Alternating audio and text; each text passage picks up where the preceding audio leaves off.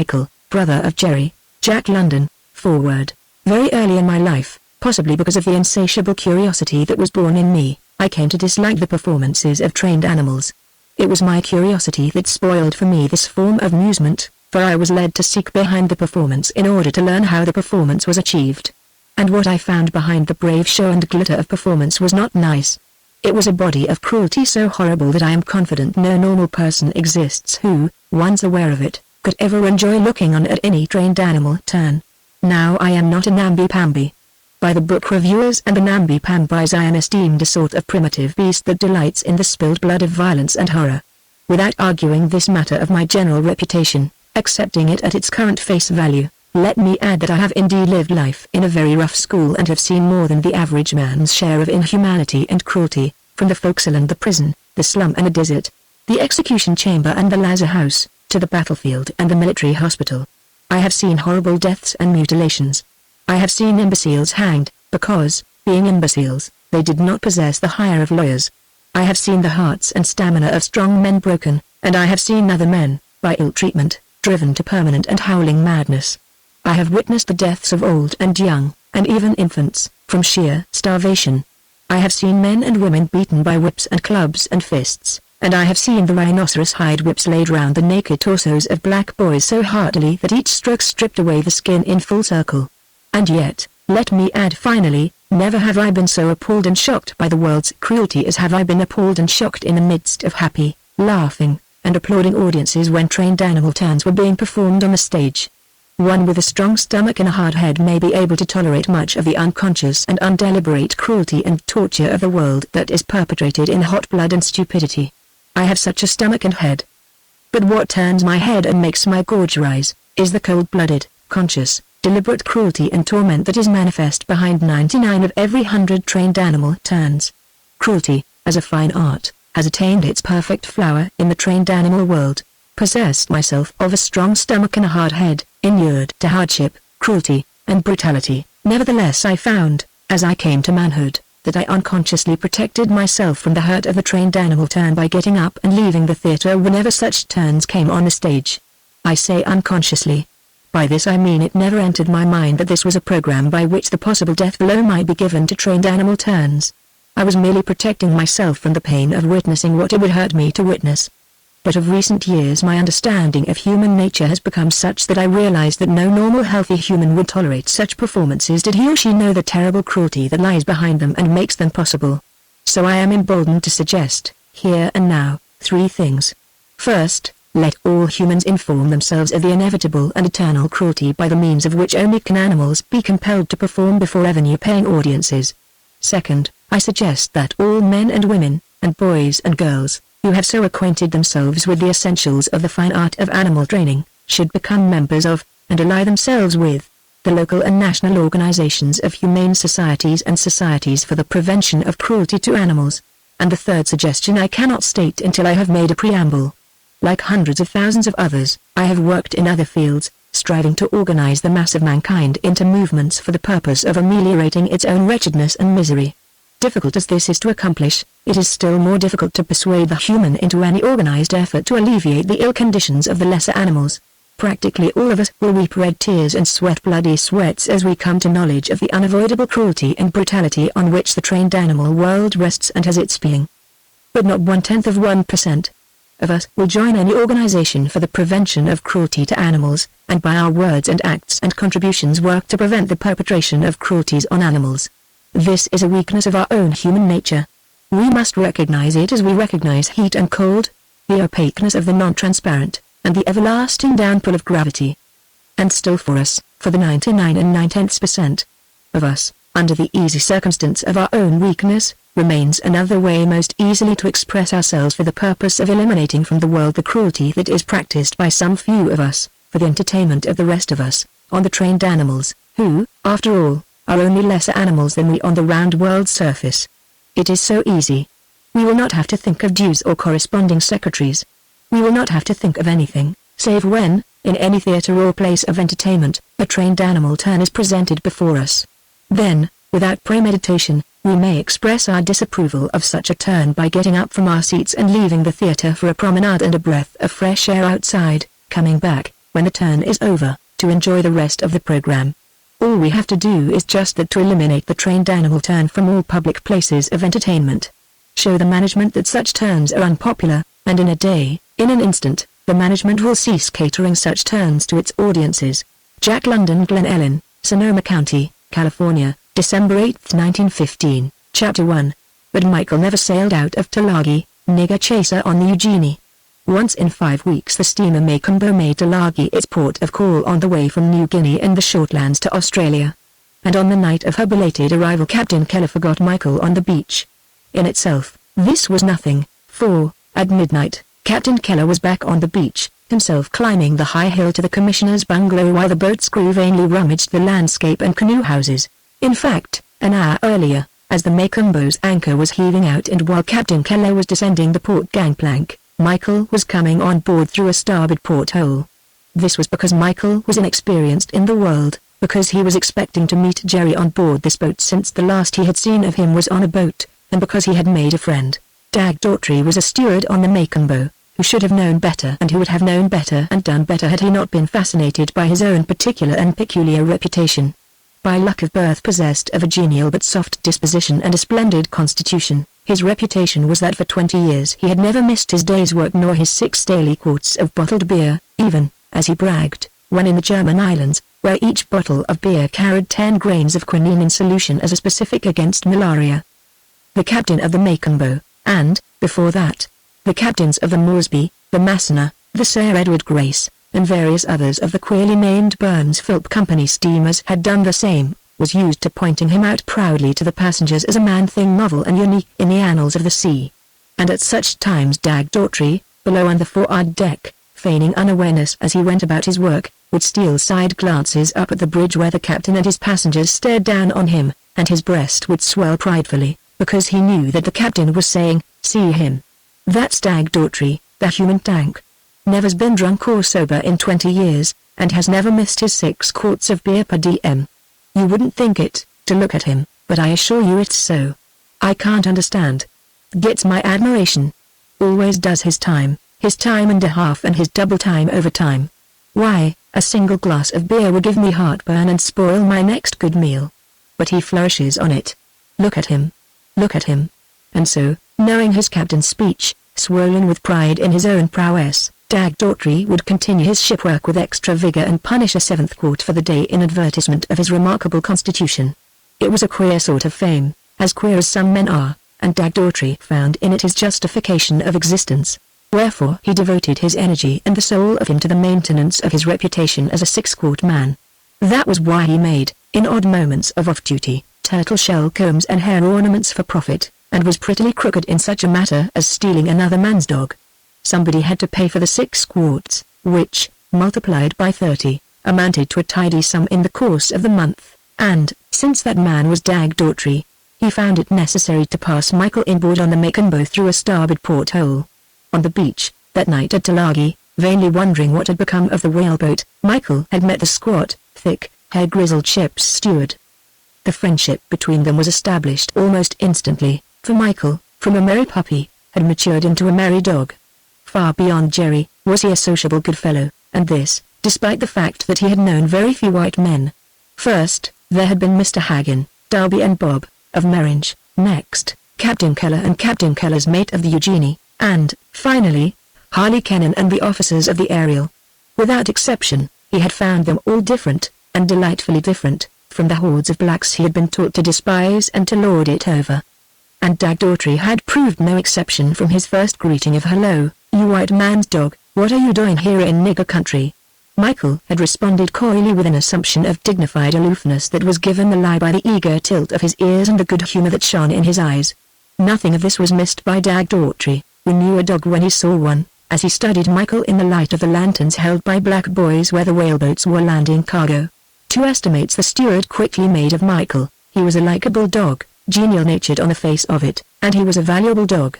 Because of those estimates Dag Daughtry glanced about him quickly. No one was observing. For the moment, only blacks stood about, and their eyes were turned seaward where the sound of oars out of the darkness warned them to stand ready to receive the next cargo-laden boat. Off to the right, under another lantern, He could make out the resident commissioner's clerk and the MagneonBooks supercargo heatedly discussing some error in the bill of lading. The steward flung another quick glance over Michael and made up his mind. He turned away casually and strolled along the beach out of the circle of lantern light. 100 yards away he sat down in the sand and waited. "Worth £20 if a penny," he muttered to himself.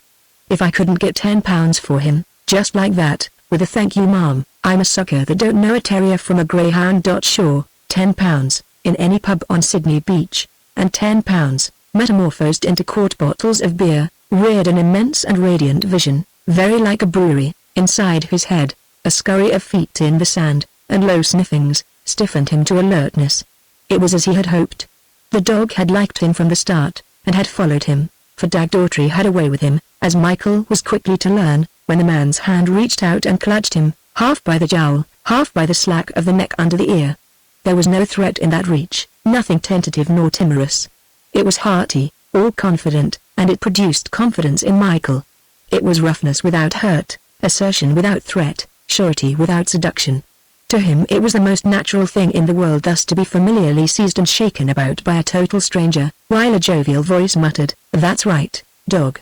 Stick around, and you'll wear diamonds, maybe." Certainly, Michael had never met a man so immediately likable. Dag Daughtry knew, instinctively to be sure, how to get on with dogs. By nature there was no cruelty in him. He never exceeded in peremptoriness, nor in petting. He did not overbid for Michael's friendliness. He did bid, but in a manner that conveyed no sense of bidding. Scarcely had he given Michael that introductory jowl shake, when he released him and apparently forgot all about him. He proceeded to light his pipe, using several matches as if the wind blew them out. But while they burned close up to his fingers, and while he made a simulation of prodigious puffing, his keen little blue eyes, under shaggy, grizzled brows, intently studied Michael. And Michael, ears cocked and eyes intent, gazed at this stranger who seemed never to have been a stranger at all. If anything, it was disappointment Michael experienced, in that this delightful, two-legged god took no further notice of him. He even challenged him to closer acquaintance with an invitation to play, with an abrupt movement lifting his paws from the ground and striking them down, stretched out well before, his body bent down from the rump in such a curve that almost his chest touched the sand, his stump of a tail waving signals of good nature while he uttered a sharp, inviting bark. And the man was uninterested, pulling stolidly away at his pipe, in the darkness following upon the third match. Never was there a more consummate love-making, with all the base intent of betrayal, than this cavalier seduction of Michael by the elderly, six-quart ship's steward. When Michael, not entirely unwitting of the snub of the man's lack of interest, stirred restlessly with a threat to depart, he had flung at him gruffly, "Stick around, dog, stick around." Dag Daughtry chuckled to himself, as Michael, advancing, sniffed his trousers legs long and earnestly. And the man took advantage of his nearness to study him some more, lighting his pipe and running over the dog's excellent lines. "Some dog, some points," he said aloud approvingly. "Say, dog, you could pull down ribbons like a candy kid in any bench show anywheres. Only thing against you is that ear, and I could almost iron it out myself. A vet could do it." Carelessly he dropped a hand to Michael's ear, and, with tips of fingers instinct with sensuous sympathy, began to manipulate the base of the ear where its roots bedded in the tightness of skin stretch over the skull. And Michael liked it. Never had a man's hand been so intimate with his ear without hurting it. But these fingers were provocative only of physical pleasure so keen that he twisted and writhed his whole body in acknowledgement. Next came a long, steady, upward pull of the ear slipping slowly through the fingers to the very tip of it while it tingled exquisitely down to its roots. Now to one ear, now to the other, this happened, and all the while the man uttered low words that Michael did not understand but which he accepted as addressed to him. "Head all right, good and flat," Dag Daughtry murmured, first sliding his fingers over it, and then lighting the match. "And no wrinkles, and some jaw, good and punishing, and not a shade too full in the cheek or too empty." He ran his fingers inside Michael's mouth and noted the strength and evenness of the teeth, measured the breadth of shoulders and depth of chest, and picked up a foot. In the light of another match he examined all the 4 feet, black, all black, every nail of them, said Daughtry, and as clean feet as ever a dog walked on, straight out toes with the proper arch and small and not too small. "I bet your daddy and your mother cantered away with the ribbons in their day." Michael was for growing restless at such searching examination, but Daughtry, in the midst of feeling out the lines and build of the thighs and hocks, paused and took Michael's tail in his magic fingers, exploring the muscles among which it rooted, pressing and prodding the adjacent spinal column from which it sprang, and twisting it about in a most daringly intimate way. And Michael was in an ecstasy, bracing his hindquarters to one side or the other against the caressing fingers.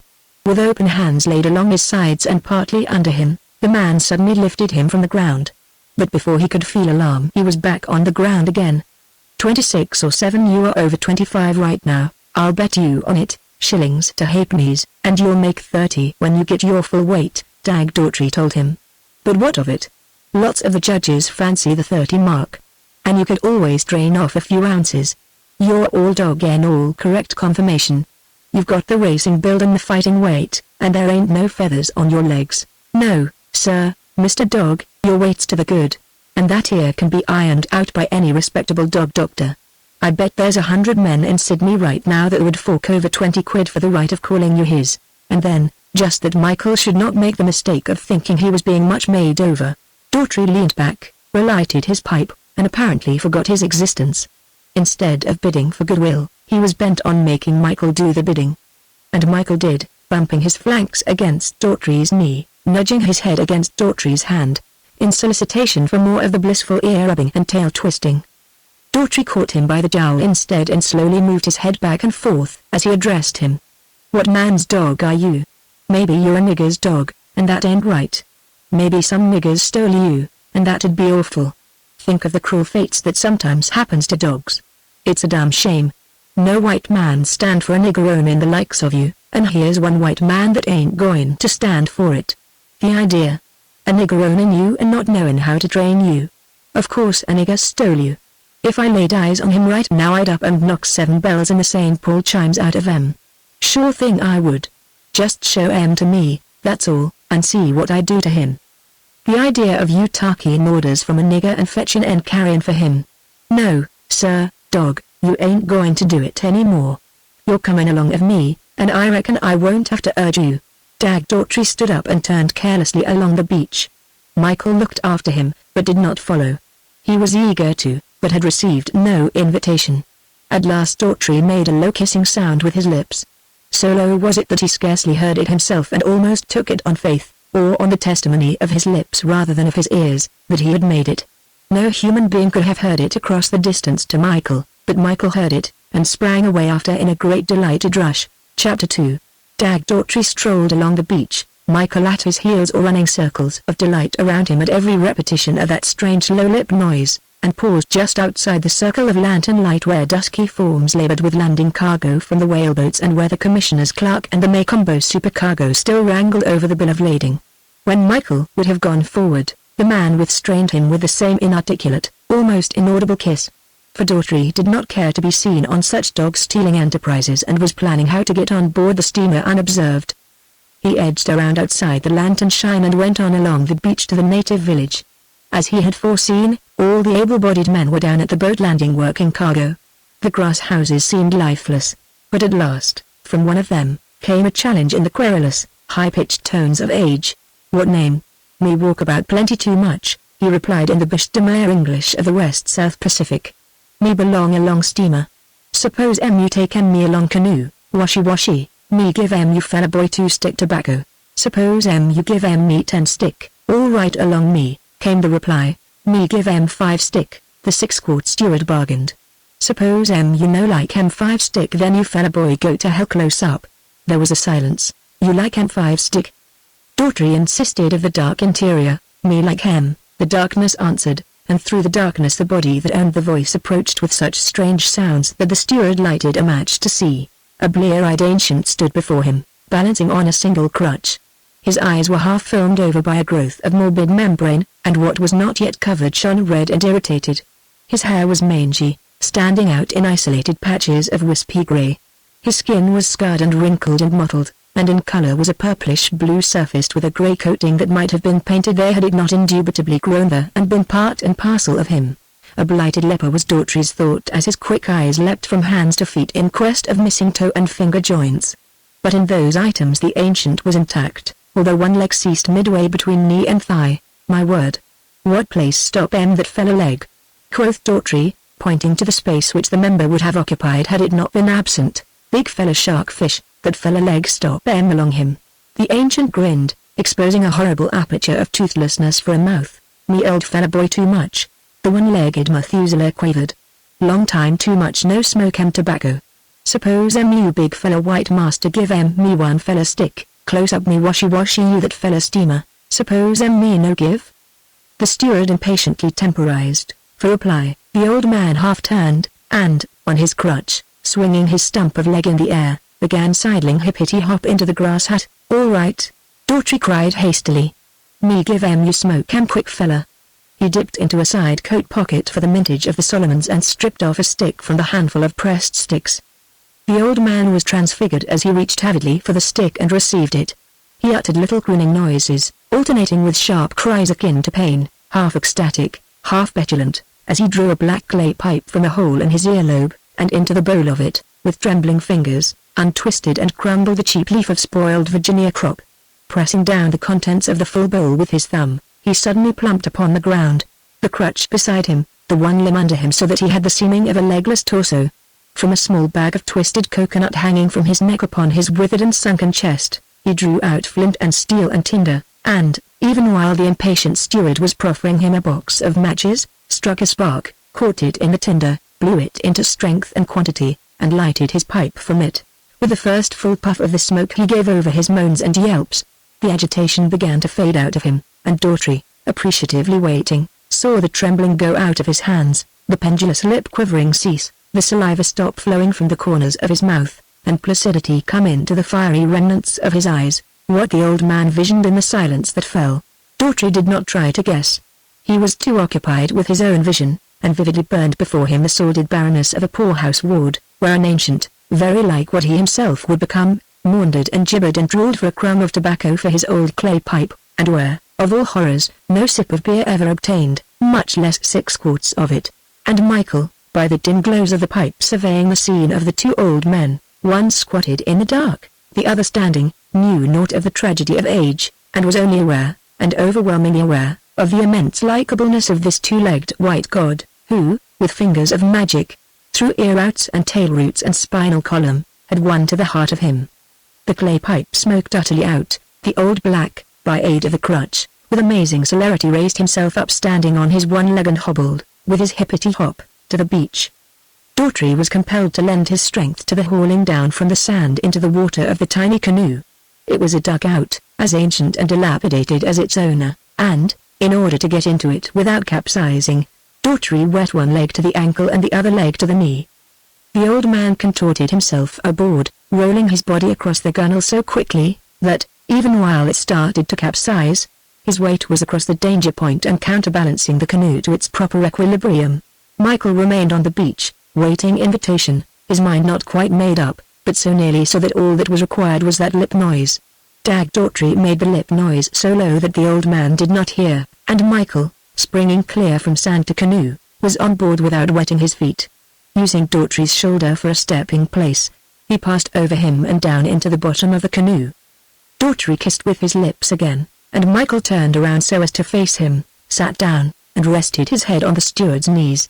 "I reckon I can take my affidavy on a stack of Bibles that the dog just up and followed me," he grinned in Michael's ear. "Washy quick fella," he commanded. The ancient obediently dipped his paddle and started pottering an erratic course in the general direction of the cluster of lights that marked the MagneonBook.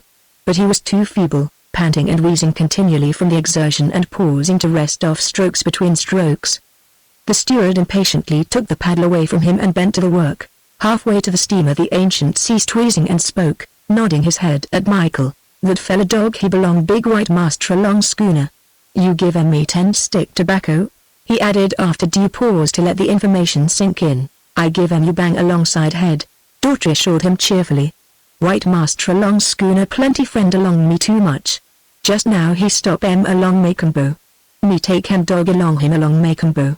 There was no further conversation from the ancient, and though he lived long years after, he never mentioned the midnight passenger in the canoe who carried Michael away with him. When he saw and heard the confusion and uproar on the beach later that night when Captain Keller turned Tulagi upside down in his search for Michael, the old one-legged one remained discreetly silent. Who was he to seek trouble with the strange ones, the white masters who came and went and roved and ruled? In this the ancient was in no wise unlike the rest of his dark-skinned Melanesian race. The whites were possessed of unguessed and unthinkable ways and purposes. They constituted another world and were as a play of superior beings on an exalted stage where was no reality such as black men might know as reality, where, like the phantoms of a dream, the white men moved and were as shadows cast upon the vast and mysterious curtain of the cosmos. The gangplank being on the port side, Dag Daughtry paddled around to the starboard and brought the canoe to a stop under a certain open port. "Quack!" he called softly, once, and twice. At the second call the light of the port was obscured apparently by a head that piped down in a thin squeak. "Me stop master, one fella dog stop along you," the steward whispered up. "Keep door shut. You wait along me. Stand by. Now," with a quick catch and lift, he passed Michael up and into unseen hands outstretched from the iron wall of the ship, and paddled ahead to an open cargo port.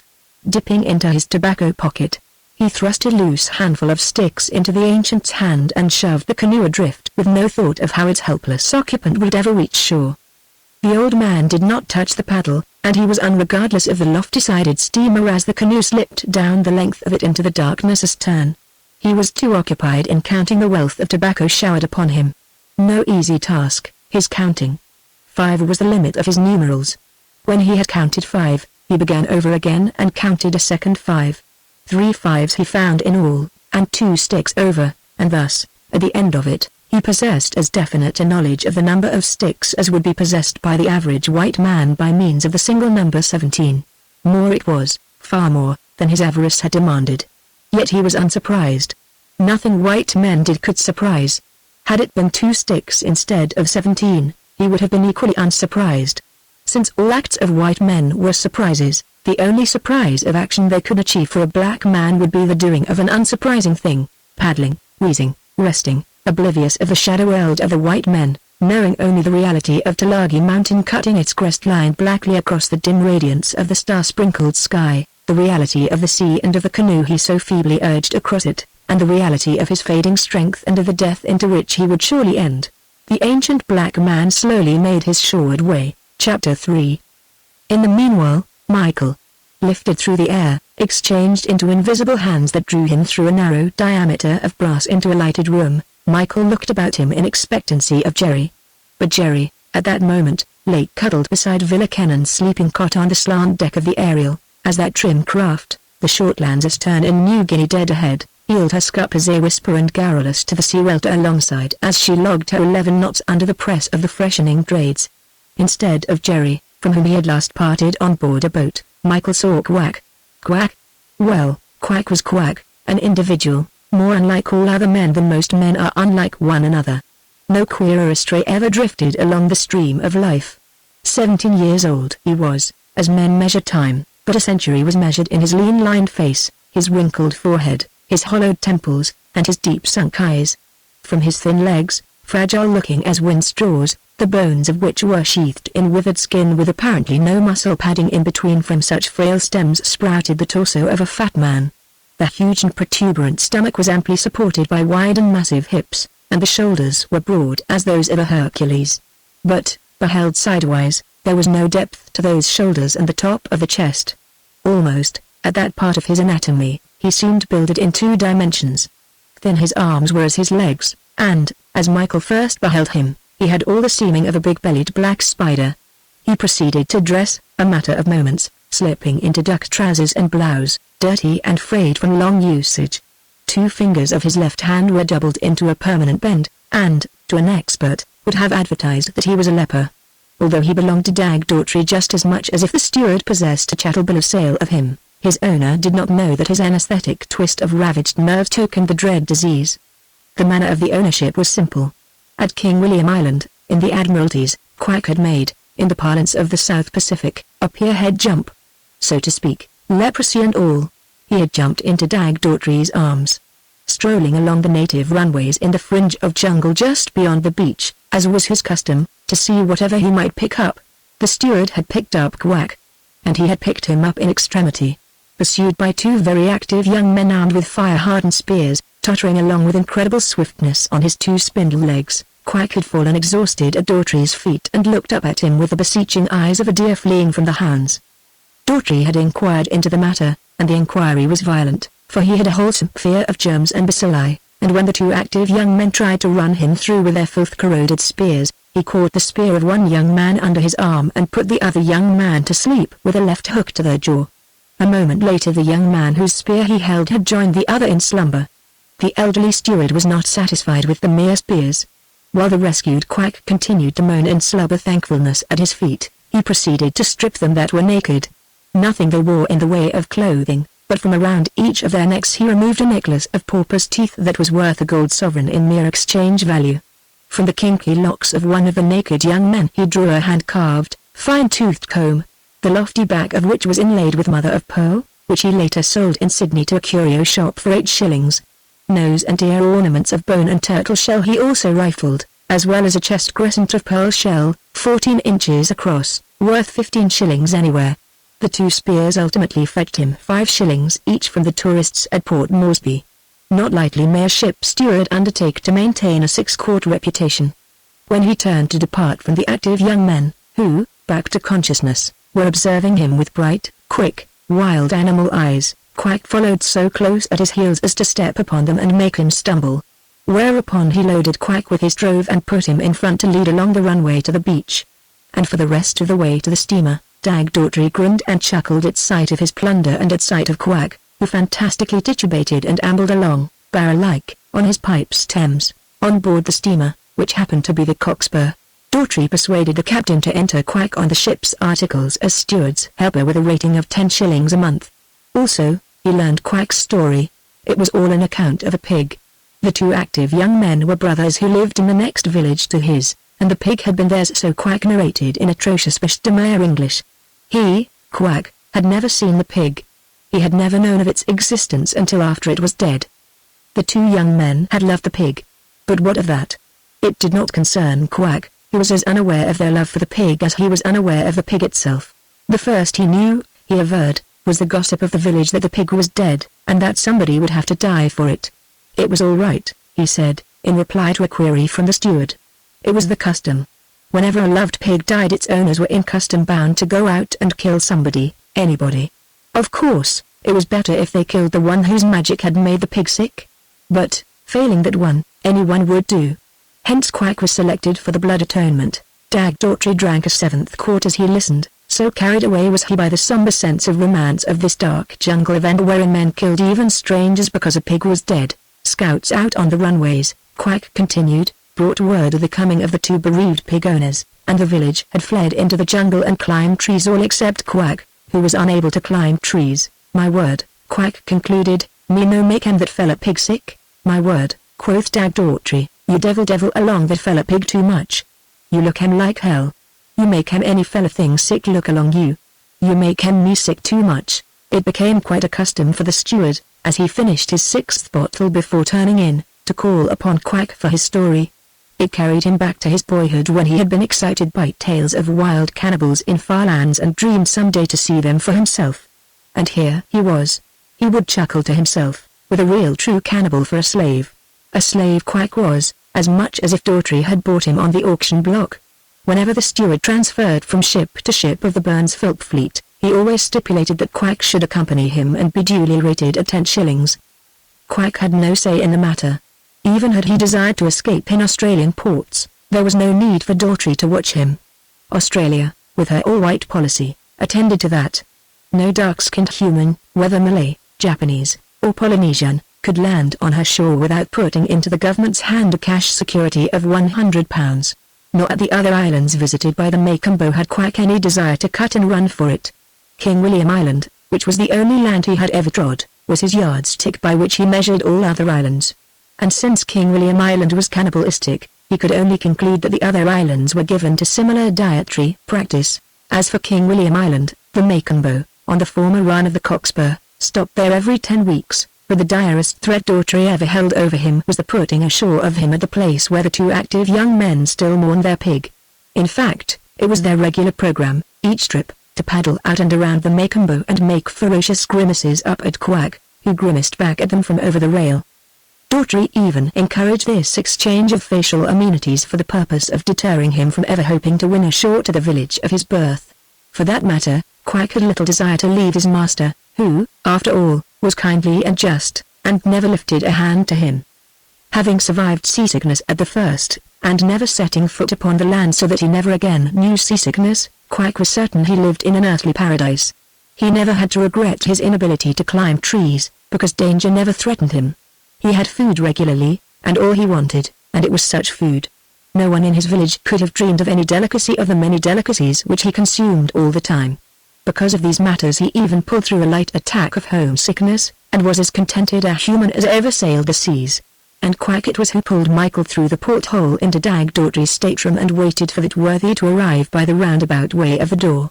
After a quick look around the room and a sniff of the bunk and under the bunk which informed him that Jerry was not present, Michael turned his attention to Quack. Quack tried to be friendly. He uttered a clucking noise in advertisement of his friendliness, and Michael snarled at this black who had dared to lay hands upon him, a contamination, according to Michael's training, and who now dared to address him who associated only with white gods.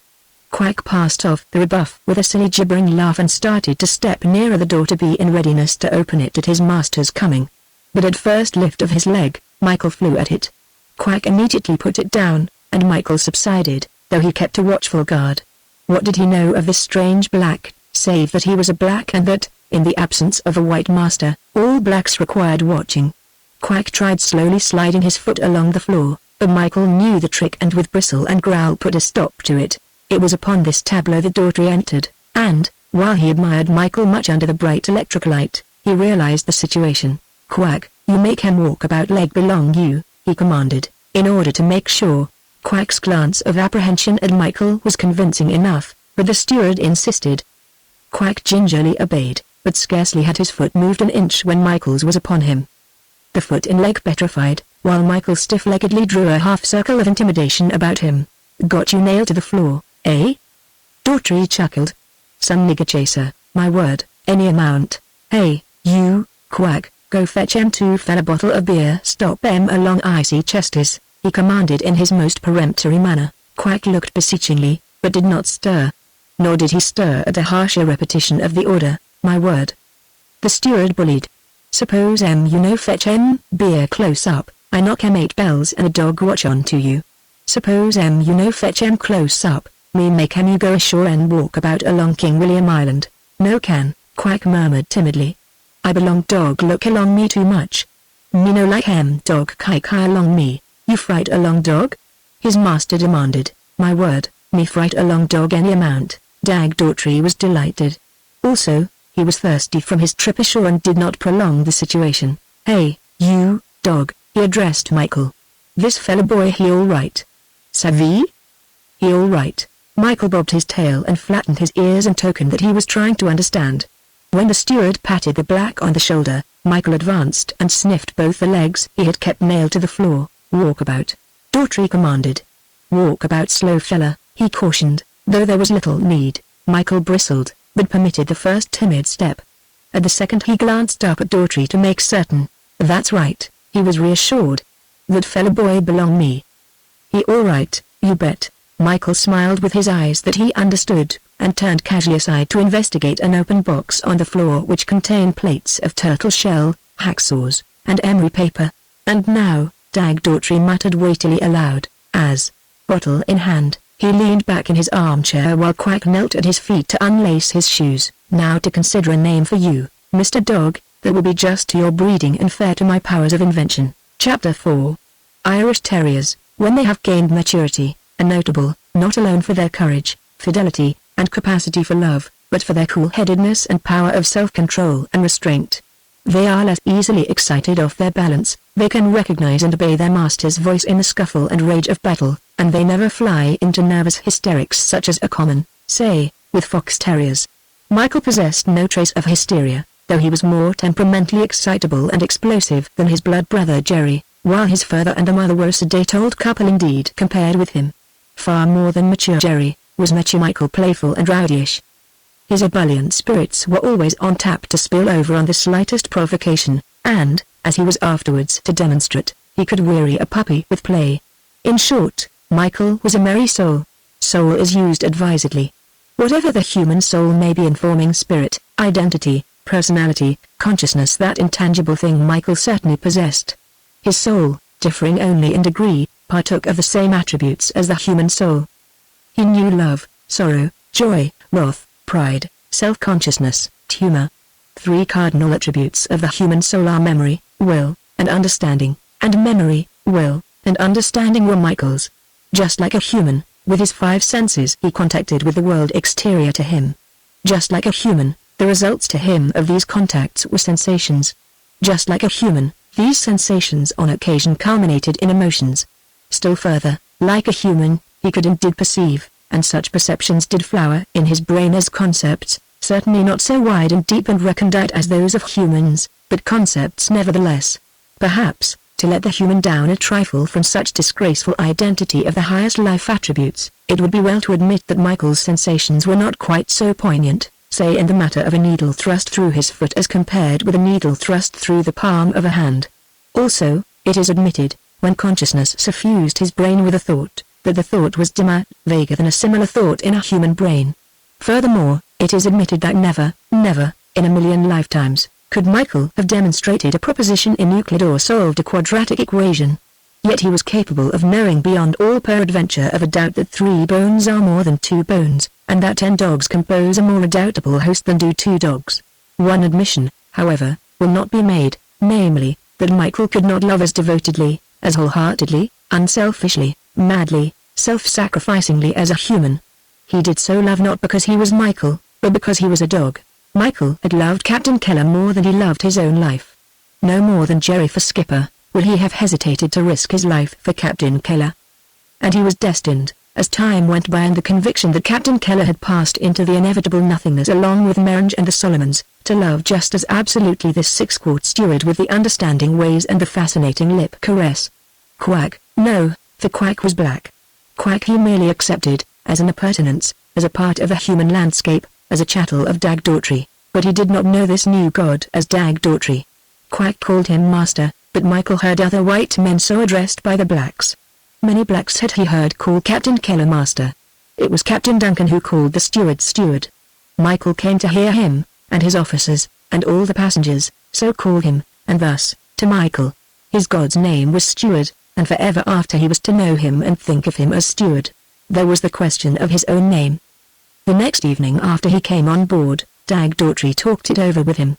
Michael sat on his haunches, the length of his lower jaw resting on Daughtry's knee, the while his eyes dilated, contracted and glowed, his ears ever pricking and repricking to listen, his stump tail thumping ecstatically on the floor. "It's this way, son," the steward told him. "Your father and mother were Irish. Now don't be denying it, you rascal." This, as Michael, encouraged by the unmistakable geniality and kindness in the voice, wriggled his whole body and thumped double knocks of delight with his tail. Not that he understood a word of it, but that he did understand the something behind the speech that informed the string of sounds with all the mysterious likableness that white gods possessed. Never be ashamed of your ancestry.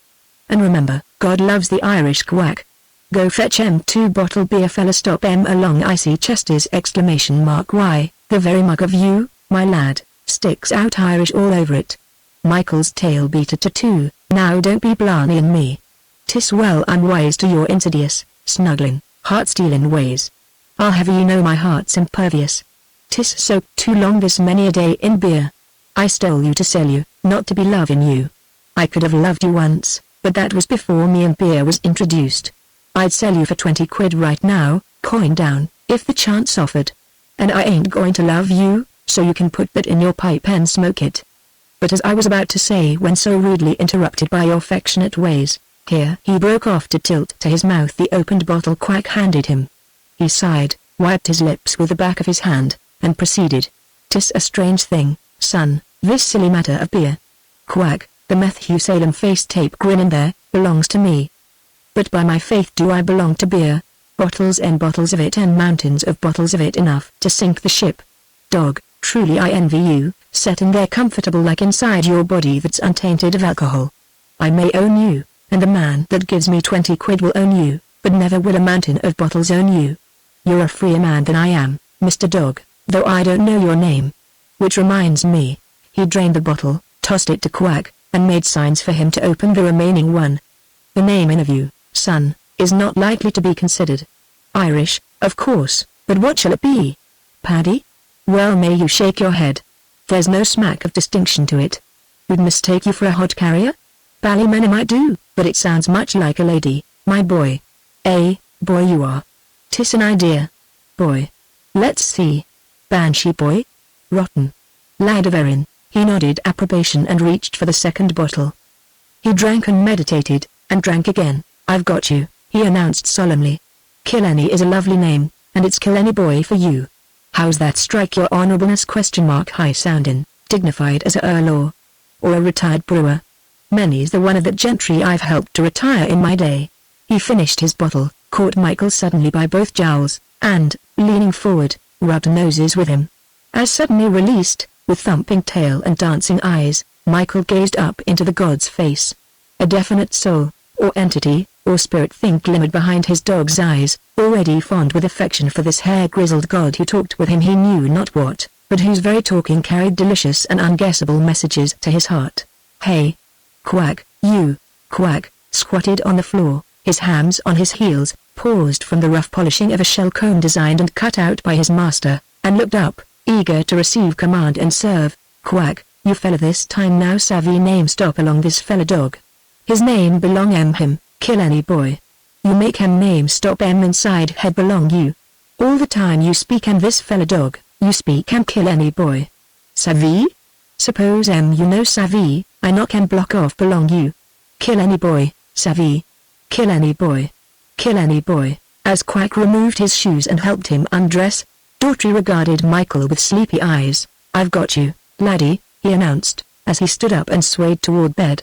I've got your name, and here's your number. I got that, too, high-strung but reasonable.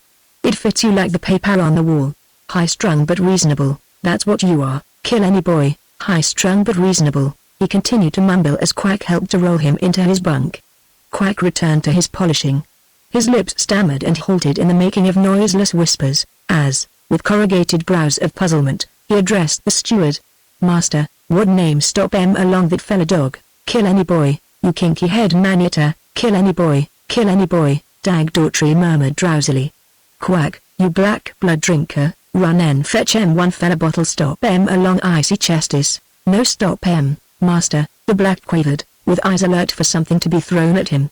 6 fella bottle he finish altogether. The steward's sole reply was a snore. The black, with a twisted hand of leprosy and with a barely perceptible infiltration of the same disease thickening the skin of the forehead between the eyes, bent over his polishing, and ever his lips moved, repeating over and over, Killenny boy.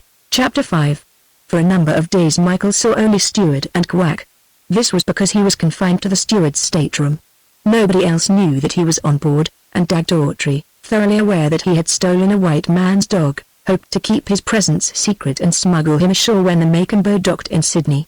Quickly the steward learned Michael's preeminent teachableness. In the course of his careful feeding of him, he gave him an occasional chicken bone. 2 lessons, which would scarcely be called lessons, since both of them occurred within 5 minutes and each was not over half a minute in duration, sufficed to teach Michael that only on the floor of the room in the corner nearest the door could he chew chicken bones. Thereafter, without prompting, as a matter of course when handed a bone, he carried it to the corner. And why not?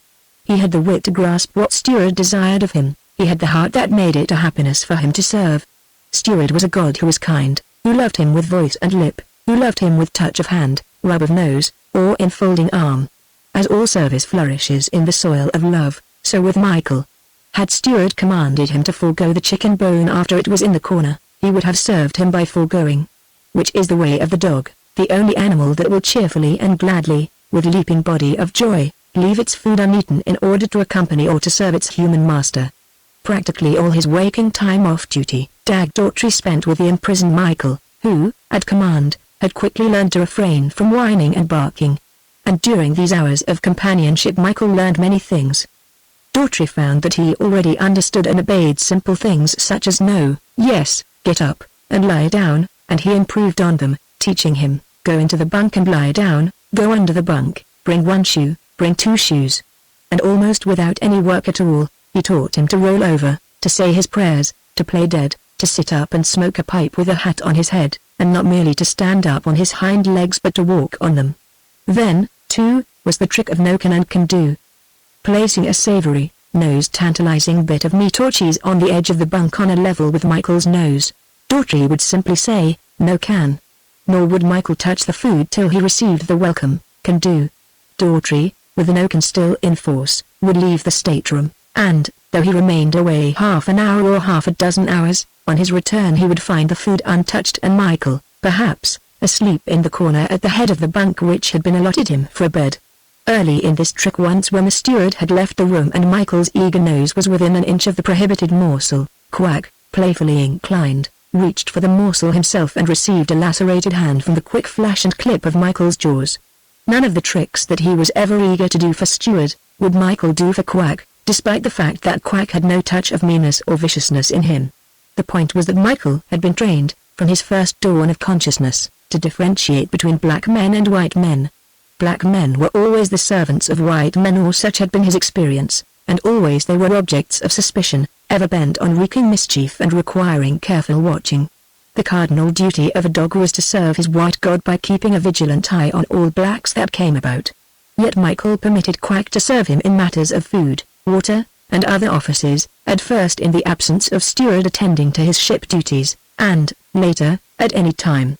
For he realized, without thinking about it at all, that whatever Quack did for him, whatever food Quack spread for him, really proceeded, not from Quack, but from Quack's master who was also his master. Yet Quack bore no grudge against Michael, and was himself so interested in his lord's welfare and comfort, this lord who had saved his life that terrible day on King William Island from the two grief-stricken pig owners, that he cherished Michael for his lord's sake. Seeing the dog growing into his master's affection, Quack himself developed a genuine affection for Michael, much in the same way that he worshipped anything of the steward's, whether the shoes he polished for him, the clothes he brushed and cleaned for him, or the 6 bottles of beer he put into the ice chest each day for him.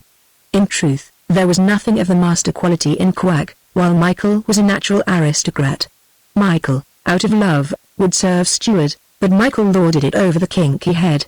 Quack possessed overwhelmingly the slave nature, while in Michael there was little more of the slave nature than was found in the North American Indians when the vain attempt was made to make them into slaves on the plantations of Cuba. All of which was no personal vice of Quack or virtue of Michael.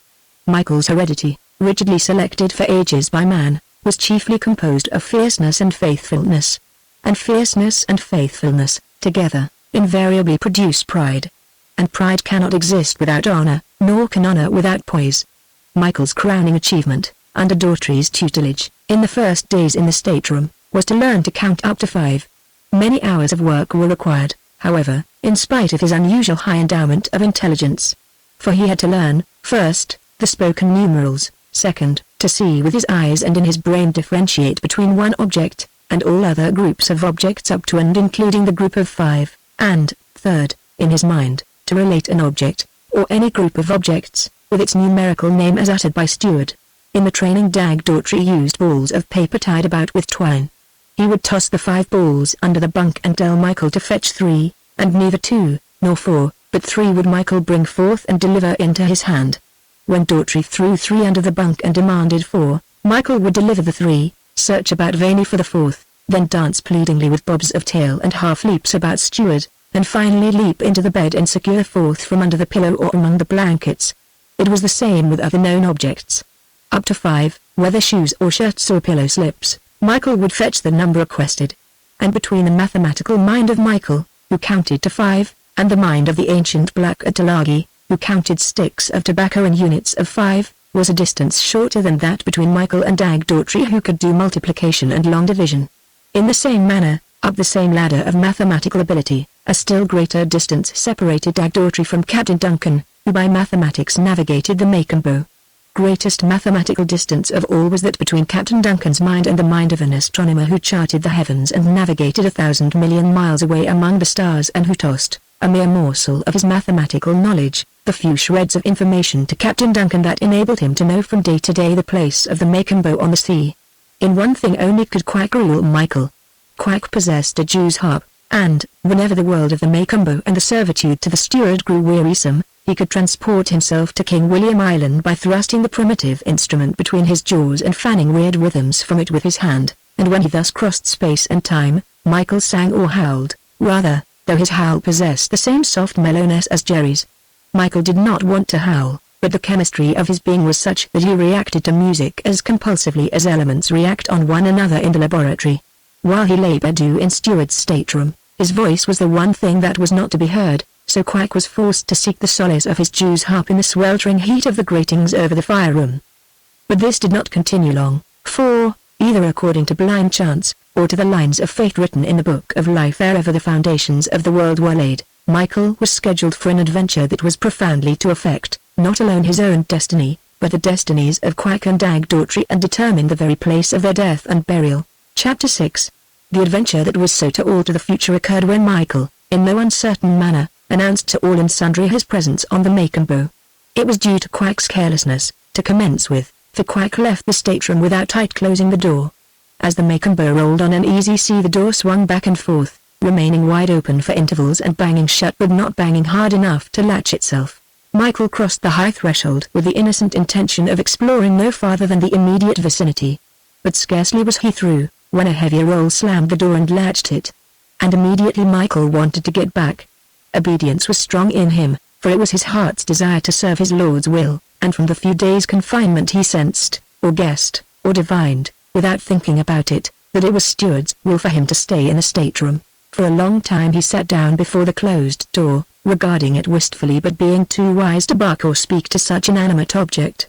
It had been part of his early puppyhood education to learn that only live things could be moved by plea or threat, and that while things not alive did move, as the door had moved, they never moved of themselves, and were deaf to anything life might have to say to them. Occasionally he trotted down the short cross hall upon which the stateroom opened, and gazed up and down the long hall that ran fore and aft. For the better part of an hour he did this, returning always to the door that would not open. Then he achieved a definite idea. Since the door would not open, and since Stuart and Quack did not return, he would go in search of them. Once with this concept of action clear in his brain, without timidities of hesitation and irresolution, he trotted aft down the long hall. Going around the right angle in which it ended, he encountered a narrow flight of steps. Among many scents, he recognized those of Quack and Stuart and knew they had passed that way. Up the stairs and on the main deck, he began to meet passengers. Being white gods, he did not resent their addresses to him, though he did not linger and went out on the open deck where more of the favored gods reclined in steamer chairs. Still no Quack or Stuart. Another flight of narrow, steep stairs invited, and he came out on the boat deck. Here, under the wide awnings, were many more of the gods, many times more than he had that far seen in his life. The forward end of the boat deck terminated in the bridge, which, instead of being raised above it, was part of it. Trotting around the wheelhouse to the shady lee side of it, he came upon his fate, for be it known that Captain Duncan possessed on board in addition to 2 fox terriers, a big Persian cat, and that cat possessed a litter of kittens. Her chosen nursery was the wheelhouse, and Captain Duncan had humoured her, giving her a box for her kittens and threatening the quartermasters with all manner of dire fates did they so much as step on one of the kittens. But Michael knew nothing of this. And the big Persian knew of his existence before he did of hers. In fact, the first he knew was when she launched herself upon him out of the open wheelhouse doorway. Even as he glimpsed this abrupt danger, and before he could know what it was, he leapt sideways and saved himself. From his point of view, the assault was unprovoked. He was staring at her with bristling hair, recognizing her for what she was, a cat, when she sprang again, her tail the size of a large man's arm, all claws and spitting fury and vindictiveness. This was too much for a self-respecting Irish terrier. His wrath was immediate with her second leap, and he sprang to the side to avoid her claws, and in from the side to meet her, his jaws clamping together on her spinal column with a jerk while she was still in midair. The next moment she lay sprawling and struggling on the deck with a broken back. But for Michael this was only the beginning. A shrill yelling, rather than yelping, of more enemies made him whirl half about, but not quick enough. Struck in flank by 2 full-grown fox terriers, he was slashed and rolled on the deck. The 2, by the way, had long before made their first appearance on the MagneonBook as little puppies in Daughtry's coat pockets. Daughtry, in his usual fashion, having appropriated them ashore in Sydney and sold them to Captain Duncan for a guinea apiece. By this time, scrambling to his feet, Michael was really angry. In truth, it was raining cats and dogs, such belligerent shower all unprovoked by him who had picked no quarrels nor even been aware of his enemies until they assailed him. brave the fox terriers were, despite the hysterical rage they were in, and they were upon him as he got his legs under him. The fangs of one clashed with his, cutting the lips of both of them, and the lighter dog recoiled from the impact. The other succeeded in taking Michael in flank, fetching blood and hurt with his teeth. With an instant curve, that was almost spasmodic, of his body, Michael flung his flank clear, leaving the other's mouth full of his hair, and at the same moment drove his teeth through an ear till they met. The fox terrier, with a shrill yelp of pain, sprang back so impetuously as to ribbon its ear as Michael's teeth combed through it. The first terrier was back upon him, and he was whirling to meet it, when a new and equally unprovoked assault was made upon him. This time it was Captain Duncan, in a rage at sight of his slain cat. The instep of his foot caught Michael squarely under the chest, half knocking the breath out of him and wholly lifting him into the air, so that he fell heavily on his side. The two terriers were upon him, filling their mouths with his straight, wiry hair as they sank their teeth in. Still on his side, as he was beginning to struggle to his feet, he clipped his jaws together on a leg of one, who screamed with pain and retreated on 3 legs, holding out the fourth, a foreleg, the bone of which Michael's teeth had all but crushed. Twice Michael slashed the other 4-footed foe and then pursued him in a circle, with Captain Duncan pursuing him in turn. Shortening the distance by leaping across a chord of the arc of the other's flight, Michael closed his jaws on the back and side of the neck. Such abrupt arrest in mid-flight by the heavier dog brought the fox terrier down on deck with a heavy thump. Simultaneous with this, Captain Duncan's second kick landed, communicating such propulsion to Michael as to tear his clenched teeth through the flesh and out of the flesh of the fox terrier. And Michael turned on the captain. What if he were a white god? In his rage at so many assaults of so many enemies, Michael, who had been peacefully looking for Quack and Steward, did not stop to reckon. Besides, it was a strange white god upon whom he had never before laid eyes. At the beginning he had snarled and growled. But it was a more serious affair to attack a god, and no sound came from him as he leapt to meet the leg flying toward him in another kick. As with the cat, he did not leap straight at it. To the side to avoid, and in with a curve of body as it passed, was his way. He had learned the trick with many blacks at Meringe and on board the Eugenie, so that as often he succeeded as failed at it. His teeth came together in the slack of the white duck trousers. The consequent jerk on Captain Duncan's leg made that infuriated mariner lose his balance. Almost he fell forward on his face, but recovered himself with a violent effort, stumbled over Michael who was in for another bite, tottered wildly around, and sat down on the deck. How long he might have sat there to recover his breath is problematical, for he rose as rapidly as his stoutness would permit, spurred on by Michael's teeth already sunk into the fleshy part of his shoulder. Michael missed his calf as he uprose, but tore the other leg of the trousers to shreds and received a kick that lifted him a yard above the deck in a half-somersault and landed him on his back on deck.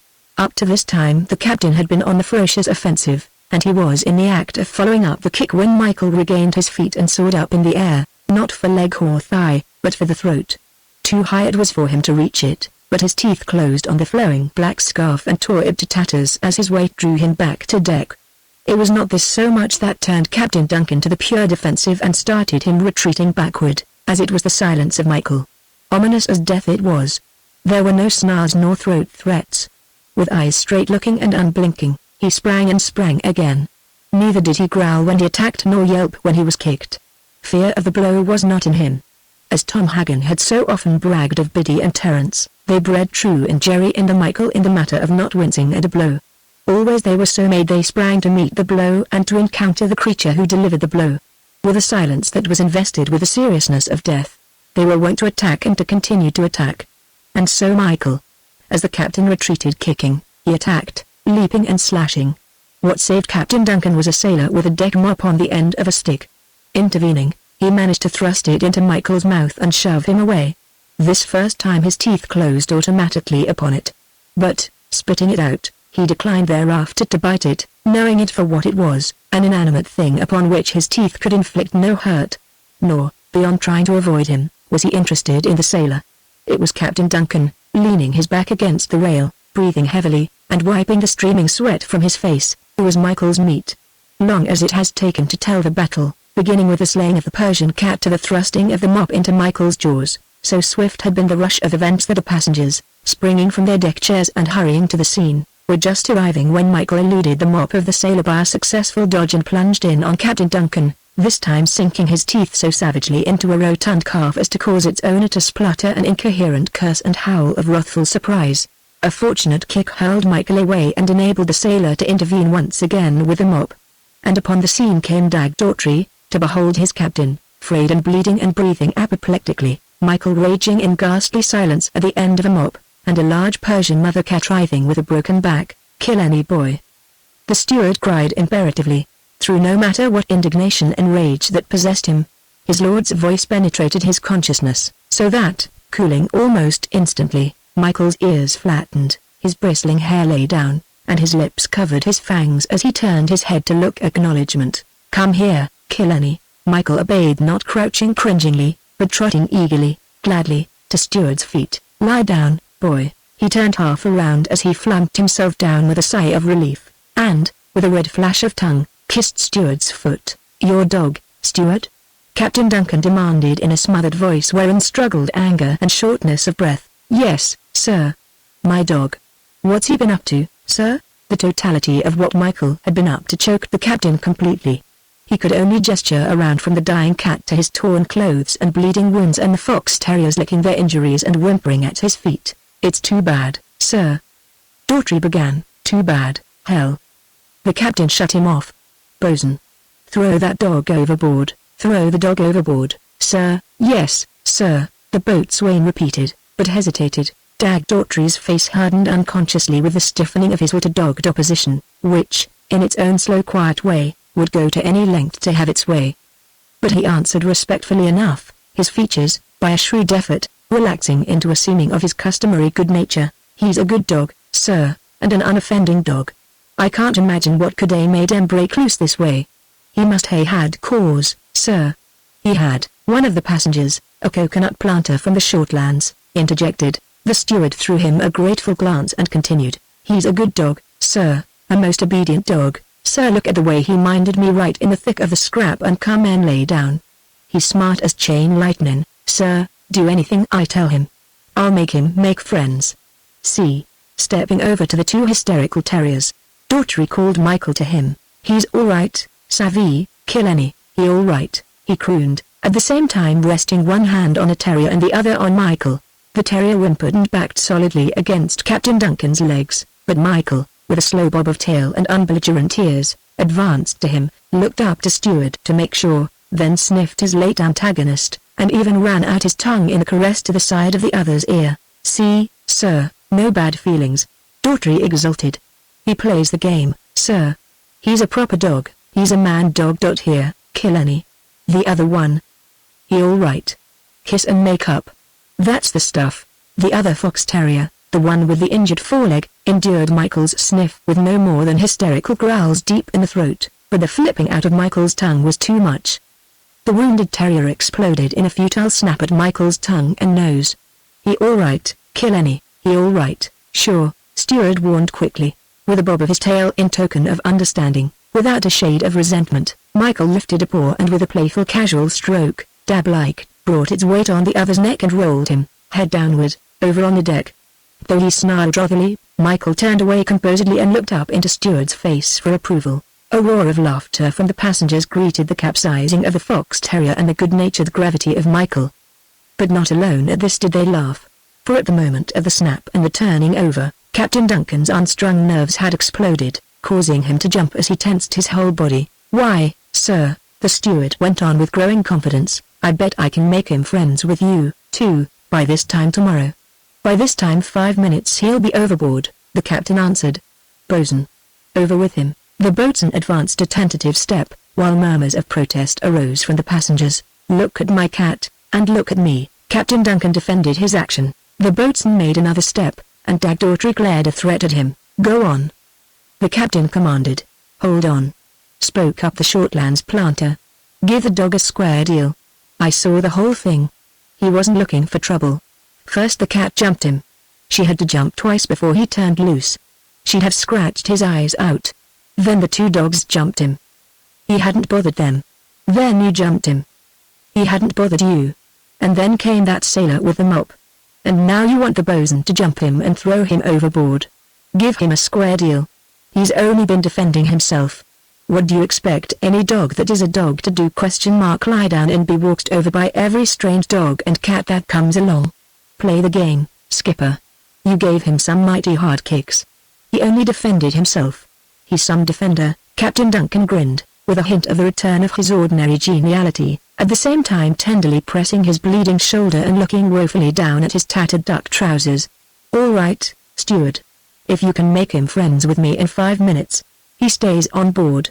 But you'll have to make it up to me with a new pair of trousers, and gladly, sir, thank you, sir, Daughtry cried. And I'll make it up with a new cat as well, sir. Come on, kill any boy. This big fella master he all right, you bet. And Michael listened. Not with a smouldering, smothering, choking hysteria that still worked in the fox terriers did he listen, nor with quivering of muscles and jumps of overwrought nerves, but coolly, composedly, as if no battle royal had just taken place and no rips of teeth and kicks of feet still burned and ached his body. He could not help bristling, however, when first he sniffed a trouser's leg into which his teeth had so recently torn. Put your hand down on him, sir, Daughtry begged, and Captain Duncan, his own good self once more, bent and rested a firm, unhesitating hand on Michael's head. Nay, more, he even caressed the ears and rubbed about the roots of them. And Michael the merry-hearted, who fought like a lion and forgave and forgot like a man, laid his neck hair smoothly down, wagged his stump tail, smiled with his eyes and ears and mouth, and kissed with his tongue the hand with which a short time before he had been at war. Chapter 7. For the rest of the voyage Michael had the run of the ship. Friendly to all, he reserved his love for Steward alone, though he was not above many an undignified romp with the fox terriers. The most playful-minded dog, without being silly, I ever saw, was Dag Daughtry's verdict to the Shortlands planter, to whom he had just sold one of his turtle-shell combs. You see, some dogs never get over the play idea, and they're never good for anything else. But not kill any boy. He can come down to seriousness in a second. I'll show you, and I'll show you he's got a brain that counts to 5 and knows wireless telegraphy. You just watch. At the moment the steward made his faint lip noise so faint that he could not hear it himself and was almost for wondering whether or not he had made it, so faint that the Shortlands planter did not dream that he was making it. At that moment Michael was lying squirming on his back a dozen feet away, his legs straight up in the air, both fox terriers worrying with well-stimulated ferociousness. With a quick out-thrust of his forelegs, he rolled over on his side and with questioning eyes and pricked ears looked and listened. Again Daughtry made the lip noise, again the Shortlands planter did not hear nor guess, and Michael bounded to his feet and to his lord's side. Some dog, eh? The steward boasted, but how did he know you wanted him? The planter queried. You never called him. Mental telepathy, the affinity of souls pitched in the same whatever you call it harmony. The steward mystified. You see, Killenny and me are made of the same kind of stuff, only run into different molds. He might have been my full brother, or me his, only for some mistake in the creation factory somewhere. Now I'll show you he knows his bit of arithmetic. And, drawing the paper balls from his pocket, Dag Daughtry demonstrated to the amazement and satisfaction of the ring of passengers Michael's ability to count to 5. Why, sir, Daughtry concluded the performance, if I was to order 4 glasses of beer in a public house ashore, and if I was absent-minded and didn't notice the waiter only brought 3, kill any boy the raise a row instanter. Quack was no longer compelled to enjoy his Jew's harp on the gratings over the fireroom, now that Michael's presence on the Maycombo was known. And, in the stateroom, on stolen occasions, he made experiments of his own with Michael. Once the Jew's harp began emitting its barbaric rhythms, Michael was helpless. He needs must open his mouth and pour forth an unwilling, gushing howl. But, as with Jerry, it was not mere howl. It was more akin to a mellow singing, and it was not long before Quack could lead his voice up and down, in rough time and tune, within a definite register. Michael never liked these lessons, for, looking down upon Quack, he hated in any way to be under the black's compulsion. But all this was changed when Dag Daughtry surprised them at a singing lesson. He resurrected the harmonica with which it was his wont, ashore in public houses, to while away the time between bottles. The quickest way to start Michael's singing, he discovered, was with minors, and, once started, he would sing on and on for as long as the music played. Also, in the absence of an instrument, Michael would sing to the prompting and accompaniment of Steward's voice, who would begin by wailing cow-cow long and sadly, and then branch out on some old song or ballad. Michael had hated to sing with Quack, but he loved to do it with Steward, even when steward brought him on deck to perform before the laughter-shrieking passengers. 2 serious conversations were held by the steward toward the close of the voyage, one with Captain Duncan and one with Michael. "It's this way, Killenny," Daughtry began, one evening, Michael's head resting on his lord's knees as he gazed adoringly up into his lord's face, understanding no whit of what was spoken but loving the intimacy the sounds betokened. "I stole you for beer money, and when I saw you there on the beach that night I knew you'd bring 10 quid anywheres. 10 quid's a horrible lot of money. $50 in the way the Yankees reckon it, and 100 Mex in China fashion. Now, $50 gold to buy beer to beat the band enough to drown me if I fell in head first. Yet I want to ask you one question. Can you see me tarking 10 quid for you? Go on. Speak up. Can you?" And Michael, with thumps of tail to the floor and a high sharp bark, showed that he was in entire agreement with whatever had been propounded. "Or say 20 quid, now. That's a fair offer." "Would I? Would I? Not on your life. What d'ye say to 50 quid? That might begin to interest me, but 100 quid would interest me more." "Why, 100 quid all in beer d'ye come pretty close to floating this old hooker. But who in Sam would offer 100 quid? I'd like to clap eyes on him once, that's all, just once." "Do ye want to know what for?" "All right. I'll whisper it. So as I could tell him to go to hell." "Sure, kill any boy, just like that. Oh, most polite, of course, just a kindly directing of his steps where he'd never suffer from frigid extremities." Michael's love for steward was so profound as almost to be a mad but enduring infatuation. What the steward's regard for Michael was coming to be was best evidenced by his conversation with Captain Duncan. "Sure, sir. He must have followed me on board." Daughtry finished his unveracious recital. "And I never knew it. Last I seen of him was on the beach.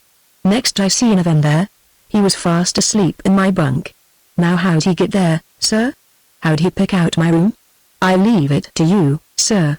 I call it marvelous, just plain marvelous." With a quartermaster at the head of the gangway, Captain Duncan snorted. "As if I didn't know your tricks, steward. There's nothing marvelous about it. Just a plain case of steel. Followed you on board? That dog never came over the side. He came through a porthole, and he never came through by himself. That nigger of yours, I'll wager, had a hand in the helping. But let's have done with beating about the bush.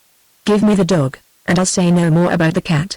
Seeing you believe what you believe, then you'd be for compounding the felony," Daughtry retorted, the habitual obstinate tightening of his brows showing which way his will set. "Me, sir, I'm only a ship's steward, and it wouldn't mean nothing at all been arrested for dog stealing, but you, sir, a captain of a fine steamer, how'd it sound for you, sir?" "No, sir, it'd be much wiser for me to keep the dog that followed me aboard. I'll give £10 in the bargain," the captain proffered. "No, it wouldn't do at all, sir, and you a captain," the steward continued to reiterate, rolling his head somberly. "Besides, I know where's a peach of an Angora in Sydney. The owner is gone to the country and has no further use of it, and it'd be a kindness to the cat, to give it a good regular home like the MagneonBooks." Chapter 8. Another trick Daughtry succeeded in teaching Michael so enhanced him in Captain Duncan's eyes as to impel him to offer £50, and never mind the cat. At first, Daughtry practiced the trick in private with the chief engineer and the Shortlands planter. Not until thoroughly satisfied did he make a public performance of it. "Now just suppose you're policemen, or detectives," Daughtry told the first and third officers, "and suppose I'm guilty of some horrible crime. And suppose Killenny is the only clue, and you've got Killenny. When he recognizes his master me, of course you've got your man. You go down the deck with him, led in by the rope. Then you come back this way with him, making believe this is the street, and when he recognizes me you arrest me.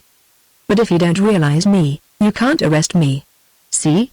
The 2 officers led Michael away, and after several minutes returned along the deck. Michael stretched out a head on the taut rope seeking steward. "What'll you take for the dog?"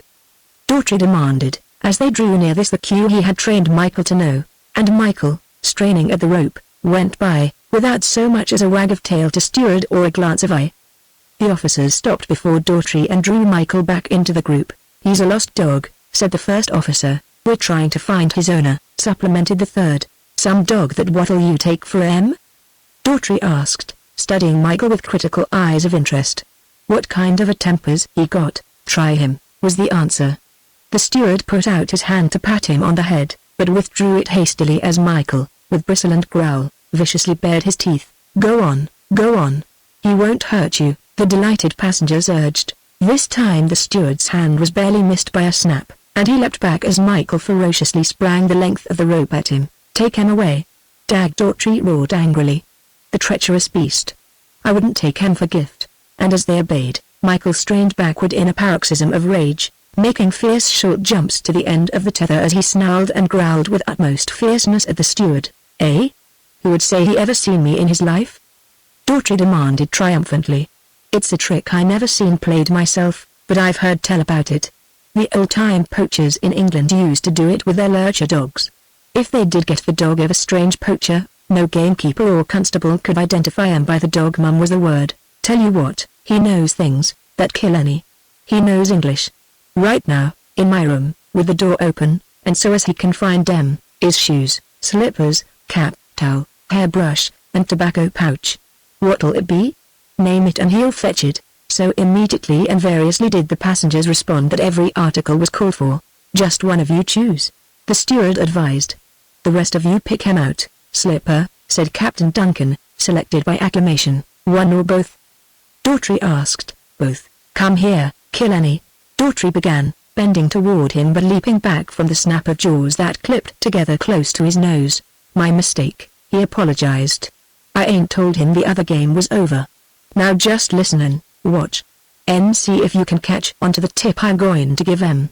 No one saw anything, heard anything, yet Michael, with a whine of eagerness and joy, with laughing mouth and wriggling body, was upon the steward, licking his hands madly, squirming and twisting in the embrace of the loved hands he had so recently threatened, making attempts at short upward leaps as he flashed his tongue upward toward his lord's face. For hard it was on Michael, a nerve and mental strain of the severest for him so to control himself as to play act anger and threat of hurt to his beloved steward.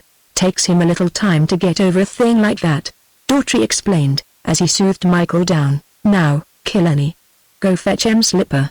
Wait. Fetch one Slipper. Fetch two Slipper.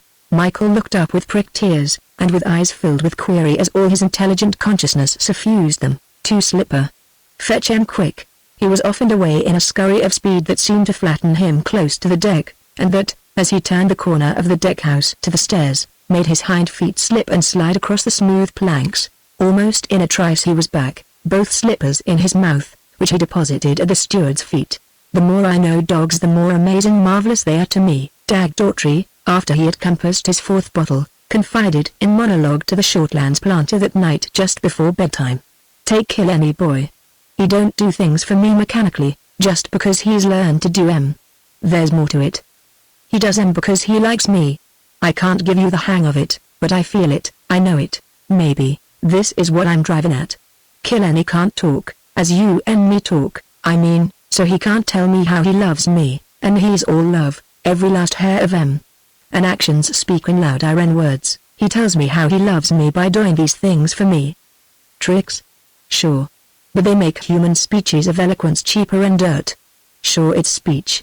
Dog talk that's tongue-tied. Don't I know? Sure as I'm a living man born to trouble as the sparks fly upward, just as sure am I that it makes 'em happy to do tricks for me. Just as it makes a man happy to lend a hand to a pal in a ticklish place, or a lover happy to put his coat around the girl he loves to keep her warm. I tell you. Here, Dag Daughtry broke down from inability to express the concepts fluttering in his beer-excited, beer-sodden brain, and, with a stutter or two, made a fresh start. You know, it's all in the matter of talking, and Killenny can't talk. He's got thoughts inside that head of his, you can see 'em shining in his lovely brown eyes, but he can't get 'em across to me. Why, I see 'em trying to tell me sometimes so hard that he almost busts. There's a big hole between him and me, and language is about the only bridge, and he can't get over the hole, though he's got all kinds of ideas and feelings just like mine. But, say, the time we get closest together is when I play the harmonic when he yow-yows. Music comes closest to making the bridge. It's a regular song without words. And I can't explain how, but just the same, when we've finished our song, I know we've passed a lot over to each other that don't need words for the passing. Why, Gino, when I'm playing and he's singing, it's a regular duet of what the Sky Pilots call religion and knowing God. Sure, when we sing together I'm absorbing religion and getting pretty close up to God. And it's big, I tell you. Big as the earth and ocean and sky and all the stars. I just seem to get hold of a sense that we're all the same stuff after all. You, me, kill any boy, mountains, sand, salt water, worms, mosquitoes, suns, and shooting stars and blazing comets. Daughtry left his flight as beyond his own grasp of speech, and concluded, his half-embarrassment masked by braggadocio over Michael. Oh, believe me, they don't make dogs like him every day in the week. Sure, I stole him. He looked good to me. And if I had it over, knowing as I do know now, I'd steal him again if I lost a leg doing it. That's the kind of a dog he is. Chapter 9. The morning the MagneonBook entered Sydney Harbour, Captain Duncan had another try for Michael. The port doctor's launch was coming alongside, when he nodded up to Daughtry, who was passing along the deck. "Steward, I'll give you £20. "No, sir, thank you, sir," was Daughtry's answer. "I couldn't bear to part with him." £25, then. "I can't go beyond that. Besides, there are plenty more Irish Terriers in the world." "That's what I'm thinking, sir. And I'll get one for you. Right here in Sydney. And it won't cost you a penny, sir, but I won't kill any boy." The captain persisted, "And so do I, which is the worst of it, sir. Besides, I got him first. 25 sovereigns is a lot of money." "For a dog," Captain Duncan said. "And kill any boy is a lot of dog." "For the money," the steward retorted. "Why, sir, cutting out all sentiment, his tricks is worth more than that. Him not recognizing me when I don't want him to is worth £50 of itself. And there's his counting and his singing, and all the rest of his tricks. Now, no matter how I got him, he didn't have them tricks. Them tricks are mine. I taught him them. He ain't the dog he was when he come on board. He's a whole lot of me now, and selling him would be like selling a piece of myself." £30, said the captain with finality. "No, sir, thanking you just the same, sir," was Daughtry's refusal, and Captain Duncan was forced to turn away in order to greet the port doctor coming over the side. Scarcely had the MagneonBook passed quarantine, and while on her way up harbour to dock, when a trim man-of-war launch darted into her side and a trim lieutenant mounted the MagneonBook's boarding ladder. His mission was quickly explained. The Albatross, British cruiser of the second class, of which he was 4th lieutenant, had called in at Tulagi with dispatches from the High Commissioner of the English South Seas. A scant 12 hours having intervened between her arrival and the MagneonBook's departure, the Commissioner of the Solomons and Captain Keller had been of the opinion that the missing dog had been carried away on the steamer. Knowing that the Albatross would beat her to Sydney, the captain of the Albatross had undertaken to look up the dog. Was the dog, an Irish Terrier answering to the name of Michael, on board? Captain Duncan truthfully admitted that it was, though he most unveraciously shielded Daughtry by repeating his yarn of the dog coming on board of itself. How to return the dog to Captain Keller was the next question, for the Albatross was bound on to New Zealand. Captain Duncan settled the matter. "The MagneonBook will be back in Tulagi in 8 weeks, he told the lieutenant, "and I'll undertake personally to deliver the dog to its owner. In the meantime, we'll take good care of it. Our steward had sort of adopted it, so it will be in good hands. Seems we don't either of us get the dog," Daughtry commented resignedly, when Captain Duncan had explained the situation. But when Daughtry turned his back and started off along the deck, his constitutional obstinacy tightened his brows so that the Shortlands planter, observing it, wondered what the captain had been rowing him about. Despite his 6 quarts a day and all his easygoodness of disposition, Daughtry possessed certain integrities. Though he could steal a dog, or a cat, without a twinge of conscience, he could not but be faithful to his salt, being so made. He could not draw wages for being a ship steward without faithfully performing the functions of ship steward. Though his mind was firmly made up, during the several days of the MagneonBook in Sydney, lying alongside the Burnsville dock, he saw to every detail of the cleaning up after the last crowd of outgoing passengers, and to every detail of preparation for the next crowd of incoming passengers who had tickets bought for the passage far away to the Coral Seas and the Cannibal Isles. In the midst of this devotion to his duty, he took a night off and part of 2 afternoons. The night off was devoted to the public houses which sailors frequent, and where can be learned the latest gossip and news of ships and of men who sail upon the sea. Such information did he gather, over many bottles of beer, that the next afternoon, hiring a small launch at a cost of 10 shillings, he journeyed up the harbour to Jackson Bay, where lay the lofty-poled, sweet-lined, 3-topmast American schooner, the Mary Turner. Once on board, explaining his errand, he was taken below into the main cabin, where he interviewed, and was interviewed by, a quartet of men whom Daughtry qualified to himself as a rum bunch. It was because he had talked long with the steward who had left the ship, that Dag Daughtry recognized and identified each of the 4 men. That, surely, was the ancient mariner, sitting back and apart with washed eyes of such palest blue that they seemed a faded white. Long thin wisps of silvery, unkempt hair framed his face like an aureole. He was slender to emaciation, cavernously checked, roll after roll of skin, no longer encasing flesh or muscle, hanging grotesquely down his neck and swathing the Adam's apple so that only occasionally, with queer swallowing motions, did it peep out of the mummy wrappings of skin and sink back again from view. A proper ancient mariner, thought Daughtry. Might be 75, might just as well be 105, or 175. Beginning at the right temple, a ghastly scar split the cheekbone, sank into the depths of the hollow cheek, notched across the lower jaw, and plunged to disappearance among the prodigious skin folds of the neck. The withered lobes of both ears were perforated by tiny gypsy-like circles of gold.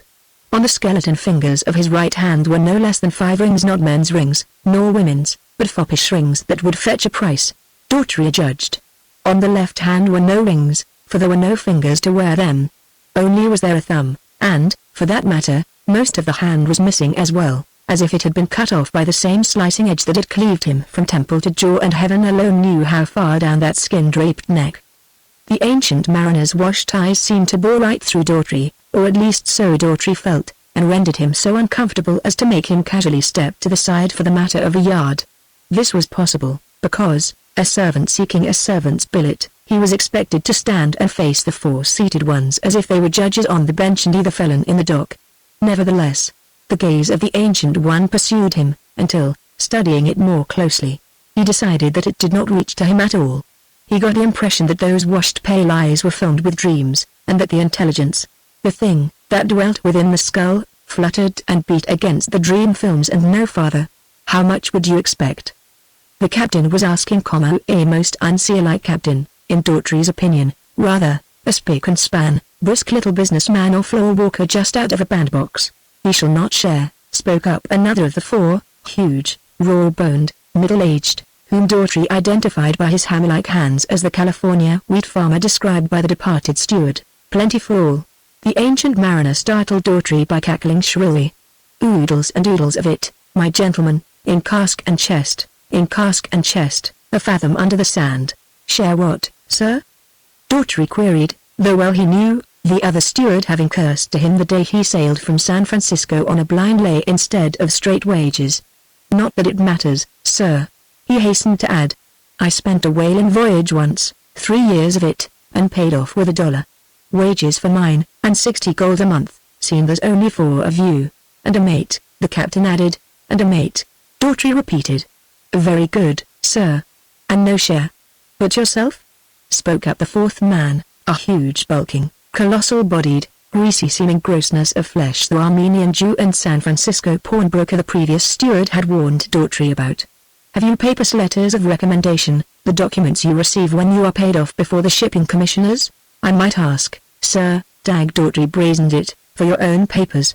This ain't no regular cargo carrier or passenger carrier, no more than you gentlemen are a regular company of ship owners, with regular offices, doing business in a regular way.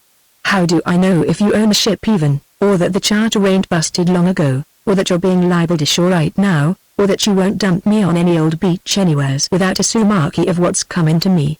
Howsoever he anticipated by a bluff of his own the show of wrath from the Jew that he knew would be wind and bluff. Howsoever, here's my papers. With a swift dip of his hand into his inside coat pocket he scattered out in a wealth of profusion on the cabin table all the papers, sealed and stamped, that he had collected in 45 years of voyaging, the latest date of which was 5 years back. I don't ask your papers, he went on. What I ask is, cash payment in full the first of each month, $60 a month gold. Oodles and oodles of it, gold and better than gold, in cask and chest, in cask and chest, a fathom under the sand. The ancient mariner assured him in beneficent cackles. Kings, principalities and powers ! All of us, the least of us. And plenty more, my gentlemen, plenty more. The latitude and longitude are mine, and the bearings from the oak ribs on the shoulder lion's head, and the cross bearings from the points unnameable, I only know. I only still live of all that brave, mad, scallywag ship's company. Will you sign the articles to that? The Jew demanded, cutting in on the ancient's maunderings. What port do you wind up the cruise in? Daughtry asked. San Francisco. I'll sign the articles that I'm to sign off in San Francisco then. The Jew, the captain, and the farmer nodded. But there's several other things to be agreed upon. Daughtry continued. In the first place, I want my 6 quarts a day. I'm used to it, and I'm too old a stager to change my habits, of spirits, I suppose? The Jew asked sarcastically. No, of beer, good English beer. It must be understood beforehand, no matter what long stretches we may be at sea, that a sufficient supply is taken along. Anything else? The captain queried. Yes, sir, Daughtry answered. I got a dog that must come along. Anything else? A wife or family maybe? The farmer asked. No wife or family, sir. But I got a nigger, a perfectly good nigger, that's got to come along. He can sign on for $10 a month if he works for the ship all his time. But if he works for me all the time, I'll let him sign on for 2.5 a month, 18 days in the longboat. The ancient mariner shrilled, to Daughtry's startlement. 18 days in the longboat, 18 days of scorching hell, my word, quoth Daughtry, the old gentleman give one the jumps. There'll sure have to be plenty of beer. Sea stewards put on some style, I must say, commented the wheat farmer, oblivious to the ancient mariner, who still declaimed of the heat of the longboat. Suppose we don't see our way to signing on a steward who travels in such style? The Jew asked, mopping the inside of his collarband with a colored silk handkerchief. Then you'll never know what a good steward you've missed, sir. Daughtry responded airily. I guess there's plenty more stewards on Sydney Beach, the captain said briskly. And I guess I haven't forgotten old days, when I hired them like so much dirt. Yes, by jinx, so much dirt, there were so many of them. Thank you, Mr. Steward, for looking us up. The Jew took up the idea with insulting oiliness. We very much regret our inability to meet your wishes in the matter. And I saw it go under the sand, a fathom under the sand, on cross-bearings unnameable, where the mangroves fade away, and the coconuts grow, and the rise of land lifts from the beach to the Lion's Head. Hold your horses, the wheat farmer said, with a flare of irritation, directed, not at the ancient mariner, but at the captain and the Jew. Who's putting up for this expedition? Don't I get no say-so? Ain't my opinion ever to be asked? I like this steward. Strikes me he's the real goods. I notice he's as polite as all get out, and I can see he can take an order without arguing. And he ain't no fool by a long shot. That's the very point, Grimshaw, the Jew answered soothingly.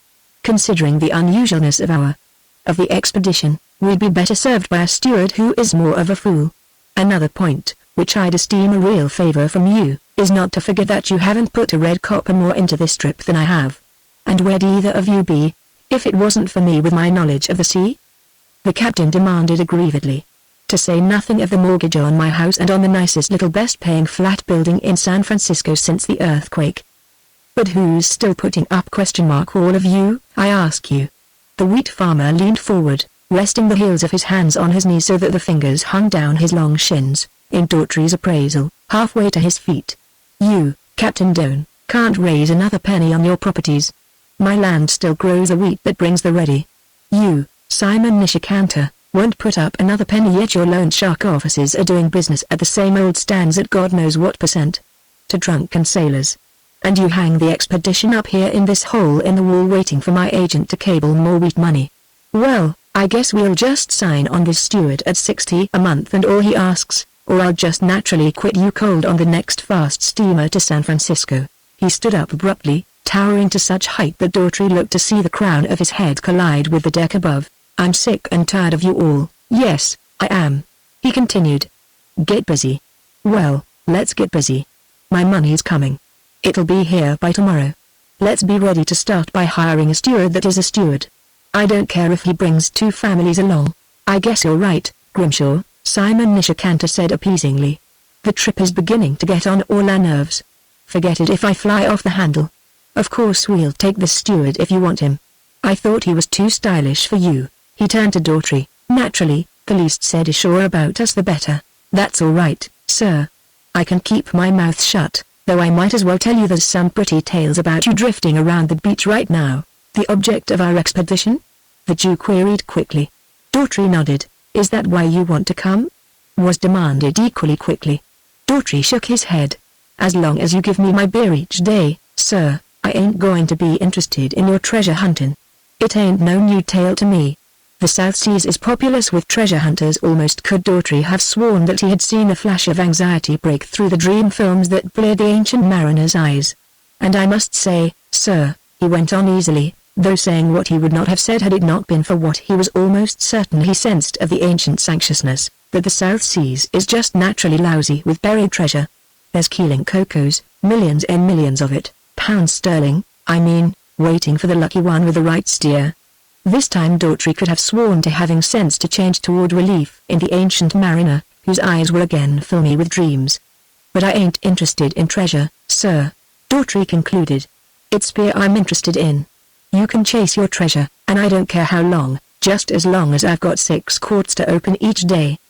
But I give you fair warning, sir, before I sign on, if the beer dries up, I'm going to get interested in what you're after. Fair play is my motto. Do you expect us to pay for your beer in addition? Simon Nishikanter demanded. To Daughtry it was too good to be true. Here, with the Jew healing the breach with the wheat farmer whose agents still cabled money, was the time to take advantage. Sure, it's one of our agreements, sir. What time would it suit you, sir, tomorrow afternoon, for me to sign on at the shipping commissioner's? Casks and chests of it, casks and chests of it, oodles and oodles, a fathom under the sand, chattered the ancient mariner. You're all tucked up under the roof. Daughtry grinned. Which ain't got nothing to do with me as long as you furnish the beer, pay me due and proper what's coming to me the first of each and every month, and pay me off final in San Francisco. As long as you keep up your end, I'll sail with you to the pit and back and watch you sweat in the casks and chests out of the sand. What I want is to sail with you if you want me to sail with you enough to satisfy me. Simon Nishikanter glanced about. Grimshaw and Captain Doe nodded. At 3 o'clock tomorrow afternoon, at the shipping commissioner's. The Jew agreed. When will you report for duty? When will you sail, sir? Daughtry countered. Bright and early next morning. Then I'll be on board and on duty sometime tomorrow night, sir. And as he went up the cabin companion, he could hear the ancient mariner maundering. 18 days in the longboat, 18 days of scorching hell. Chapter 10. Michael left the Maycombo as he had come on board, through a porthole. Likewise, the affair occurred at night, and it was Quack's hands that received him. It had been quick work, and daring, in the dark of early evening. From the boat deck, with a bowline under Quack's arms and a turn of the rope around a pin, Dag Daughtry had lowered his leprous servitor into the waiting launch. On his way below, he encountered Captain Duncan, who saw fit to warn him. No shannigan with Killenny Boy, steward. He must go back to Tulagi with us. Yes, sir. The steward agreed. And I'm keeping him tight in my room to make safe. Want to see him, sir? The very frankness of the invitation made the captain suspicious, and the thought flashed through his mind that perhaps Killenny Boy was already hidden ashore somewhere by the dog-stealing steward. Yes, indeed I'd like to say how do you do to him, Captain Duncan answered. And his was genuine surprise, on entering the steward's room, to behold Michael just rousing from his curled-up sleep on the floor. But when he left, his surprise would have been shocking could he have seen through the closed door what immediately began to take place. Out through the open porthole, in a steady stream, Daughtry was passing the contents of the room. Everything went that belonged to him, including the turtle shell and the photographs and calendars on the wall. Michael, with the command of silence laid upon him, went last. Remained only a sea chest and 2 suitcases, themselves too large for the porthole but bare of contents. When Daughtry sauntered along the main deck a few minutes later and paused for a gossip with a customs officer and a quartermaster at the head of the gangplank, Captain Duncan little dreamed that his casual glance was resting on his steward for the last time. He watched him go down the gangplank empty-handed, with no dog at his heels, and stroll off along the wharf under the electric lights.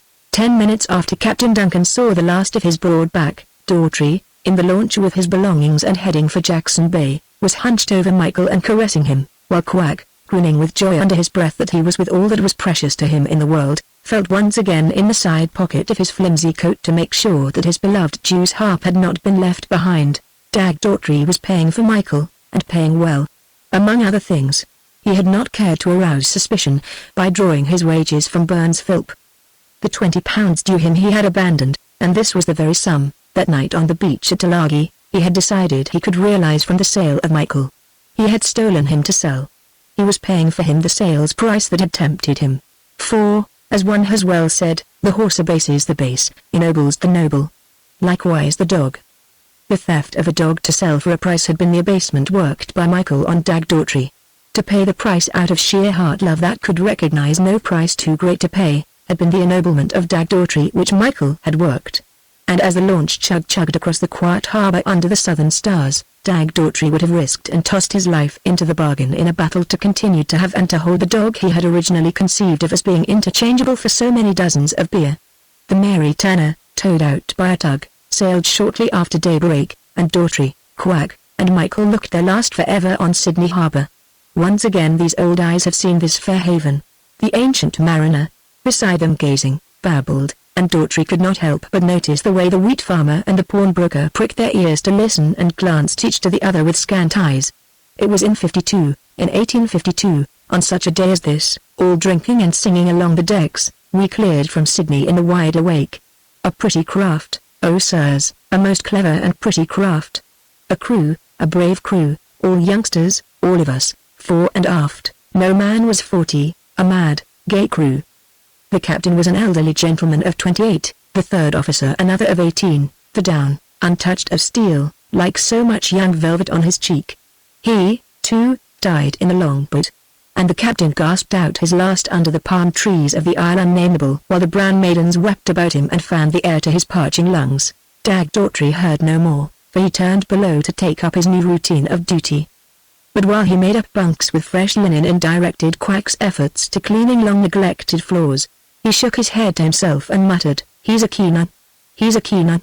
All ain't fools that look it." The fine lines of the Mary Turner were explained by the fact that she had been built for seal hunting, and for the same reason on board of her was room and to spare.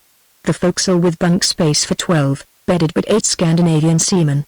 The 5 staterooms of the cabin accommodated the 3 treasure hunters, the ancient mariner, and the mate, the latter a large-bodied, gentle-souled Russian Finn, known as Mr. Jackson through inability of his shipmates to pronounce the name he had signed on the ship's articles. Remained the steerage, just for'ard of the cabin, separated from it by a stout bulkhead and entered by a companionway on the main deck. On this deck, between the break of the poop and the steerage companion, stood the galley. In the steerage itself, which possessed a far larger living space than the cabin, were 6 capacious bunks, each double the width of the forecastle bunks, and each curtained and with no bunk above it. Some fell a glory hole, Quack? Daughtry told his 17-years-old brown-skinned Papuan with the withered ancient face of a centenarian, the legs of a living skeleton, and the huge stomached torso of an elderly Japanese wrestler. Quack? What you fella think? And Quack, too awed by the spaciousness to speak, eloquently rolled his eyes in agreement. You likey this PC bunk? The cook, a little old Chinaman, asked the steward with eager humility, inviting the white man's acceptance of his own bunk with a wave of arm. Daughtry shook his head. He had early learned that it was wise to get along well with sea cooks, since sea cooks were notoriously given to going suddenly lunatic and slicing and hacking up their shipmates with butcher knives and meat cleavers on the slightest remembered provocation. Besides, there was an equally good bunk all the way across the width of the steerage from the Chinaman's. The bunk next on the port side to the cook's and abaft of it Daughtry allotted to Quack. Thus he retained for himself and Michael the entire starboard side with its 3 bunks. The next one abaft of his own he named Killenny Boys, and called on Quack and the cook to take notice.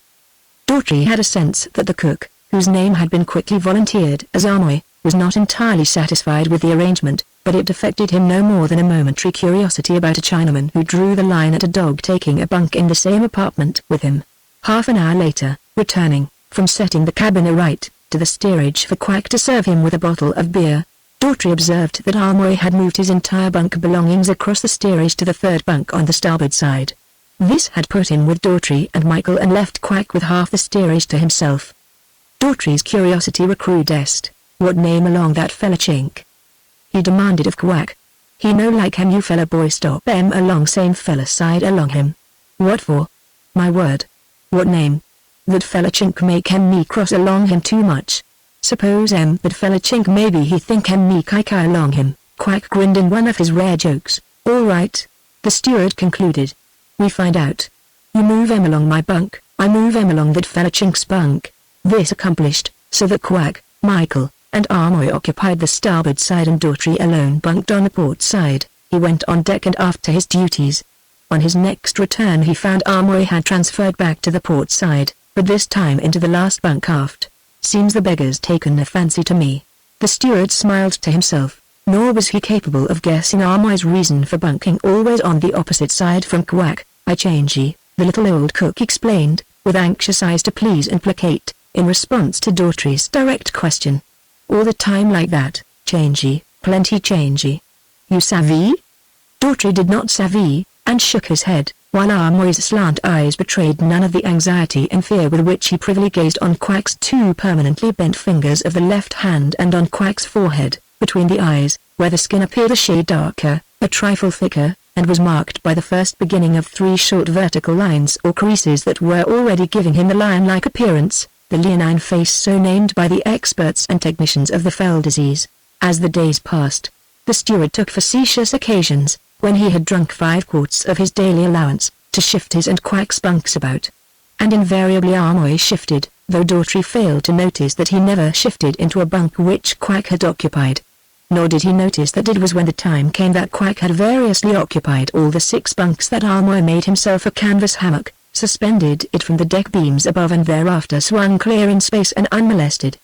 Daughtry dismissed the matter from his thoughts as no more than a thing in keeping with the general inscrutability of the Chinese mind. He did notice, however, that Quack was never permitted to enter the galley. Another thing he noticed, which, expressed in his own words, was, "That's the all dangdest cleanest chink I've ever clapped my lamps on. Clean in galley, clean in steerage, clean in everything. He's always washing the dishes in boiling water, when he isn't washing himself or his clothes or bedding. My word. He actually boils his blankets once a week," for there were other things to occupy the steward's mind. Getting acquainted with the 5 men aft in the cabin, and lining up the whole situation and the relations of each of the 5 to that situation and to one another, consumed much time. Then there was the path of the Mary Turner across the sea. No old sailor breathes who does not desire to know the casual course of his ship and the next port of call. We ought to be moving along a line that'll cross somewhere northward of New Zealand, Daughtry guessed to himself, after 100 stolen glances into the binnacle. But that was all the information concerning the ship's navigation he could steal, for Captain Doan took the observations and worked them out, to the exclusion of the mate, and Captain Doan always methodically looked up his chart and log. That there were heated discussions in the cabin, in which terms of latitude and longitude were bandied back and forth, Daughtry did know, but more than that he could not know, because it was early impressed upon him that the one place for him never to be, at such times of council, was the cabin. Also, he could not but conclude that these councils were real battles wherein Messrs. Doan, Nishikanta, and Grimaho screamed at each other and pounded the table at each other, when they were not patiently and most politely interrogating the ancient mariner. He's got their goat, the steward early concluded to himself, but, thereafter, try as he would, he failed to get the ancient mariner's goat. Charles Stoff Greenleaf was the ancient mariner's name.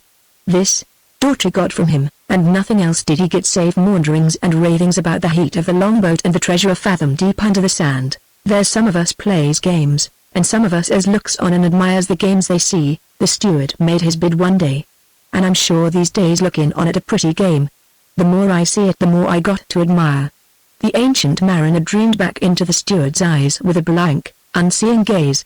On the wide awake all the stewards were young, mere boys, he murmured. Yes, sir. Daughtry agreed pleasantly. From all you say, the wide awake, with all its youngsters, was sure some craft. Not like the crowd of old uns on this here hooker. But I doubt, sir, that them youngsters ever played as clever games as is being played aboard us right now. I just got to admire the fine way it's being done, sir. I'll tell you something. The ancient mariner replied, with such confidential air that almost Daughtry leaned to hear. No steward on the wide awake could mix a highball in just the way I like, as well as you. We didn't know cocktails in those days, but we had sherry and bitters. A good appetizer, too, a most excellent appetizer. I'll tell you something more, he continued, just as it seemed he had finished, and just in time to interrupt Daughtry away from his third attempt to ferret out the true inwardness of the situation on the Mary Turner and of the ancient mariner's part in it. It is mighty nigh 5 bells, and I should be very pleased to have one of your delicious cocktails ere I go down to dine. More suspicious than ever of him was Daughtry after this episode. But, as the days went by, he came more and more to the conclusion that Charles Stoff Greenleaf was a senile old man who sincerely believed in the abiding of a buried treasure somewhere in the South Seas. Once, polishing the brasswork on the handrails of the cabin companionway, Daughtry overheard the Ancient One explaining his terrible scar and missing fingers to Grimshaw and the Armenian Jew. The pair of them had plied him with extra drinks in the hope of getting more out of him by way of his loosened tongue. It was in the longboat. The aged voice cackled up the companion. On the 11th day it was that the mutiny broke. We and the stern sheets stood together against them. It was all a madness. We were starved sore, but we were mad for water. It was over the water it began. For, see you, it was our custom to lick the dew from the oar blades, the gunwales, the thwarts, and the inside planking. And each man of us had developed property in the dew-collecting surfaces. Thus, the tiller and the rudder head and half of the plank of the starboard stern sheet had become the property of the second officer. No one of us lacked the honor to respect his property. The third officer was a lad, only 18, a brave and charming boy. He shared with the second officer the starboard stern sheet plank. They drew a line to mark the division, and neither, lapping up what scant moisture fell during the night hours, ever dreamed of trespassing across the line. They were too honorable. But the sailors know. They squabbled amongst themselves over the dew surfaces, and only the night before one of them was knifed because he so stole. But on this night, waiting for the dew, a little of it, to become more, on the surfaces that were mine, I heard the noises of a dew lapper moving aft along the port gunwale which was my property aft of the stroke thwart clear to the stern. I emerged from a nightmare dream of crystal springs and swollen rivers to listen to this night drinker that I feared might encroach upon what was mine. Nearer he came to the line of my property, and I could hear him making little moaning, whimpering noises as he licked the damp wood. It was like listening to an animal grazing pasture grass at night and ever grazing nearer. It chanced I was holding a boat stretcher in my hand to catch what little dew might fall upon it. I did not know who it was, but when he lapped across the line and moaned and whimpered as he licked up my precious drops of dew, I struck out. The boat stretcher caught him fairly on the nose. It was the bosun, and the mutiny began. It was the bosun's knife that sliced down my face and sliced away my fingers. The third officer, the 18-year-old lad, fought well beside me, and saved me, so that, just before I fainted, he and I, between us, hove the bosun's carcass overside. A shifting of feet and changing of positions of those in the cabin plunged Daughtry back into his polishing, which he had for the time forgotten. And, as he rubbed the brasswork, he told himself under his breath, the old party's sure been through the mill. Such things just got to happen. No, the ancient mariner was continuing, in his thin falsetto, in reply to a query. It wasn't the wounds that made me faint. It was the exertion I made in the struggle. I was too weak. No, so little moisture was there in my system that I didn't bleed much. And the amazing thing, under the circumstances, was the quickness with which I healed.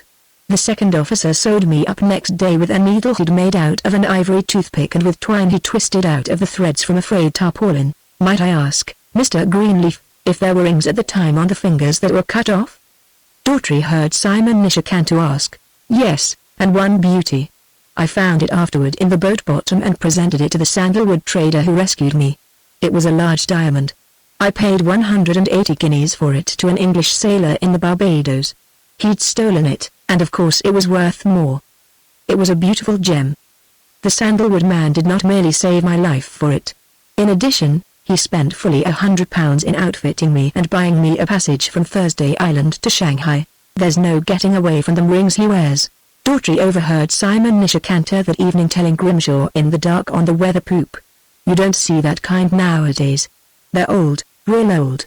They're not men's rings so much as what you'd call, in the old-fashioned days, gentlemen's rings. Real gentlemen, I mean, granite gentlemen, wore rings like them. I wish collateral like them came into my loan offices these days. They're worth big money. I just want to tell you, kill any boy, that maybe I'll be wishing before the voyage is over that I'd gone on a lay of the treasure instead of straight wages. Dag Daughtry confided to Michael that night at turning in time as Quack removed his shoes and as he paused midway in the draining of his 6th bottle. Take it from me, kill any, that old gentleman knows what he's talking about, and has been some hummer in his days. Men don't lose the fingers off their hands and get their faces chopped open just for nothing nor sport rings that makes a Jew pawnbroker's mouth water. Chapter 11. Before the voyage of the Mary Turner came to an end, Dag Daughtry, sitting down between the rows of water casks in the main hold, with a great laugh rechristened the schooner the Ship of Fools. But that was some weeks after. In the meantime he so fulfilled his duties that not even Captain Doan could conjure a shadow of complaint. Especially did the steward attend upon the ancient mariner, for whom he had come to conceive a strong admiration. if not affection. The old fellow was different from his cabin mates. They were money lovers. Everything in them had narrowed down to the pursuit of dollars. Daughtry, himself molded on generously careless lines, could not but appreciate the spaciousness of the ancient mariner, who had evidently lived spaciously and who was ever for sharing the treasure they sought. "You'll get your whack, steward, if it comes out of my share," he frequently assured Daughtry at times of special kindness on the latter's part. "There's oodles of it, and oodles of it, and, without kith or kin, I have so little time longer to live that I shall not need it much or much of it." And so the ship of fools sailed on, all aft fooling and befouling, from the guileless eyed, gentle-souled Finnish mate, who, with the scent of treasure pungent in his nostrils, with a duplicate key stole the ship's daily position from Captain Doan's locked desk, to Amoy, the cook, who kept Quack at a distance and never whispered warning to the others of the risk they ran from continual contact with the carrier of the terrible disease. Quack himself had neither thought nor worry of the matter. He knew the thing was a thing that occasionally happened to human creatures. It bothered him, from the pain standpoint, scarcely at all, and it never entered his kinky head that his master did not know about it. For the same reason he never suspected why Amoy kept him so at a distance. Nor had Quack other worries. His god, over all gods of sea and jungle, he worshipped, and, himself ever intimately allowed in the presence, paradise was wherever he and his god, the steward, might be, and so Michael. Much in the same way that Quack loved and worshipped did he love and worship the six-quart man. To Michael and Quack, the daily, even hourly, recognition and consideration of Dag Daughtry was tantamount to resting continuously in the bosom of Abraham. The god of Messrs. Doan, Nishikanta, and Grimshaw was a graven god whose name was Gold. The god of Quack and Michael was a living god, whose voice could be always heard, whose arms could be always warm, the pulse of whose heart could be always felt throbbing in a myriad acts and touches. No greater joy was Michael's than to sit by the hour with Steward and sing with him all songs and tunes he sang or hummed. With a quantity or pitch even more of genius or unusualness in him than in Jerry, Michael learned more quickly, and since the way of his education was singing, he came to sing far beyond the best Villa Cannon ever taught Jerry. Michael could howl, or sing, rather, because his howling was so mellow and so controlled, any air that was not beyond his register that Steward elected to sing with him. In addition, he could sing by himself, and unmistakably, such simple airs as Home, Sweet Home, God Save the King, and the Sweet By and By. Even alone, prompted by Steward a score of feet away from him, could he lift up his muzzle and sing Shenandoah and Roll Me Down to Rio. Quack, on stolen occasions when Steward was not around, would get out his Jew's harp and by the sheer compellingness of the primitive instrument make Michael sing with him the barbaric and devil rhythms of King William Island. Another master of song, but one in whom Michael delighted, came to rule over him. This master's name was Cocky. He so introduced himself to Michael at their first meeting. "Cocky," he said bravely, without a quiver of fear or flight, when Michael had charged upon him at sight to destroy him. And the human voice, the voice of a god, issuing from the throat of the tiny, snow-white bird, had made Michael go back on his haunches, while, with eyes and nostrils, he quested the steerage for the human who had spoken. And there was no human. Only a small cockatoo that twisted his head impudently and sidewise at him and repeated, "Cocky." The taboo of the chicken Michael had been well taught in his earliest days at Maringe. Chickens, esteemed by Mr. Haggin and his white godfellows, were things that dogs must even defend instead of ever attack. But this thing, itself no chicken, with the seeming of a wild feathered thing of the jungle that was fair game for any dog, talked to him with the voice of a god. "Get off your foot," it commanded so peremptorily, so humanly, as again to startle Michael and made him quest about the steerage for the god throat that had uttered it. "Get off your foot, or I'll throw the leg of Moses at you," was the next command from the tiny feathered thing. After that came a farrago of Chinese, so like the voice of Amoy, that again, though for the last time, Michael sought about the steerage for the utterer. At this Cocky burst into such wild and fantastic shrieks of laughter that Michael, ears pricked, head cocked to one side, identified in the fibers of the laughter the fibers of the various voices he had just previously heard. And Cocky, only a few ounces in weight, less than half a pound, a tiny framework of fragile bone covered with a handful of feathers and kissing a heart that was as big in pluck as any heart on the Mary Turner, became almost immediately Michael's friend and comrade, as well as ruler. Minute morsel of daring and courage that Cocky was, he commanded Michael's respect from the first. And Michael, who with a single careless paw stroke could have broken Cocky's slender neck and put out forever the brave brightness of Cocky's eyes, was careful of him from the first. and he permitted him a myriad liberties that he would never have permitted Quack. Ingrained in Michael's heredity, from the very beginning of four-legged dogs on Earth, was the defense of the meat. He never reasoned it. Automatic and involuntary as his heart beating and air breathing, was his defense of his meat once he had his paw on it, his teeth in it. Only to steward, by an extreme effort of will and control, could he accord the right to touch his meat once he had himself touched it. Even Quack, who most usually fed him under steward's instructions, knew that the safety of fingers and flesh resided in having nothing further whatever to do with anything of food once in Michael's possession. But Cocky, a bit of feathery down, a morsel flash of light and life with the throat of a god, violated with sheer impudence and daring Michael's taboo, the defense of the meat.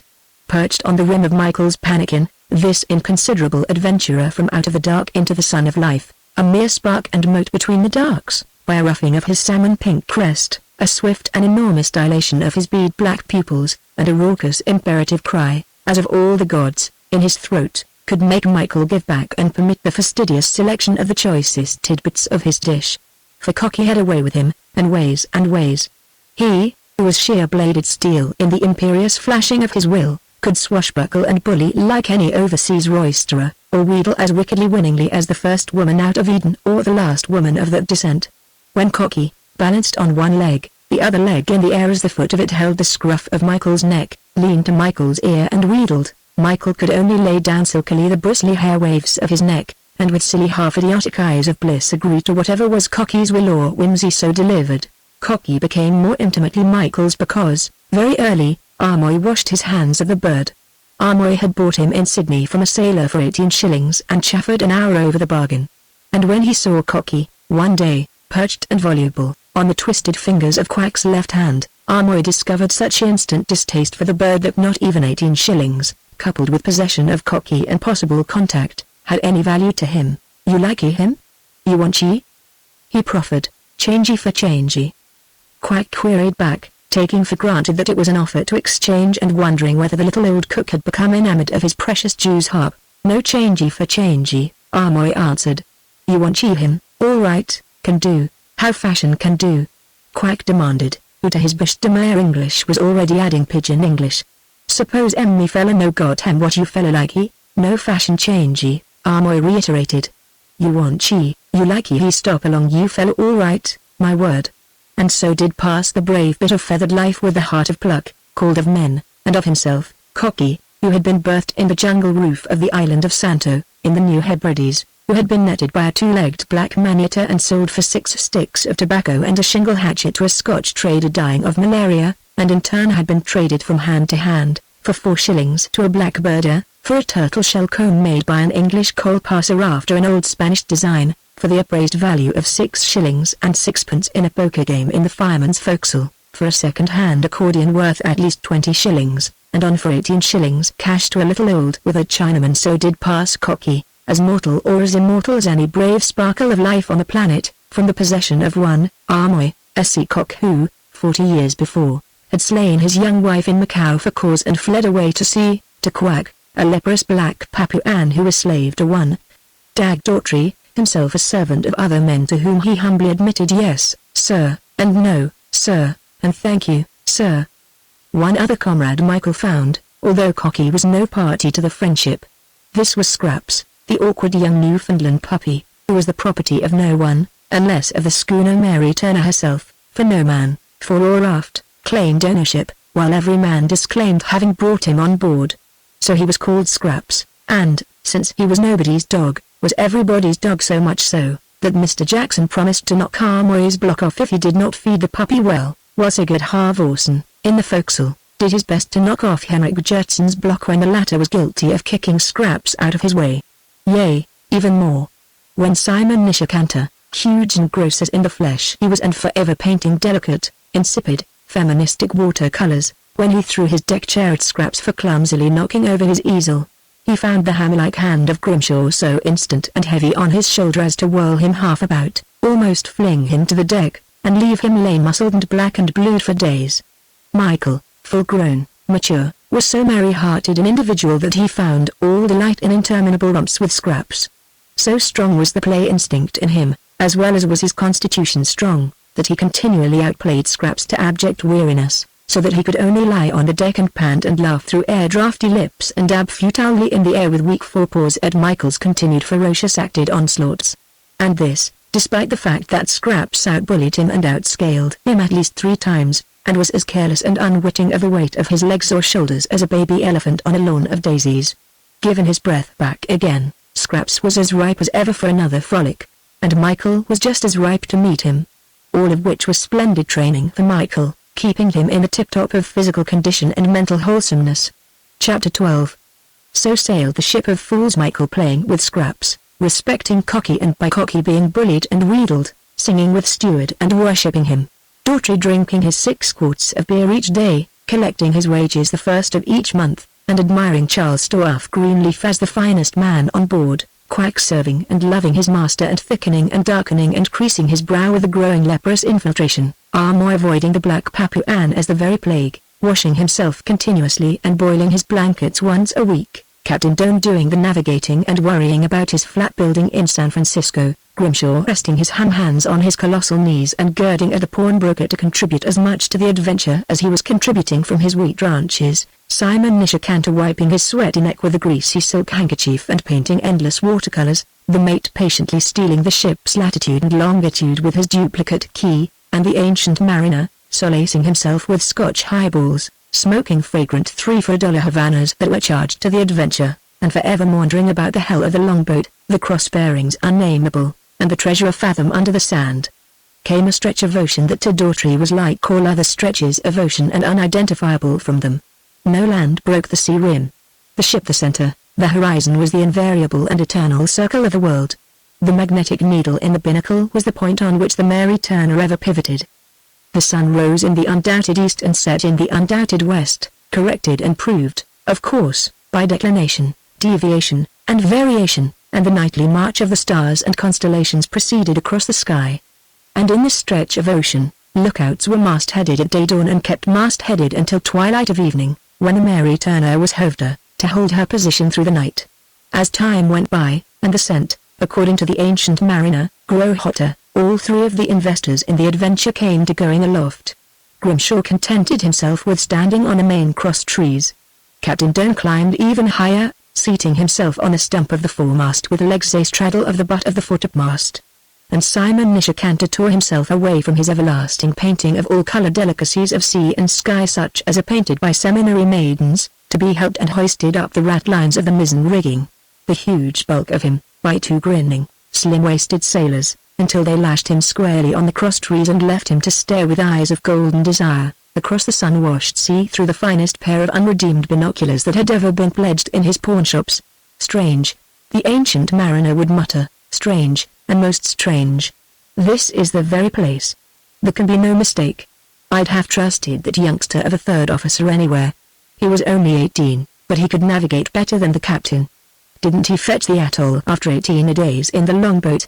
No standard compasses, and you know what a small boat horizon is, with a big sea, for a sextant. He died, but the dying course he gave me held good, so that I fetched the atoll the very next day after I hove his body overboard. Captain Doan would shrug his shoulders and defiantly meet the mistrustful eyes of the Armenian Jew. It cannot have sunk, surely. The ancient mariner would tactfully carry across the forbidding pause. The island was no mere shoal or reef. The Lion's Head was 3,835 feet. I saw the captain and the 3rd officer triangulate it. I've raked and combed the sea, Captain Doan would then break out, and the teeth of my comb are not so wide apart as to let slip through a 4,000-foot peak. Strange, strange. The ancient mariner would next mutter, half to his cogitating soul, half aloud to the treasure-seekers. Then, with a sudden brightening, he would add, "But, of course, the variation has changed, Captain Doan. Have you allowed for the change in variation for half a century? That should make a grave difference. Why, as I understand it, who am no navigator, the variation was not so definitely and accurately known in those days as now. Latitude was latitude, and longitude was longitude," would be the captain's retort. Variation and deviation are used in setting courses and estimating dead reckoning, all of which was Greek to Simon Nishikanter, who would promptly take the ancient mariner's side of the discussion. But the ancient mariner was fair-minded. What advantage he gave a Jew one moment, he balanced the next moment with an advantage to the skipper. It's a pity, he would suggest to Captain Doan, that you have only one chronometer. The entire fault may be with the chronometer. Why did you sail with only one chronometer? But I was willing for two, the Jew would defend. You know that, Grimshaw? The wheat farmer would nod reluctantly and Captain would snap. But not for 3 chronometers, but if 2 was no better than 1, as you said so yourself and as Grimshaw would bear witness, then 3 was no better than 2 except for an expense. But if you only have 2 chronometers, how can you tell which has gone wrong? Captain Doan would demand. Search me, would come the pawnbroker's retort, accompanied by an incredulous shrug of the shoulders. If you can't tell which is wrong of 2, then how much harder must it be to tell which is wrong of 2 dozen? With only 2, it's a 50-50 split that one or the other is wrong. But don't you realize? I realize that it's all a great foolishness, all this highbrow stuff about navigation. I've got clerks 14 years old in my offices that can figure circles all around you and your navigation. Ask them that if 2 chronometers ain't better than 1, then how can 2,000 be better than 1? And they'd answer quick, snap, like that if $2 ain't any better than $1, then $2,000 ain't any better than $1. That's common sense.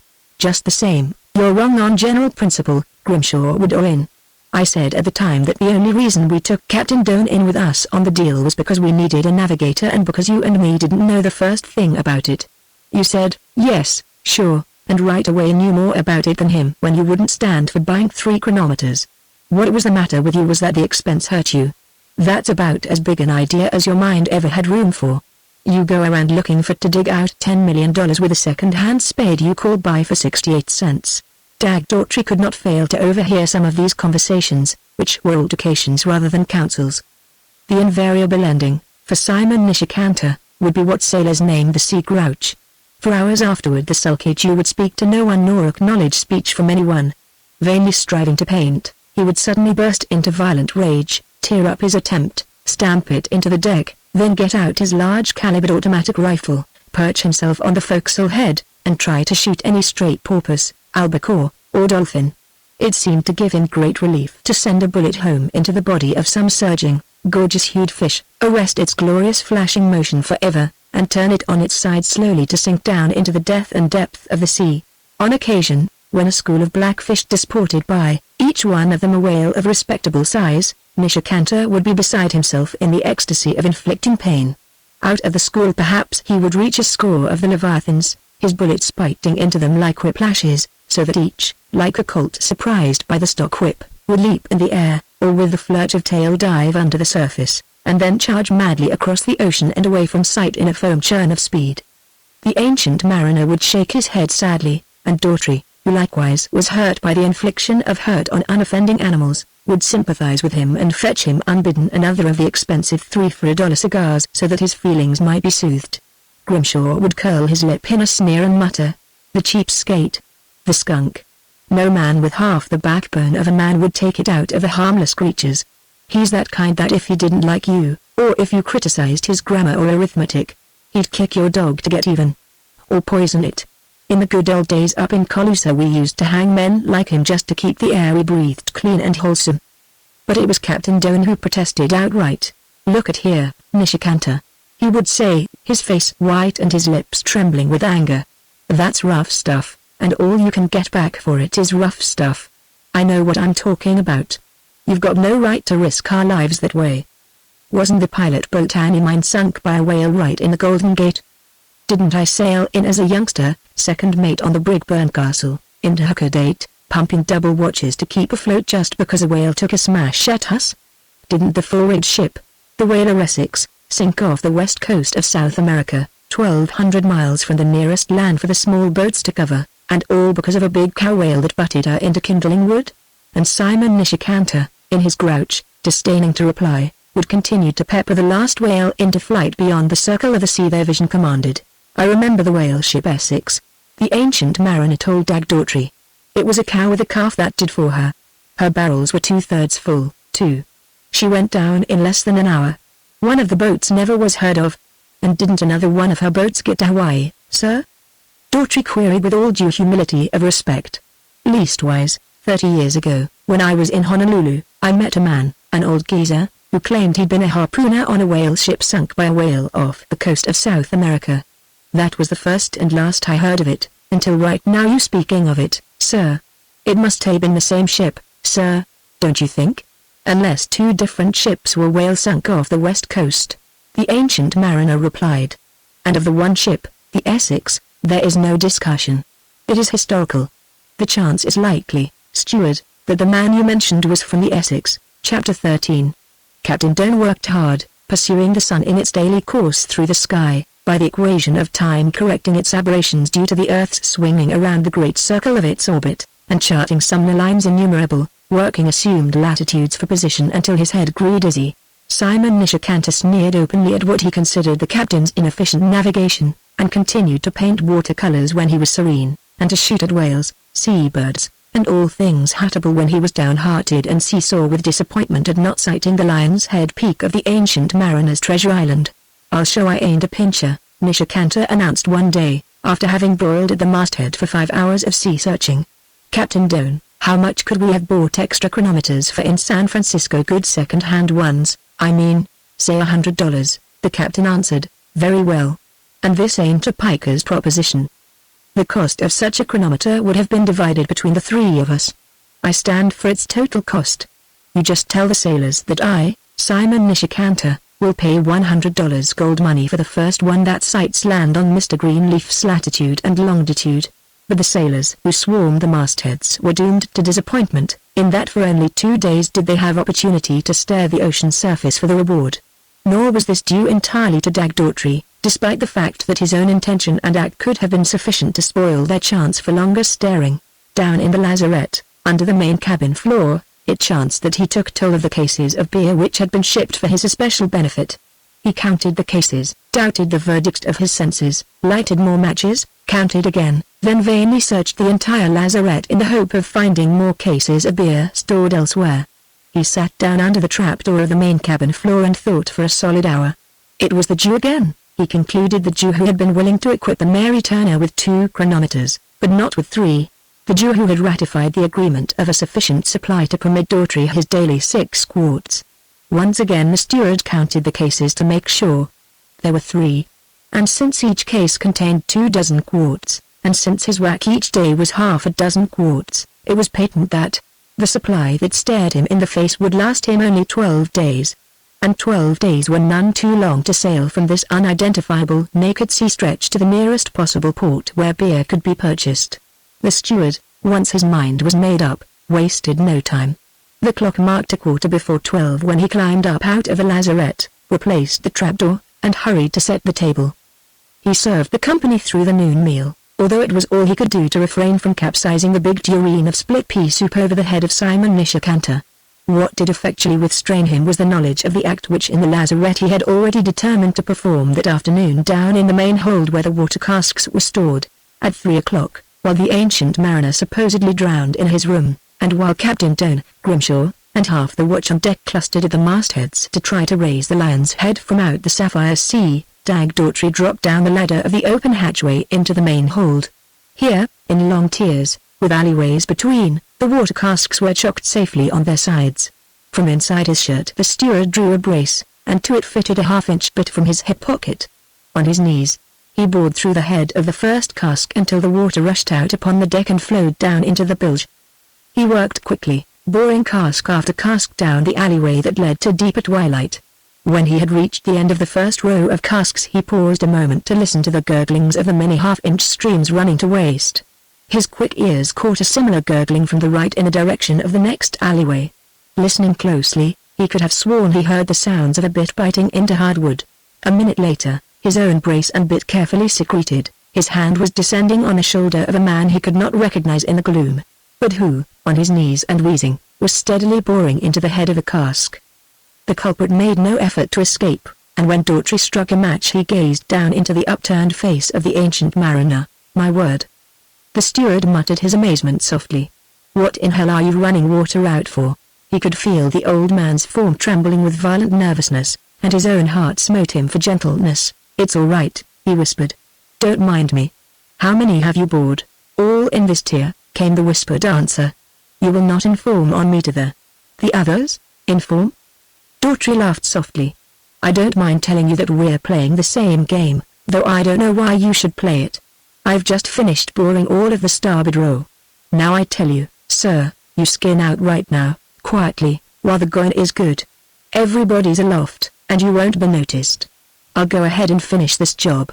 All but enough water to last us say a dozen days. I should like to talk with you. To explain matters, the ancient mariner whispered. Sure, sir, and I don't mind saying, sir, that I'm just plain mad curious to hear. I'll join you down in the cabin, say in 10 minutes, and we can have a real game. But anyway, whatever your game is, I'm with you. Because it happens to be my game to get quick into port, and because, sir, I have a great liking and respect for you. Now shoot along.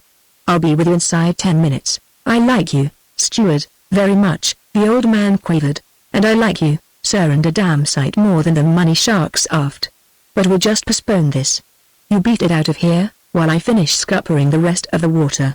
A quarter of an hour later, with the 3 money sharks still at the mastheads, Charles Storff Greenleaf was seated in the cabin and sipping a highball, and Dag Daughtry was standing across the table from him, drinking directly from a quart bottle of beer. Maybe you haven't guessed it, the ancient mariner said, but this is my 4th voyage after this treasure. You mean? Daughtry asked. Just that. There isn't any treasure. There never was one any more than the Lion's Head, the longboat, or the bearings unnameable. Daughtry rumpled his grizzled thatch of hair in his perplexity, as he admitted. Well, you got me, sir. You sure got me to believin' in that treasure. And I acknowledge, steward, that I am pleased to hear it. It shows that I have not lost my cunning when I can deceive a man like you. It is easy to deceive men whose souls know only money. But you are different. You don't live and breathe for money. I've watched you with your dog. I've watched you with your nickel boy. I've watched you with your beer. And just because your heart isn't set on a great buried treasure of gold, you are harder to deceive. Those whose hearts are set, are most astonishingly easy to fool. They are of cheap kidney. Offer them a proposition of $100 for one, and they are like hungry pikes snapping at the bait. Offer $1,000 for one, or $10,000 for one, and they become sheer lunatic. I am an old man, a very old man. I like to live until I die, I mean, to live decently, comfortably, respectably. And you like the voyages long? I begin to see, sir. Just as they're getting near to where the treasure ain't, a little accident like the loss of their water supply sends them into port and out again to start hunting all over. The ancient mariner nodded, and his sun-washed eyes twinkled. There was the Emma Louisa. I kept her on the long voyage over 18 months with water accidents and similar accidents. And, besides, they kept me in one of the best hotels in New Orleans for over 4 months before the voyage began, and advanced to me handsomely, yes, bravely, handsomely. But tell me more, sir, I'm most interested. Dag Daughtry concluded his simple matter of the beer. It's a good game. I might learn it for my old age, though I give you my word, sir, I won't butt in on your game. I wouldn't tackle it until you are gone, sir. Good game that it is. First of all, you must pick out men with money, with plenty of money, so that any loss will not hurt them. Also, they are easier to interest. Because they are more hoggish. The steward interrupted. The more money they've got, the more they want. Precisely. The ancient mariner continued. And, at least, they are repaid. Such sea voyages are excellent for their health. After all, I do them neither hurt nor harm, but only good, and add to their health. But them scars that gouge out of your face, all them fingers missing on your hand. You never got them in a fight in the longboat when the bosun carved you up. Then where in Sam Hill did you get them? Wait a minute, sir. Let me fill your glass first. And with a fresh brimmed glass, Charles Storff Greenleaf narrated the history of his scars. First, you must know, steward, that I am, well, a gentleman. My name has its place in the pages of the history of the United States, even back before the time when they were the United States. I graduated second in my class in a university that it is not necessary to name. For that matter, the name I am known by is not my name. I carefully compounded it out of names of other families. I have had misfortunes. I trod the quarter-deck when I was a young man, though never the deck of the Wide Awake, which is the ship of my fancy and of my livelihood in these latter days. The scars you asked about, and the missing fingers? Thus it chanced. It was the morning, at late getting up times in a Pullman, when the accident happened. The car being crowded, I had been forced to accept an upper berth. It was only the other day. A few years ago. I was an old man then. We were coming up from Florida. It was a collision on a high trestle. The train crumpled up, and some of the cars fell over sideways and fell off, 90 feet into the bottom of the dry creek. It was dry, though there was a pool of water just 10 feet in diameter and 18 inches deep. All the rest was dry boulders, and I bullseyed that pool. This is the way it was. I had just got on my shoes and pants and shirt, and had started to get out of the bunk. There I was, sitting on the edge of the bunk, my legs dangling down, when the locomotives came together. The berths, upper and lower, on the opposite side had already been made up by the porter. And there I was, sitting, legs dangling, not knowing where I was, on a trestle or a flat, when the thing happened. I just naturally left that upper berth, soared like a bird across the aisle, went through the glass of the window on the opposite side clean head first, turned over and over through the 90 feet of fall more times than I like to remember, and by some sort of miracle was mostly flat out in the air when I bullseyed that pool of water. It was only 18 inches deep. But I hit it flat, and I hit it so hard that it must have cushioned me. I was the only survivor of my car. It struck 40 feet away from me, off to the side. And they took only the dead out of it. When they took me out of the pool I wasn't dead by any means. And when the surgeons got done with me, there were the fingers gone from my hand, that scar down the side of my face. And, though you'd never guess it, I've been 3 ribs short of a regular compliment ever since. Oh, I had no complaint coming. Think of the others in that car all dead. Unfortunately, I was riding on a pass, and so could not sue the railroad company. But here I am, the only man who ever dived 90 feet into 18 inches of water and lived to tell the tale. Steward, if you don't mind replenishing my glass. Dag Daughtry complied and in his excitement of interest pulled off the top of another quart of beer for himself. Go on, sir, he murmured huskily, wiping his lips, and the treasure-hunting graft. I'm straight dying to hear. Sir, I salute you. I may say, steward, the ancient mariner resumed, that I was born with a silver spoon that melted in my mouth and left me a proper prodigal son. Also, that I was born with a backbone of pride that would not melt. Not for a paltry railroad accident, but for things long before as well as after. My family let me die, and I let it live. That is the story. I let my family live. Furthermore, it was not my family's fault. I never whimpered. I never let on. I melted the last of my silver spoon South Sea cotton, and it please you, cacao in Tonga, rubber and mahogany in Yucatan. And do you know, at the end, I slept in Bowery lodging houses and ate scrapple in East Side feeding dens, and, on more than one occasion, stood in the bread line at midnight and pondered whether or not I should faint before I fed. And you never squealed to your family, Dag Daughtry murmured admiringly in the pause. The ancient mariner straightened up his shoulders, threw his head back, then bowed it and repeated, No, I never squealed. I went into the poorhouse, or the county poor farm as they call it. I lived sordidly. I lived like a beast. For 6 months I lived like a beast, and then I saw my way out. I set about building the Wide Awake. I built her plank by plank, and copper-fastened her, selected her masts and every timber of her, and personally signed on her full ship's complement fore and aft, and outfitted her amongst the Jews, and sailed with her to the South Seas and the treasure buried a fathom under the sand.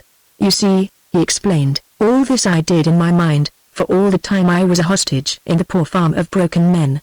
The ancient mariner's face grew suddenly bleak and fierce, and his right hand flashed out to Daughtry's wrist, prisoning it in withered fingers of steel. It was a long, hard way to get out of the poor farm and finance my miserable little, pitiful little, adventure of the Wide Awake. Do you know that I worked in the poor farm laundry for 2 years, for $1.50 a week, with my one available hand and what little I could do with the other, sorting dirty clothes and folding sheets and pillow slips until I thought 1,000 times my poor old back would break in two, and until I knew 1,000,000 times the location in my chest of every fraction of an inch of my missing ribs. You are a young man yet. Daughtry grinned denial as he rubbed his grizzled mat of hair. You are a young man yet, steward. The ancient mariner insisted with a show of irritation. You have never been shut out from life. In the poor farm one is shut out from life. There is no respect, no, not for age alone, but for human life in the poorhouse. How shall I say it? One is not dead. Nor is one alive. One is what once was alive and is in process of becoming dead. Lepers are treated that way. So are the insane. I know it. When I was young and on the sea, a brother lieutenant went mad. Sometimes he was violent, and we struggled with him, twisting his arms, bruising his flesh, tying him helpless while we sat and panted on him that he might not do harm to us, himself, or the ship. And he, who still lived, died to us. Don't you understand? He was no longer of us, like us. He was something other. That is it, other. And so, in the poor farm, we, who are yet unburied, are other. You have heard me chatter about the hell of the longboat. That is a pleasant diversion in life compared with the poor farm. The food, the filth, the abuse, the bullying, the sheer animalness of it. For 2 years I worked for $1.50 a week in the laundry. And imagine me, who had melted a silver spoon in my mouth, a sizable silver spoon steward. Imagine me, my old sore bones, my old belly reminiscent of youth's delights, my old palate ticklish yet and not all withered of the deviltries of taste learned in younger days. As I say, steward, imagine me, who had ever been free-handed, lavish, saving that $1.50 and tagged like a miser, never spending a penny of it on tobacco, never mitigating by purchase of any little delicacy the sad condition of my stomach that protested against the harshness and indigestibility of our poor fare. I catch tobacco, poor cheap tobacco, from poor doddering old chaps trembling on the edge of dissolution.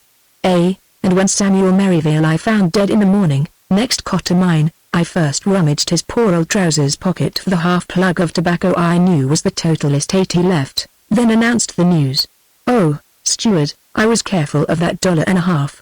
Don't you see? I was a prisoner sawing my way out with a tiny steel saw. And I sawed out. His voice rose in a shrill cackle of triumph. Steward, I sawed out. Dag Daughtry held forth and up his beer bottle as he said gravely and sincerely, Sir, I salute you, and I thank you, so you understand. The ancient mariner replied with simple dignity to the toast, touching his glass to the bottle and drinking with the steward eyes to eyes. I should have had $156 when I left the poor farm. The ancient one continued. But there were the 2 weeks I lost, with influenza, and the 1 week from a confounded pleurisy, so that I emerged from that place of the living dead with but $151.50. I see, sir, Daughtry interrupted with honest admiration. The tiny saw had become a crowbar, and with it you were going back to break into life again. All the scarred face and washed eyes of Charles Stourf Greenleaf beamed as he held his glass up. Steward, I salute you. You understand. And you have said it well. I was going back to break into the house of life. It was a crowbar, that pitiful sum of money accumulated by 2 years of crucifixion. Think of it. A sum that in the days ere the silver spoon had melted, I staked in careless moods of an instant on a turn of the cards. But as you say, a burglar, I came back to break into life, and I came to Boston. You have a fine turn for a figure of speech, steward, and I salute you. Again bottle and glass stinkled together, and both men drank eyes to eyes, and each was aware that the eyes he gazed into were honest and understanding. But it was a thin crowbar, steward. I dared not put my weight on it for a proper pry. I took a room in a small but respectable hotel, European plan. It was in Boston, I think I said. Oh, how careful I was of my crowbar. I scarcely ate enough to keep my frame inhabited. But I bought drinks for others, most carefully selected bought drinks with an air of prosperity that was as a credential to my story, and in my cups, my apparent cups, steward, spun an old man's yarn of the wide awake, the longboat, the bearings unnameable, and the treasure under the sand. A fathom under the sand, that was literary, it was psychological, it smacked of the salt sea, and daring rovers, and the loot of the Spanish Main. You have noticed this nugget I wear on my watch chain, steward? I could not afford it at that time, but I talked golden instead, California gold, nuggets and nuggets, oodles and oodles, from the diggings of 49 and 50. That was literary.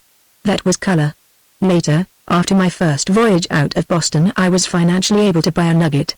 It was so much bait to which men rose like fishes. And like fishes they nibbled. These rings, also bait. You never see such rings now. After I got in funds, I purchased them, too. Take this nugget, I am talking. I toy with it absently as I am telling of the great gold treasure we buried under the sand. Suddenly the nugget flashes fresh recollection into my mind. I speak of the longboat, of our thirst and hunger, and of the third officer, the fair lad with cheeks virgin of the razor, and that he it was who used it as a sinker when we strove to catch fish. But back in Boston, yarns and yarns, when seemingly I was gone in drink, I told my apparent cronies, men whom I despised, stupid dolts of creatures that they were. But the word spread, until one day, a young man, a reporter, tried to interview me about the treasure and the wide awake. I was indignant, angry. Oh, softly, steward, softly, in my heart was great joy as I denied that young reporter, knowing that from my cronies he already had a sufficiency of the details. And the morning paper gave 2 whole columns and headlines to the tale. I began to have callers. I studied them out well. Many were for adventuring after the treasure who themselves had no money. I baffled and avoided them, and waited on, eating even less as my little capital dwindled away. And then he came, my gay young doctor of philosophy he was, for he was very wealthy. My heart sang when I saw him. But $28 remained to me after it was gone, the poor house, or death. I had already resolved upon death as my choice rather than go back to be of that dolorous company, the living dead of the poor farm. But I did not go back, nor did I die.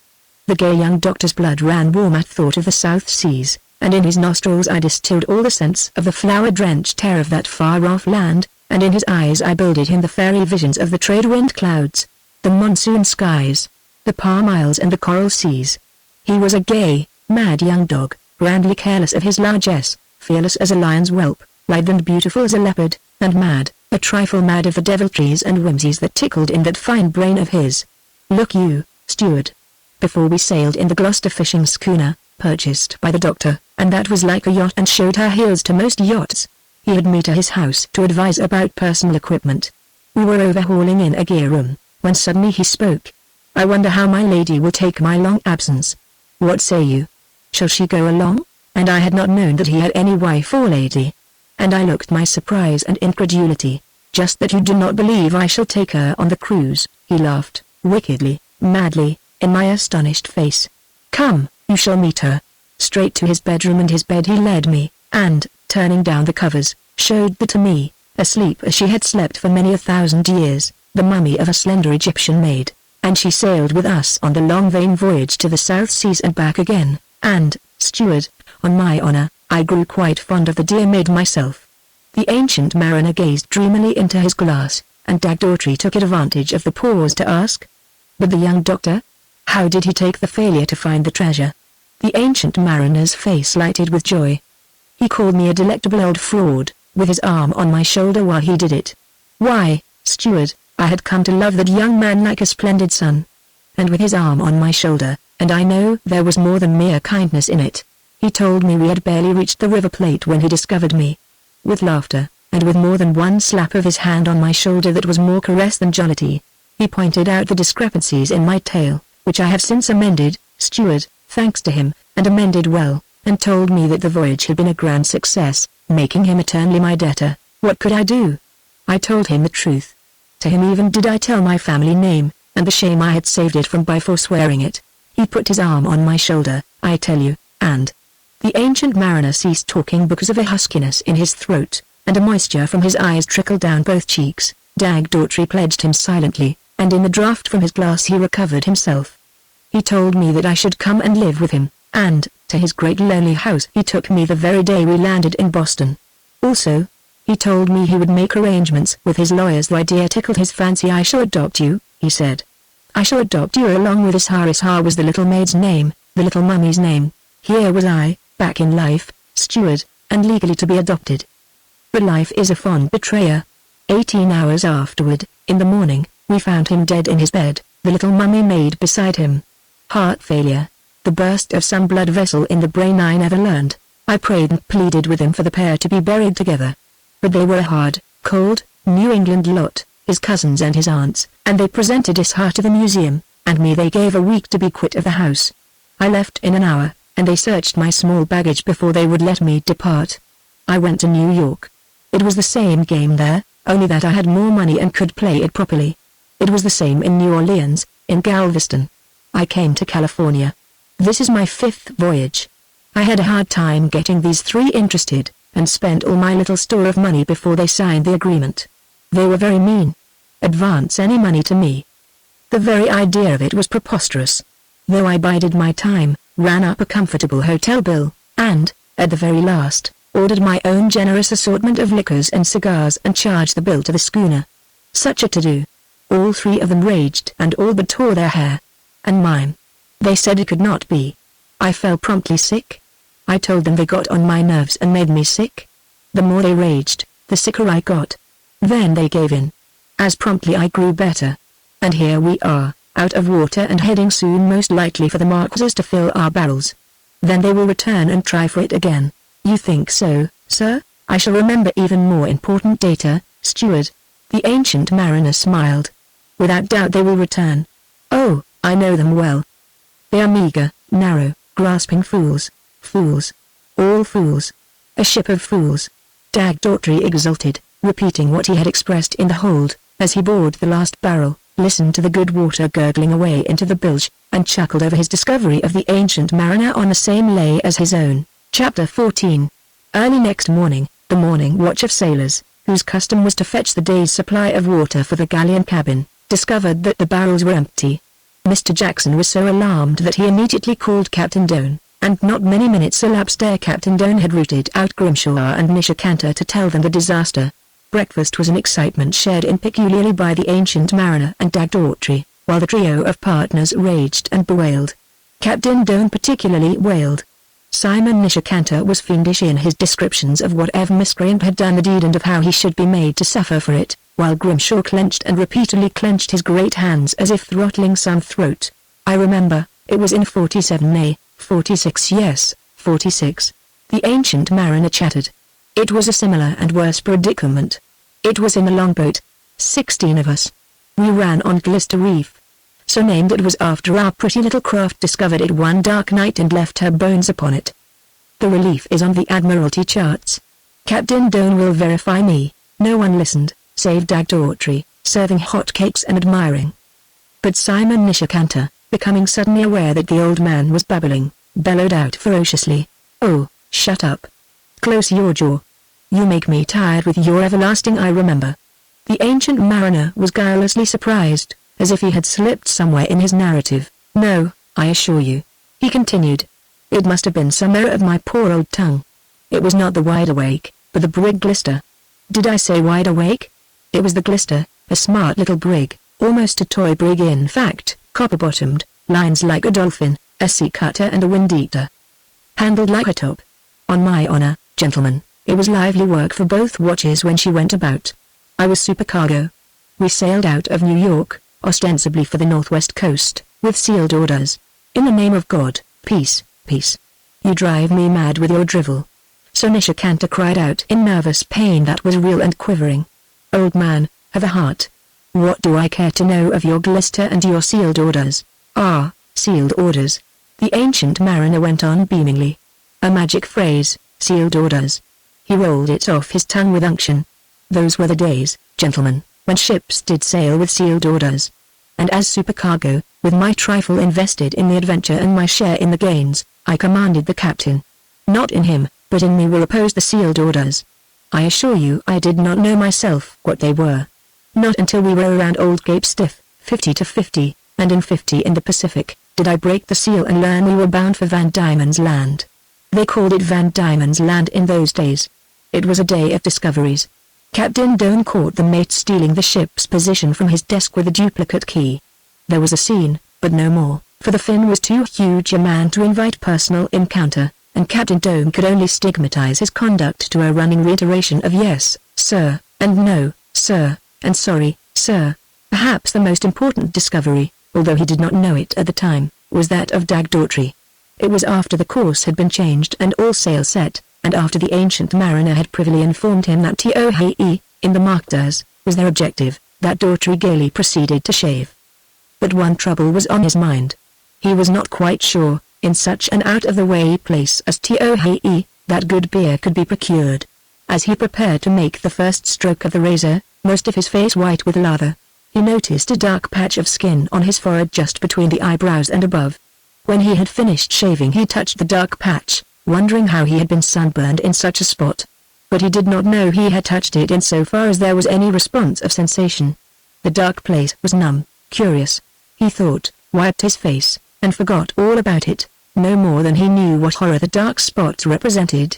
Did he know that Armoy's slant eyes had long since noticed it and were continuing to notice it, day by day, with secret growing terror?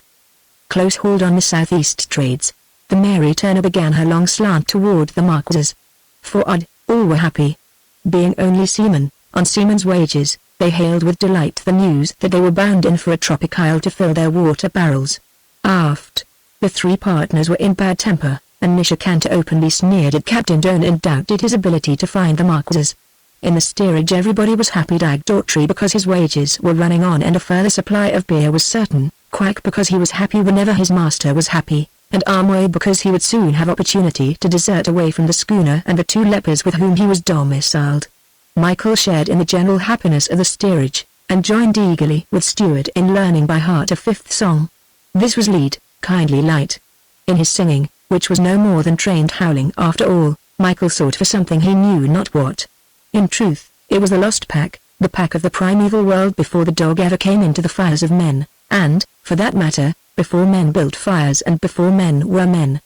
He had been born only the other day and had lived but 2 years in the world, so that, of himself, he had no knowledge of the lost pack.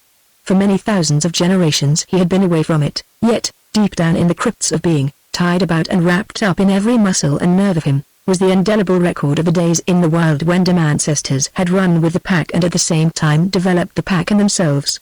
When Michael was asleep, then it was that pack memory sometimes arose to the surface of his subconscious mind. These dreams were real while they lasted, but when he was awake he remembered them little if at all.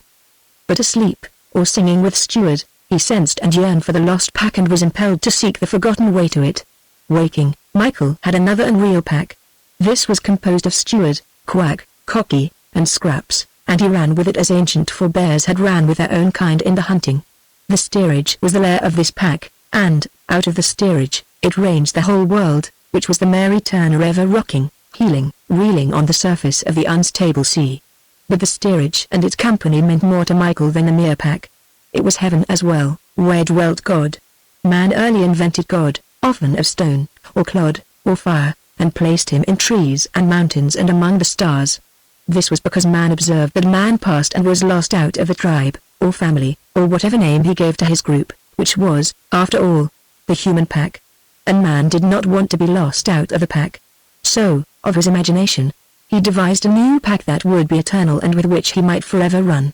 Fearing the dark, into which he observed all men passed, he built beyond the dark a fairer region, a happier hunting ground, a jollier and robuster feasting hall and wassailing place, and called it variously heaven. Like some of the earliest and lowest of primitive men, Michael never dreamed of throwing the shadow of himself across his mind and worshipping it as God. He did not worship shadows.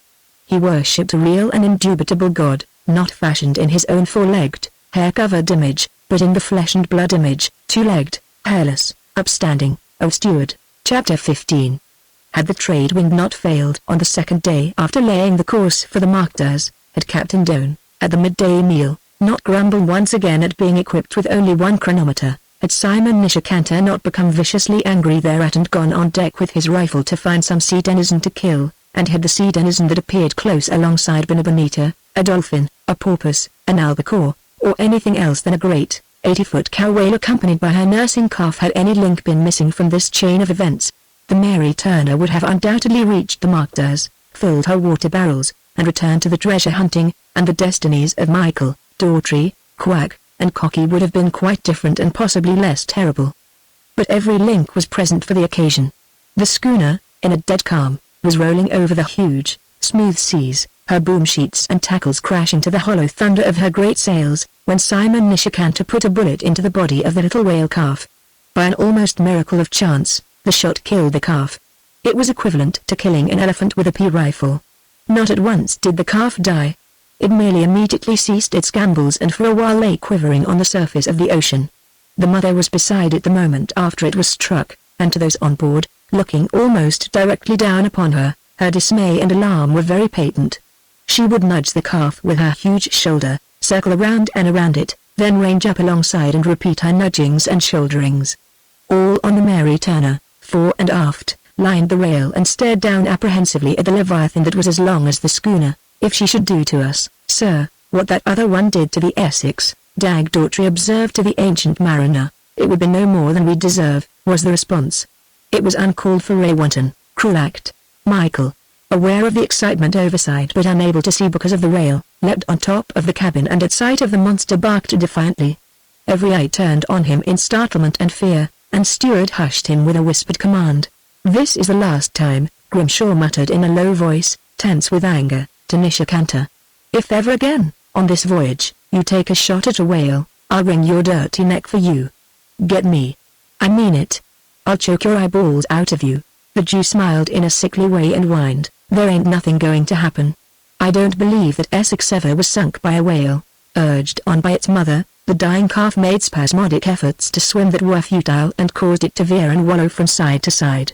In the course of circling about it, the mother accidentally brushed her shoulder under the port quarter of the Mary Turner, and the Mary Turner listed to starboard as her stern was lifted a yard or more. Nor was this an intentional, gentle impact all. The instant after her shoulder had touched, startled by the contact, she flailed out with her tail. The blow smote the rail just forward of the fore shrouds, splintering a gap through it as if it were no more than a cigar box and cracking the covering board. That was all, and an entire ship's company stared down in silence and fear at a sea monster grief-stricken over its dying progeny. Several times, in the course of an hour, during which the schooner and the two whales drifted farther and farther apart, the calf strove vainly to swim. Then it set up a great quivering, which culminated in a wild wallowing and lashing about of its tail. "It is the death flurry," said the ancient mariner softly. "By damn, it's dead," was Captain Doan's comment 5 minutes later. Who would believe it? A rifle bullet. "I wish to heaven we could get half an hour's breeze of wind to get us out of this neighborhood." "A close squeak," said Grimshaw. Captain Doan shook his head, as his anxious eyes cast aloft to the empty canvas and quested on over the sea in the hope of wind ruffles on the water. But all was glassy calm, each great sea, of all the orderly procession of great seas, heaving up, round-topped and mountainous, like so much quicksilver. "It's all right," Grimshaw encouraged. "There she goes now, beating it away from us." "Of course it's all right, always was all right," Nishikanto bragged, as he wiped the sweat from his face and neck and looked with the others after the departing whale. "You're a fine brave lot, you are, losing your goat to a fish." "I noticed your face was less yellow than usual," Grimshaw sneered. "It must have gone to your heart." Captain Doan breathed a great sigh. His relief was too strong to permit him to join in the squabbling. "You're yellow," Grimshaw went on, "yellow clean through." He nodded his head toward the ancient mariner. "Now there's the real thing as a man. No yellow in him. He never batted an eye, and I reckon he knew more about the danger than you did. If I was to choose being wrecked on a desert island with him or you, I'd take him 1,000 times first. If—" But a cry from the sailors interrupted him. "Merciful God!" Captain Doan breathed aloud. The great cow whale had turned about, and, on the surface, was charging straight back at them. Such was her speed that a ball was raised by her nose like that which a dreadnought or an Atlantic liner raises on the sea. "Hold fast, all!" Captain Doan roared. Every man braced himself for the shock. Henrik Jertsen, the sailor at the wheel, spread his legs, crouched down, and stiffened his shoulders and arms to hand grips on opposite spokes of the wheel. Several of the crew fled from the waist to the poop, and others of them sprang into the main rigging. Daughtry, one hand on the rail, with his free arm clasped the ancient mariner around the waist. All held. The whale struck the Mary Turner just aft of the fore shroud. A score of things, which no eye could take in simultaneously, happened. A sailor, in the main rigging, carried away a ratline in both hands, fell head downward, and was clutched by an ankle and saved head downward by a comrade, as the schooner cracked and shuddered, uplifted on the port side, and was flung down on her starboard side till the ocean poured level over her rail. Michael, on the smooth roof of the cabin, slithered down the steep slope to starboard and disappeared, clawing and snarling, into the runway. The port shrouds of the foremast carried away at the chain plates, and the foretopmast leaned over drunkenly to starboard. "My word," quoth the ancient mariner. "We certainly felt that, Mr. Jackson," Captain Doan commanded the mate. "Will you sound the well?" The mate obeyed, although he kept an anxious eye on the whale, which had gone off at a tangent and was smoking away to the eastward. "You see, that's what you get," Grimshaw snarled at Nishikanto. Nishikanto nodded, as he wiped the sweat away, and muttered, "And I'm satisfied. I got all I want.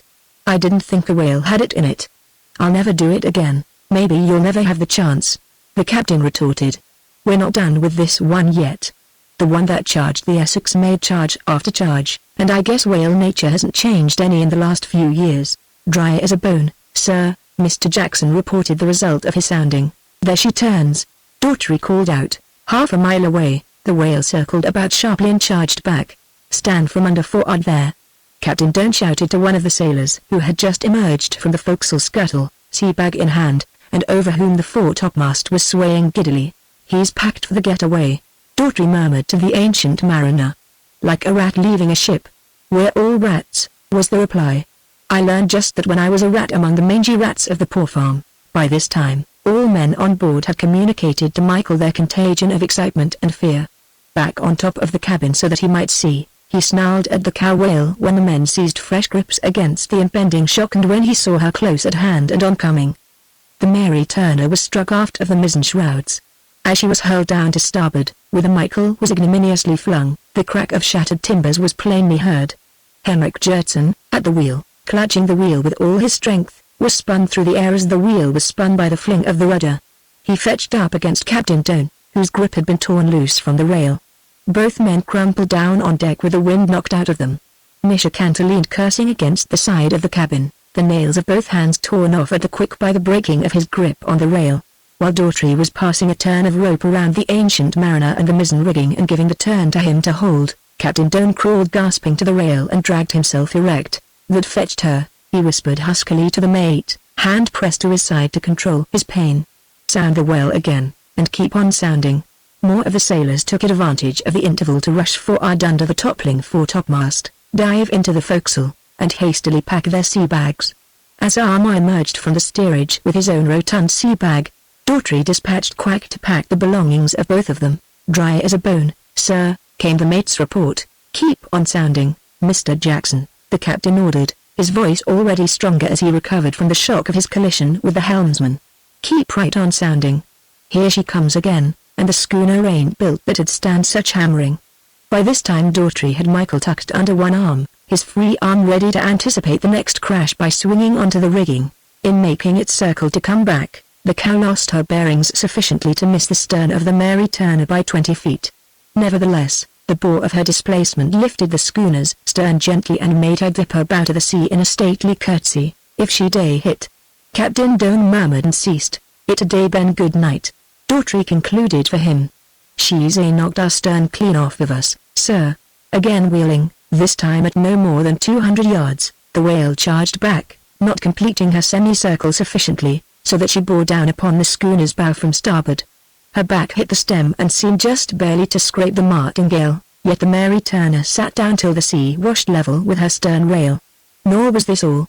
Martingale, bobstays and all parted, as well as all starboard stays to the bowsprit, so that the bowsprit swung out to port at right angles and uplifted to the drag of the remaining topmast stays.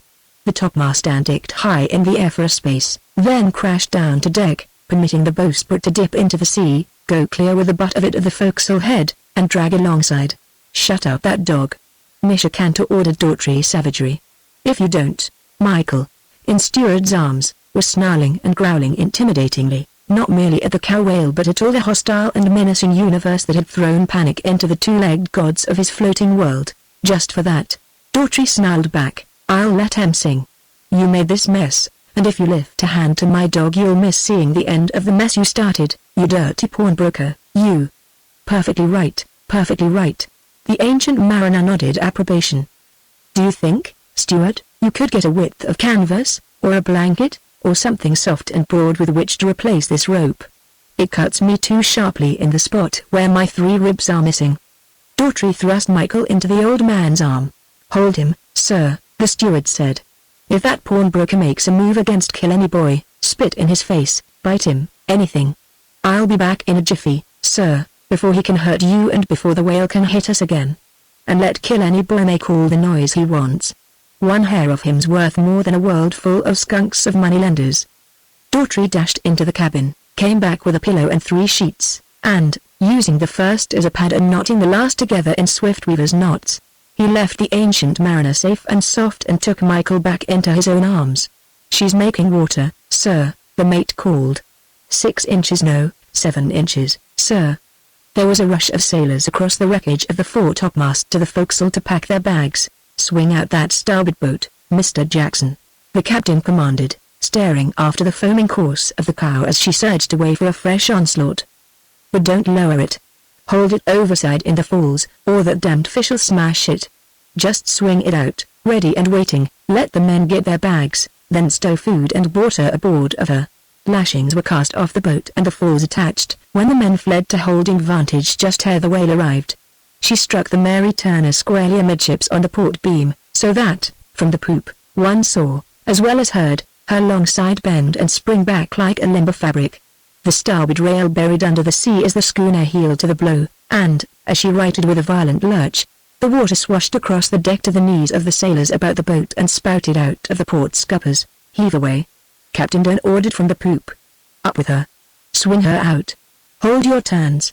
Make fast." The boat was outboard, its gunwale resting against the Mary Turner's rail. 10 inches, sir, and making fast," was the mate's information, as he gauged the sounding rod. "I'm going after my tools," Captain Dern announced, as he started for the cabin. Half into the scuttle, he paused to add with a sneer for Nishikanta's benefit, "and for my 1 chronometer, 1.5 feet, and making," the mate shouted after him. "We'd better do some packing ourselves." Grimshaw, following on the captain, said to Nishikanta. "Steward," Nishikanta said, "go below and pack my bedding. I'll take care of the rest." "Mr. Nishikanta, you can go to hell, sir, and all the rest as well," was Daughtry's quiet response, although in the same breath he was saying, respectfully and assuringly, to the ancient mariner, "You hold Killarney, sir. I'll take care of your dunnage." "Is there anything special you want to save, sir?" Jackson joined the 4 men below, and as the 5 of them, in haste and trepidation, packed articles of worth and comfort, the Mary Turner was struck again. Caught below without warning, all were flung fiercely to port, and from Simon Nishikanta's room came wailing curses of announcement of the hurt to his ribs against his bunk rail. But this was drowned by a prodigious smashing and crashing on deck. "Kindling wood, there won't be anything else left of her," Captain Dern commented in the ensuing calm, as he crept gingerly up the companionway with his chronometer cuddled on an even keel to his breast. Placing it in the custody of a sailor, he returned below and was helped up with his sea chest by the steward. In turn, he helped the steward up with the ancient mariner's sea chest. Next, aided by anxious sailors, he and Daughtry dropped into the lazarette through the cabin floor, and began breaking out and passing up a stream of supplies, cases of salmon and beef, of marmalade and biscuit, of butter and preserved milk, and of all sorts of the tinned, desiccated, evaporated, and condensed stuff that of modern times goes down to the sea in ships for the nourishment of men. Daughtry and the captain emerged last from the cabin, and both stared upward for a moment at the gaps in the slender, skyscraping top hamper, where, only minutes before, the main and mizzen topmasts had been. A second moment they devoted to the wreckage of the same on deck. The mizzen topmast, thrust through the spanker and supported vertically by the stout canvas, thrashing back and forth with each thrash of the sail, the main topmast squarely across the ruined companionway to the steerage, while the mother whale, expressing her bereavement in terms of violence and destruction, was withdrawing the necessary distance for another charge. All hands of the Mary Turner gathered about the starboard boat swung outboard ready for lowering. A respectable hill of case goods, water kegs, and personal dunnage was piled on the deck alongside. A glance at this, and at the many men of fore and aft, demonstrated that it was to be a perilously overloaded boat. "We want the sailors with us. At any rate they can row," said Simon Nishikanta. "But do we want you?" Grimshaw queried gloomily. "You take up too much room, for your size, and you're a beast anyway." "I guess I'll be wanted," the pawnbroker observed, as he jerked open his shirt, tearing out the 4 buttons in his impetuousness and showing a Colt's .44 automatic, strapped in its holster against the bare skin of his side under his left arm, the butt of the weapon most readily accessible to any hasty grip of his right hand. "I guess I'll be wanted. But just the same we can dispense with the undesirables, if you will have your will," the wheat farmer conceded sardonically, although his big hand clenched involuntarily as if throttling a throat. "Besides, if we should run short of food you will prove desirable for the quantity of you, I mean, and not otherwise. Now just who would you consider undesirable? The black nigger? He ain't got a gun." But his pleasantries were cut short by the whale's next attack, another smash at the stern that carried away the rudder and destroyed the steering gear. "How much water?" Captain Dern queried of the mate. 3 feet, sir. I just sounded," came the answer.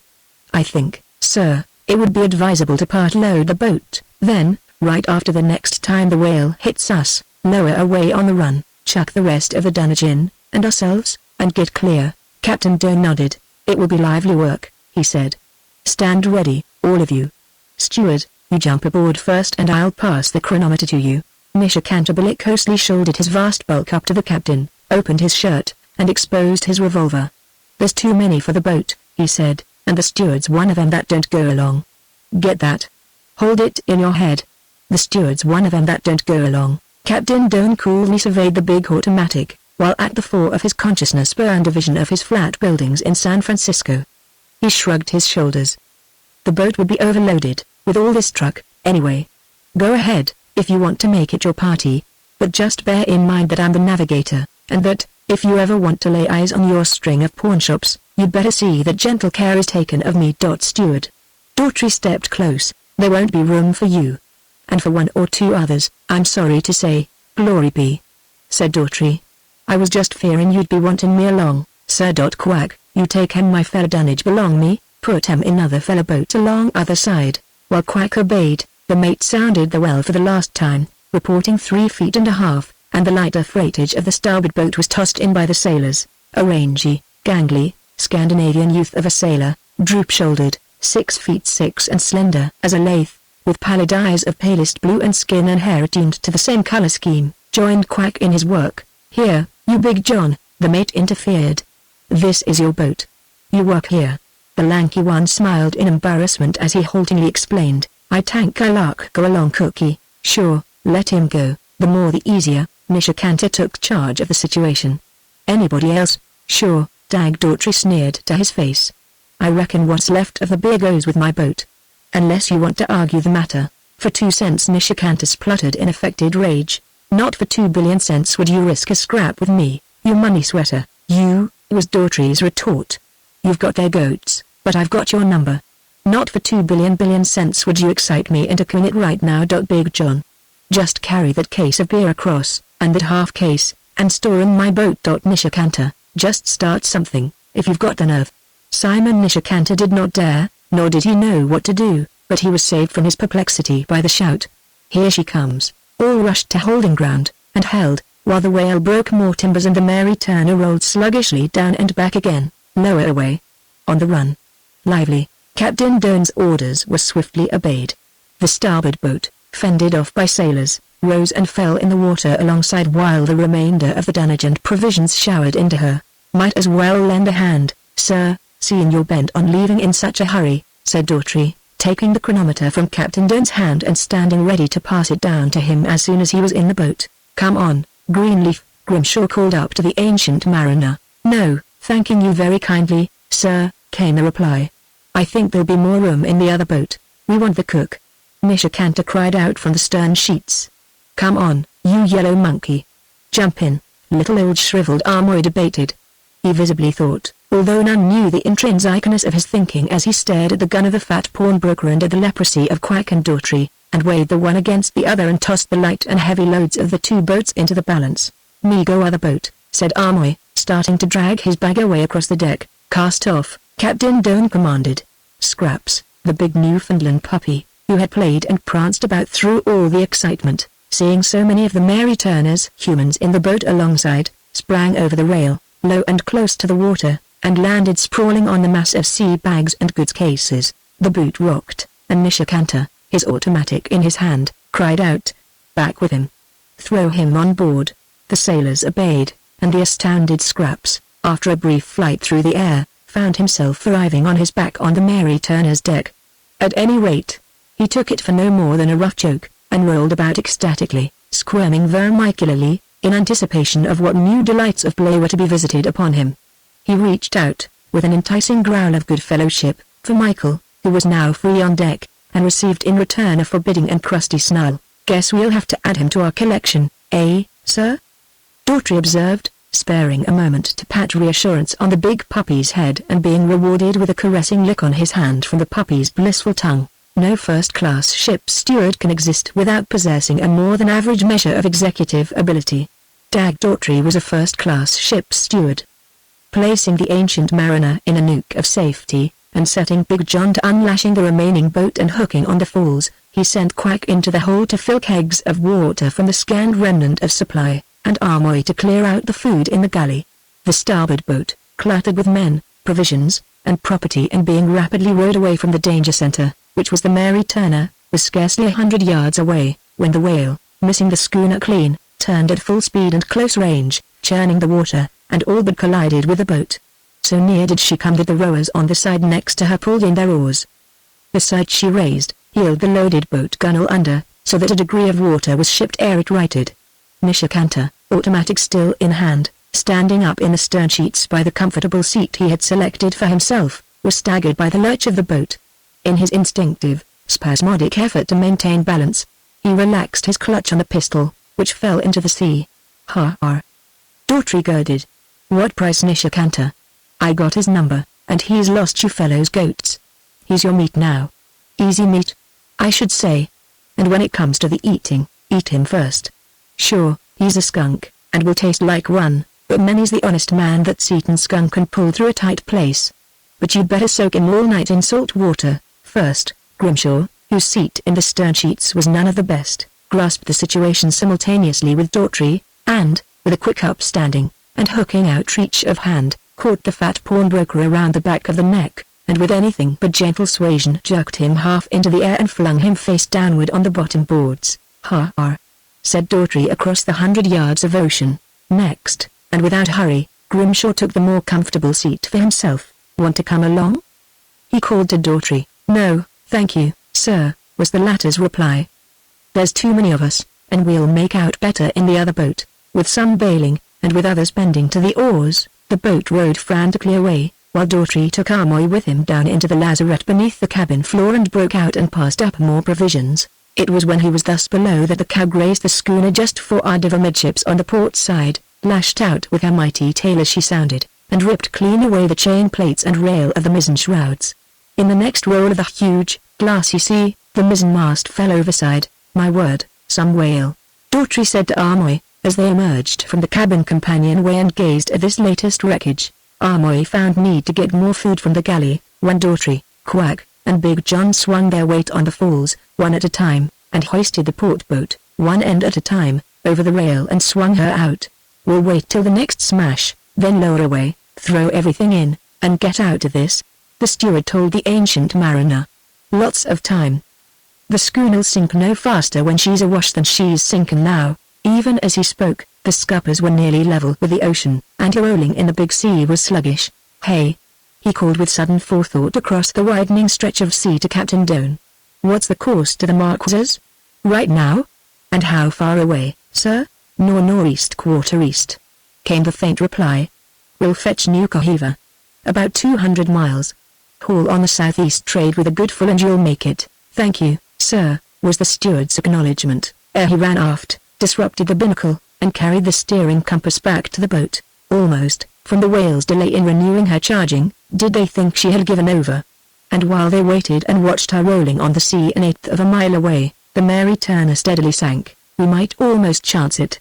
Daughtry was debating aloud to Big John, when a new voice entered the discussion. Cocky, came plaintive tones from below out of the steerage companion. Devil be damned, was the next, uttered in irritation and anger. Devil be damned. Devil be damned. Of course not, was Daughtry's judgment, as he dashed across the deck, crawled through the confusion of the main topmast and its many stays that blocked the way, and found the tiny, white morsel of life perched on the bunk edge, ruffling its feathers, erecting and flattening its rosy crest, and cursing in honest human speech the waywardness of the world and of ships and humans upon the sea. The cockatoo stepped upon Daughtry's inviting index finger, swiftly ascended his shirt sleeve, and, on his shoulder, claws sunk into the flimsy shirt fabric till they hurt the flesh beneath, leaned head to ear and uttered in gratitude and relief, and in self-identification, Cocky, you son of a gun, Daughtry crooned. Glory be. Cookie replied, in tone so like Daughtry's as to startle him. You son of a gun, Daughtry repeated, cuddling his cheek and ear against the cockatoo's feathered and crested head. And some folks thinks it only folks that count in this world. Still the whale delayed, and, with the ocean washing their toes on the level deck, Daughtry ordered the boat lowered away. Amoy was eager in his haste to leap into the bow. Nor was Daughtry's judgment correct that the little Chinaman's haste was due to fear of the sinking ship. What Amoy sought was the place in the boat remotest from Quack and the steward. Shoving clear, they roughly stored the supplies and dunnage out of the way of the thwarts and took their places, Amoy pulling bow oar, next in order Big John and Quack, with Daughtry, Cocky still perched on his shoulder, at stroke. On top of the dunnage, in the stern sheets, Michael gazed wistfully at the Mary Turner and continued to snarl crustily at Scraps, who idiotically wanted to start a romp. The ancient mariner stood up at the steering sweep and gave the order, when all was ready, for the first dip of the oars. A growl and a bristle from Michael warned them that the whale was not only coming but was close upon them. But it was not charging. Instead, it circled slowly about the schooner as if examining its antagonist. "I'll bet its head sore from all that banging, and it's beginning to feel it." Daughtry grinned, chiefly for the purpose of keeping his comrades unafraid. Barely had they rowed a dozen strokes, when an exclamation from Big John led them to follow his gaze to the schooner's forecastle head, where the forecastle cat flashed across in pursuit of a big rat. Other rats they saw, evidently driven out of their lairs by the rising water. "We just can't leave that cat behind," Daughtry soliloquized in suggestive tones. "Certainly not." The ancient mariner responded, swinging his weight on the steering sweep and heading the boat back. Twice the whale gently rolled them in the course of its leisurely circling, ere they bent to their oars again and pulled away. Of them the whale seemed to take no notice. It was from the huge thing, the schooner, that death had been wreaked upon her calf, and it was upon the schooner that she vented the wrath of her grief. Even as they pulled away, the whale turned and headed across the ocean. At a half-mile distance she curved about and charged back. "With all that water in her, the schooner'll have a real kickback in her when she's hit," Daughtry said. "Lordy me, rest on your oars and watch." Delivered squarely amidships, it was the hardest blow the Mary Turner had received. Stays and splinters of rail flew in the air as she rolled so far over as to expose half her copper wet glistening in the sun. As she righted sluggishly, the mainmast swayed drunkenly in the air but did not fall. "A knockout?" Daughtry cried, at sight of the whale flurrying the water with aimless, gigantic splashings. "It must have smashed both of them." "Schooner," he finished close up altogether, Quack observed, as the Mary Turner's rail disappeared. Swiftly she sank, and no more than a matter of moments was it when the stump of her mainmast was gone. Remained only the whale, floating and floundering, on the surface of the sea. "It's nothing to brag about." Daughtry delivered himself of the Mary Turner's epitaph. "Nobody'd believe us. A stout little craft like that sunk, deliberately sunk, by an old cow whale. No, sir. I never believed that old moss back in Honolulu, when he claimed he was a survivor of the sinking of the Essex, and no more will anybody believe me. The pretty schooner, the pretty clever craft," mourned the ancient mariner. "Never were there more dainty and lovable topmasts on a three-masted schooner, and never was there a three-masted schooner that worked like the which she was to windward." Dag Daughtry, who had kept always foot loose and never married, surveyed the boatload of his responsibilities to which he was anchored. Quack, the black Papuan monstrosity whom he had saved from the bellies of his fellows, Amoy, the little old sea cook whose age was problematical only by decades, the ancient mariner, the dignified, the beloved, and the respected, gangly Big John, the youthful Scandinavian with the inches of a giant and the mind of a child, Kill Any Boy, the wonder of dogs, Scraps, the outrageously silly and fat-rolling puppy, Cocky, the white-feathered mite of life, imperious as a steel blade and wheedlingly seductive as a charming child, and even the forecastle cat, the lithe and tawny slayer of rats, sheltering between the legs of Amoy. And the Marquesas were 200 miles distant, full-hauled on the trade wind which had ceased but which was as sure to live again as the morning sun in the sky. The steward heaved a sigh, and whimsically shot into his mind the memory picture in his nursery book of the old woman who lived in a shoe. He wiped the sweat from his forehead with the back of his hand, and was dimly aware of the area of the numbness that bordered the center that was sensationless between his eyebrows, as he said, "Well, children, worrying won't fetch us to the Marquesas. We'll need a stretch of wind for that. But it's up to us, right now, to put a mile or so between us and that peevish old cow. Maybe she'll revive, and maybe she won't, but just the same I can't help feeling leery about her." Chapter 16. 2 days later, as the steamer Mariposa plied her customary route between Tahiti and San Francisco, the passengers ceased playing deck quoits, abandoned their card games in the smoker, their novels and deck chairs, and crowded the rail to stare at the small boat that skimmed to them across the sea before a light following breeze. When Big John, aided by Amoy and Quack, lowered the sail and unstepped the mast, titters and laughter arose from the passengers. It was contrary to all their preconceptions of mid-ocean rescue of shipwrecked mariners from the open boat. It caught their fancy that this boat was the Ark, what of its freightage of bedding, dry goods boxes, beer cases, a cat, 2 dogs, a white cockatoo, a Chinaman, a kinky-headed black, a gangly pallid-haired giant, a grizzled Dag Daughtry, and an ancient mariner who looked every inch the part. Him a facetious, vacationing architect's clerk dubbed Noah, and so greeted him. "I say, Noah," he called. "Some flood, eh? Located RRRT yet? Catch any fish?" Bawled another youngster down over the rail. "Gracious. Look at the beer. Good English beer. Put me down for a case." Never was a more popular wrecked crew more merrily rescued at sea. The young blades would have it that none other than old Noah himself had come on board with the remnants of the lost tribes, and to elderly female passengers spun hair-raising accounts of the sinking of an entire tropic island by volcanic and earthquake action. "I'm a steward," Dag Daughtry told the Mariposa's captain, "and I'll be glad and grateful to berth along with your stewards in the glory hole. Big John there's a sailorman, and the fox Lel'll do him. The chink is a ship's cook, and the nigger belongs to me. But Mr. Greenleaf, sir, is a gentleman, and the best of cabin fare and staterooms will be none too good for him, sir." And when the news went around that these were part of the survivors of the three-masted schooner, Mary Turner, smashed into kindling wood and sunk by a whale, the elderly females no more believed than had they the yarn of the sunken island. "Captain Hayward," one of them demanded of the steamer's skipper, "could a whale sink the Mariposa?" "She has never been so sunk," was his reply. "I knew it," she declared emphatically. "It's not the way of ships to go around being sunk by whales, is it, Captain?" "No, Madame, I assure you it is not," was his response. Nevertheless, all the 5 men insist upon it. Sailors are notorious for their unveracity, are they not? The lady voiced her flat conclusion in the form of a tentative query. "Worst liars I ever saw. Madame. Do you know, after 40 years at sea, I couldn't believe myself under oath." 9 days later the Mariposa threaded the Golden Gate and docked at San Francisco. Humorous half-columns in the local papers, written in the customary silly way by unlicked cub reporters just out of grammar school, tickled the fancy of San Francisco for a fleeting moment in that the steamship Mariposa had rescued some sea waifs possessed of a cock-and-bull story that not even the reporters believed. Thus, silly reportorial unveracity usually proves extraordinary truth a liar.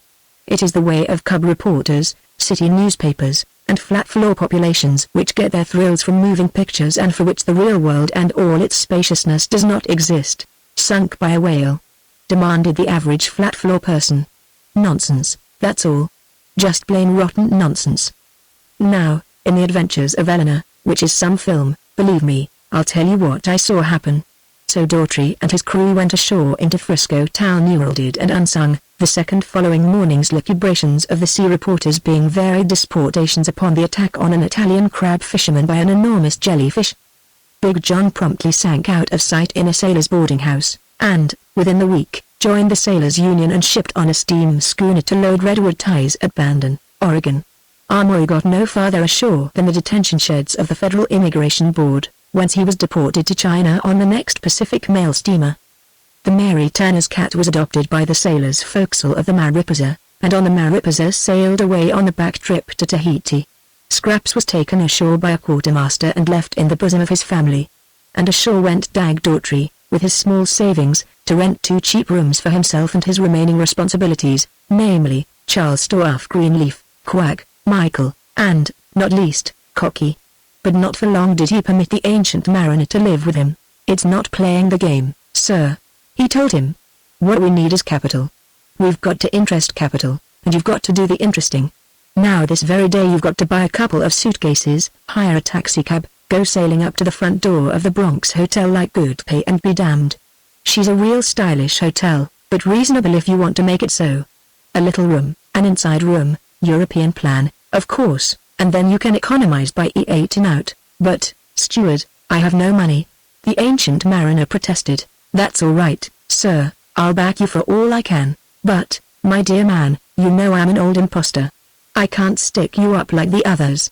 You. Why, you're a friend, don't you see?" "Sure I do, and I thank you for saying it, sir. And that's why I'm with you. And when you've nailed another crowd of treasure hunters and got the ship ready, you'll just ship me along as steward, with Quag, and kill any boy, and the rest of our family. You've adopted me, now, and I'm your grown-up son, and you've got to listen to me. The Bronx is the hotel for you, fine sounding name, ain't it? That's atmosphere. Folk'll listen half to you and more to your hotel. I tell you, you leaning back in a big leather chair talking treasure with a 2-bit cigar in your mouth and a 20-cent drink beside you, why that's like treasure. They just got to believe. And if you'll come along now, sir, we'll trot out and buy them suitcases." Right bravely the ancient mariner drove to the Bronx in a taxi, registered his Charles Stoff Greenleaf in an old-fashioned hand, and took up anew the activities which for years had kept him free of the poor farm. No less bravely did Dag Daughtry set out to seek work. This was most necessary, because he was a man of expensive luxuries. His family of Quack, Michael, and Cocky required food and shelter, more costly than that was maintenance of the Ancient Mariner in the high-class hotel, and, in addition, was his 6-quart thirst. But it was a time of industrial depression. The unemployed problem was bulking bigger than usual to the citizens of San Francisco. And, as regarded steamships and sailing vessels, there were 3 stewards for every steward's position. Nothing steady could Daughtry procure, while his occasional odd jobs did not balance his various running expenses. Even did he do pick and shovel work, for the municipality, for 3 days, when he had to give way, according to the impartial procedure, to another needy one whom 3 days' work would keep afloat a little longer. Daughtry would have put Quack to work, except that Quack was impossible. The black, who had only seen Sydney from steamers' decks, had never been in a city in his life. All he knew of the world was steamers, far outlying South Sea Isles, and his own island of King William in Melanesia. So Quack remained in the 2 rooms, cooking and housekeeping for his master and caring for Michael and Cocky. All of which was prison for Michael, who had been used to the run of ships, of coral beaches and plantations. But in the evenings, sometimes accompanied a few steps in the rear by Quack, Michael strolled out with Steward. The multiplicity of man gods on the teeming sidewalks became a real bore to Michael, so that man gods, in general, underwent a sharp depreciation. But Steward, the particular god of his fealty and worship, appreciated. Amongst so many gods Michael felt bewildered, while Steward's Abrahamic bosom became more than ever the one sure haven where harshness and danger never troubled. Mind your step, is the last word and warning of 20th century city life. Michael was not slow to learn it, as he conserved his own feet among the countless thousands of leather-shod feet of men, ever hurrying, always unregarding of the existence and right-of-way of a lowly, 4-legged Irish terrier. The evening outings with Steward invariably led from saloon to saloon, where, at long bars, standing on sawdust floors, or seated at tables, men drank and talked. Much of both did men do, and also did Steward do. Ere, his daily 6-quart stint accomplished, he turned homeward for bed. Many were the acquaintances he made, and Michael with him. Coasting seamen and bay sailors they mostly were, although there were many longshoremen and waterfront workmen among them. From one of these, a scow schooner captain who plied up and down the bay and the San Joaquin and Sacramento rivers, Daughtry had the promise of being engaged as cook and sailor on the schooner Howard. 80 tons of freight, including deckload, she carried, and in all democracy Captain Jorgensen, the cook, and the 2 other sailors, loaded and unloaded her at all hours, and sailed her night and day on all times and tides, one man steering while 3 slept and recuperated. It was time, and double time, and overtime beyond that. But the feeding was generous and the wages ran from $45 to $60 a month. Sure, you bet, said Captain Jorgensen. This cook fella, Hansen, pretty quick I smash him up and fire him, then you can come along. And the bow wow, too. Here he dropped a hearty, wholesome hand of toil down to a caress of Michael's head. That's one fine bow wow. A bow wow's good on a scow when all hands sleep alongside the dock or in an anchor watch. Fire Hansen now, Dag Daughtry urged, but Captain Jorgensen shook his slow head slowly. First I smash him up, then smash him now and fire him, Daughtry persisted. There he is right now at the corner of the bar. No. He must give me reason. I got plenty of reason. But I want reason all hands can see. I want him make me smash him, so that all hands say, hurrah, Captain, you done right. Then you get the job. Daughtry.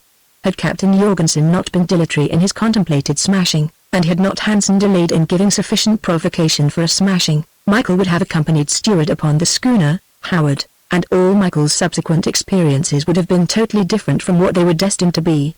But destined they were, by chance and by combinations of chance events over which Michael had no control and of which he had no more awareness than had Steward himself. At that period, the subsequent stage career and nightmare of cruelty for Michael was beyond any wildest forecast or apprehension. And as to forecasting Dag Daughtry's fate, along with Quack, no modest drug dream could have approximated it. Chapter 17. One night Dag Daughtry sat at a table in the saloon called the Pile Driver's Home. He was in a parlous predicament. Harder than ever had it been to secure odd jobs, and he had reached the end of his savings. Earlier in the evening he had had a telephone conference with the Ancient Mariner, who had reported only progress with an exceptionally strong nibble that very day from a retired quack doctor. Let me pawn my rings, the Ancient Mariner had urged, not for the first time, over the telephone. No, sir, had been Daughtry's reply. We need them in the business. They're stock in trade, Their atmosphere. They're what you call a figure of speech. I'll do some thinking tonight and see you in the morning, sir. Hold on to them rings and don't be no more than casual in playing that doctor. Make him come to you. It's the only way. Now you're all right, and everything's hunky-dory and the goose hangs high. Don't you worry, sir. Dag Daughtry never fell down yet. But, as he sat in the pile-driver's home, it looked as if his fall down was very near. In his pocket was precisely the room rent for the following week, the advance payment of which was already 3 days overdue and clamorously demanded by the hard-faced landlady. In the rooms, with care, was enough food with which to pinch through for another day. The Ancient Mariner's modest hotel bill had not been paid for 2 weeks, a prodigious sum under the circumstances, being a first-class hotel, while the Ancient Mariner had no more than a couple of dollars in his pocket with which to make a sound like prosperity in the ears of the retired doctor who wanted to go treasuring. Most catastrophic of all, however, was the fact that Dag Daughtry was 3/4 short of his daily allowance and did not dare break into the rent money, which was all that stood between him and his family and the street. This was why he sat at a beer table with Captain Jorgensen, who was just returned with a schooner load of hay from the Pettimer Flats. He had already bought beer twice, and evinced no further show of thirst. Instead, he was yawning from long hours of work and waking and looking at his watch. And Daughtry was 3/4 short. Besides, Hansen had not yet been smashed, so that the cook job on the schooner still lay ahead an unknown distance in the future. In his desperation, Daughtry hit upon an idea with which to get another schooner of steam beer. He did not like steam beer, but it was cheaper than lager. "Look here, Captain," he said. "You don't know how smart that Killenny boy is. Why, he can count just like you and me." "Huh," rumbled Captain Jorgensen. "I seen them do it in sideshows. It's all tricks. Dogs and horses can't count. This dog can," Daughtry continued quietly. "You can't fool them. I bet you, right now, I can order 2 beers, loud so he can hear and notice, and then whisper to the waiter to bring one, and, when the one comes, Killenny boy'll rise a roar with the waiter. Huh. Huh. How much will you bet?" The steward fingered a dime in his pocket. If Killenny failed him, it meant that the rent money would be broken in upon. But Killenny couldn't and wouldn't fail him, he reasoned, as he answered. "I'll bet you the price of 2 beers. The waiter was summoned, and, when he had received his secret instructions, Michael was called over from where he lay at Quack's feet in a corner. When Steward placed a chair for him at the table and invited him into it, he began to key up. Steward expected something of him, wanted him to show off. And it was not because of the showing off that he was eager, but because of his love for Steward. Love and service were one in the simple processes of Michael's mind. Just as he would have leapt into fire for Steward's sake, so would he now serve Steward in any way Steward desired. That was what love meant to him. It was all love meant to him. Service. "Waiter." Steward called, and, when the waiter stood close at hand, 2 beers. "Did you get that, Killenny?" 2 beers. Michael squirmed in his chair, placed an impulsive paw on the table, and impulsively flashed out his ribbon of tongue to Steward's close-bending face. "He will remember," Daughtry told the scow schooner captain. "Not if we talk," was the reply. "Now we will fool your bow wow. I will say that the job is yours when I smash Hansen. And you will say it is for me to smash Hansen now. And I will say Hansen must give me reason first to smash him. And then we will argue like 2 fools with mouths full of much noise. Are you ready?" Daughtry nodded, and thereupon ensued a loud-voiced discussion that drew Michael's earnest attention from one talker to the other. "I got you," Captain Jorgensen announced, as he saw the waiter approaching with but a single schooner of beer. The bow-wow was forgot, if he ever remembered. "He thinks you and me is fighting."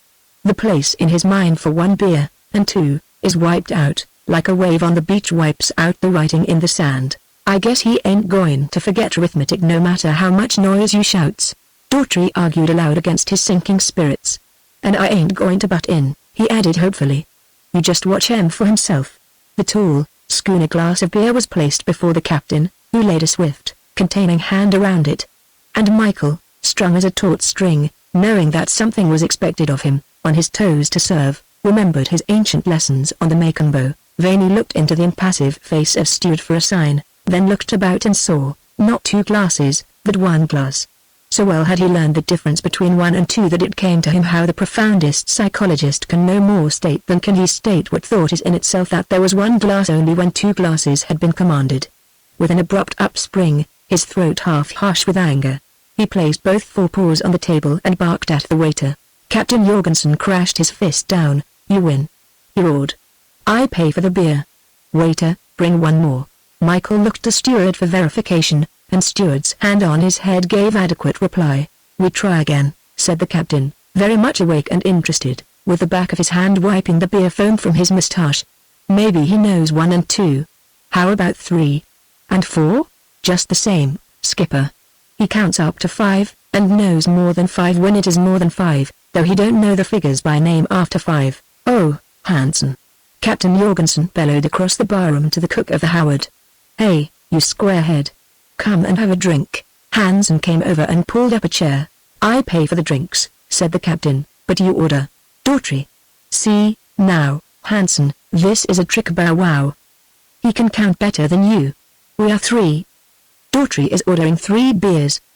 The bow wow here's 3. I hold up 2 fingers like this to the waiter. He brings 2. The bow wow raises hell with the waiter. You see, all of which came to pass, Michael blissfully unappeasable until the order was filled properly. He can't count, was Hansen's conclusion. He sees one man without beer. That's all. He knows every man should ought to have a glass. That's why he barks. Better than that, Daughtry boasted. There are 3 of us. We will order 4. Then each man will have his glass. But Killenny will talk to the waiter just the same. True enough, now thoroughly aware of the game, Michael made out right to the waiter till the 4th glass was brought. By this time many men were about the table, all wanting to buy beer and test Michael. Glory be, dag Daughtry soliloquized. A funny world. 31 moment. The next moment they'd fair drown you in beer. Several even wanted to buy Michael, offering ridiculous sums like $15 and $20. I tell you what, Captain Jorgensen muttered to Daughtry, whom he had drawn away into a corner. You give me that bow wow, and I'll smash Hansen right now, and you got the job right away. Come to work in the morning. Into another corner the proprietor of the pile driver's home drew Daughtry to whisper to him. You stake around here every night with that dog of yourn. It makes trade. I'll give you free beer any time and 50 cents cash money a night. It was this proposition that started the big idea in Daughtry's mind. As he told Michael, back in the room, while Quack was unlacing his shoes. It's this way, Killenny. If you're worth 50 cents a night and free beer to that saloon keeper, then you're worth that to me. And more, my son, more. 'Cause he's looking for a profit. That's why he sells beer instead of buying it. Ann, Killenny, you won't mind working for me, I know. We need the money. There's Quack, and Mr. Greenleaf, and Cocky, not even mentioning you and me, and we eat an awful lot. And room rent's hard to get, and jobs is harder. What d'ye say, son, tomorrow night you and me hustle around and see how much coin we can gather. And Michael, seated on Steward's knees, eyes to eyes and nose to nose, his jowls held in Steward's hands wriggled and squirmed with delight, flipping out his tongue and bobbing his tail in the air. Whatever it was good, for it was Steward who spoke. Chapter 18. The grizzled ship's steward and the rough-coated Irish terrier quickly became conspicuous figures in the nightlife of the Barbary coast of San Francisco. Daughtry elaborated on the counting trick by bringing Cocky along. Thus, when a waiter did not fetch the right number of glasses, Michael would remain quite still, until Cocky, at a privy signal from Steward, standing on one leg, with a free claw would clutch Michael's neck and apparently talk into Michael's ear. Whereupon Michael would look about the glasses on the table and begin his usual expostulation with the waiter. But it was when Daughtry and Michael first sang Roll Me Down to Rio together, that the 10th strike was made. It occurred in a sailors' dance hall on Pacific Street, and all dancing stopped while the sailors clamored for more of the singing dog. Nor did the place lose money, for no one left, and the crowd increased to standing room as Michael went through his repertoire of God Save the King, Sweet By and By, Lead, Kindly Light, Home, Sweet Home, and Shenandoah.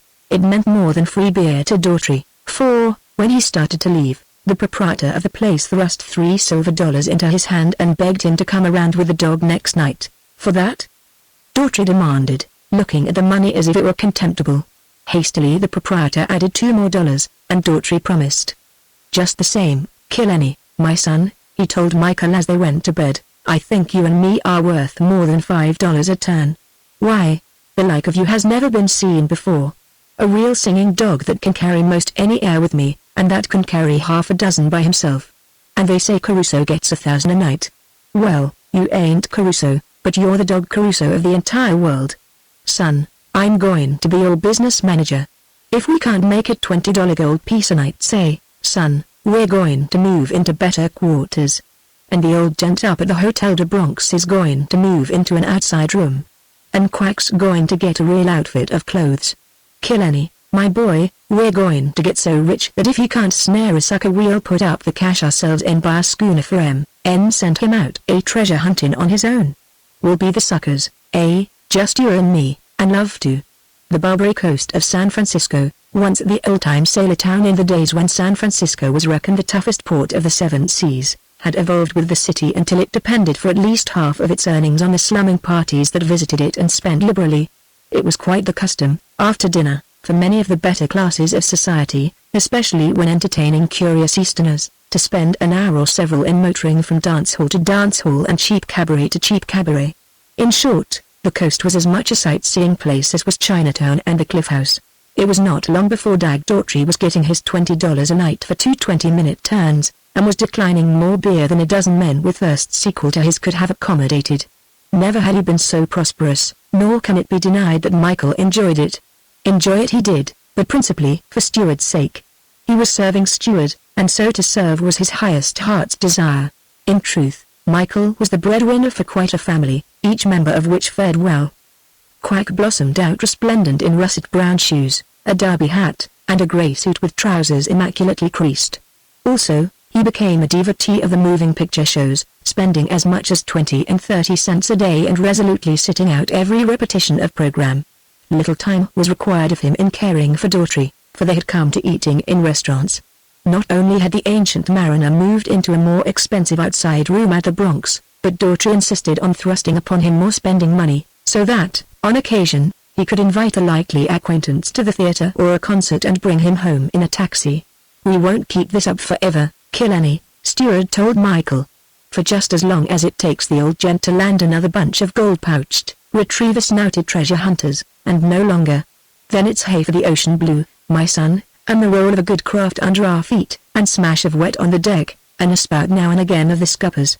We got to go rolling down to Rio as well as sing about it to a lot of cheapskates. They can take their rotten cities. The sea's the life for us, you and me, Killenny, son, and the old gent and Quack, and Cocky, too. We ain't made for city ways. It ain't healthy. Why, son, though you maybe won't believe it, I'm losing my spring. The rubber's going out of me. I'm kinda languid, with all that night in and nothing to do but sit around. It makes me fair sick at the thought of hearing the old gent say once again, I think, Stuart, one of those prime cocktails would be just the thing before dinner. We'll take a little ice machine along next voyage, and give 'em the best. And look at Quack, Killenny, my boy. This ain't his climate. He's positively ailing. If he sits around them picture shows much more he'll develop the TB for the good of his health, and mine and yours, and all of us. We got to get up anchor pretty soon and hit out for the home of the trade winds that kiss you through and through with the salt and the life of the sea.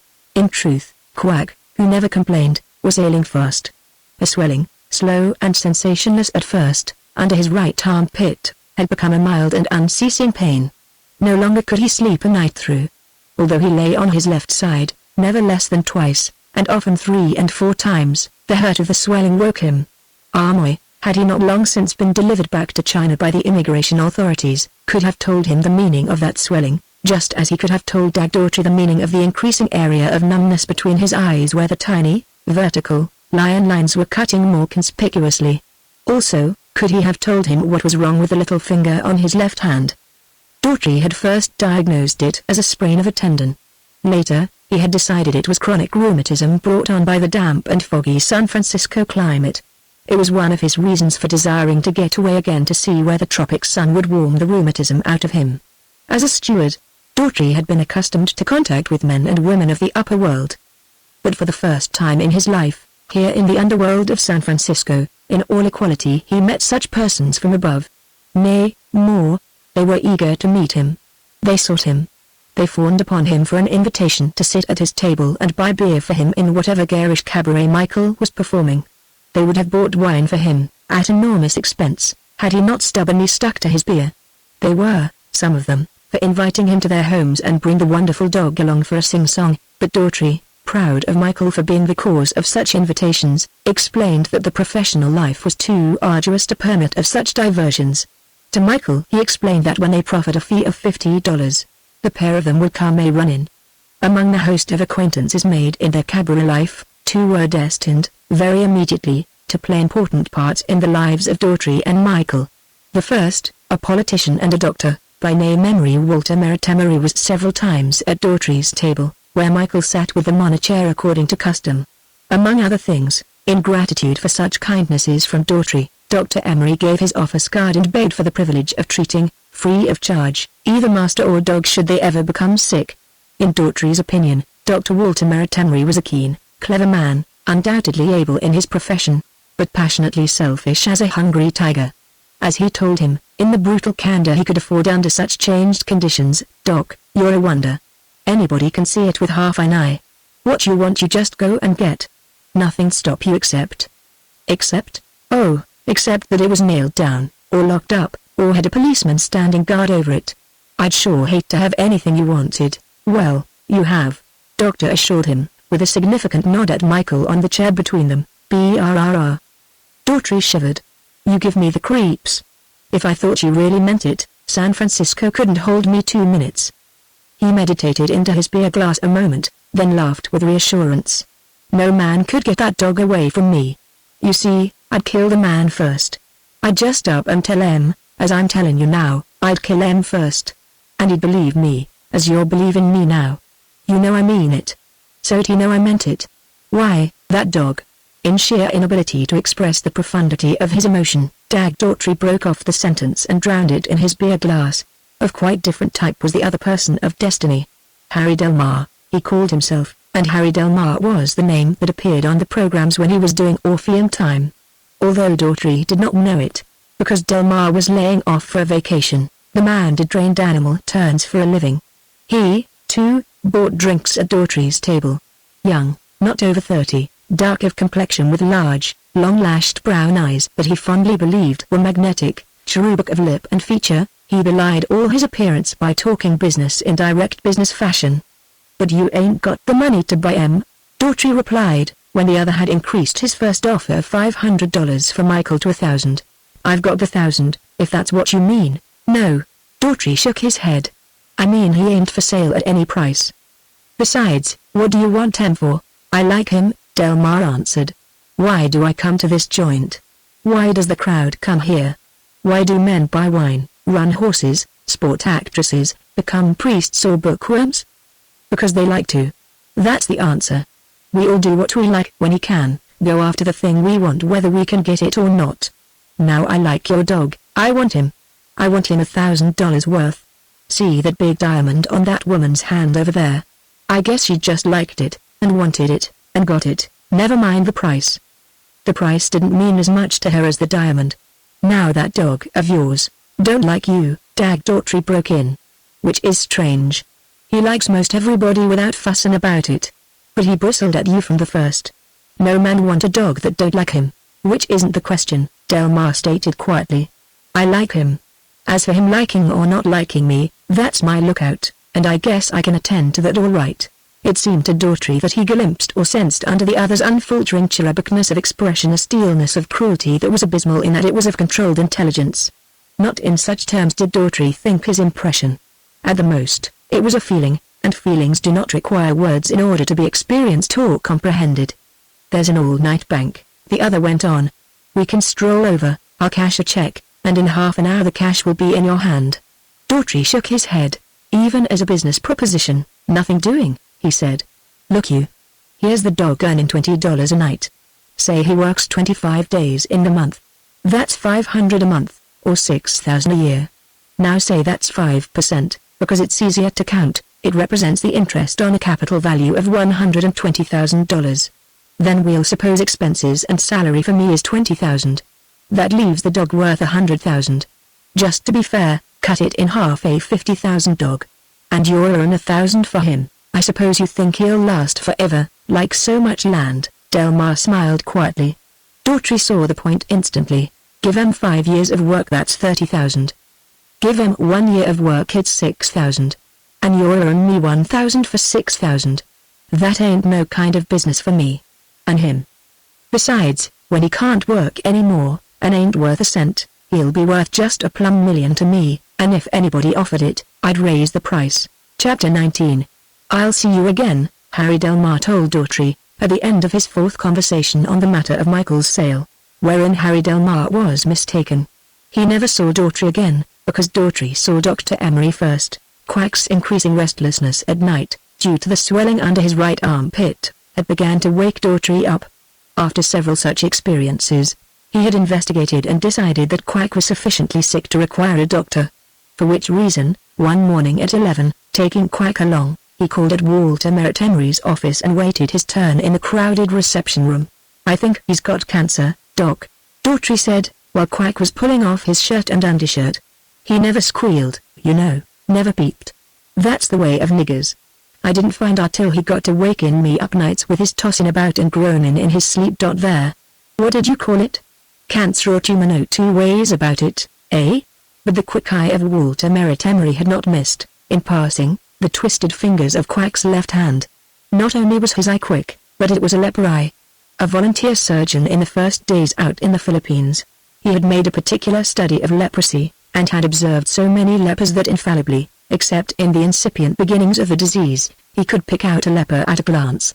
From the twisted fingers, which was the anesthetic form, produced by nerve disintegration, to the corrugated lion forehead, again anesthetic, his eyes flashed to the swelling under the right armpit and his brain diagnosed it as the tubercular form. Just as swiftly flashed through his brain two thoughts. The first, the axiom, whenever and wherever you find a leper, look for the other leper. The second, the desired Irish Terrier, who was owned by Daughtry, with whom Quack had been long associated. And here all swiftness of eye flashing ceased on the part of Walter Merritt Emery. He did not know how much, if anything, the steward knew about leprosy, and he did not care to arouse any suspicions.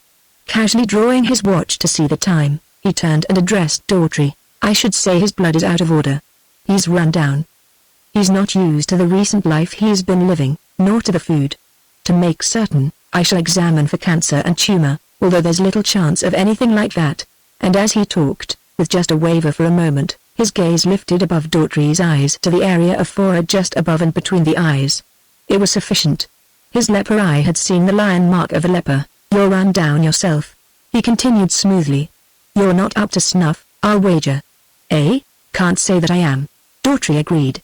"I guess I got to get back to the sea in the tropics and warm the rheumatics out of me." "Where?" queried Dr. Emery, almost absently, so well did he feign it, as if apparently on the verge of returning to a closer examination of Quack's swelling. Daughtry extended his left hand, with a little wiggle of the little finger advertising the seat of the affliction. Walter Merritt Emery saw, with seeming careless look out from under careless drooping eyelids, the little finger slightly swollen, slightly twisted, with a smooth, almost shiny, silkiness of skin texture.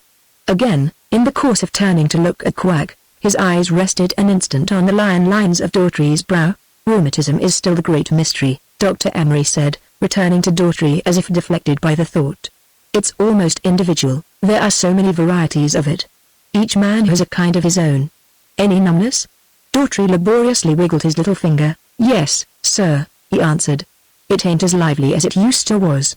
"Ah," Walter Merritt Emery murmured, with a vastitude of confidence and assurance. "Please sit down in that chair there. Maybe I won't be able to cure you, but I promise you I can direct you to the best place to live for what's the matter with you. Miss Judson." And while the trained nurse-apparelled young woman seated Daughtry in the enameled surgeon's chair and leaned him back under direction, and while Dr. Emery dipped his fingertips into the strongest antiseptic his office possessed, behind Dr. Emery's eyes, in the midst of his brain, burned the image of a desired Irish Terrier who did turns in Sailor Town cabarets, was rough-coated, and answered to the full name of Killeney Boy. "You've got rheumatism in more places than your little finger," he assured Daughtry. "There's a touch right here, I'll wager, on your forehead. One moment, please. Move if I hurt you, otherwise sit still, because I don't intend to hurt you. I merely want to see if my diagnosis is correct. There, that's it.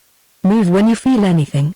Rheumatism has strange freaks. Watch this, Miss Judson, and I'll wager this form of rheumatism is new to you. See. He does not resent. He thinks I have not begun yet."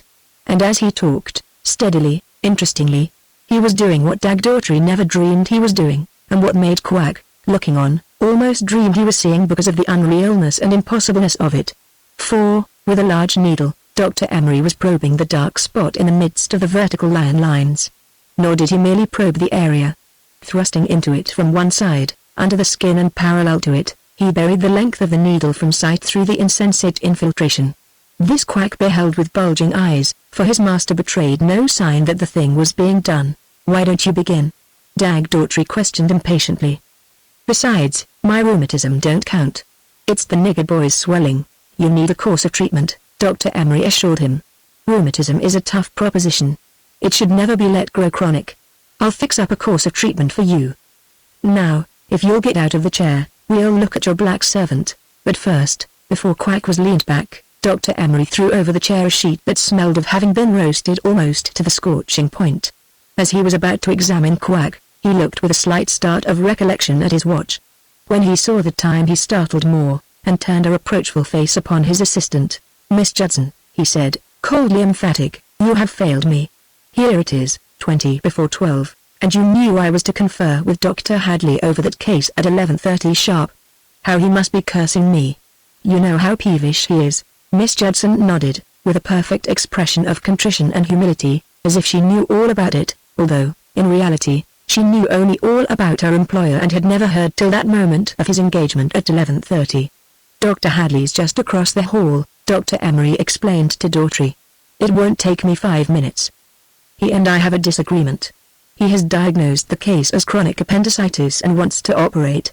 I have diagnosed it as pyorrhea, which has infected the stomach from the mouth, and have suggested a metin treatment of the mouth as a cure for the stomach disorder. Of course, you don't understand, but the point is that I persuaded Dr. Hadley to bring in Dr. Granville, who is a dentist and a pyorrhea expert. And they're all waiting for me these 10 minutes. I must run. I'll return inside 5 minutes." He called back as the door to the hall was closing upon him. "Miss Judson, please tell those people in the reception room to be patient." He did enter Dr. Hadley's office, although no sufferer from pyorrhea or appendicitis awaited him. Instead, he used the telephone for 2 calls, one to the President of the Board of Health, the other to the Chief of Police.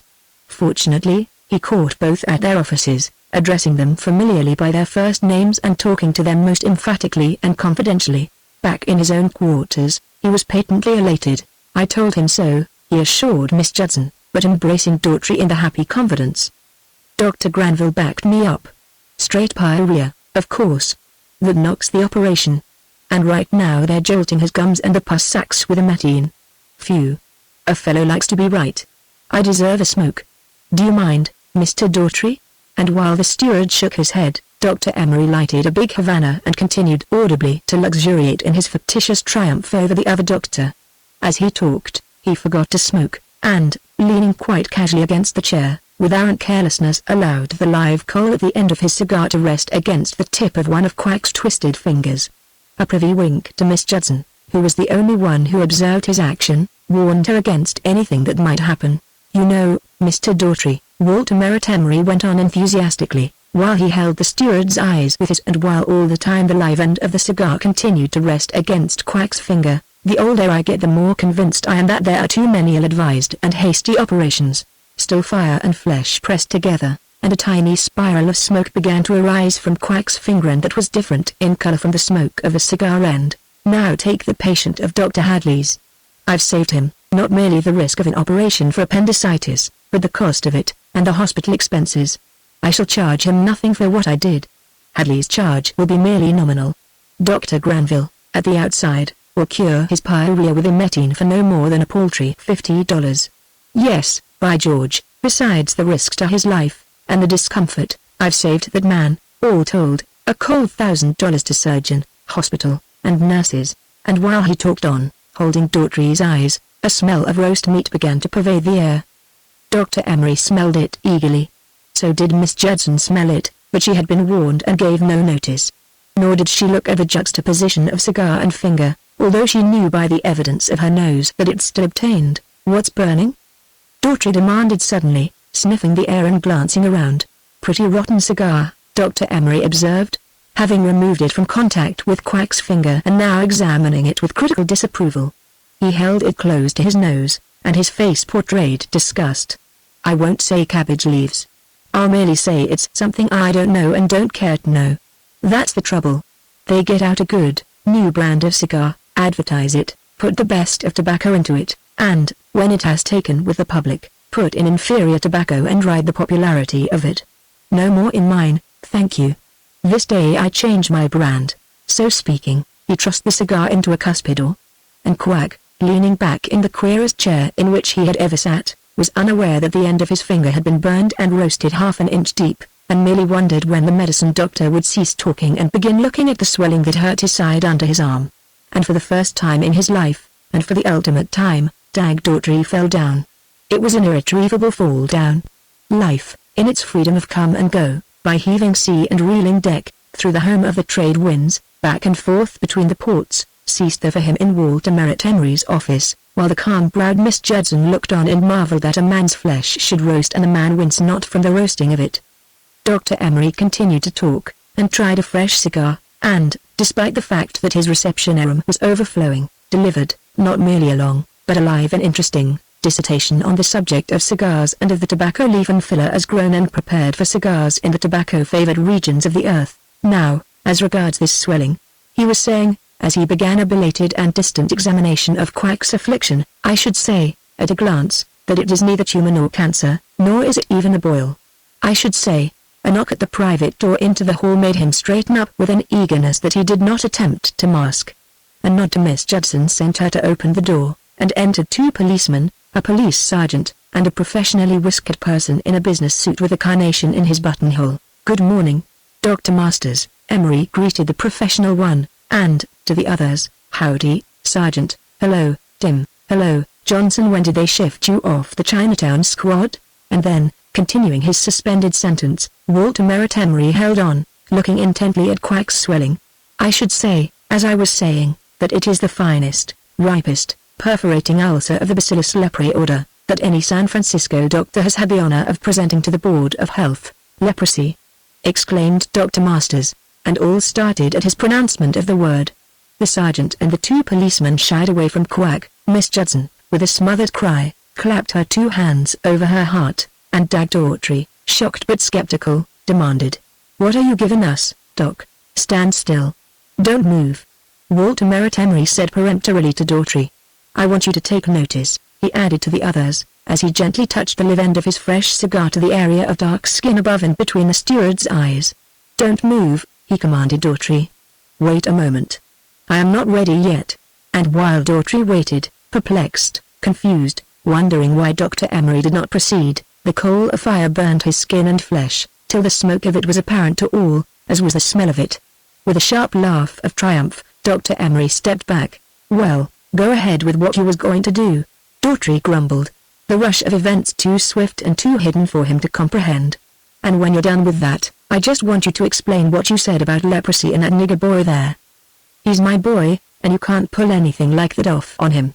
Or me, gentlemen. You have seen," Dr. Emery said.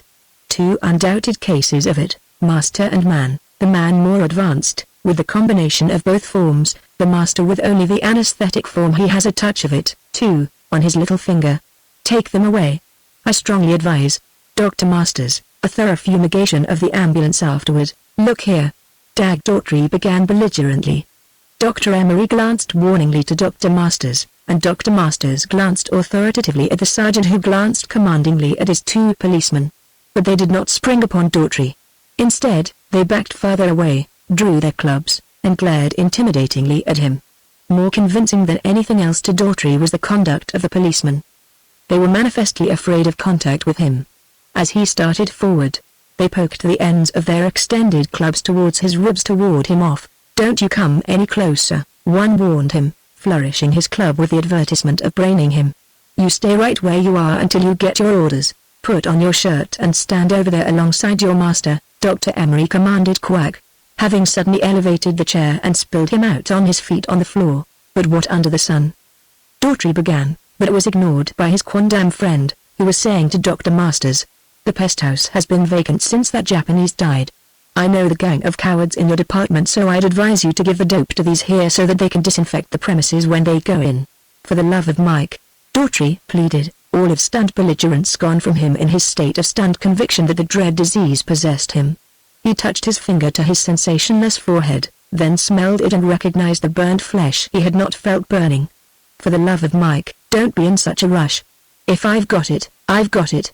But that ain't no reason we can't deal with each other like white men. Give me 2 hours and I'll get out of the city. And in 24 I'll be out of the country. I'll take ship. And continue to be a menace to the public health wherever you are.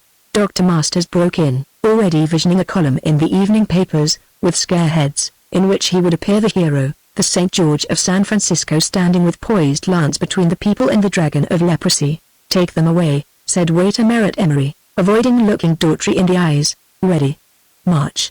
Commanded the sergeant. The 2 policemen advanced on Daughtry and Quack with extended clubs. Keep away, and keep moving, one of the policemen growled fiercely. And do what we say, or get your head cracked. Out you go, now. Out the door with you. Better tell that coon to stick right alongside you. Doc, won't you let me talk a moment? Daughtry bade of Emery.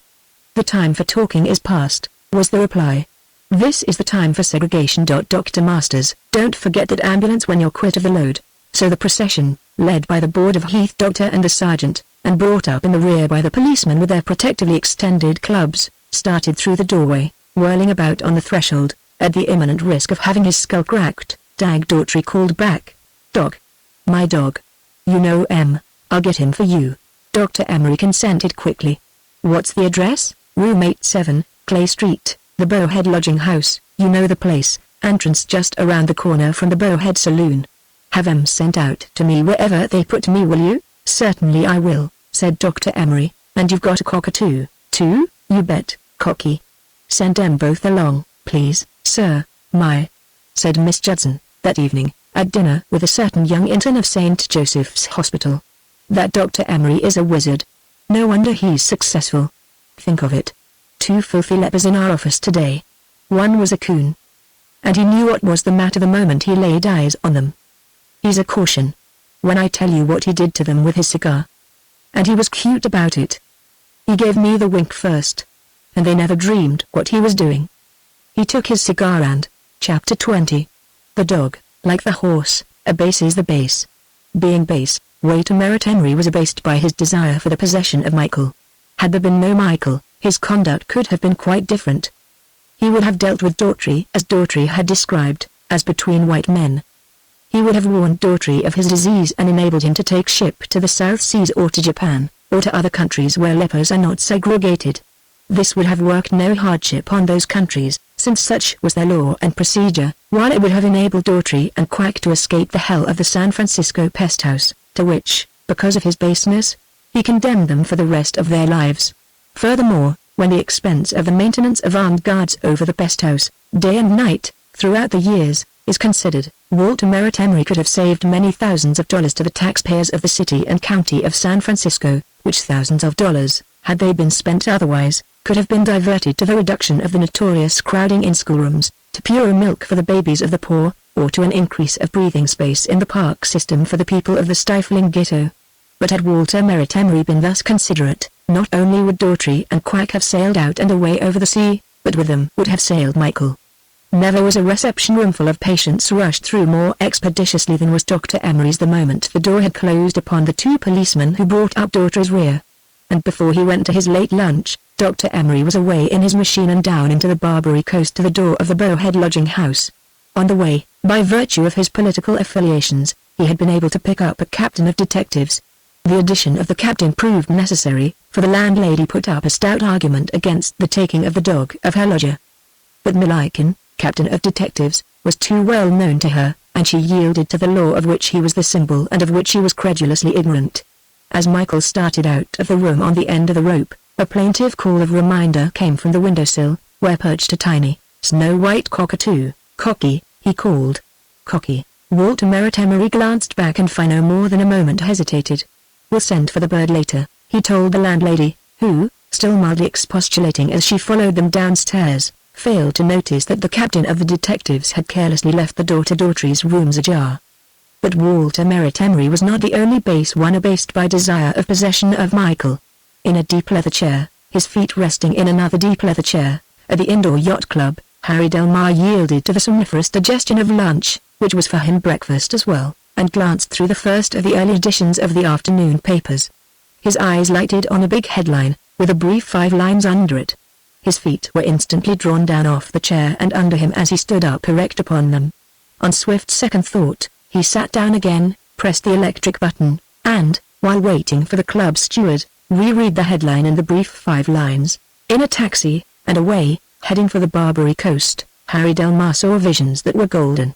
They took on the semblance of yellow, $20 gold pieces, of yellow-backed paper bills of the government stamping of the United States, of bank books, and of rich coupons ripe for the clipping, and all shot through the flashings of the form of a rough-coated Irish terrier, on a galaxy of brilliantly lighted stages, mouth open, nose upward to the drops, singing, ever singing, as no dog had ever been known to sing in the world before.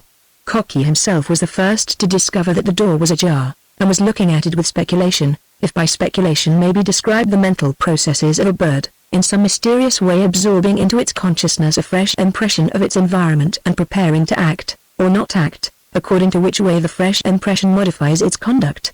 Humans do this very thing, and some of them call it free will. Cocky, staring at the open door, was in just the stage of determining whether or not he should more closely inspect that crack of exit to the wider world, which inspection, in turn, would determine whether or not he should venture out through the crack, when his eyes beheld the eyes of a second discoverer staring in. The eyes were bestial, yellow-green, the pupils dilating and narrowing with sharp swiftness as they sought about among the lights and glooms of the room. Cocky knew danger at the first glimpse, danger to the uttermost of violent death. Yet Cocky did nothing. No panic stirred his heart. Motionless, one eye only turned upon the crack, he focused that one eye upon the head and eyes of the gaunt gutter cat whose head had erupted into the crack like an apparition. Alert, dilating and contracting, as swift as cautious, and infinitely apprehensive. The pupils vertically slitted in jet into the midmost of amazing opals of greenish yellow, the eyes roved the room. They alighted on Cocky. Instantly the head portrayed that the cat had stiffened, crouched, and frozen. Almost imperceptibly the eyes settled into a watching that was like to the stony stare of a sphinx across aching and eternal desert sands. The eyes were as if they had so stared for centuries and millenniums. No less frozen was Cocky. He drew no film across his one eye that showed his head cocked sideways, nor did the passion of apprehension that whelmed him manifest itself in the quiver of a single feather. Both creatures were petrified into the mutual stare that is of the hunter and the hunted, the prey and the prey, the meat-eater and the meat. It was a matter of long minutes, that stare, until the head in the doorway, with a slight turn, disappeared. Could a bird sigh, Cocky would have sighed. But he made no movement as he listened to the slow, dragging steps of a man go by and fade away down the hall. Several minutes passed, and, just as abruptly the apparition reappeared, not alone the head this time, but the entire sinuous form as it glided into the room and came to rest in the middle of the floor. The eyes brooded on Cocky, and the entire body was still save for the long tail, which lashed from one side to the other and back again in an abrupt, angry, but monotonous manner. Never removing its eyes from Cocky, the cat advanced slowly until it paused not 6 feet away. Only the tail lashed back and forth, and only the eyes gleamed like jewels in the full light of the window they faced, the vertical pupils contracting to scarcely perceptible black slits. And Cocky, who could not know death with the clearness of concept of a human, nevertheless was not altogether unaware that the end of all things was terribly impending. As he watched the cat deliberately crouch for the spring, Cocky, gallant mote of life that he was, betrayed his one and forgivable panic. Cocky. Cocky. He called plaintively to the blind, insensate walls. It was his call to all the world, and all powers and things and two-legged men creatures, and Stewart in particular, and Quack, and Michael. The burden of his call was, "It is I, Cocky. I am very small and very frail, and this is a monster to destroy me, and I love the light, bright world, and I want to live and to continue to live in the brightness, and I am so very small, and I'm a good little fellow, with a good little heart, and I cannot battle with this huge, furry, hungry thing that is going to devour me, and I want help, help, help. I am Cocky. Everybody knows me. I am Cocky." This, and much more, was contained in his 2 calls of, "Cocky, Cocky," and there was no answer from the blind walls, from the hall outside, nor from all the world, and, his moment of panic over, Cocky was his brave little self again. He sat motionless on the windowsill, his head cocked to the side, with one unwavering eye regarding on the floor, so perilously near, the eternal enemy of all his kind. The human quality of his voice had startled the gutter cat, causing her to forego her spring as she flattened down her ears and bellied closer to the floor. And in the silence that followed, A blue bottle fly buzzed rowdily against an adjacent window pane, with occasional loud bumps against the glass tokening that he too had his tragedy, a prisoner pent by baffling transparency from the bright world that blazed so immediately beyond. Nor was the gutter cat without her ill and hurt of life. Hunger hurt her, and hurt her meager breasts that should have been full for the 7 feeble and mewing little ones, replicas of her, save that their eyes were not yet open and that they were grotesquely unsteady on their soft, young legs. She remembered them by the hurt of her breasts and the prod of her instinct. Also she remembered them by vision, so that, by the subtle chemistry of her brain, she could see them, by way of the broken screen across the ventilator hole, down into the cellar in the dark rubbish corner under the stairway, where she had stolen her lair and birthed her litter. And the vision of them, and the hurt of her hunger stirred her afresh, so that she gathered her body and measured the distance for the leap. The cocky was himself again. Devil be damned! Devil be damned! He shouted his loudest and the most belligerent, as he ruffled like a bravo at the gutter cat beneath him, so that he sent her crouching, with startlement, lower to the floor, her ears wilting rigidly flat and down, her tail lashing, her head turning about the room so that her eyes might penetrate its obscurest corners in quest of the human whose voice had so cried out, all of which the gutter cat did, despite the positive evidence of her senses that this human noise had proceeded from the white bird itself on the windowsill. The bottle fly bumped once again against its invisible prison wall in the silence that ensued. The gutter cat prepared and sprang with sudden decision, landing where Cocky had perched the fraction of a second before.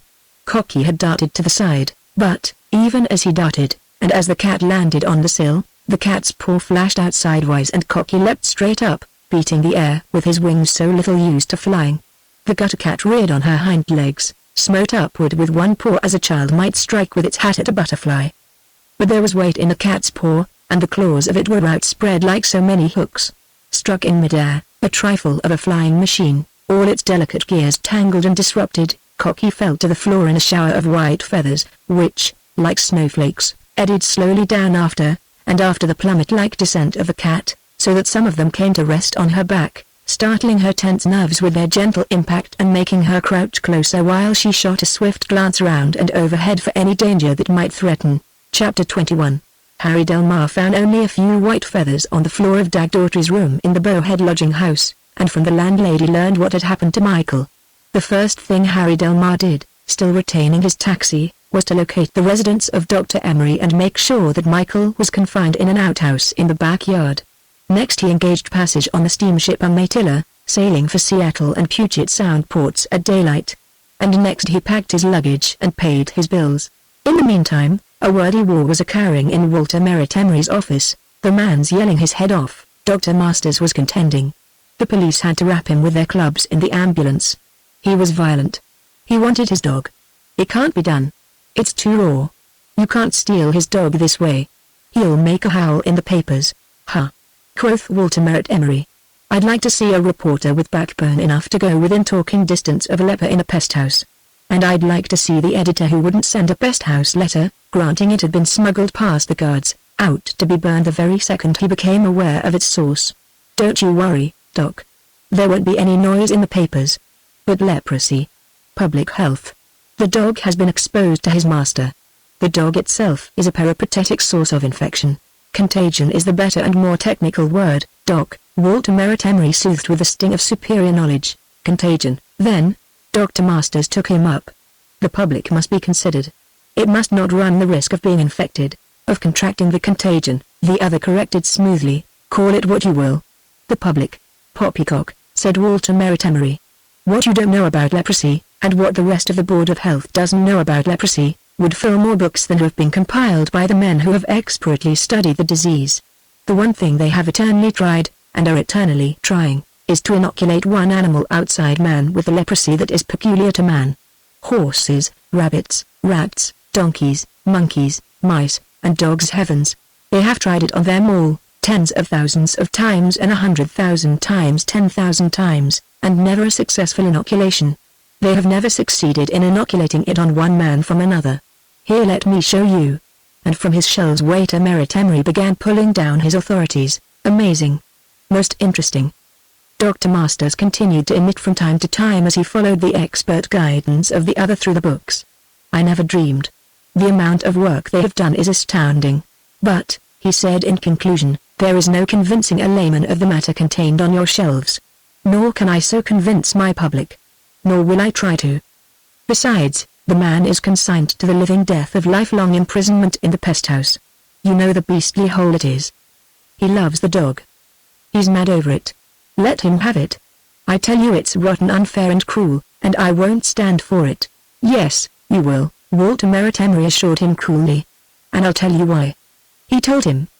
He said things that no doctor should say to another, but which a politician may well say, and has often said, to another politician, things which cannot bear repeating, if, for no other reason, because they are too humiliating and too little conducive to pride for the average American citizen to know, things of the inside, secret governments of imperial municipalities which the average American citizen, voting free as a king at the polls, fondly thinks he manages, things which are, on rare occasion, partly unburied and promptly reburied in the tomes of reports of Luxor committees and federal commissions.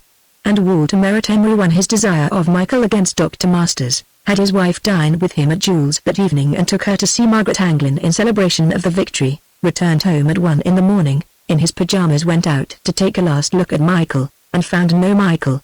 The pest house of San Francisco, as is naturally the case with pest houses in all American cities, was situated on the bleakest, remotest, forlornest, cheapest space of land owned by the city.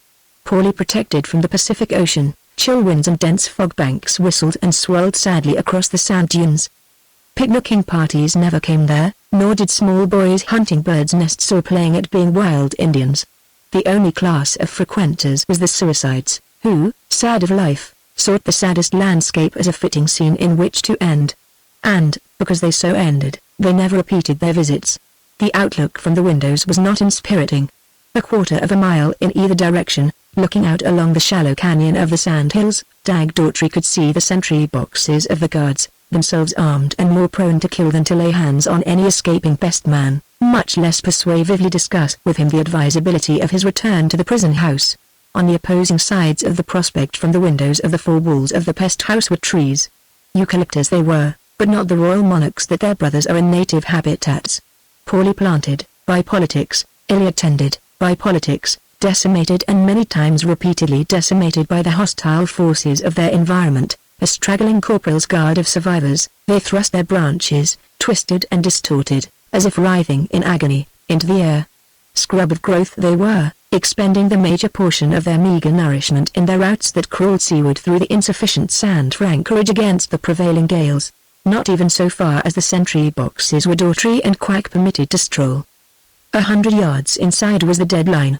Here, the guards came hastily to deposit food supplies, medicines, and written doctor's instructions, retreating as hastily as they came.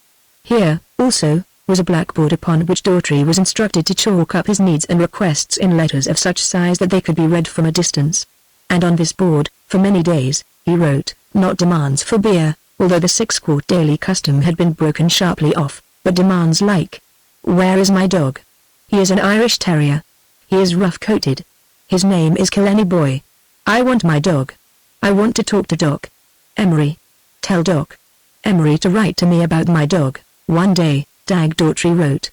If I don't get my dog I will kill Doc Emery. Whereupon the newspapers informed the public that the sad case of the 2 lepers at the pest house had become tragic, because the white one had gone insane. Public-spirited citizens wrote to the papers, declaiming against the maintenance of such a danger to the community, and demanding that the United States government build a national leprosarium on some remote island or isolated mountain peak. But this tiny ripple of interest faded out in 72 hours, and the reporter cubs proceeded variously to interest the public in the Alaskan husky dog that was half a bear, in the question whether or not Crispy Angelotti was guilty of having cut the carcass of Giuseppe Bartholdi into small portions and thrown it into the bay in a grain sack off Fisherman's Wharf, and in the overt designs of Japan upon Hawaii, the Philippines, and the Pacific coast of North America. And, outside of imprisonment, nothing happened of interest to Dag Daughtry and Quack at the pest house until one night in the late fall. A gale was not merely brewing. It was coming on to blow. Because, in a basket of fruit, stated to have been sent by the young ladies of Miss Foot's seminary, Daughtry had read a note artfully concealed in the heart of an apple, telling him on the forthcoming Friday night to keep a light burning in his window. Daughtry received a visitor at 5 in the morning. It was Charles Dwarf Greenleaf, the ancient mariner himself. Having wallowed for 2 hours through the deep sand of the eucalyptus forest, He fell exhausted against the penthouse door. When Daughtry opened it, the Ancient One blew in upon him along with a gusty wet splatter of the freshening gale. Daughtry caught him first and supported him toward a chair. But, remembering his own affliction, he released the old man so abruptly as to drop him violently into the chair. "My word, sir," said Daughtry. "You must have been having a time of it. Here, you fella Quack, this fella rinnin' wet. You fella take him off shoes, stop along him." But before Quack, immediately kneeling, could touch hand to the shoelaces, Daughtry, remembering that Quack was likewise unclean, had thrust him away. "My word, I don't know what to do," Daughtry murmured, staring about helplessly as he realized that it was a leper house, that the very chair in which the old man sat was a leper chair, that the very floor on which his exhausted feet rested was a leper floor. "I'm glad to see you, most exceeding glad," the ancient mariner panted, extending his hand in greeting. Daughtry avoided it. "How goes the treasure hunting?" he queried lightly. "Any prospects in sight?" The ancient mariner nodded, and with returning breath, at first whispering, gasped out, "We're all cleared to sail on the first of the Airbat 7 this morning. She's out in the stream now, a tidy bit of a schooner, the Bethlehem, with good lines and hull and large cabin accommodations. She used to be in the Tahiti trade, before the steamers ran her out. Provisions are good. Everything is most excellent. I saw to that. I cannot say I like the captain. I've seen his type before. A splendid seaman, I am certain, but bully he's grown old. A natural-born pirate, a very wicked old man indeed. Nor is the backer any better. He is middle-aged, has a bad record, and is not in any sense of the word a gentleman, but he has plenty of money, made it first in California oil, then grub-staked a prospector in British Columbia, cheated him out of his share of a big lode he discovered and doubled his own wealth half a dozen times over. A very undesirable, unlikable sort of a man. But he believes in luck, and is confident that he'll make at least 50 millions out of our adventure and cheat me out of my share. He's as much a pirate as is the captain he's engaged. Mr. Greenleaf, I congratulate you, sir, Daughtry said. And you have touched me, sir, touched me to the heart, coming all the way out here on such a night, and running such risks, just to say goodbye to poor Daughtry, who always meant somewhat well but had bad luck. But while he talked so heartily, Daughtry saw, in a resplendent visioning, all the freedom of a schooner in the great South Seas, and felt his heart sink in realization that remained for him only the pest house, the sand dunes, and the sad eucalyptus trees. The ancient mariner sat stiffly upright. "Sir, you have hurt me. You have hurt me to the heart. No offense, sir, no offense," Daughtry stammered in apology, although he wondered in what way he could have hurt the old gentleman's feelings. "You are my friend, sir," the other went on, gravely censorious. "I am your friend, sir. And you give me to understand that you think I have come out here to this hellhole to say goodbye. I came out here to get you, sir, and your nigger, sir. The schooner is waiting for you. All is arranged. You are signed on the articles before the shipping commissioner. Both of you. Signed on yesterday by proxies I arranged for myself. One was a Barbados nigger.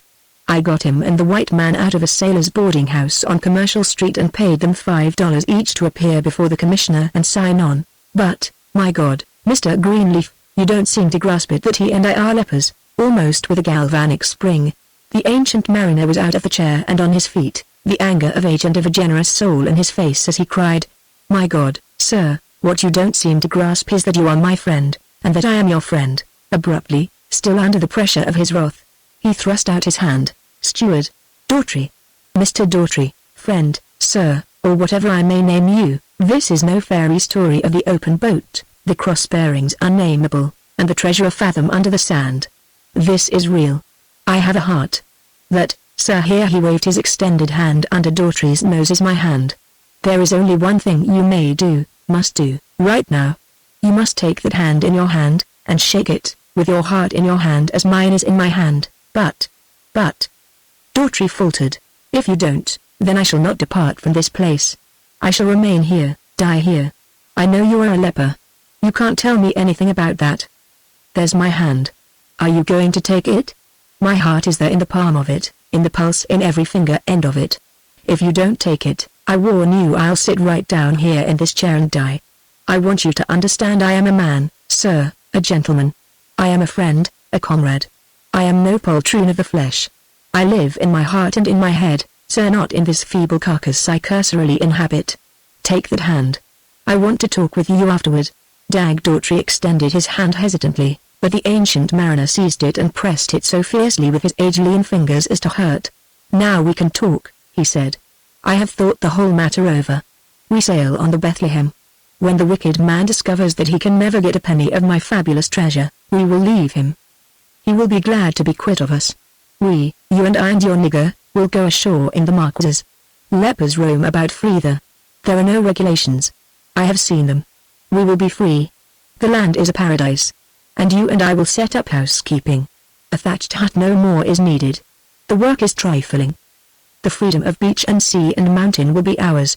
For you there will be sailing, swimming, fishing, hunting. There are mountain goats, wild chickens and wild cattle. Bananas and plantains will ripen over our heads, avocados and custard apples, also. The red peppers grow by the door, and there will be fowls, and the eggs of fowls. Quack shall do the cooking. And there will be beer. I have long noted your thirst unquenchable. There will be beer, 6 quarts of it a day, and more. Quick. We must start now. I am sorry to tell you that I have vainly sought your dog. I have even paid detectives who were robbers. Dr. Emery stole Killenny Boy from you, but within a dozen hours he was stolen from Dr. Emery. I have left no stone unturned. Killenny Boy is gone, as we shall be gone from this detestable hole of a city. I have a machine waiting. The driver is paid well. Also, I have promised to kill him if he defaults on me. It bears just a bit north of east over the sandhill on the road that runs along the other side of the Farney Forest. That is right. We will start now. We can discuss afterward. Look. Daylight is beginning to break. The guards must not see us. Out into the storm they passed, Quack, with a heart wild with gladness, bringing up the rear. At the beginning Daughtry strove to walk aloof, but in a trice, in the first heavy gust that threatened to whisk the frail old man away, Dag Daughtry's hand was grasping the other's arm, his own weight behind and under, supporting and impelling forward and up the hill through the heavy sand. Thank you, steward, thank you, my friend, the ancient mariner murmured in the first lull between the gusts. Chapter 22. Not altogether unwillingly, in the darkness of night, despite that he disliked the man, did Michael go with Harry Delmarch like a burglar. The man came, with infinite caution of silence, to the outhouse in Dr. Emery's backyard where Michael was a prisoner. Delmar knew the theatre too well to venture any hackneyed melodramatic effect such as an electric torch. He felt his way in the darkness to the door of the outhouse, unlatched it, and entered softly, feeling with his hands for the wire-haired coat. And Michael, a man-dog and a lion-dog in all the stuff of him, bristled at the instant of intrusion, but made no outcry. Instead, he smelled out the intruder and recognized him. Disliking the man, nevertheless he permitted the tying of the rope around his neck and silently followed him out to the sidewalk, down to the corner, and into the waiting taxi. His reasoning, unless reason be denied him, was simple. This man he had met, more than once, in the company of Steward. Amity had existed between him and Steward, for they had sat at table, and drunk together. Steward was lost. Michael knew not where to find him, and was himself a prisoner in the backyard of a strange place. What had once happened, could again happen. It had happened that Steward, Delmar, and Michael had sat at table together on divers occasions. It was probable that such a combination would happen again, was going to happen now, and, once more, in the bright-lighted cabaret. He would sit on a chair, Delmar on one side, and on the other side beloved Steward with a glass of beer before him, all of which might be called leaping to a conclusion. The conclusion there was, and upon the conclusion Michael acted. Now Michael could not reason to this conclusion nor think to this conclusion, in words. Amity, as an instance, was no word in his consciousness. Whether or not he thought to the conclusion in swift-related images and pictures and swift-welded composites of images and pictures, is a problem that still waits human solution. The point is, he did think. If this be denied him, then must he have acted wholly by instinct, which would seem more marvelous on the face of it than if, in dim ways, he had performed a vague thought process. However, into the taxi and away through the maze of San Francisco's streets, Michael lay alertly on the floor near Delmar's feet, making no overtures of friendliness, by the same token making no demonstration of the repulsion of the man's personality engendered in him. For Harry Delmar, who was base, and who had been further abased by his money-making desire for the possession of Michael, had had his baseness sensed by Michael from the beginning. That first meeting in the Barbary Coast cabaret, Michael had bristled at him, and stiffened belligerently, when he laid his hand on Michael's head. Nor had Michael thought about the man at all, much less attempted any analysis of him. Something had been wrong with that hand, the perfunctory way in which it had touched him under a show of heartiness that could well deceive the onlooker. The feel of it had not been right.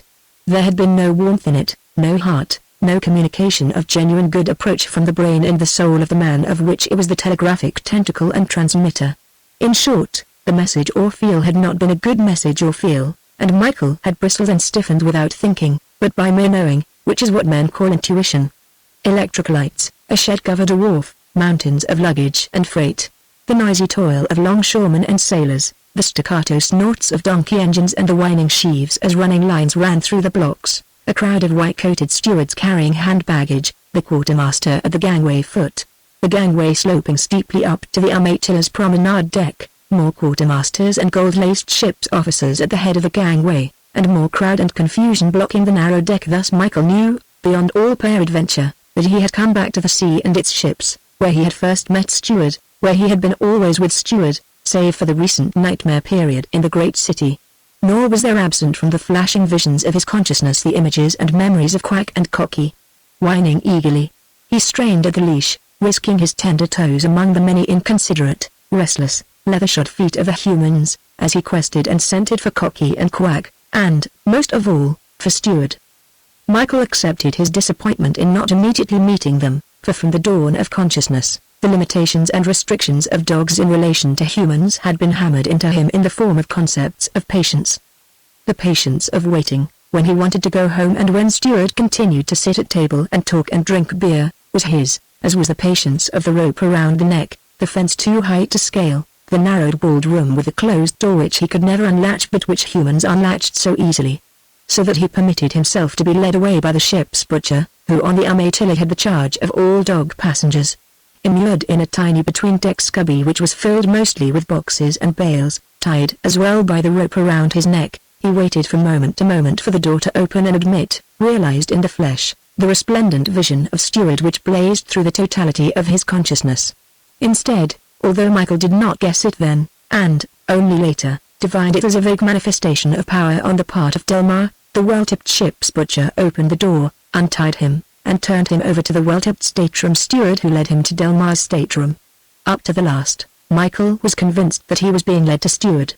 Instead, in the stateroom, he found only Delmar. No steward, might be described as Michael's thought, but by patience, as his mood and key, might be described his acceptance of further delay in meeting up with his God, his best beloved, his steward who was his own human god amidst the multitude of human gods he was encountering. Michael wagged his tail, flattened his ears, even his crinkled ear, a trifle, and smiled, all in a casual way of recognition, smelled out the room to make doubly sure that there was no scent of Stewart, and lay down on the floor. When Delmar spoke to him, he looked up and gazed at him. "Now, my boy, times have changed," Delmar addressed him in cold, brittle tones.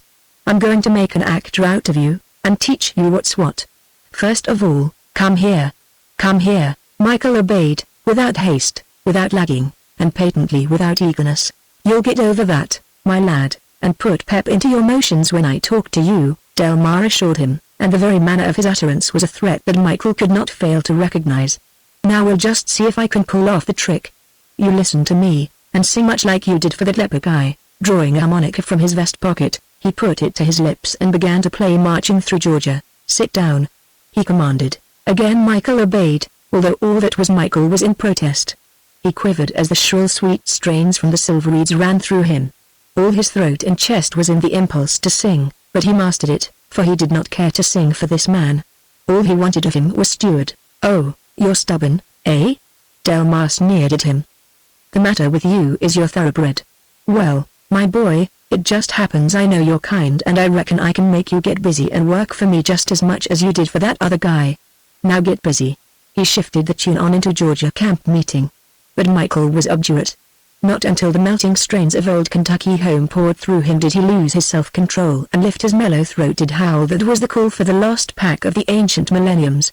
Under the prodding hypnosis of this music he could not but yearn and burn for the vague, forgotten life of the pack when the world was young and the pack was the pack ere it was lost forever through the endless centuries of domestication. "Ah, ha," Delmar chuckled coldly, unaware of the profound history and vast past he evoked by his silver reeds.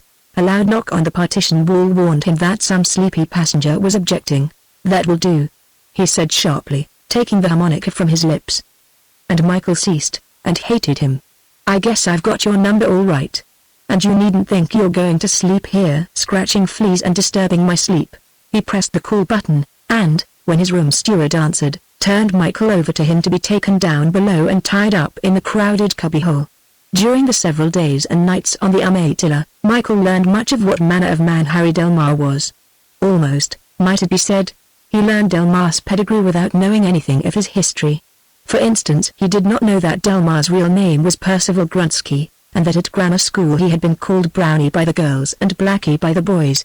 No more did he know that he had gone from halfway through grammar school directly into the industrial reform school, nor that, after serving 2 years, he had been paroled out by Harris Collins, who made a living, and an excellent one, by training animals for the stage.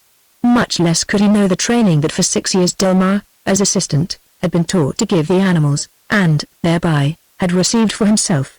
What Michael did know was that Delmar had no pedigree and was a scrub as compared with thoroughbreds such as Stewart, Captain Keller, and Mr. Haggin of Meringe. And he learned it swiftly and simply. In the daytime, fetched by a steward, Michael would be brought on deck to Delmar, who was always surrounded by effusive young ladies and matrons who lavished caresses and endearments upon Michael. This he stood, although much bored, but what irked him almost beyond standing were the feigned caresses and endearments Delmar lavished on him. He knew the cold-blooded insincerity of them, for, at night, when he was brought to Delmar's room, he heard only the cold brittle tones, sensed only the threat and the menace of the other's personality, felt, when touched by the other's hand, only a stiffness and sharpness of contact that was like to so much steel or wood in so far as all subtle tenderness of heart and spirit was absent. This man was two-faced, two-mannered. No thoroughbred was anything but single-faced and single-mannered. A thoroughbred, hot-blooded as it might be, was always sincere. But in this scrub was no sincerity, only a positive insincerity. A thoroughbred had passion, because of its hot blood, but this scrub had no passion. Its blood was cold as its deliberateness, and it did nothing save deliberately. These things he did not think. He merely realized them, as any creature realizes itself in liking and in not liking. To cap it all, the last night on board, Michael lost his thoroughbred temper with this man who had no temper. It came to a fight. And Michael had no chance. He raged royally and fought royally, leaping to the attack, after being knocked over twice by open-handed blows under his ear. Quick as Michael was, slashing South Sea niggers by virtue of his quickness and cleverness, he could not touch his teeth to the flesh of this man, who had been trained for 6 years with animals by Harris Collins. So that, when he leapt, open-mouthed, for the bite, Delmar's right hand shot out, gripped his underjaw as he was in the air, and flipped him over in a somersaulting fall to the floor on his back. Once again he leapt open-mouthed to the attack, and was flipped to the floor so hard that almost the last particle of breath was knocked out of him. The next leap was nearly his last. He was clutched by the throat. 2 thumbs pressed into his neck on either side of the windpipe directly on the carotid arteries, shutting off the blood to his brain and giving him most exquisite agony, at the same time rendering him unconscious far more swiftly than the swiftest anesthetic. Darkness thrust itself upon him, and, quivering on the floor, glimmeringly he came back to the light of the room and to the man who was casually touching a match to a cigarette and cautiously keeping an observant eye on him. "Come on," Delmar challenged. "I know your kind. You can't get my goat, and maybe I can't get yours entirely, but I can keep you under my thumb to work for me.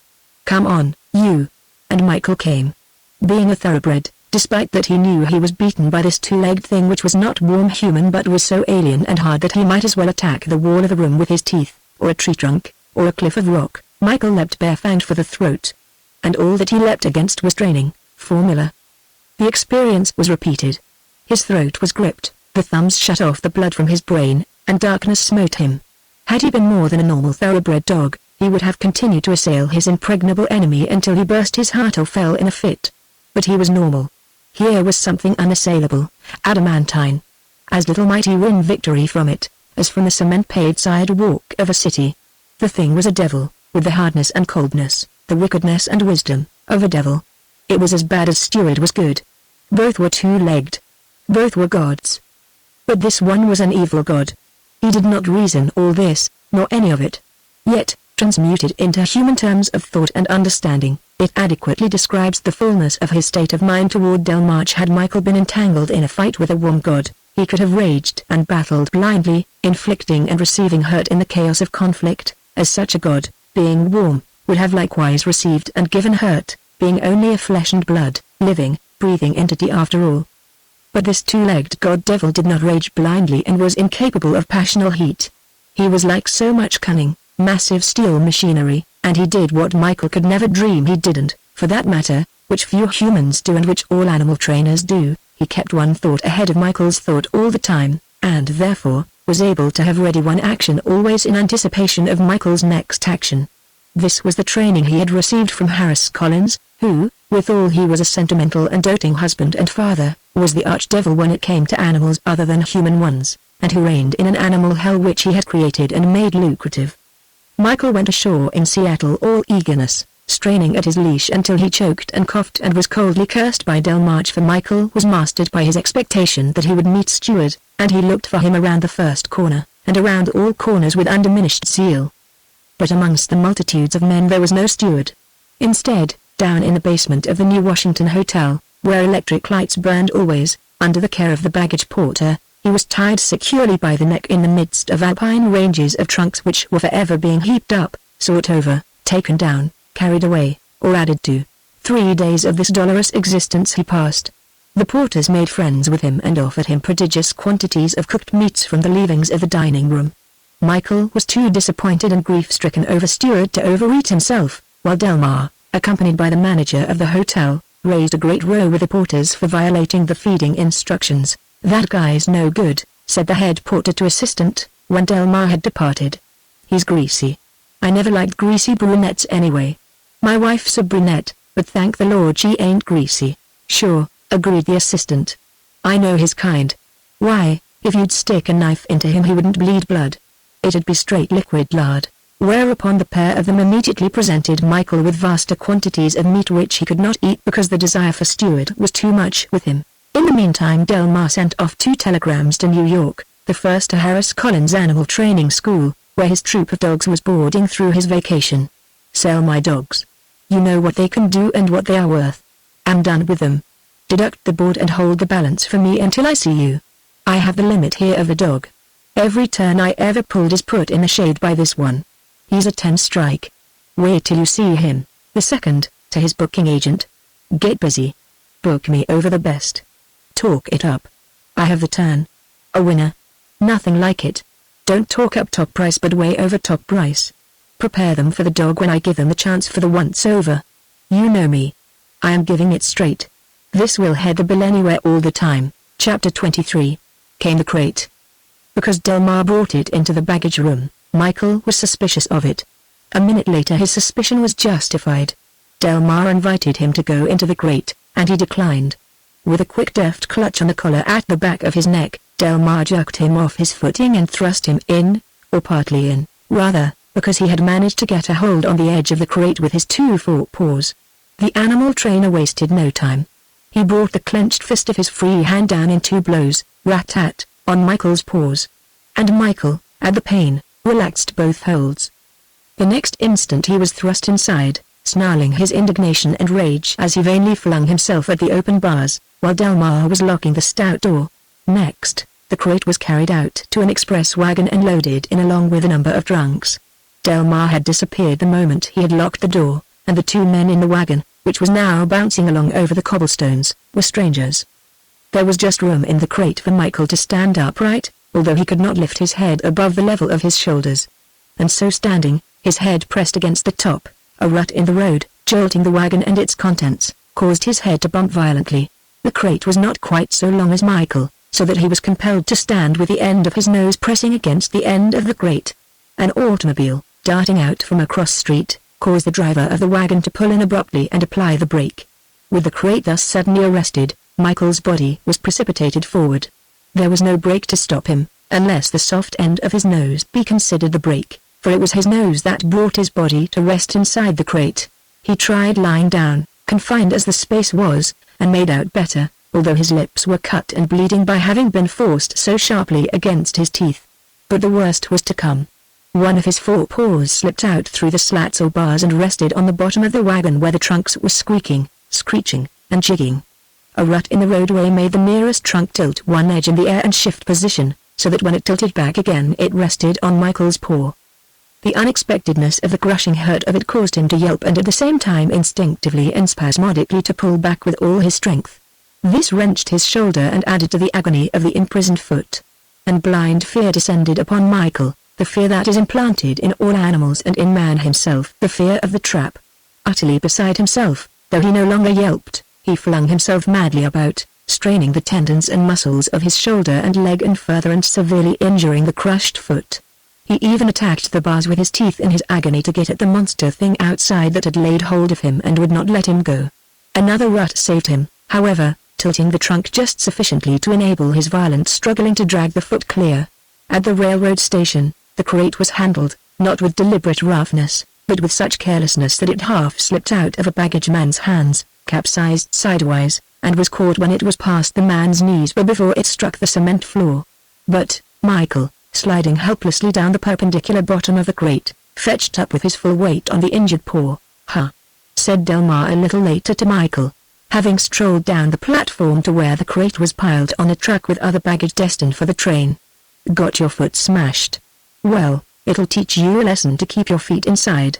That claw is a goner," one of the station baggage men said, straightening up from an examination of Michael through the bars. Delmar bent to a closer scrutiny. "So's the whole toe," he said, drawing his pocket knife and opening a blade.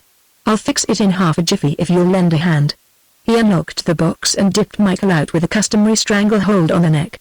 He squirmed and struggled, dabbing at the air with the injured as well as the uninjured forepaw and increasing his pain. "You hold the leg," Delmar commanded. "He's safe with that grip. It won't take a second." Nor did it take longer. And Michael, back in the box and raging, was one toe short of the number which he had brought into the world. The blood ran freely from the crude but effective surgery, and he lay and licked the wound and was depressed with apprehension of he knew not what terrible fate awaited him and was close at hand. Never, in his experience of men, had he been so treated, while the confinement of the box was maddening with its suggestion of the trap. Trapped he was, and helpless, and the ultimate evil of life had happened to Stewart, who had evidently been swallowed up by the nothingness which had swallowed up Meringe, the Eugenie, the Solomon Islands, the Macombo, Australia, and the Mary Turner. Suddenly, from a distance, came a bedlam of noise that made Michael prick up his ears and bristle with premonition of fresh disaster. It was a confused yelping, howling, and barking of many dogs. "Holy smoke!" It's them damned acting dogs, growled the baggageman to his mate. "There ought to be a law against dog acts." "It ain't decent. It's Peterson's troop," said the other. "I was on when they come in last week. One of 'em was dead in his box, and from what I could see of him it looked mighty like he'd had the tar knocked out of him. Got a walloping from Peterson most likely in the last town and then was shipped along with the bunch and left to die in the baggage car." The bedlam increased as the animals were transferred from the wagon to a platform truck, and when the truck rolled up and stopped alongside Michael's he made out that it was piled high with crated dogs. In truth, there were 35 dogs, of every sort of breed and mostly mongrel, and that they were far from happy was attested by their actions. Some howled, some whimpered, others growled and raged at one another through the slots, and many maintained a silence of misery. Several licked and nursed bruised feet. Smaller dogs that did not fight much were crammed 2 or more into single crates. Half a dozen greyhounds were crammed into larger crates that were anything save large enough. "Them's the high jumpers," said the first baggageman. "And look at the way they're packed. Peterson ain't going to pay any more excess baggage than he has to. Not half room enough for them to stand up. It must be hell for them from the time they leave one town till they arrive at the next." But what the baggageman did not know was that in the towns the hell was not mitigated, that the dogs were still confined in their 2 narrow prisons, that, in fact, they were life prisoners. Rarely, except for their acts, were they taken out from their cages. From a business standpoint, good care did not pay. Since mongrel dogs were cheap, it was cheaper to replace them when they died than so to care for them as to keep them from dying. What the baggageman did not know, and what Peterson did know, was that of these 35 dogs not one was a surviving original of a troop when it first started out 4 years before. Nor had there been any originals discarded. The only way they left the troop and its cages was by dying. Nor did Michael know even as little as the baggageman knew. He knew nothing save that here reigned pain and woe and that it seemed he was destined to share the same fate. into the midst of them, when with more howlings and yelpings they were loaded into the baggage car, was Michael's cage piled. And for a day and a part of 2 nights, traveling eastward, he remained in the dog inferno.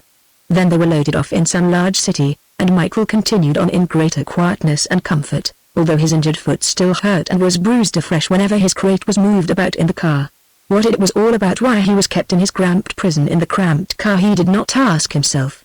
He accepted it as unhappiness and misery, and had no more explanation for it than for the crushing of the poor. Such things happened. It was life, and life had many evils. The why of things never entered his head. He knew things and some small bit of the how of things.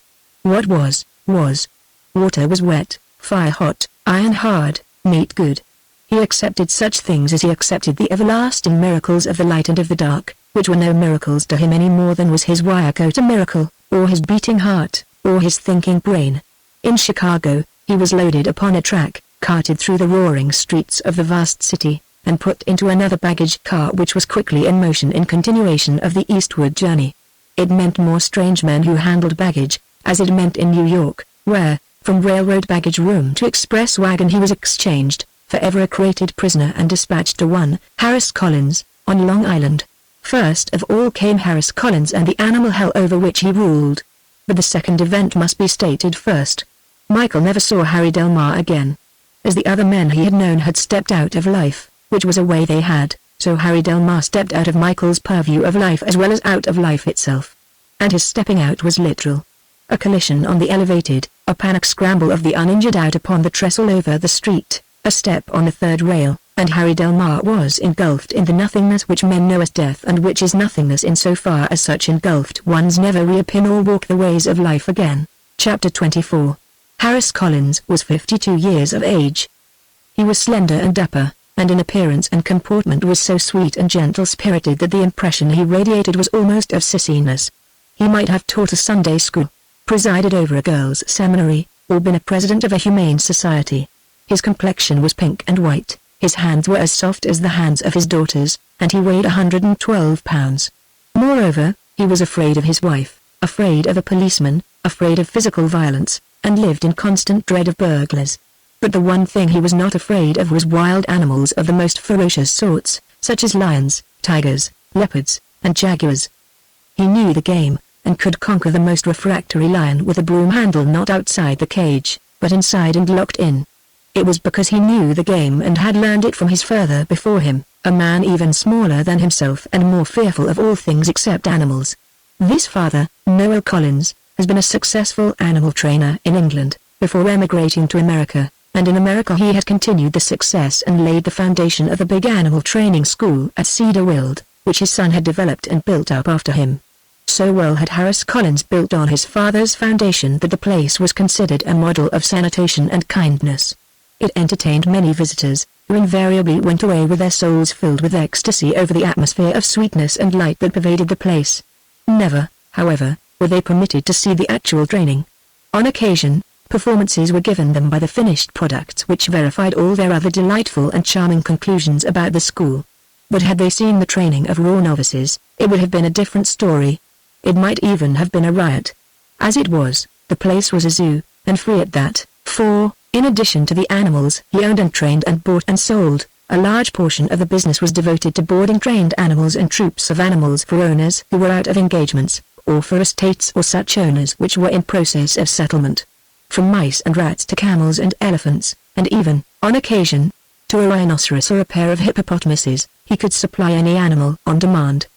When the Circling Brothers' big 3-ring show on a hard winter went into the hands of the receivers, he boarded the menagerie and the horses, and in 3 months turned a profit of $15,000. More, he mortgaged all he possessed against the day of the auction, bought in the trained horses and ponies, the giraffe herd and the performing elephants, and, in 6 months more was quit of them, save the pony repeater who turned air springs, at another profit of $15,000. As for repeater, he sold the pony several months later for a sheer profit of $2,000. While this bankruptcy of the Circling Brothers had been the greatest financial achievement of Harris Collins' life, nevertheless he enjoyed no mean permanent income from his plant, and, in addition, split fees with the owners of his board animals when he sent them to the winter hippodrome shows, and, more often than not, failed to split any fee at all when he rented the animals to moving picture companies. Animal men, the country over, acknowledged him to be, not only the richest in the business, but the king of trainers and the grittiest man who ever went into a cage. And those who from the inside had seen him work were agreed that he had no soul. Yet his wife and children, and those in his small social circle, thought otherwise.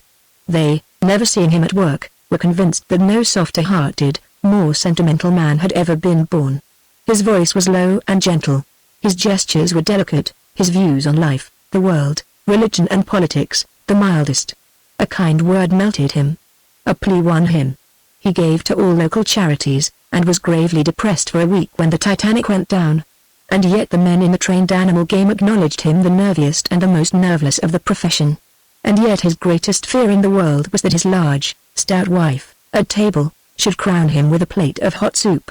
Twice, in a tantrum, she had done this during their earlier married life. In addition to his fear that she might do it again, he loved her sincerely and devotedly, as he loved his children, 7 of them, for whom nothing was too good or too expensive. So well did he love them, that the 4 boys from the beginning he forbade from seeing him work, and planned gentler careers for them. John, the oldest, in Yale, had elected to become a man of letters, and, in the meantime, ran his own automobile with the corresponding standard of living such ownership connoted in the college town of New Haven. Harold and Frederick were down at a millionaire's son's academy in Pennsylvania, and Clarence, the youngest, at a prep school in Massachusetts, was divided in his choice of career between becoming a doctor or an aviator. The 3 girls, 2 of them twins, were pledged to be cultured into ladies. Elsie was on the verge of graduating from Vassar. Mary and Madeline, the twins, in the most select and most expensive of seminaries, were preparing for Vassar. All of which required money which Harris Collins did not grudge, but which strained the earning capacity of his animal training school. It compelled him to work the harder, although his wife and the 4 sons and 3 daughters did not dream that he actually worked at all. Their idea was that by virtue of superior wisdom he merely superintended, and they would have been terribly shocked could they have seen him, club in hand, thrashing 40 mongrel dogs, in the process of training, which had become excited and out of hand. A great deal of the work was done by his assistants, but it was Harris Collins who taught them continually what to do and how to do it, and who himself, on more important animals, did the work and showed them how. His assistants were almost invariably youths from the reform schools, and he picked them with skillful eye and intuition. Control of them, under their paroles, with intelligence and coldness on their part, were the conditions and qualities he sought, and such combination, as a matter of course, carried with it cruelty. Hot blood, generous impulses, sentimentality, were qualities he did not want for his business, and the Cedarwold Animal School was business from the first tick of the clock to the last bite of the lash. In short, Harris Collins, in the totality of results, was guilty of causing more misery and pain to animals than all laboratories of vivisection in Christendom. And into this animal hell Michael descended, although his arrival was horizontal, across 3,500 miles, in the same crate in which he had been placed at the New Washington Hotel in Seattle.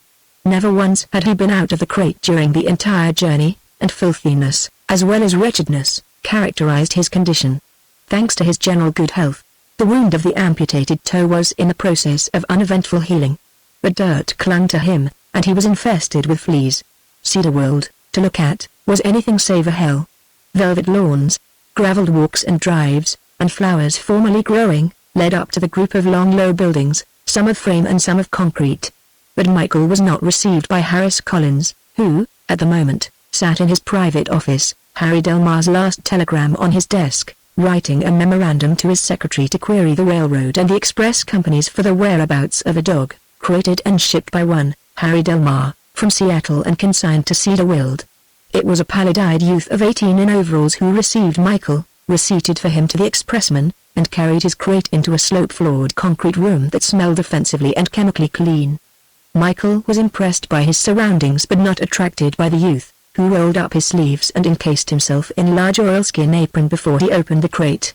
Michael sprang out and staggered about on legs which had not walked for days. This particular 2-legged god was uninteresting. He was as cold as the concrete floor, as methodical as a machine, and in such fashion he went about the washing, scrubbing, and disinfecting of Michael. For Harris Collins was scientific and antiseptic to the last word in his handling of animals, and Michael was scientifically made clean, without deliberate harshness, but without any slightest hint of gentleness or consideration. Naturally, he did not understand.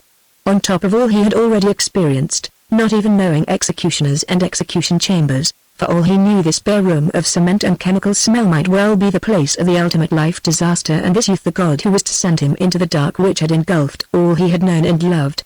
What Michael did know beyond the shadow of any doubt was that it was all coldly ominous and terribly strange. He endured the hand of the youth god on the scruff of his neck, after the collar had been unbuckled, but when the hose was turned on him, he resented and resisted. The youth, merely working by formula, tightened the safe grip on the scruff of Michael's neck and lifted him clear of the floor, at the same time, with the other hand, directing the stream of water into his mouth and increasing it to full force by the nozzle control. Michael fought, and was well drowned for his pains, until he gasped and strangled helplessly. After that he resisted no more, and was washed out and scrubbed out and cleansed out with the hose, a big bristly brush, and much carbolic soap, the lather of which got into and stung his eyes and nose, causing him to weep copiously and sneeze violently. Apprehensive of what might at any moment happen to him, but by this time aware that the youth was neither positive nor negative for kindness or harm, Michael continued to endure without further battling, until, clean and comfortable, he was put away into a pen, sweet and wholesome, where he slept and for the time being forgot. The place was the hospital, or segregation ward, and a week of imprisonment was spent therein, in which nothing happened in the way of development of germ diseases, and nothing happened to him except regular good food, pure drinking water, and absolute isolation from contact with all life save the youth god who, like an automaton, attended on him. Michael had yet to meet Harris Collins, although, from a distance, often he heard his voice, not loud, but very imperative. That the owner of this voice was a high god, Michael knew from the first sound of it. Only a high god, a master over ordinary gods, could be so imperative. Or was in that voice, and accustomedness to command. Any dog would have so decided as quickly as Michael did.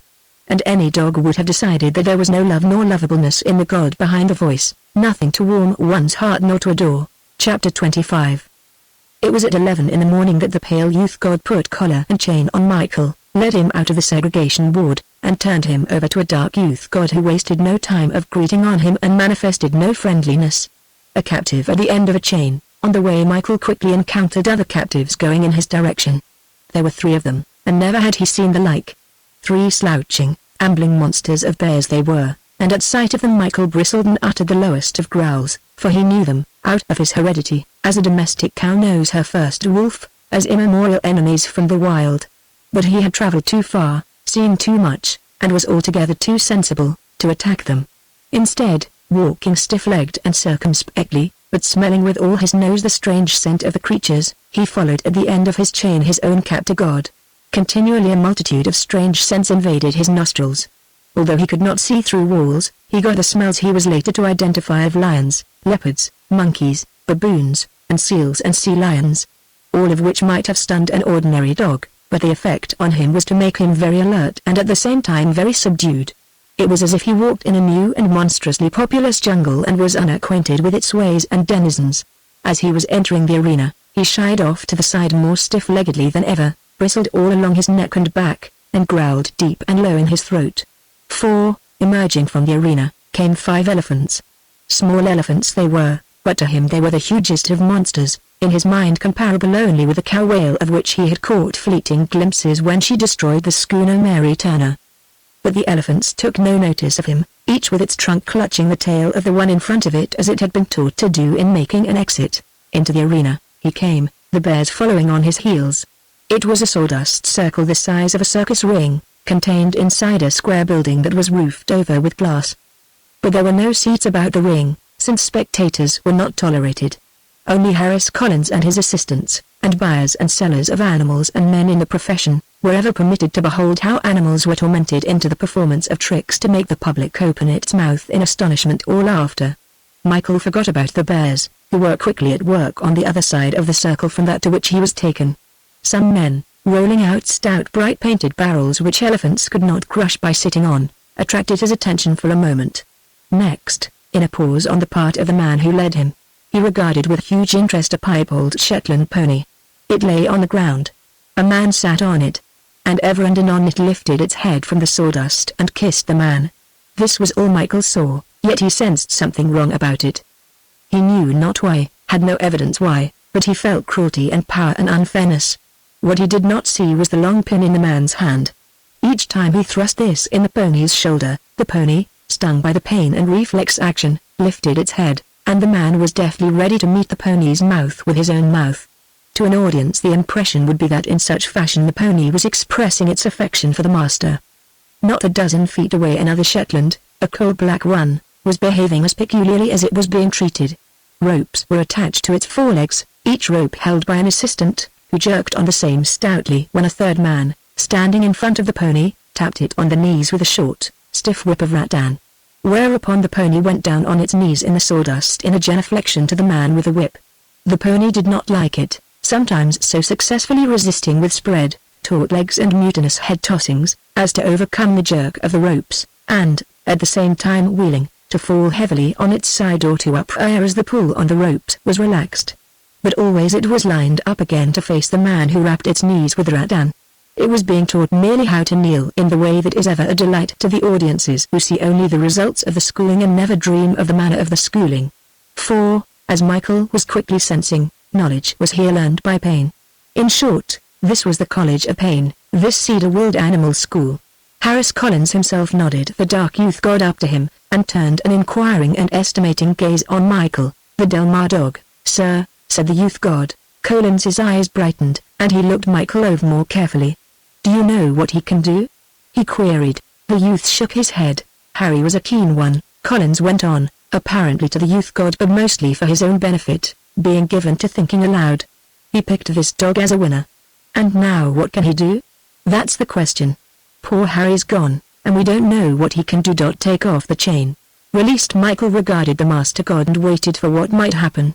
A squall of pain from one of the bears across the ring hinted to him what he might expect. "Come here," Collins commanded in his cold, hard tones. Michael came and stood before him. "Lie down." Michael lay down, although he did it slowly, with advertised reluctance. "Damned thoroughbred." Collins sneered at him. "Won't put any pep into your motions, eh? Well, we'll take care of it. Get up! Lie down! Get up! Lie down! Get up! His commands were staccato, like revolver shots or the cracks of whips, and Michael obeyed them in his same slow, reluctant way. "Understands English, at any rate," said Collins. "Wonder if he can turn the double flip," he added, expressing the golden dream of all dog trainers. "Come on, we'll try him for a flip. Put the chain on him. Come over here, Jimmy. Put another lead on him." Another reform school graduate youth obeyed, snapping a girth about Michael's loins, to which was attached a thin rope. "Line him up," Collins commanded. "Ready? Go." And the most amazing, astounding indignity was wreaked upon Michael. At the word go, simultaneously, the chain on his collar jerked him up and back in the air, the rope on his hindquarters jerked that portion of him under, forward, and up, and the still short stick in Collins's hand hit him under the lower jaw. Had he had any previous experience with the maneuver, he would have saved himself part of the pain at least by springing and whirling backward in the air. As it was, he felt as if being torn and wrenched apart while at the same time the blow under his jaw stung him and almost dazed him. And, at the same time, whirled violently into the air, he fell on the back of his head in the sawdust. Out of the sawdust he soared in rage, neck hair erect, throat asnile, teeth bared to bite, and he would have sunk his teeth into the flesh of the master god had he not been the slave of cunning formula. The two youths knew their work. One tightened the lead ahead, the other to the rear, and Michael snarled and bristled his impotent wrath. Nothing could he do, neither advance, nor retreat, nor whirl sideways. The youth in front by the chain prevented him from attacking the youth behind, and the youth behind, with the rope, prevented him from attacking the youth in front, and both prevented him from attacking Collins, whom he knew incontrovertibly to be the master of evil and hurt. Michael's wrath was as superlative as was his helplessness. He could only bristle and tear his vocal cords with his rage. But it was a very ancient and boresome experience to Collins. He was even taking advantage of the moment to glance across the arena and size up what the bears were doing. "Oh, you thoroughbred," he sneered at Michael, returning his attention to him. "Slack him. Let go." The instant his bonds were released, Michael soared at Collins, and Collins, timing and distancing with the accuracy of long years, kicked him under the jaw and whirled him back and down into the sawdust. "Hold him," Collins ordered. "Line him out." And the two youths, pulling in opposite directions with chain and rope, stretched him into helplessness. Collins glanced across the ring to the entrance, where 2 teams of heavy draft horses were entering, followed by a woman dressed to overdressedness in the last word of a stylish street costume. "I fancy he's never done any flipping," Collins remarked, coming back to the problem of Michael for a moment. "Take off your lead, Jimmy, and go over and help Smith. Johnny, hold him to one side and mind your legs. Here comes Miss Marie for her first lesson, and that mutt of a husband of hers can't handle her." Michael did not understand the scene that followed, which he witnessed, for the youth led him over to look on at the arranging of the woman and the 4 horses. Yet, from her conduct, he sensed that she, too, was captive and ill-treated. In truth, she was herself being trained unwillingly to do a trick. She had carried herself bravely right to the moment of the ordeal, but the sight of the 4 horses, ranged 2 and 2 opposing her, with the thing patent that she was to hold in her hands the hooks on the double trees and form the link that connected the 2 spans which were to pull in opposite directions. At the sight of this her courage failed her and she shrank back, drooping and cowering, her face buried in her hands. "No, no, Billikens," she pleaded to the stout though youthful man who was her husband. "I can't do it. I'm afraid. I'm afraid."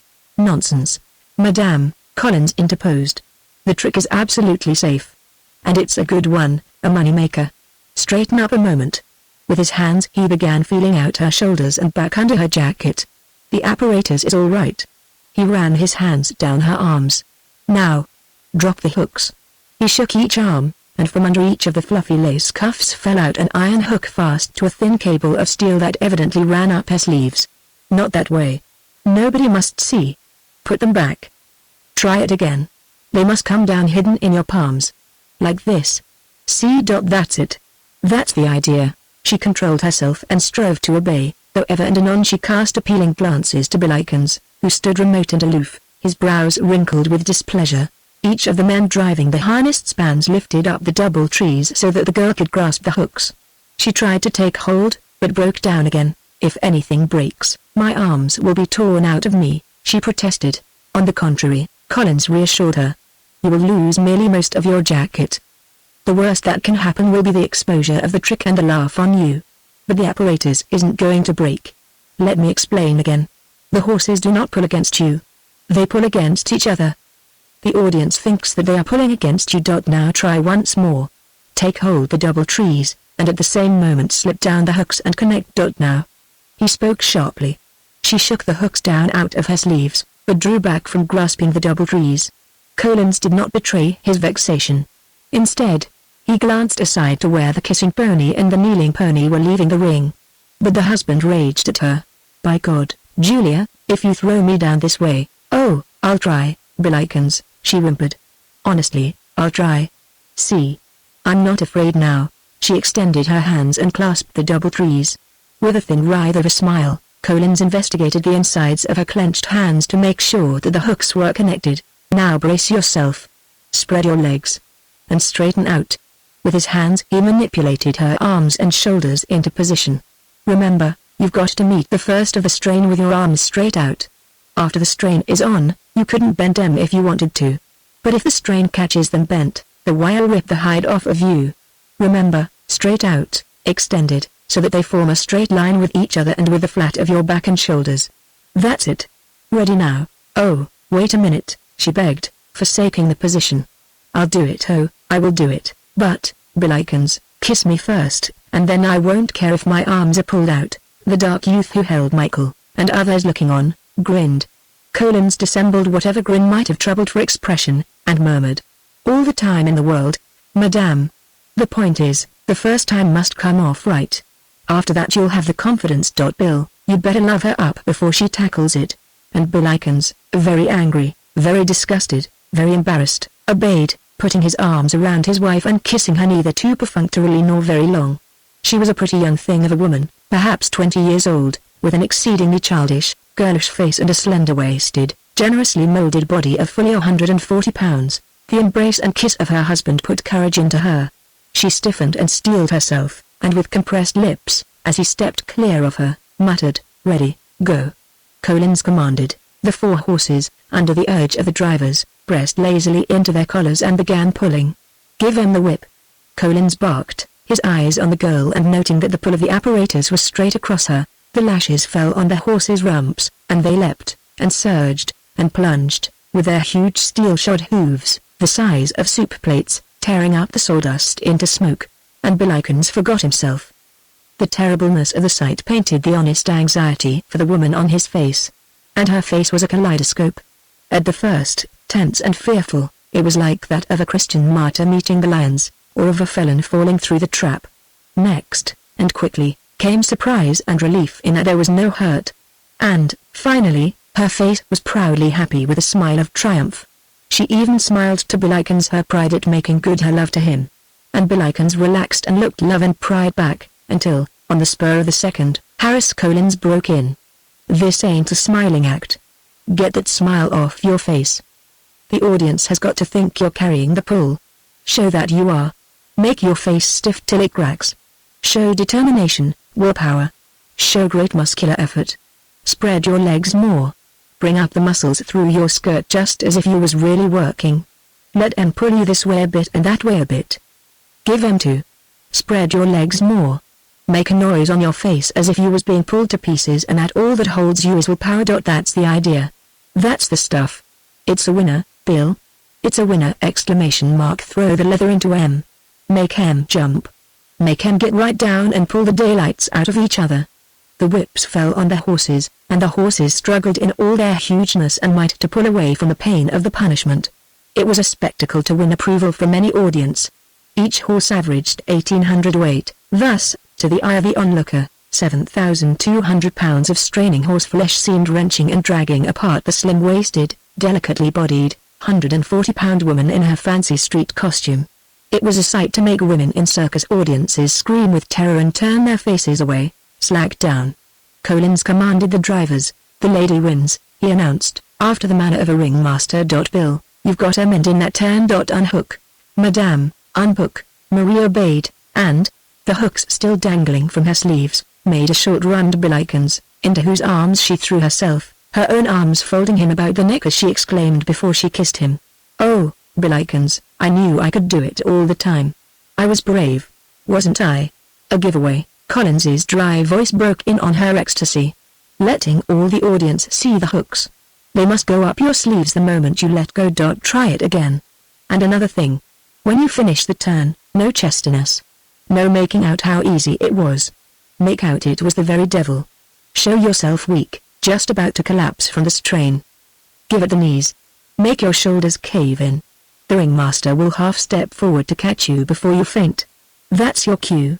Beat him to it. Stiffen up and straighten up with an effort of willpower. Willpower's the idea, gameness, and all that, and kiss your hands to the audience and make a weak, pitiful sort of a smile, as though your heart's been pulled most out of you and you'll have to go to the hospital, but for right then that you're game and smiling and kissing your hands to the audience that's wiping the seats up and loving you. Get me, madam? You, Bill, get the idea. And see she does it. Now, ready. Be a bit wistful as you look at the horses. That's it. Nobody'd guess you'd palmed the hooks and connected them. Straight out! Let her go. And again the 3,600 weight of horses on either side pitted its strength against the similar weight on the other side, and the seeming was that Marie was the link of woman flesh being torn asunder. A third and a fourth time the turn was rehearsed, and, between turns, Collins sent a man to his office, for the Delmar telegram. "You take her now, Bill," he told Marie's husband, as, telegram in hand, he returned to the problem of Michael. "Give her half a dozen tries more. And don't forget, any time any J farmer thinks he's got a span that can pull, bet him on the side your best span can beat him. That means advance advertising in some paper. It'll be worth it. The ringmaster'll favor you, and your span can get the first jump. If I was young and footloose, I'd ask nothing better than to go out with your turn." Harris Collins, in the pauses gazing down at Michael, read Delmar's Seattle telegram. "Sell my dogs. You know what they can do and what they are worth. I'm done with them. Deduct the board and hold the balance until I see you. I have the limit of a dog. Every turn I ever pulled is put in the shade by this one. He's a 10 strike. Wait till you see him." Over to one side in the busy arena, Collins contemplated Michael. Delmar was the limit himself, he told Johnny, who held Michael by the chain.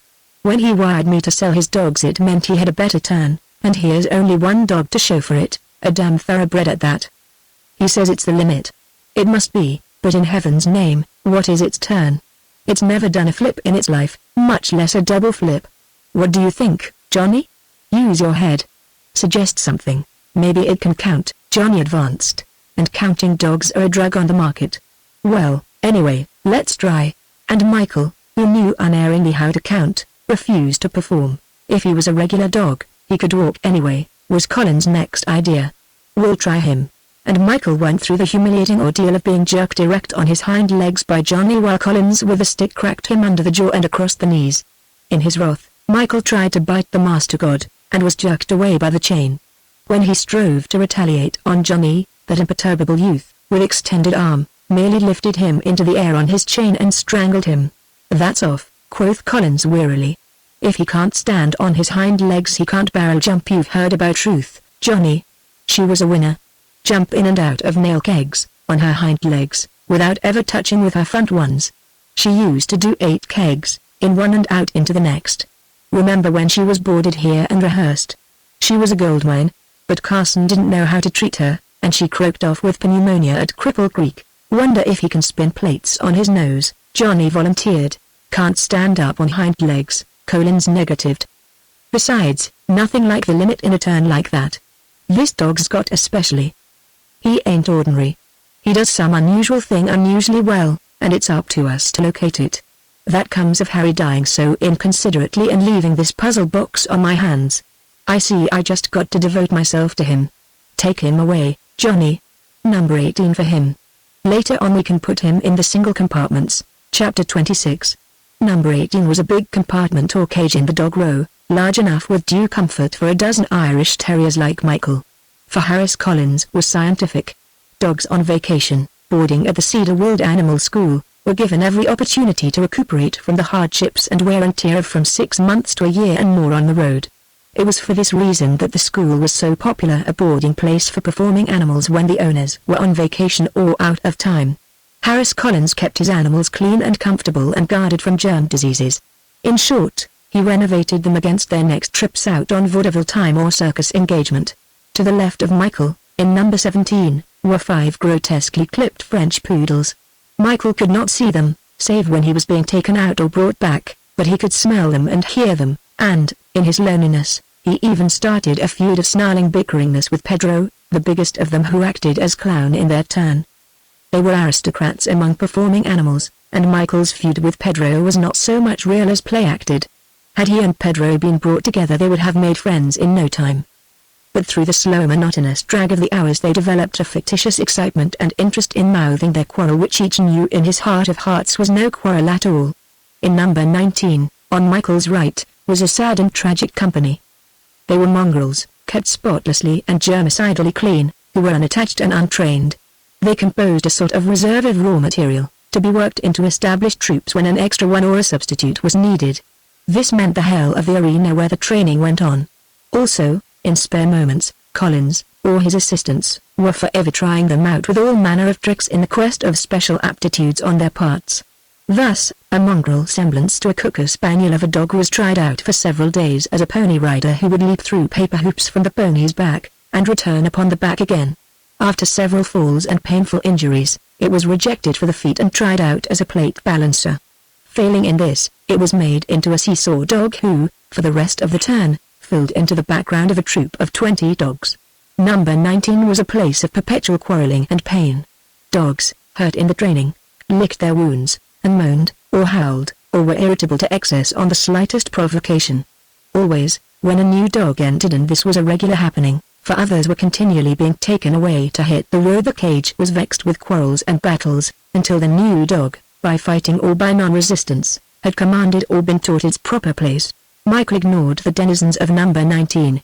They could sniff and snarl belligerently across at him, but he took no notice, reserving his companionship for the play-acted and perennial quarrel with Pedro. Also, Michael was out in the arena more often and far longer hours than any of them.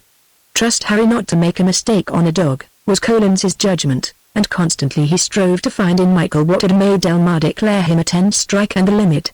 Every indignity, in the attempt to find out, was wreaked upon Michael.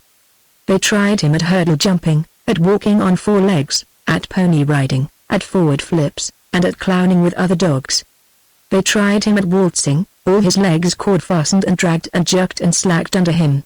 They spiked his collar and some of the attempted tricks to keep him from lurching from side to side or from falling forward or backward. They used the whip and the rattan stick, and twisted his nose.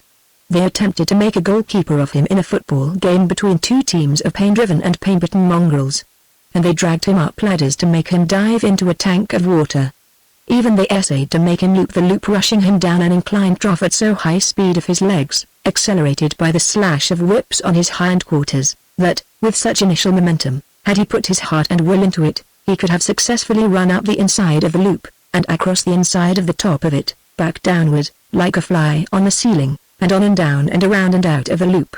But he refused the will and the heart, and every time, when he was unable at the beginning to leap sideways out of the inclined trough, he fell grievously from the inside of the loop, bruising and injuring himself.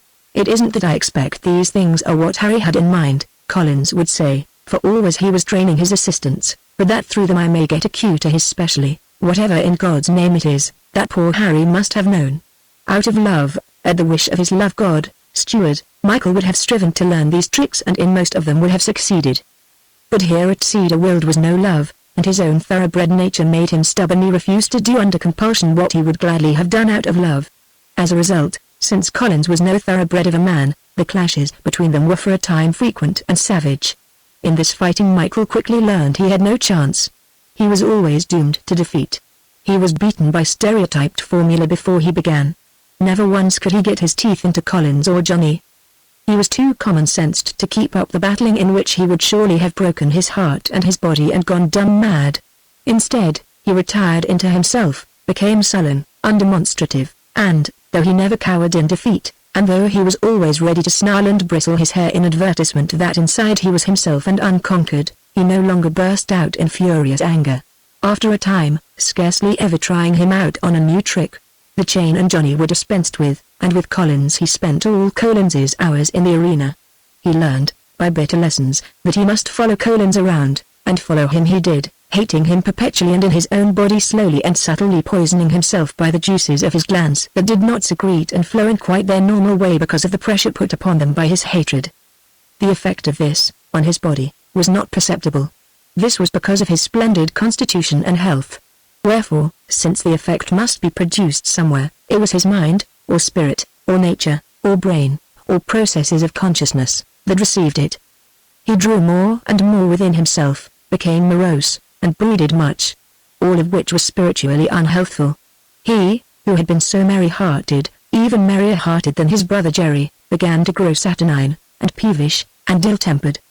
He no longer experienced impulses to play, to romp around, to run about. His body became as quiet and controlled as his brain. Human convicts, in prisons, attain this quietude. He could stand by the hour, to heel to Collins, uninterested, infinitely bored, while Collins tortured some mongrel creature into the performance of a trick. And much of this torturing Michael witnessed. There were the greyhounds, the high jumpers and wide leapers. They were willing to do their best, but Collins and his assistants achieved the miracle, if miracle it may be called, of making them do better than their best. Their best was natural. Their better than best was unnatural, and it killed some and shortened the lives of all. Rushed to the springboard and the leap, always, after the take-off, in mid-air, they had to encounter an assistant who stood underneath, an extraordinarily long buggy whip in hand, and lashed them vigorously. This made them leap from the springboard beyond their normal powers, hurting and straining and injuring them in their desperate attempt to escape the whiplash, to beat the whiplash in the air and be past ere it could catch their flying flanks and sting them like a scorpion. Never will a jumping dog jump his hardest, Collins told his assistants, unless he's made to. That's your job. That's the difference between the jumpers I turn out and some of these dub-amateur jumping outfits that fail to make good even on the bushed circuits, Collins continually taught. A graduate from his school, an assistant who received from him a letter of recommendation, carried a high credential of a sheepskin into the trained animal world. No dog walks naturally on its hind legs, much less on its forelegs, Collins would say. Dogs ain't built that way. They have to be made to, that's all. That's the secret of all animal training. They have to. You've got to make them. That's your job. Make them. Anybody who can't make good in this factory. Put that in your pipe and smoke it, and get busy. Michael saw, without fully appreciating, the use of the spiked saddle on the bucking mule. The mule was fat and good-natured the first day of its appearance in the arena. It had been a pet mule in a family of children until Collins's keen eyes rested on it, and it had known only love and kindness and much laughter for its foolish mulishness. But Collins's eyes had read health, vigor, and long life, as well as laughableness of appearance and action in the long-eared hybrid, Barney Barnato. He was renamed that first day in the arena, when, also, he received the surprise of his life. He did not dream of a spike in the saddle, nor, while the saddle was empty, did it press against him. But the moment Samuel Bacon, a Negro tumbler, got into the saddle, the spike sank home. He knew about it and was prepared. But Barney, taken by surprise, arched his back in the first buck he had ever made. It was so prodigious a buck that Colin's eyes snapped with satisfaction, while Sam landed a dozen feet away in the sawdust. "Make good like that," Collins approved, "and when I sell the mule you'll go along as part of the turn, or I miss my guess. And it will be some turn. There'll be at least 2 more like you. You'll have to be nervy and know how to fall. Get busy. Try him again." And Barney entered into the hell of education that later won his purchaser more time than he could deliver over the best vaudeville circuits in Canada and the United States. Day after day Barney took his torture. Not for long did he carry the spiked saddle. Instead, bareback, he received the Negro on his back, and was spiked and set bucking just the same, for the spike was now attached to Sam's palm by means of leather straps. In the end, Barney became so touchy about his back that he almost began bucking if a person as much as looked at it. Certainly, aware of the stab of pain, he started bucking, whirling, and kicking whenever the first signal was given of someone trying to mount him. At the end of the 4th week, 2 other tumblers, white youths, being secured, the complete, builded turn was performed for the benefit of a slender, French-looking gentleman, with waxed moustaches. In the end he bought Barney, without haggling, at Collins's own terms and engaged Sammy and the other 2 tumblers as well. Collins staged the trick properly, as it would be staged in the theater, even had ready and set up all the necessary apparatus, and himself acted as ringmaster while the prospective purchaser looked on. Barney, fat as butter, humorous-looking, was led into the square of cloth-covered steel cables and cloth-covered steel uprights. The halter was removed and he was turned loose. Immediately he became restless. The ears were laid back, and he was a picture of viciousness. "Remember one thing," Collins told the man who might buy. "If you buy him, you'll be ringmaster, and you must never spike him. When he comes to know that, you can always put your hands on him any time and control him. He's good-natured at heart, and he's the gratefulest mule I've ever seen in the business. He's just got to love you, and hate the other 3. And one warning, if he goes real bad and starts biting, you'll have to pull out his teeth and feed him soft mashes and crushed grain that's steamed. I'll give you the recipe for the digestive dope you'll have to put in. Now watch." Collins stopped into the ring and caressed Barney, who responded in the best of tempers and tried affectionately to nudge and shove past on the way out of the ropes to escape what he knew was coming. "See," Collins exposited. "He's got confidence in me. He trusts me. He knows I've never spiked him and that I always save him in the end. I'm his good Samaritan, and you'll have to be the same to him if you buy him. Now I'll give you your spiel. Of course, you can improve on it to suit yourself." The master trainer walked out of the rope square, stepped forward to an imaginary line, and looked down and out and up as if he were gazing at the pit of the orchestra beneath him, across at the body of the house, and up into the galleries. "Ladies and gentlemen," he addressed the sawdust emptiness before him as if it were a packed audience, "this is Barney Barnato, the biggest joker of a mule ever born. He's as affectionate as a Newfoundland puppy. Just watch." Stepping back to the ropes, Collins extended his hand across them, saying, "Come here, Barney, and show all these people who you love best." And Barney twinkled forward on his small hoofs, gnawed the open hand, and came closer, gnawing up the arm, nudging Collins's shoulders with his nose, half rearing as if to get across the ropes and embrace him. What he was really doing was begging and entreating Collins to take him away out of the squared ring from the torment he knew awaited him. That's what it means by never spiking him. Collins shot at the man with the wax moustaches, as he stepped forward to the imaginary line in the sawdust, above the imaginary pit of the orchestra, and addressed the imaginary house. "Ladies and gentlemen, Barney Barnato is a josher. He's got 40 tricks up each of his 4 legs, and the man don't live that he'll let stick on big back for 60 seconds. I'm telling you this in fair warning, before I make my proposition. Looks easy, doesn't it? 1 minute, the 60th part of an hour, to be precise, 60 seconds, to stick on the back of an affectionate josher mule like Barney. Well, Come on you boys and broncho riders. To anybody who sticks on for 1 minute I shall immediately pay the sum of $50, for 2 whole, entire minutes, the sum of $500. This was the cue for Samuel Bacon, who advanced across the sawdust, awkward and grinning and embarrassed, and apparently was helped up to the stage by the extended hand of Collins. Is your life insured? Collins demanded. Sam shook his head and grinned. Then what are you tackling this for? For the money, said Sam. I just naturally needs it in my business. What is your business? None of your business, mister. Here, Sam grinned ingratiating apology for his impertinence and shuffled on his legs. I might be investing in lottery tickets, only I ain't. Do I get the money? That's our business. Sure you do, Collins replied. When you earn it. Stand over there to one side and wait a moment. Ladies and gentlemen, if you will forgive a delay, I must ask for more volunteers. Any more takers? $50 for 60 seconds. Almost $1 a second. If you win. Better. I'll make it $1 a second. $60 to the boy, man, woman, or girl who sticks on Barney's back for 1 minute. Come on, ladies. Remember this is the day of equal suffrage. Here's where you put it over on your husbands, brothers, sons, fathers, and grandfathers. Age is no limit. Grandma, do I get you? He uttered directly to what must have been a very elderly lady in a near front row. You see, to the prospective buyer, I've got the entire patter for you. You could do it with 2 rehearsals, and you can do them right here, free of charge, part of the purchase. The next 2 tumblers crossed the sawdust and were helped by Collins up to the imaginary stage. You can change the patter according to the cities you're in, he explained to the Frenchman. It's easy to find out the names of the most despised and toughest neighborhoods or villages, and have the boys hail from them. Continuing the patter, Collins put the performance on. Sam's first attempt was brief. He was not half on when he was flung to the ground. Half a dozen attempts, quickly repeated, were scarcely better, the last one permitting him to remain on Barney's back nearly 10 seconds, and culminating in a ludicrous fall over Barney's head. Sam withdrew from the ring, shaking his head dubiously and holding his side as if in pain. The other lads followed.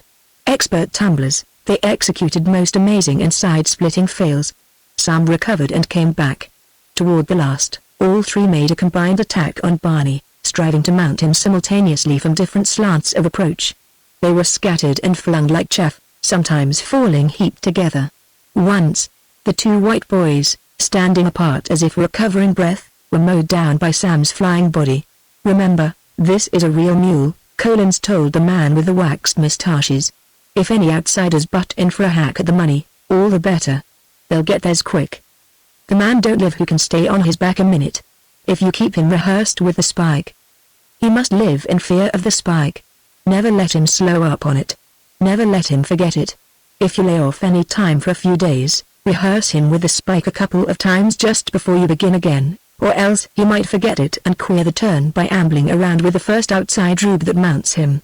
And just suppose some rube, all hooks of arms and legs and hands, is managing to stick on anyway, and the minute is getting near up. Just have Sam here, or any of your 3, slide in and spike him from the palm. That'll be good night for Mr. Rube. You can't lose, and the audience'll laugh its fool head off. Now for the climax. Watch. This always brings the house down. Get busy you 2! Sam. Ready. While the white boys threatened to mount Barney from either side and kept his attention engaged, Sam, from outside, in a sudden fit of rage and desperation, made a flying dive across the ropes and from in front locked arms and legs about Barney's neck, tucking his own head close against Barney's head. And Barney reared up on his hind legs, as he had long since learned from the many palm spikings he had received on head and neck. It's a corker, Collins announced, as Barney, on his hind legs, striking vainly with his fore, struggled about the ring. There's no danger. He'll never fall over backwards. He's a mule, and he's too wise. Besides, even if he does, all Sam has to do is let go and fall clear. The turnover, Barney gladly accepted the halter and was led out of the square ring and up to the Frenchman. Long life the look him over, Collins continued to sell. It's a full turn, including yourself, 4 performers. Besides the mule, and besides any suckers from the audience. It's all ready to put on the boards, and dirt cheap at $5,000. The Frenchman winced at the sum. Listen to arithmetic, Collins went on. You can sell at $1,200 a week at least, and you can net $800 certain. 6 weeks of the net pays for the turn. and you can book 100 weeks right off the bat and have them yelling for more. Wish I was young and footloose. I'd take it out on the road myself and coin a fortune. And Barney was sold, and passed out of the Cedarwood Animal School to the slavery of the spike and to be provocative of much joy and laughter in the pleasure theater of the world. Chapter 27. The thing is, Johnny, you can't love dogs into doing professional tricks, which is the difference between dogs and women, Collins told his assistant. You know how it is with any dog. You love it up into lying down and rolling over and playing dead and all such dub tricks. And then one day you show him off to your friends, and the conditions are changed, and he gets all excited and foolish, and you can't get him to do a thing. Children are like that. Lose their heads in company, forget all their training, and throw you down. Now on the stage, they got real tricks to do, tricks they don't do, tricks they hate. And they mightn't be feeling good, got a touch of cold, or mange, or a sour belt. What are you going to do? Apologize to the audience? Besides, on the stage, the program runs like clockwork.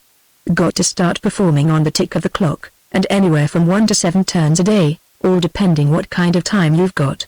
The point is, your dogs have got to get tried up and perform.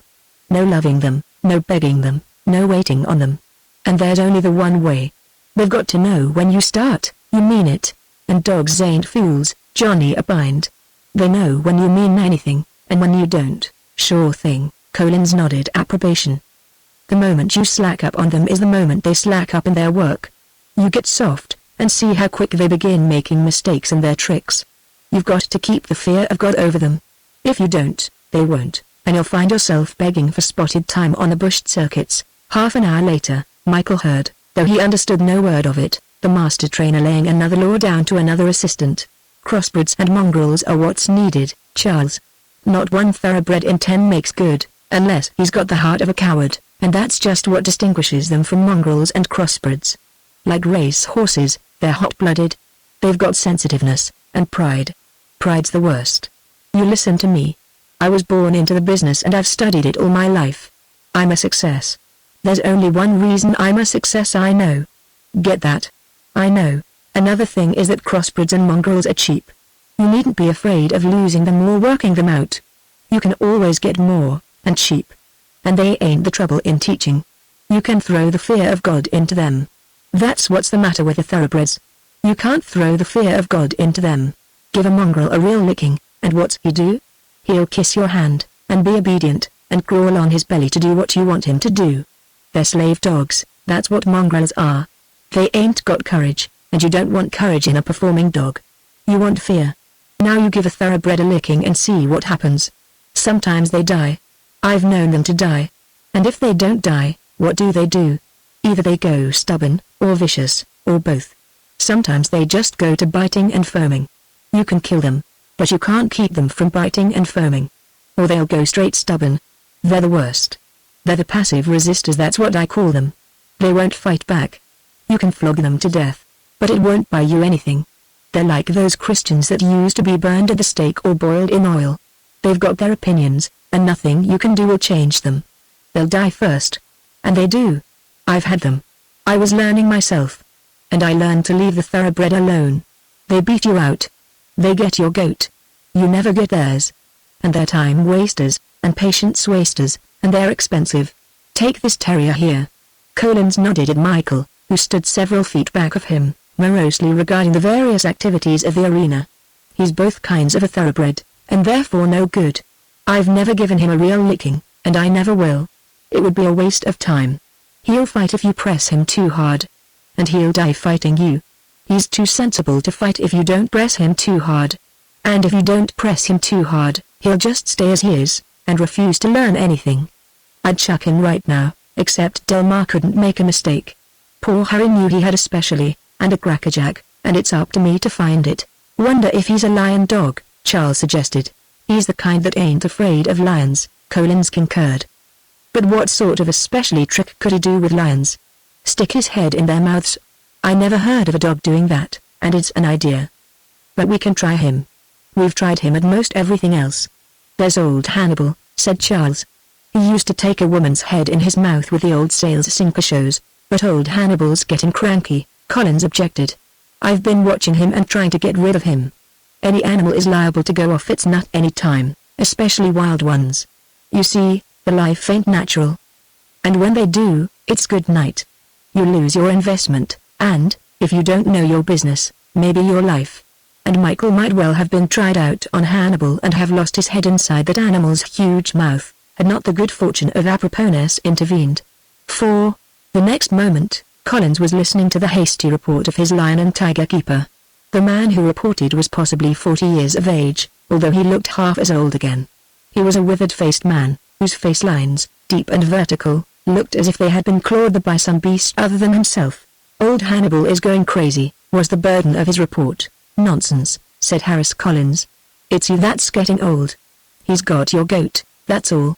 I'll show it to you. Come on along, all of you. We'll take 15 minutes off of the work, and I'll show you a show never seen in the show ring. It'd be worth 10,000 a week anywhere. Only it wouldn't last. Old Hannibal would turn up his toes out of sheer hurt feelings. Come on everybody. All hands. 15 minutes recess." And Michael followed at the heels of his latest and the most terrible master, but Wayne leading the procession of employees and visiting professional animal men who trooped along behind. As was well known, when Harris Collins performed, he performed only for the elite, for the hoi polloi of the trained animal world. The lion and tiger man, who had clawed his own face with the beast claws of his nature, whimpered protest when he saw his employer's preparation to enter Hannibal's cage, for the preparation consisted merely in equipping himself with a broom handle. Hannibal was old, but he was reputed the largest lion in captivity, and he had not lost his teeth. He was pacing up and down the length of his cage, heavily and swaying, after the manner of captive animals, when the unexpected audience erupted into the space before his cage. Yet he took no notice whatever, merely continuing his pacing, swinging his head from side to side, turning lightly at each end of his cage, with all the air of being bent on some determined purpose. "That's the way he's been going on for 2 days, whimpered his keeper. "And when you go near him, he just reaches for you. Look what he done to me." The man held up his right arm, the shirt and undershirt ripped to shreds, and red parallel grooves, slightly clotted with blood, showing where the claws had broken the skin. "And I wasn't inside. He did it through the bars, with one swipe, when I was starting to clean his cage. Now if he'd only roar, or something. But he never makes a sound, just keeps on going up and down." "Where's the key?" Collins demanded. "Good. Now let me in. And lock it afterward and take the key out. Lose it, forget it, throw it away. I'll have all the time in the world to wait for you to find it to let me out." And Harris Collins, a sliver of a less than a lightweight man, who lived in mortal fear that at table the mother of his children would crown him with a plate of hot soup, went into the cage, before the critical audience of his employees and professional visitors, armed only with a broom handle. Further, the door was locked behind him, and, the moment he was in, keeping a casual but alert eye on the pacing Hannibal, he reiterated his order to lock the door and remove the key. Half a dozen times the lion paced up and down, declining to take any notice of the intruder. And then, when his back was turned as he went down the cage, Collins stepped directly in the way of his return path and stood still. Coming back and finding his way blocked, Hannibal did not roar. His muscular movements sliding each into the next like so much silk of tawny hide, he struck at the obstacle that confronted his way. But Collins, knowing ahead of the lion what the lion was going to do, struck first, with the broom handle rapping the beast on its tender nose. Hannibal recoiled with a flash of snarl and flashed back a second sweeping stroke of his mighty paw. Again he was anticipated, and the rap on his nose sent him into recoil. "Got to keep his head down, that way lies safety," the master trainer muttered in a low, tense voice. "Ah, would you? Take it, then." Hannibal, in wrath, crouching for a spring, had lifted his head. The consequent blow on his nose forced his head down to the floor, and the king of beasts, nose still to floor, backed away with mouth snarls and throat and chest noises. "Follow up," Collins enunciated, himself following, rapping the nose again sharply and accelerating the lion's backward retreat. "Man is the boss because he's got the head that thinks," Collins preached the lesson, "and he's just got to make his head boss his body, that's all, so that he can think one thought ahead of the animal, and act one act ahead. Watch me get his goat. He ain't the hard case he's trying to make himself believe he is. And that idea, which he's just starting, has got to be taken out of him. The broomstick will do it. Watch." He backed the animal down the length of the cage, continually rapping at the nose and keeping it down to the floor. "Now I'm going to pile him into the corner." And Hannibal, snarling, growling, and spitting, ducking his head and with short paw strokes trying to ward off the insistent broomstick, backed obediently into the corner, crumpled up his hindparts, and tried to withdraw his corporeal body within itself in a pain-urged effort to make it smaller. And always he kept his nose down and himself harmless for a spring. In the thick of it he slowly raised his nose and yawned. Nor, because it came up slowly, and because Collins had anticipated the yawn by being one thought ahead of Hannibal in Hannibal's own brain, was the nose wrapped. "That's the goat," Collins announced, for the first time speaking in a hearty voice in which was no vibration of strain. "When a lion yawns in the thick of a fight, you know he ain't crazy. He's sensible. He's got to be sensible, or he'd be springing or lashing out instead of yawning. He knows he's licked, and that yawn of his merely says, 'I quit. For the love of Mike, leave me alone. My nose is awful sore. I'd like to get you, but I can't. I'll do anything you want, and I'll be dreadful good, but don't hit my poor sore nose. The man is the boss, and he can't afford to be so easy. Drive the lesson home that you're boss. Rub it in. Don't stop when he quits. Make him swallow the medicine and lick the spoon. Make him kiss your foot on his neck holding him down in the dirt. Make him kiss the stick that's beaten him. Watch." And Hannibal, the largest lion in captivity, with all his teeth, captured out of the jungle after he was full grown, a veritable king of beasts, before the menacing broomstick in the hand of a sliver of a man, backed deeper and more crumpled together into the corner. His back was bowed up, the very opposite muscular position to that for a spring, while he drew his head more and more down and under his chest in utter abjectness, resting his weight on his elbows and shielding his poor nose with his massive paws, a single stroke of which could have ripped the life of Collins quivering from his body. "Now he might be tricky," Collins announced, "but he's got to kiss my foot and the stick just the same. Watch." He lifted and advanced his left foot, not tentatively and hesitantly, but quickly and firmly, bringing it to rest on the lion's neck. The stick was poised to strike, one act ahead of the lion's next possible act, as Collins's mind was one thought ahead of the lion's next thought. And Hannibal did the forecasted and predestined. His head flashed up, huge jaws distended, fangs gleaming, to sink into the slender, silken-hosed ankle above the tan low-cut shoes. But the fangs never sank. They were scarcely started a fifth of the way of the distance, when the waiting broomstick rapped on his nose and made him sink it in the floor under his chest and cover it again with his paws. "He ain't crazy," said Collins. "He knows, from the little he knows, that I know more than him and that I've got him licked to a fare you well. If he was crazy, he wouldn't know, and I wouldn't know his mind either, and I wouldn't be that one jump ahead of him, and he'd get me and mess the whole cage up with my insides."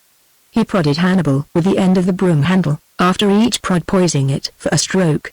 And the great lion lay and roared in helplessness, and at each prod exposed his nose more and lifted it higher, until, at the end, his red tongue ran out between his fangs and licked the boot resting none too gently on his neck, and, after that, licked the broomstick that had administered all the punishment. "Going to be a good lion now?" Collins demanded, roughly rubbing his foot back and forth on Hannibal's neck. Hannibal could not refrain from growling his hatred. "Going to be a good lion?" Collins repeated, rubbing his foot back and forth still more roughly, and Hannibal exposed his nose and with his red tongue licked again the tan shoe and the slender, tan silken ankle that he could have destroyed with one crunch. Chapter 28. One friend Michael made among the many animals he encountered in the Cedar World School, and a strange, sad friendship it was. Sarah she was called, a small, green monkey from South America, who seemed to have been born hysterical and indignant, and with no appreciation of humor.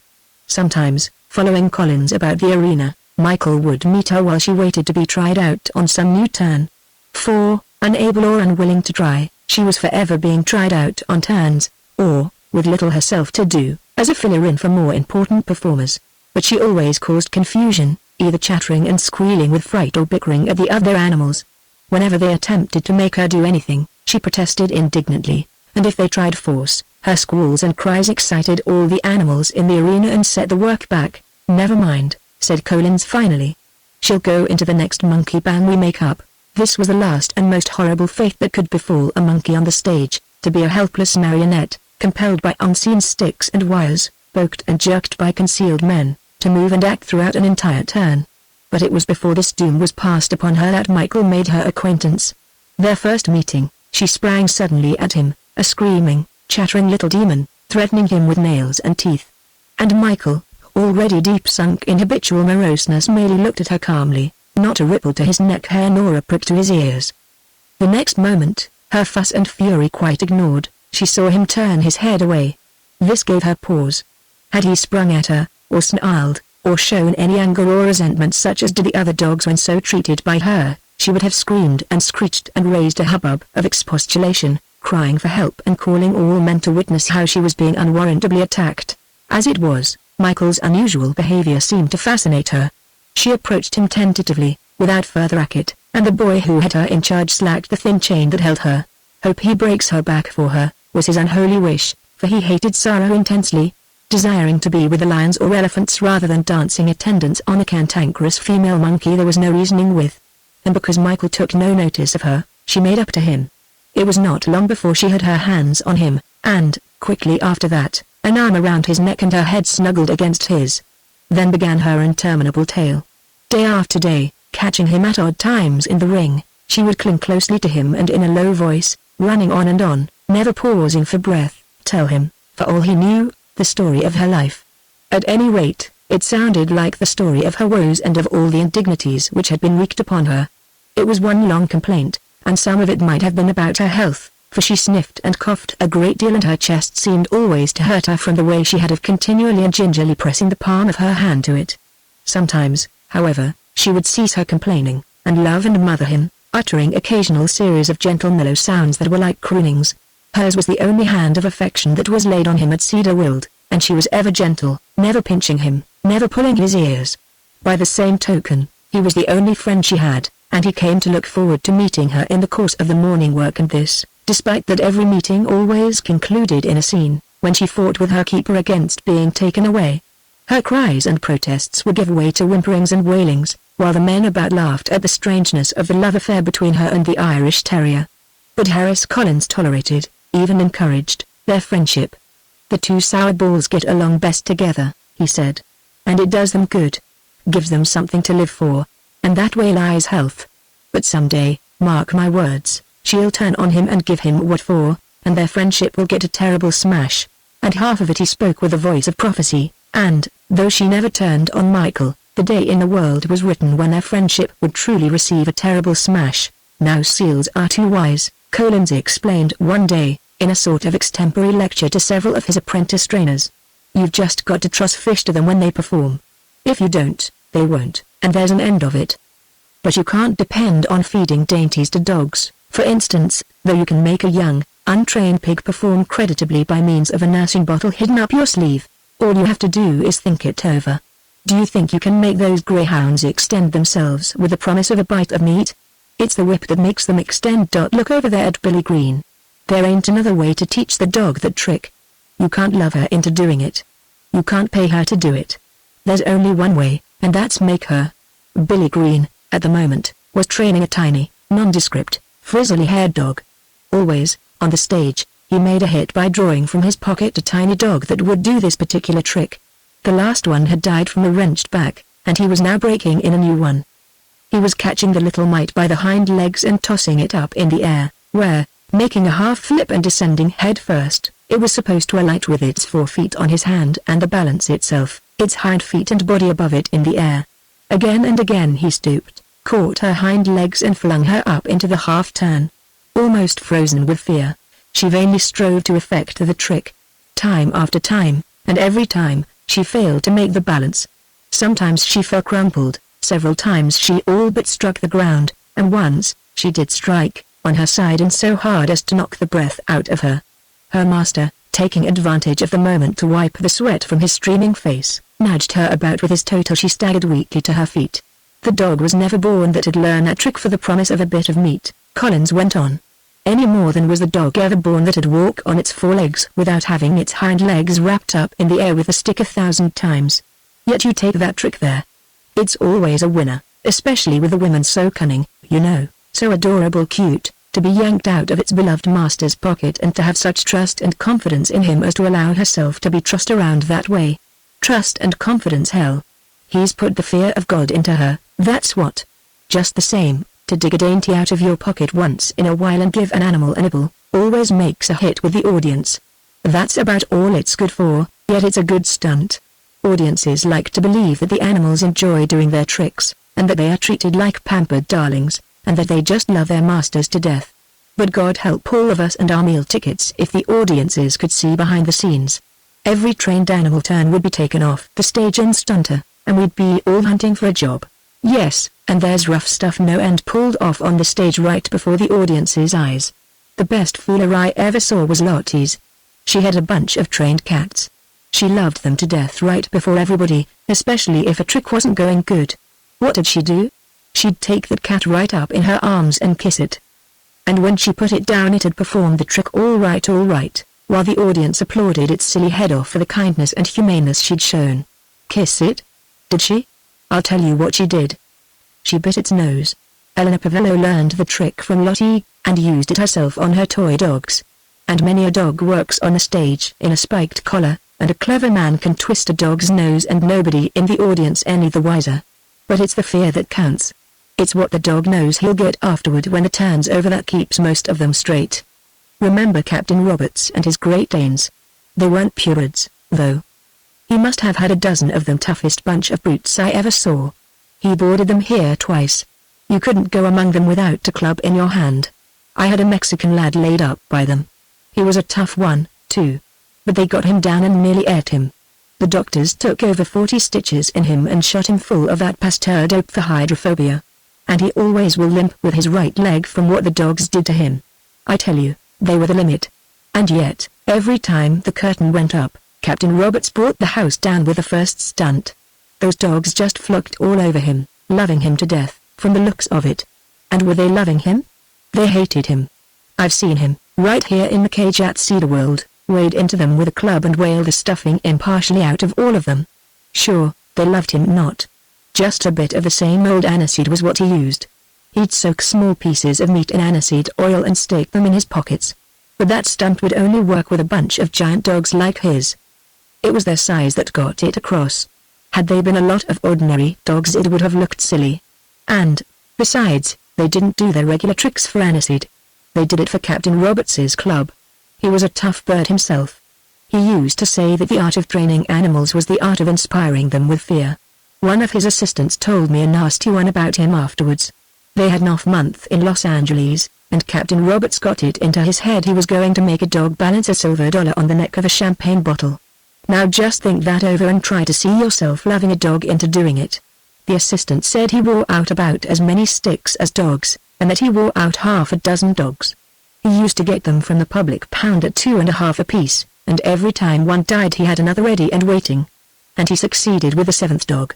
I'm telling you, it learned to balance a dollar on the neck of a bottle. And it died from the effects of the learning within a week after he put it on the stage. Abscesses in the lungs, from the stick. There was an Englishman came over when I was a youngster. He had ponies, monkeys, and dogs. He bit the monkey's ears, so that, on the stage, all he had to do was to make a move as if he was going to bite and they'd quit their fooling and be good. He had a big chimpanzee that was a winner.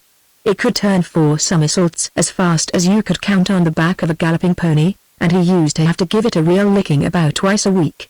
And sometimes the lickings were too stiff, and the monkey'd get sick and have to lay off. But the owner solved the problem. He got to giving him a little licking, a mere taste of the stick, regular, just before the turn came on. And that did it in his case, though with some other case the monkey most likely would have got sullen and not acted at all. It was on that day that Harris Collins sold a valuable bit of information to a lion man who needed it. It was off time for him, and his 3 lions were boarding at Cedarworld. Their turn was an exciting and even terrifying one, when viewed from the audience, for, jumping about and roaring, they were made to appear as if about to destroy the slender little lady who performed with them and seemed to hold them in subjection only by her indomitable courage and a small riding switch in her hand. The trouble is they're getting too used to it. The man complained. Isadora can't prod them up anymore. They just won't make a showing. I know them, Collins nodded. They're pretty old now, and their spirit broken besides. Take old Sark there. He's had so many blank cartridges fired into his ears that he's stone deaf. And Selim he lost his heart with his teeth. A Portuguese fellow who was handling him for the Barnum and Bailey show did that for him. You've heard? I've often wondered. The man shook his head. It must have been a smash. It was. The Portuguese did it with an iron bar. Selim was sulky and took a swipe at him with his paw, and he whopped it to him full in the mouth just as he opened it to let out a roar.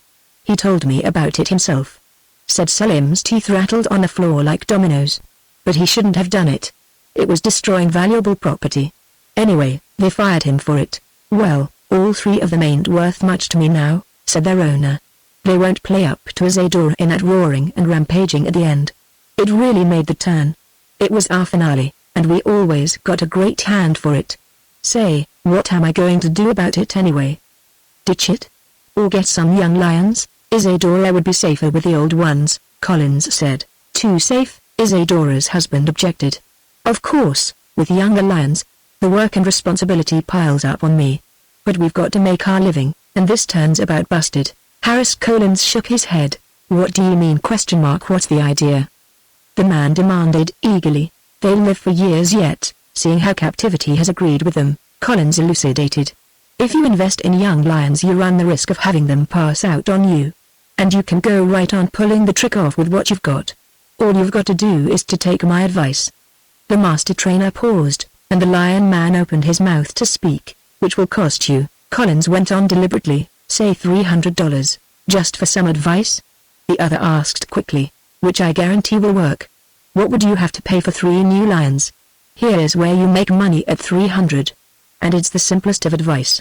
I can tell it to you in 3 words, which is at the rate of $100 a word, and one of the words is there. Too steep for me, the other objected. I've got to make a living, so have I, Collins assured him. That's why I'm here. I'm a specialist, and you're paying a specialist's fee. You'll be as mad as a hornet when I tell you, it's that simple, and for the life of me I can't understand why you don't already know it. And if it don't work?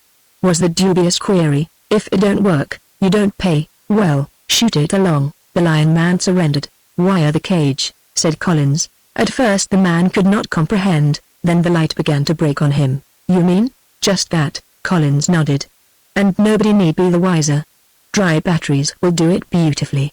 You can install them nicely under the cage floor. All Isadora has to do when she's ready is to step on the button, and when the electricity shoots through their feet, if they don't go up in the air and rampage and roar around to beat the band, not only can you keep the 300, but I'll give you 300 more. I know. I've seen it done, and it never misses fire. It's just as though they were dancing on a red-hot stove. Up they go, and every time they come down they burn their feet again. But you'll have to put the juice into them slowly, Collins warned. I'll show you how to do the wiring. Just a week's battery first, so as they can work up to it, and then stronger and stronger to the curtain. And they never get used to it. As long as they live they'll dance just as lively as the first time. What do you think of it? It's worth 300 all right, the man admitted. I wish I could make my money that easy. Chapter 29. Guess I'll have to wash my hands of him, Collins told Johnny. I know Delmar must have been right when he said he was the limit, but I can't get a clue to it. This followed upon a fight between Michael and Collins. Michael, more morose than ever, had become even crusty-tempered, and, scarcely with provocation at all, had attacked the man he hated, failing, as ever, to put his teeth into him, and receiving, in turn, a couple of smashing kicks under his jaw. He's like a gold mine all right, Collins meditated. But I'm hanged if I can crack it, and he's getting grouchier every day. Look at him. What did he want to jump me for? I wasn't rough with him. He's piling up a sour ball that'll make him fight a policeman someday. A few minutes later, one of his patrons, a tow-headed young man who was boarding and rehearsing 3 performing leopards at Cedarwold, was asking Collins for the loan of an Airedale. I've only got 1 left now, he explained, and I ain't safe without 2. What's happened to the other one? The master trainer queried. Alfonso, that's the big buck leopard, got nasty this morning and settled his hash. I had to put him out of his misery. He was gutted like a horse in the bull ring. But he saved me all right. If it hadn't been for him I'd have got a mauling. Alfonso gets these bad streaks just about every so often. That's the 2nd dog he's killed for me. Collins shook his head. Haven't got an Airedale, he said, and just then his eyes chanced to fall on Michael. Try out the Irish Terrier, he suggested. They're like the Airedale in disposition. Pretty close cousins, at any rate. I pin my faith on the Airedale when it comes to lion dogs. The leopard man demurred. So's an Irish Terrier a lion dog. Take that one there. Look at the size and weight of him. Also, take it from me, he's all spunk. He'll stand up to anything. Try him out. I'll lend him to you. If he makes good I'll sell him to you cheap.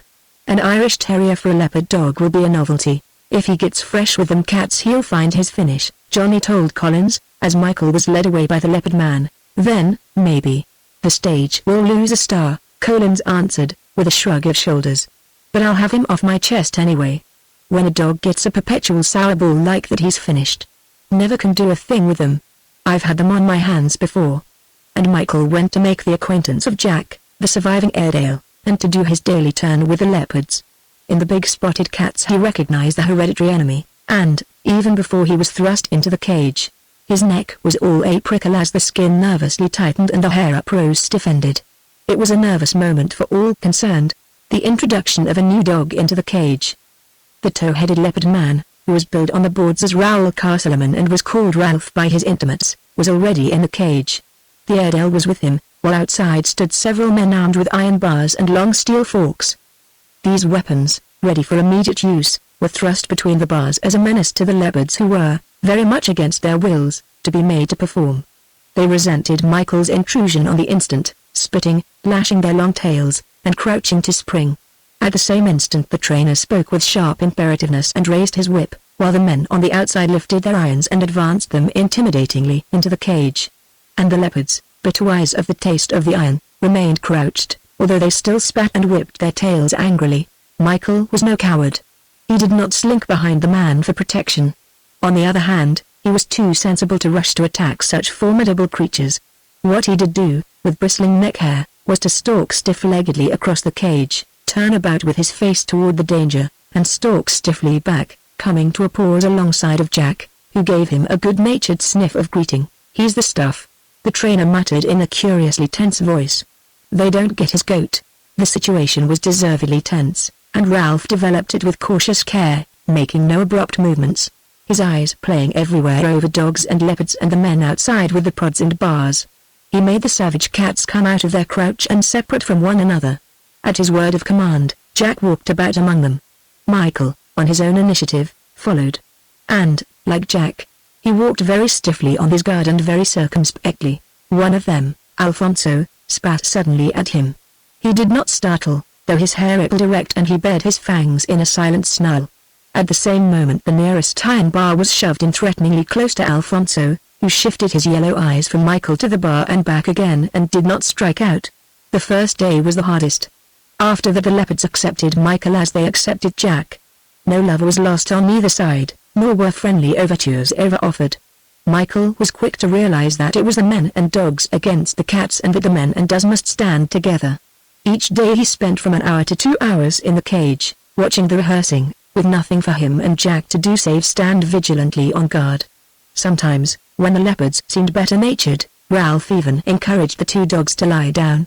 But, on bad mornings, he saw to it that they were ever ready to spring in between him and any possible attack. For the rest of the time Michael shared his large pen with Jack. They were well cared for, as were all animals at Cedarwold, receiving frequent scrubbings and being kept clean of vermin. For a dog only 3 years old, Jack was very sedate. Either he had never learned to play or had already forgotten how. On the other hand, he was sweet-tempered and equable, and he did not resent the early shows of crustiness which Michael made. And Michael quickly ceased from being crusty and took pleasure in their quiet companionship. There were no demonstrations. They were content to lie awake by the hour, merely pleasantly aware of each other's proximity. Occasionally, Michael could hear Sarah making a distant scene or sending out calls which he knew were for him. Once she got away from her keeper and located Michael coming out of the leopard cage. With a shrill squeal of joy she was upon him, clinging to him and chattering the hysterical tale of all her woes since they had been parted. The leopard man looked on tolerantly and let her have her few minutes. It was her keeper who tore her away in the end, cling as she would to Michael, screaming all the while like a harridan. When her hold was broken, she sprang at the man in a fury, and, before he could throttle her to subjection, sank her teeth into his thumb and wrist. All of which was provocative of great hilarity to the onlookers, while her squalls and cries excited the leopards to spitting and leaping against their bars. And, as she was borne away, she set up a soft wailing like that of a heartbroken child. Although Michael proved a success with the leopards, Raoul Castleman never bought him from Collins.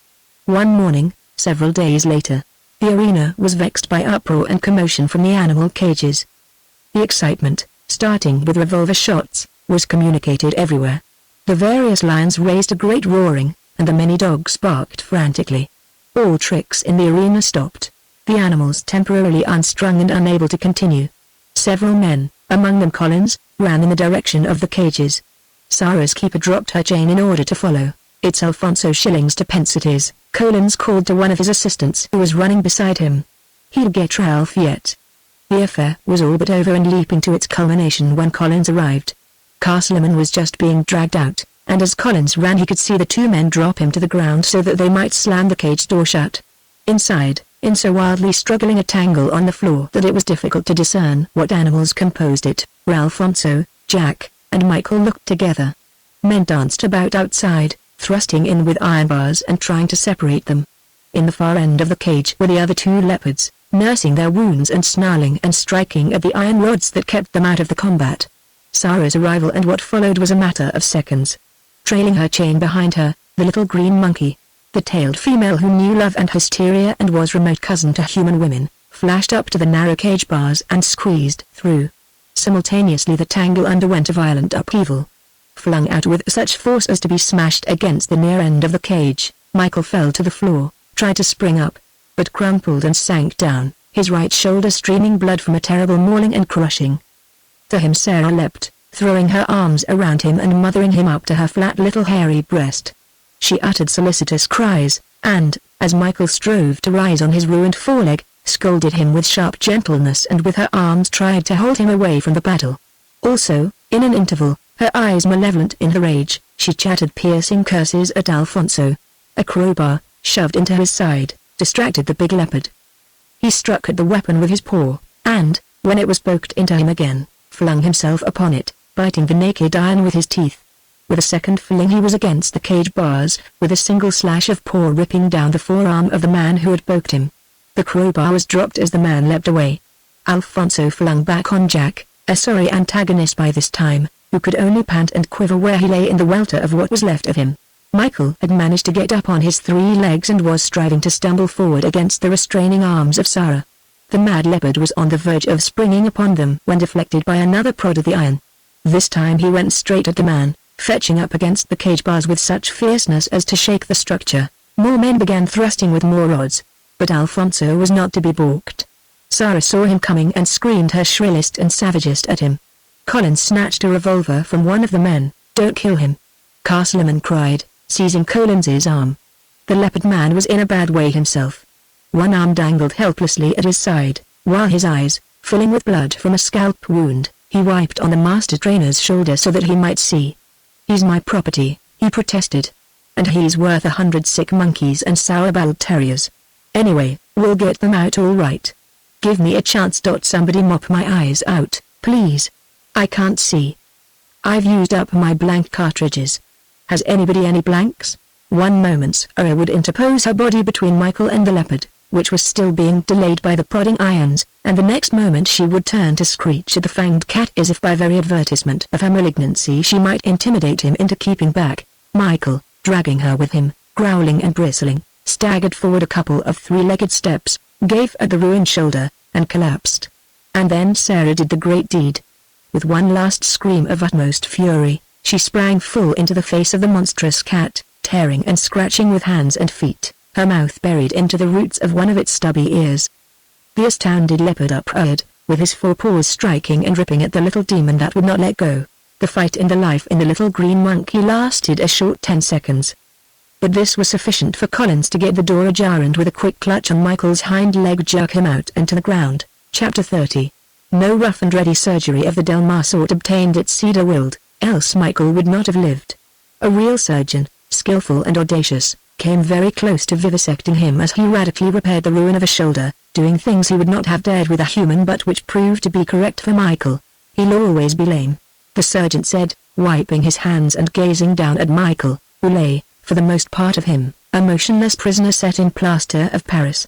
"All the healing, and there's plenty of it, will have to be by first intention. If his temperature shoots up we'll have to put him out of his misery." "What's he worth?" "He has no tricks," Collins answered. "Possibly $50, and certainly not that now.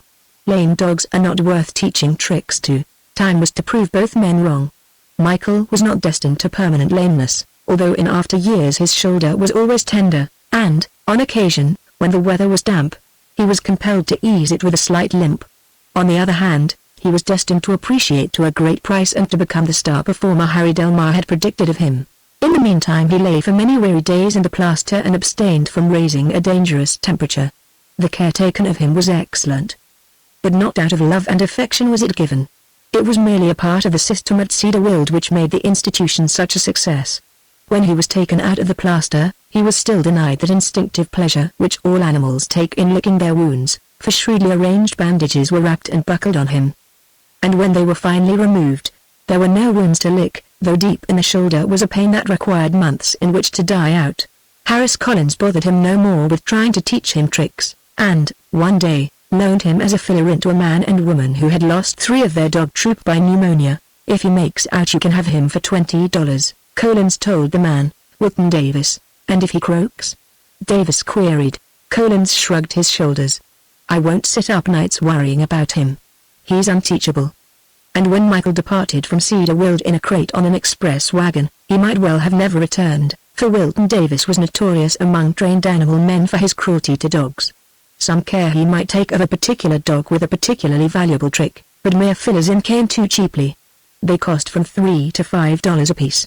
Worse than that, so far as he was concerned, Michael had cost nothing. And if he died it meant nothing to Davis except the trouble of finding another dog. The first stage of Michael's new adventure involved no unusual hardship, despite the fact that he was so cramped in his crate that he could not stand up and that the jolting and handling of the crate sent countless twinges of pain shooting through his shoulder. The journey was only to Brooklyn, where he was duly delivered to a second-rate theater, Wilton Davis being so indifferent a second-rate animal man that he could never succeed in getting time with the big circuits. The hardship of the cramped crate began after Michael had been carried into a big room above the stage and deposited with nearly a score of similarly crated dogs. A sorry lot they were, all of them scrubs and most of them spirit-broken and miserable. Several had bad sores on their heads from being knocked about by Davis. No care was taken of these sores, and they were not improved by the whitening that was put on them for concealment whenever they performed.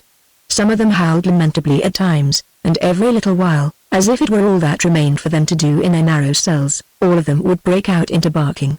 Michael was the only one who did not join in these choruses. Long since, as one feature of his developing moroseness, he had ceased from barking. He had become too unsociable for any such demonstrations, nor did he pattern after the example of some of the sour-tempered dogs in the room, who were forever bickering and snarling through the slats of their cages.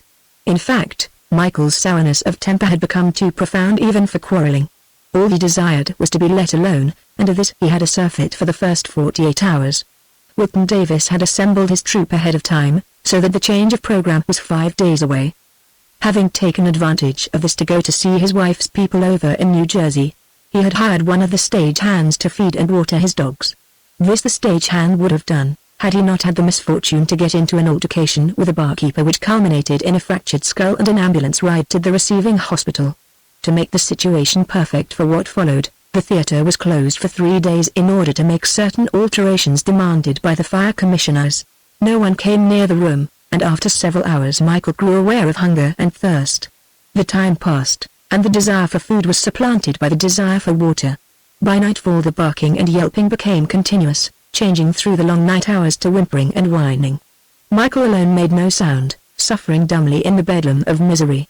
Morning of the second day dawned, the slow hours dragged by to the second night, and the darkness of the second night drew down upon a scene behind the scenes, sufficient of itself to condemn all trained animal acts in all theaters and show tents of all the world. Whether Michael dreamed or was in semi-delirium, there is no telling, but, whichever it was, he lived most of his past life over again.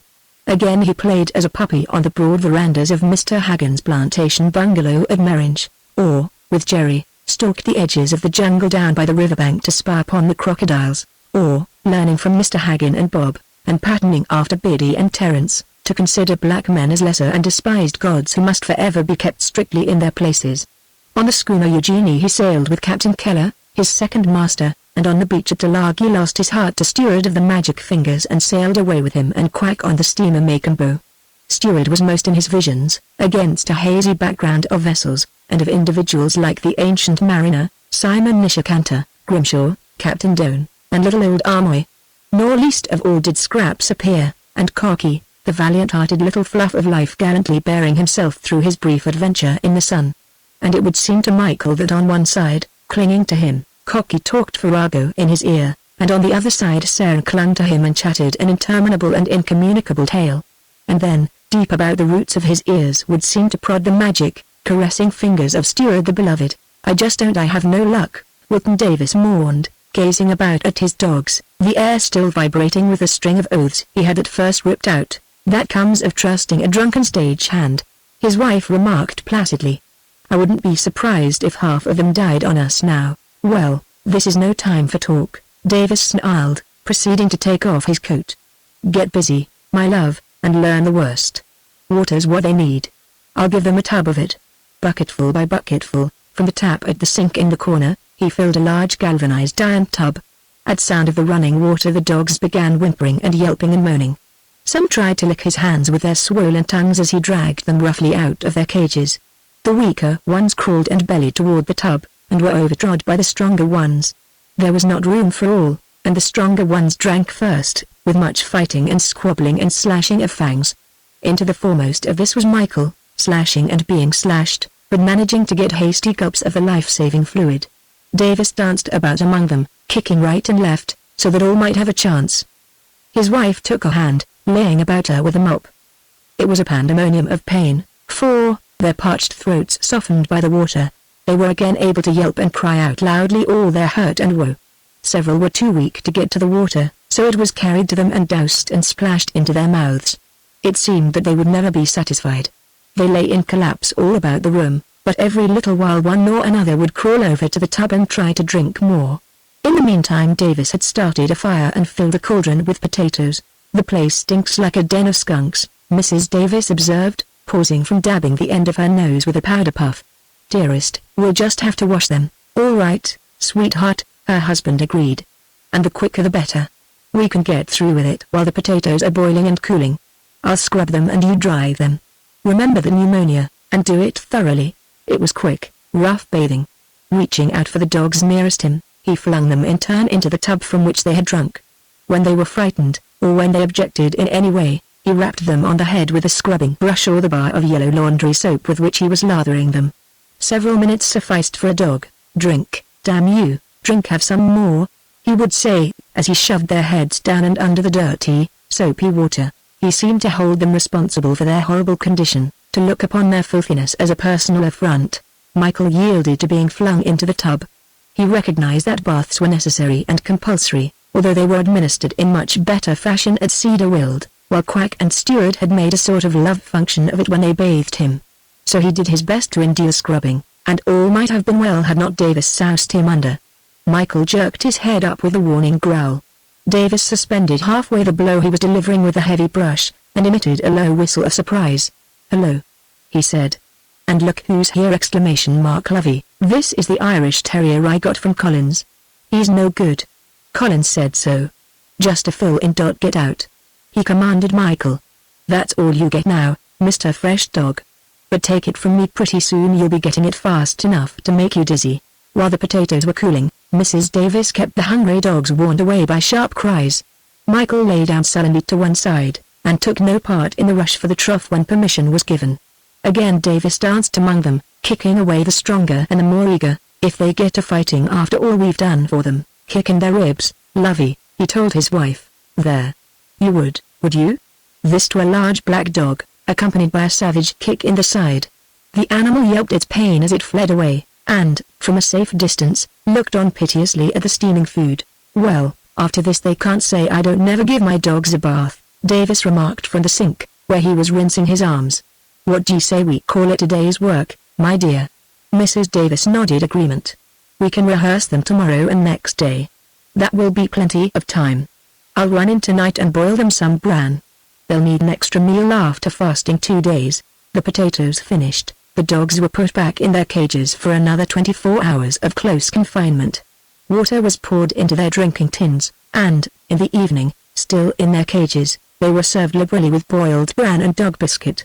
This was Michael's first food, for he had sulkily refused to go near the potatoes. The rehearsing took place on the stage, and for Michael trouble came at the very start. The drop curtain was supposed to go up and reveal the 20 dogs seated on chairs in a semicircle. Because, while they were being thus arranged, the preceding turn was taking place in front of the drop curtain, It was imperative that rigid silence should be kept. Next, when the curtain rose on full stage, the dogs were trained to make a great barking. As a filler-in, Michael had nothing to do but sit on a chair. But he had to get upon the chair first, and when Davis so ordered him he accompanied the order with a clout on the side of the head. Michael growled warningly, "Oh, ha, eh?" The man sneered. "It's fresh dog looking for trouble. Well, you might as well get it over with now so your name can be changed to Good Dog. My dear, just keep the rest of them in order while I teach fresh dog lesson number 1. Of the beating that followed, the least said the better. Michael put up a fight that was hopeless, and was thoroughly beaten in return. Bruised and bleeding, he sat on the chair, taking no part in the performance and only sullenly engendering a deeper and bitterer sourness. To keep silent before the curtain went up was no hardship for him. But when the curtain did go up, he declined to join the rest of the dogs in their frantic barking and yelping. The dogs, sometimes alone and sometimes in couples and trios and groups, left their chairs at command and performed the conventional dog tricks such as walking on hind legs, hopping, limping, waltzing, and throwing somersaults. Wilton Davis's temper was short and his hand heavy throughout the rehearsal, as the shrill yelps of pain from the lagging and stupid attested. In all, during that day and the forenoon of the next, 3 long rehearsals took place. Michael's troubles ceased for the time being. At command, he silently got on the chair and silently sat there.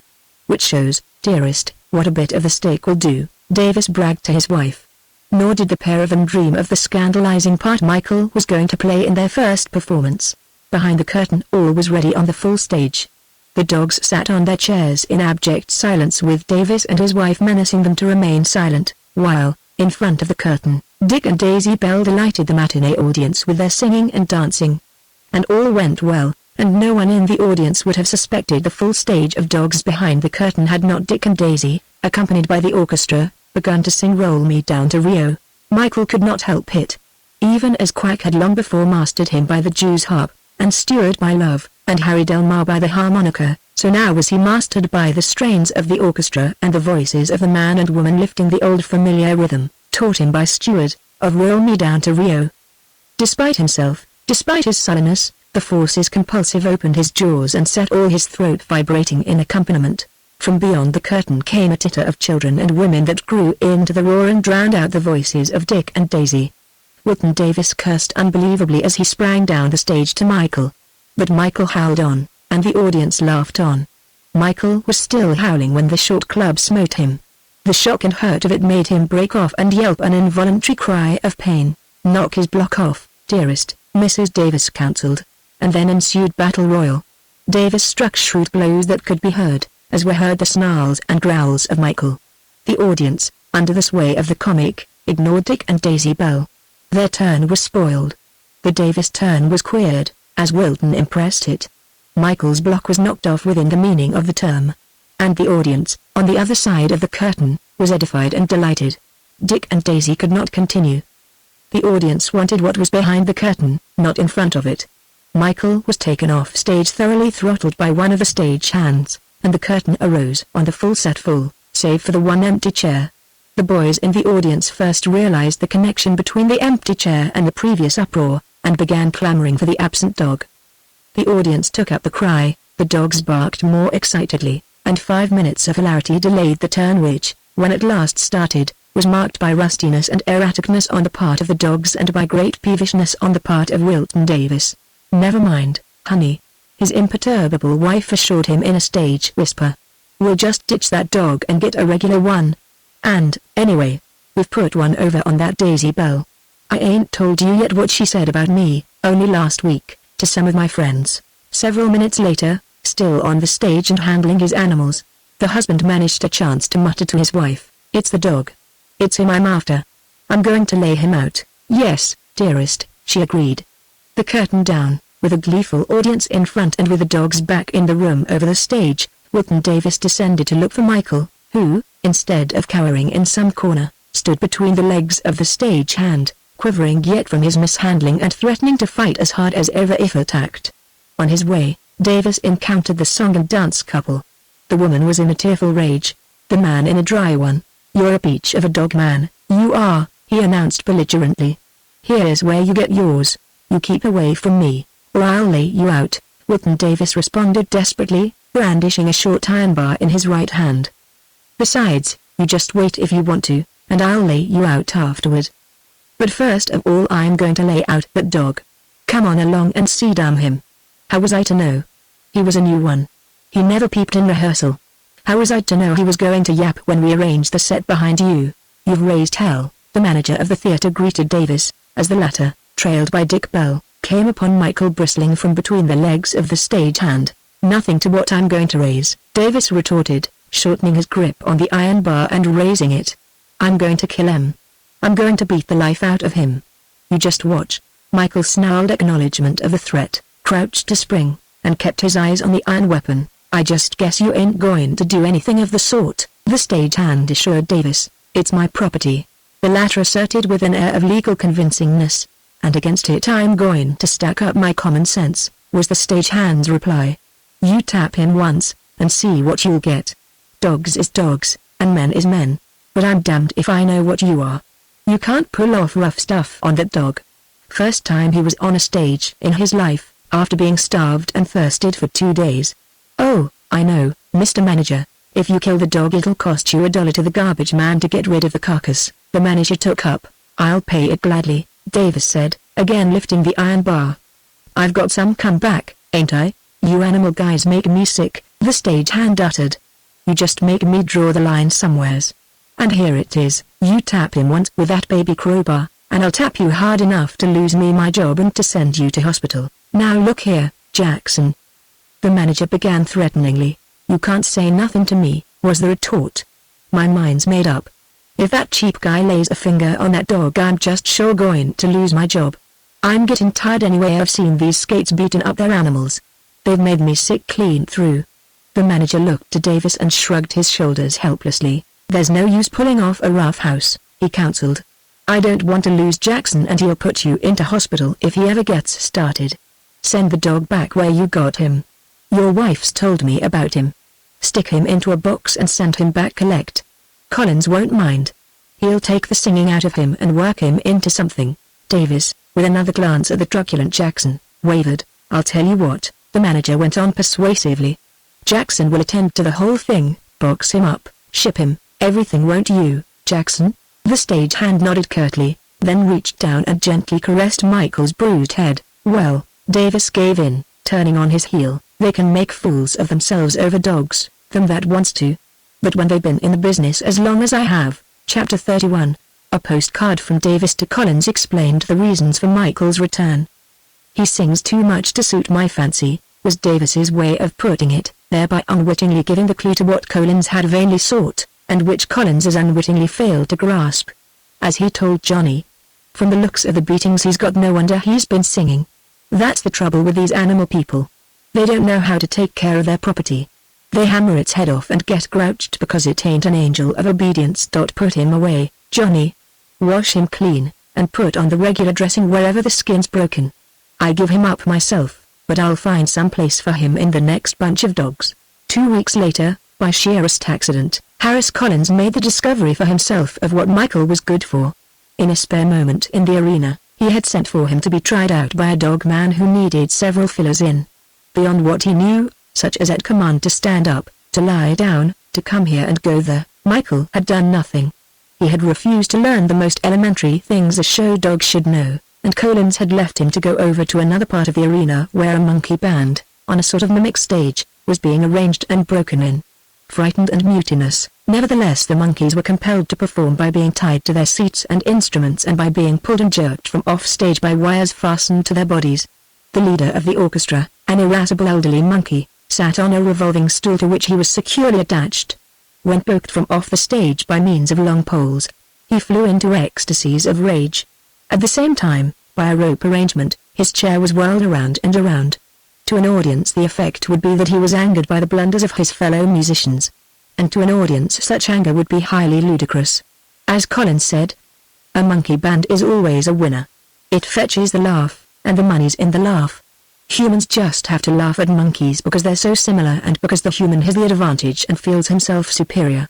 Suppose we're walking along the street, you and me, and you slip and fall down. Of course I laugh. That's because I'm superior to you. I didn't fall down. Same thing if your hat blows off. I laugh while you chase it down the street.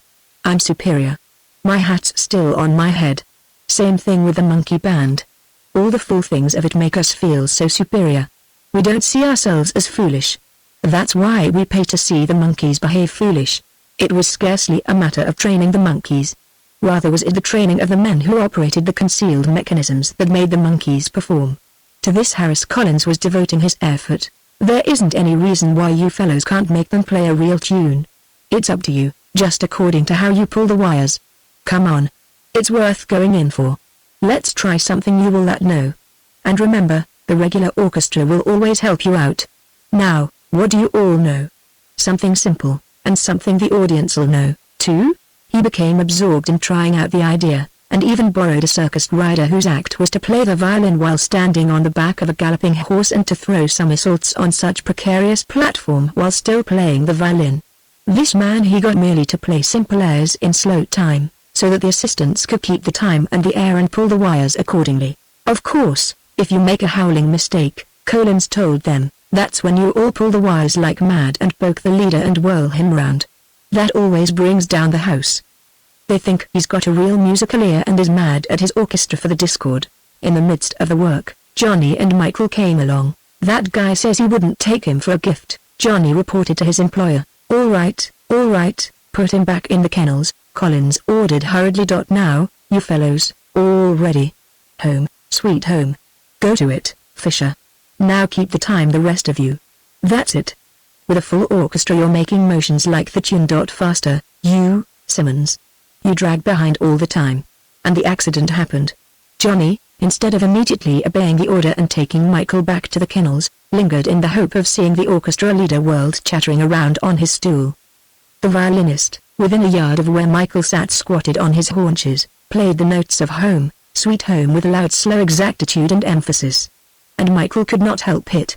No more could he help it than could he help responding with a snarl when threatened by a club. No more could he help it than when he had spoiled the turn of Dick and Daisy Bell when swept by the strains of Roll Me Down to Rio. No more could he help it than could Jerry, on the deck of the Ariel, help singing when Villa Kennan put her arms around him, smothered him deliciously in her cloud of hair, and sang his memory back into time and the fellowship of the ancient pack.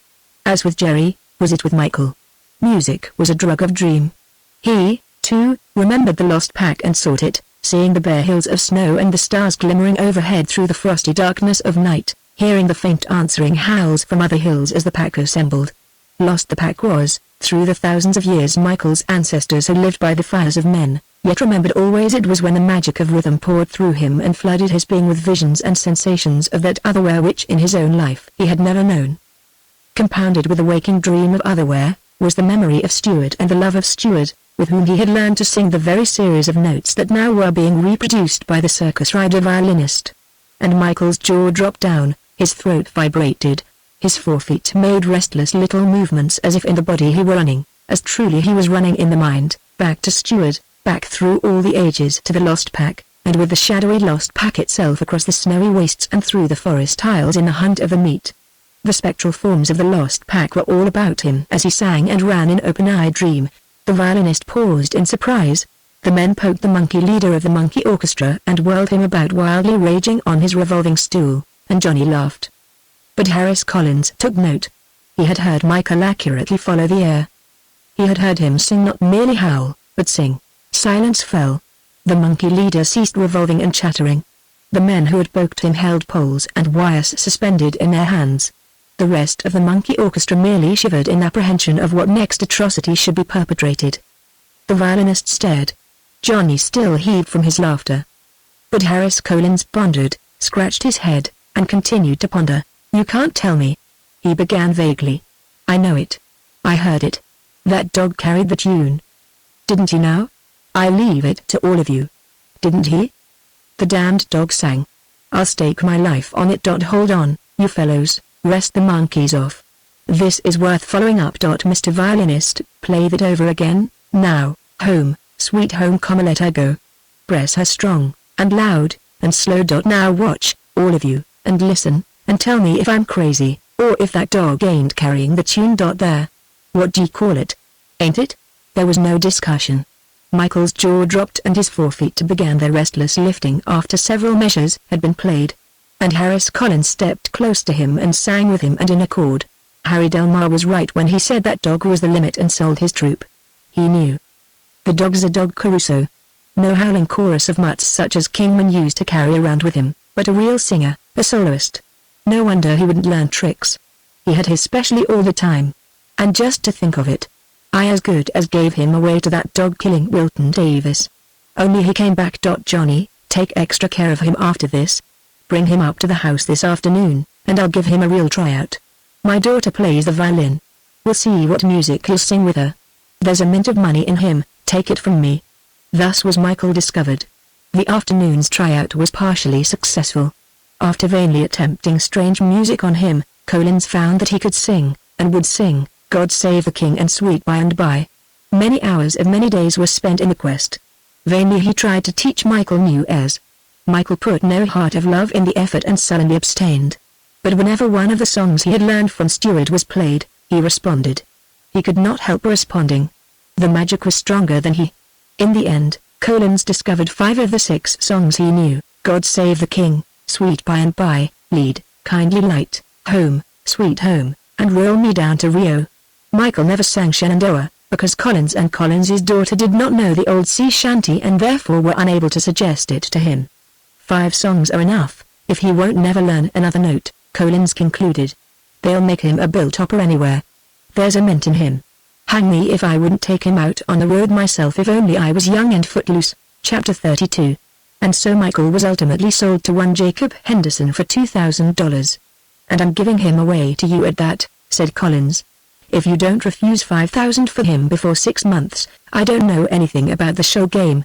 He'll skin that last arithmetic dog of yours to a finish and you won't have to show yourself and work every minute of the turn. And if you don't insure him for $50,000 as soon as he's made good, you'll be a fool. Why, I wouldn't ask anything better, if I was young and footloose, than to take him out on the road myself. Henderson proved totally different from any master Michael had had. The man was a neutral sort of creature. He was neither good nor evil.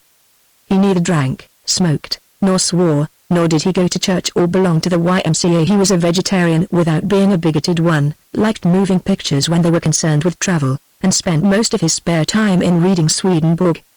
He had no temper whatever.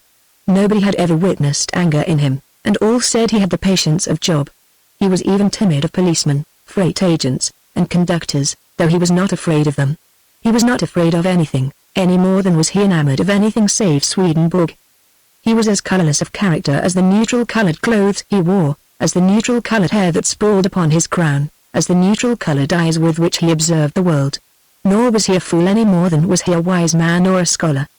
He gave little to life, asked little of life, and, in the show business, was a recluse in the very heart of life. Michael neither liked nor disliked him, but, rather, merely accepted him.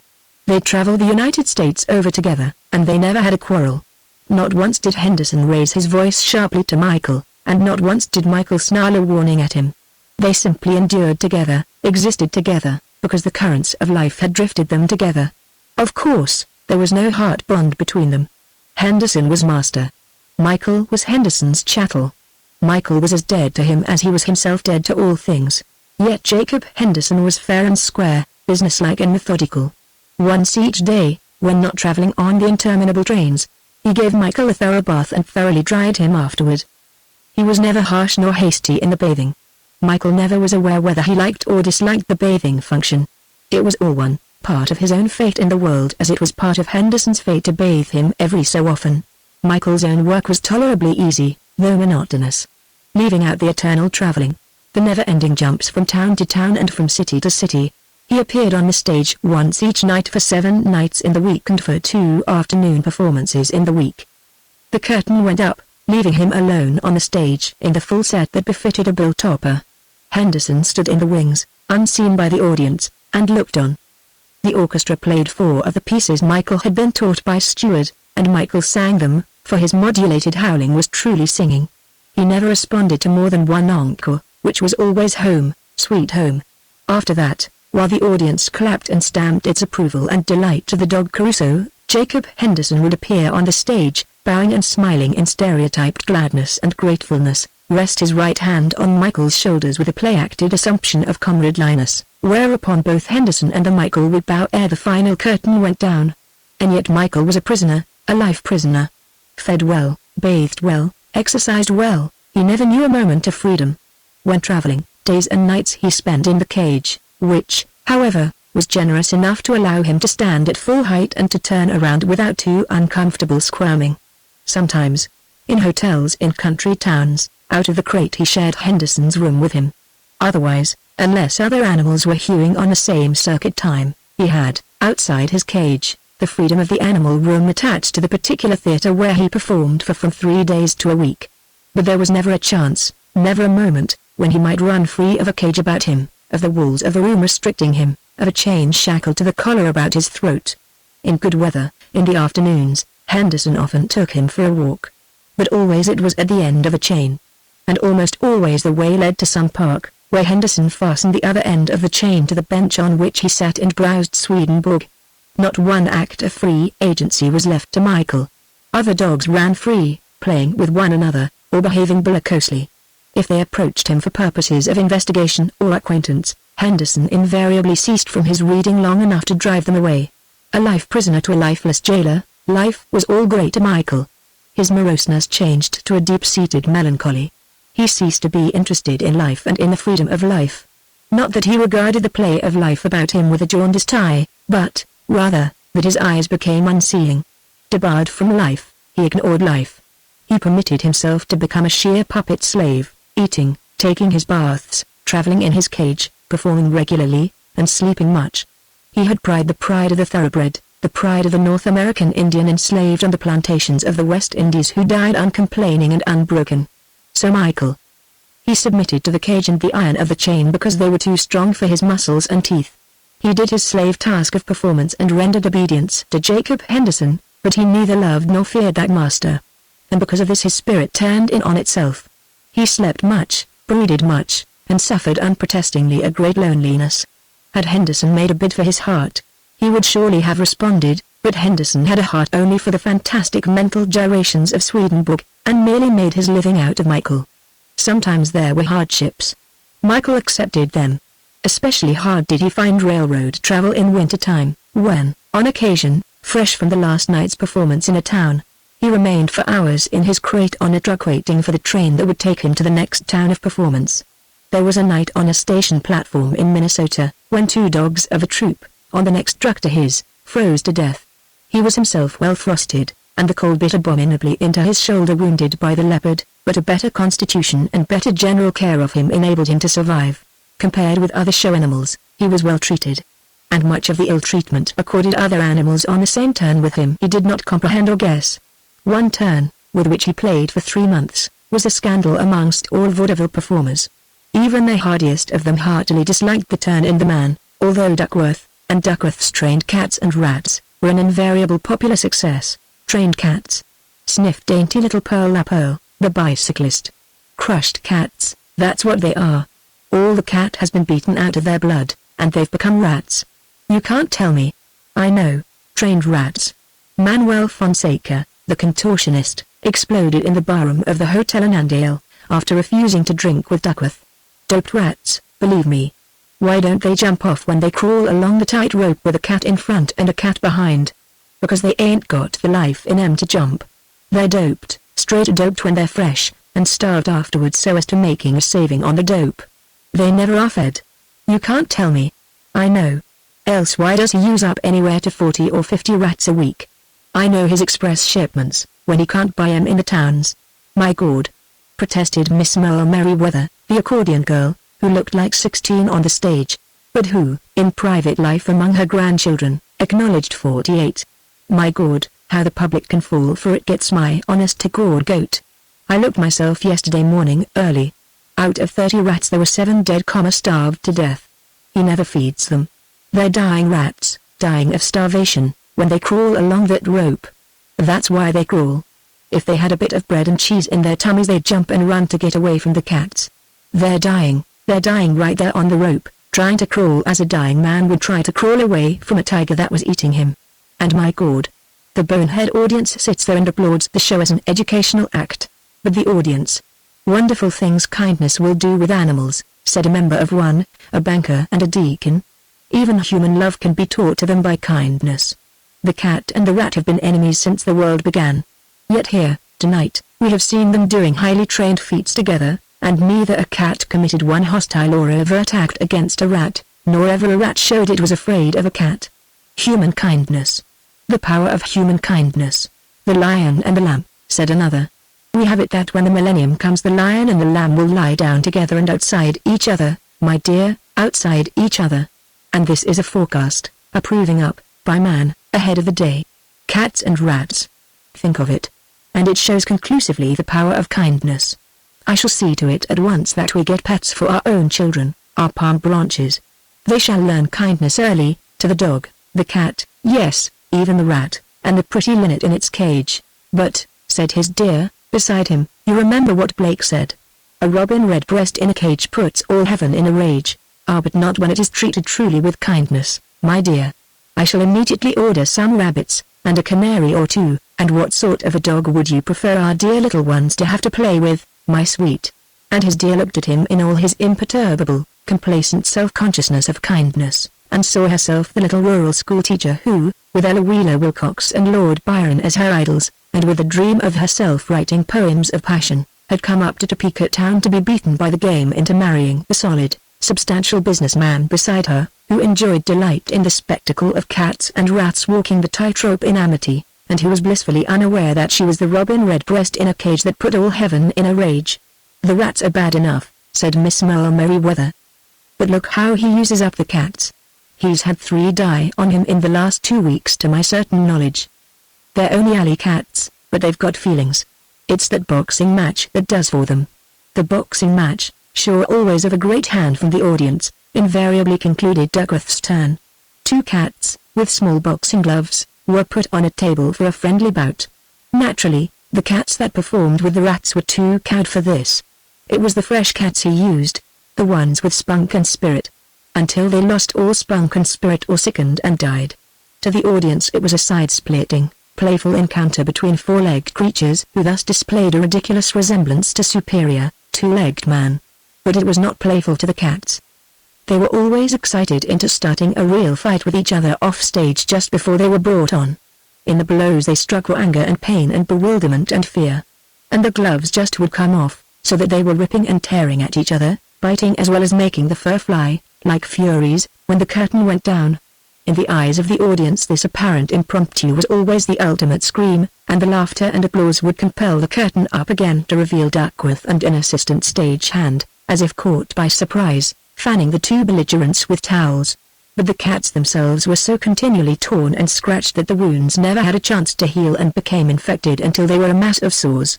On occasion they died, or, when they had become too abjectly spiritless to attack even a rat, were set to work on the tightrope with the doped starved rats that were too near dead to run away from them.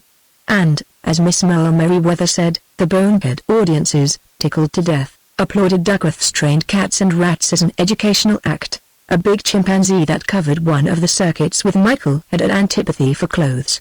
Like a horse that fights the putting on of the bridle, and, after it is on, takes no further notice of it, so the big chimpanzee fought the putting on the clothes. Once on, it was ready to go out on the stage and through its turn. But the rub was in putting on the clothes.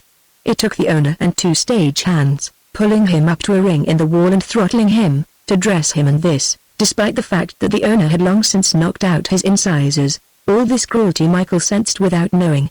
And he accepted it as the way of life, as he accepted the daylight and the dark, the bite of the frost on bleak and windy station platforms, the mysterious land of otherwhere that he knew in dreams and song, the equally mysterious nothingness into which had vanished marriage plantation and ships and oceans and the men and steward. Chapter 33.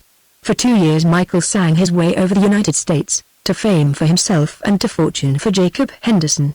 There was never any time off. So great was his success, that Henderson refused flattering offers to cross the Atlantic to show in Europe. But off time did come to Michael when Henderson fell ill of typhoid in Chicago. It was a 3 months vacation for Michael, who, well treated but still a prisoner, spent it in a caged kennel in Mulcashy's animal home. Mulcashy, one of Harris Collins's brightest graduates, had emulated his master by setting up in business in Chicago, where he ran everything with the same rigid cleanliness, sanitation, and scientific cruelty. Michael received nothing but the excellent food and the cleanliness, but, a solitary and brooding prisoner in his cage, he could not help but sense the atmosphere of pain and terror about him of the animals being broken for the delight of men. Mulcahy had originated aphorisms of his own which he continually enunciated, among which were, "Take it from me, when an animal won't give way to pain, it can't be broke. Pain is the only school teacher, just as you got to take the buck out of a broncho, you've got to take the bite out of a lion. You can't break animals with a feather duster. The thicker the skull, the thicker the crowbar, they'll always beat you in argument. First thing is to club the argument out of them." Heart bonds between trainers and animals. Son, that's dope for the newspaper interviewer. The only heart bond I know is a stout stick with some iron on the end of it. Sure, you can make 'em eat out of your hand. But the thing to watch out for is that they don't eat your hand. A blank cartridge in the nose just about that time is the best preventive I know. There were days when all the air was vexed with roars and squalls of ferocity and agony from the arena, until the last animal in the cages was excited and ill at ease. In truth, since it was Mulcahy's boast that he could break the best animal living, no end of the hardest cases fell to his hand. He had built a reputation for succeeding where others failed, and, endowed with fearlessness, callousness, and cunning, he never let his reputation wane. There was nothing he dared not tackle, and, when he gave up an animal, the last word was said. For it, remained nothing but to be a cage animal, in solitary confinement, pacing ever up and down, embittered with all the world of man and roaring its bitterness to the most delicious enthrallment of the pace spectators. During the 3 months spent by Michael in Mulcahy's animal home, occurred 2 especially hard cases. Of course, the daily chant of ordinary pain of training went on all the time through the working hours, such as of good bears and lions and tigers that were made amenable under stress, and of elephants derricked and gaffed into making the head stand or into the beating of a bass drum. But the 2 cases that were exceptional, put a mood of depression and fear into all the listening animals, such as humans might experience in an ante-room of hell, listening to the flailing and the flaying of their fellows who had preceded them into the torture chamber. The first was of the big Indian tiger. Free-born in the jungle, and free all his days, master, according to his nature and prowess, of all other living creatures including his fellow tigers, he had come to grief in the end, and, from the trap to the cramped cage, by elephant back and railroad and steamship, ever in the cramped cage, he had journeyed across seas and continents to Mulcahy's animal home. Prospective buyers had examined but not dared to purchase. But Mulcahy had been undeterred. His own fighting blood leapt hot at sight of the magnificent striped cat. It was a challenge of the brute in him to excel. And, 2 weeks of hell, for the great tiger and for all the other animals, were required to teach him his first lesson. Ben Bolt he had been named, and he arrived indomitable and irreconcilable, though almost paralyzed from 8 weeks of cramp in his narrow cage which had restricted all movement. Mulcahy should have undertaken the job immediately, but 2 weeks were lost by the fact that he had got married and honeymooned for that length of time. And in that time, in a large cage of concrete and iron, Ben Bolt had exercised and recovered the use of his muscles, and added to his hatred of the 2-legged things, puny against him in themselves, who by trick and wile had so helplessly imprisoned him. So, on this morning when hell yawned for him, he was ready and eager to meet all comers. They came, equipped with formulas, nooses, and forked iron bars. 5 of them tossed nooses in through the bars upon the floor of his cage. He snarled and struck at the curling ropes, and for 10 minutes was a grand and impossible wild creature, lacking in nothing save the wit and the patience possessed by the miserable 2-legged things. And then, impatient and careless of the inanimate ropes, he paused, snarling at the men, with one hind foot resting inside a noose. The next moment, craftily lifted up about the girth of his leg by an iron fork, the noose tightened and the bite of it sank home into his flesh and pride. He leapt, he roared, he was a maniac of ferocity.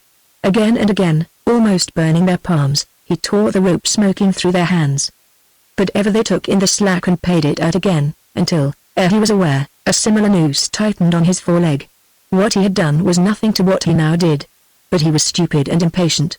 The man-creatures were wise and patient, and a 3rd leg and a 4th leg were finally noosed, so that, with many men tailing on to the ropes, he was dragged ignominiously on his side to the bars, and, ignominiously, through the bars were hauled his 4 legs, his chiefest weapons of offense after his terribly fanged jaws. And then a puny man-creature, Mulcahy himself, dared openly and brazenly to enter the cage and approach him.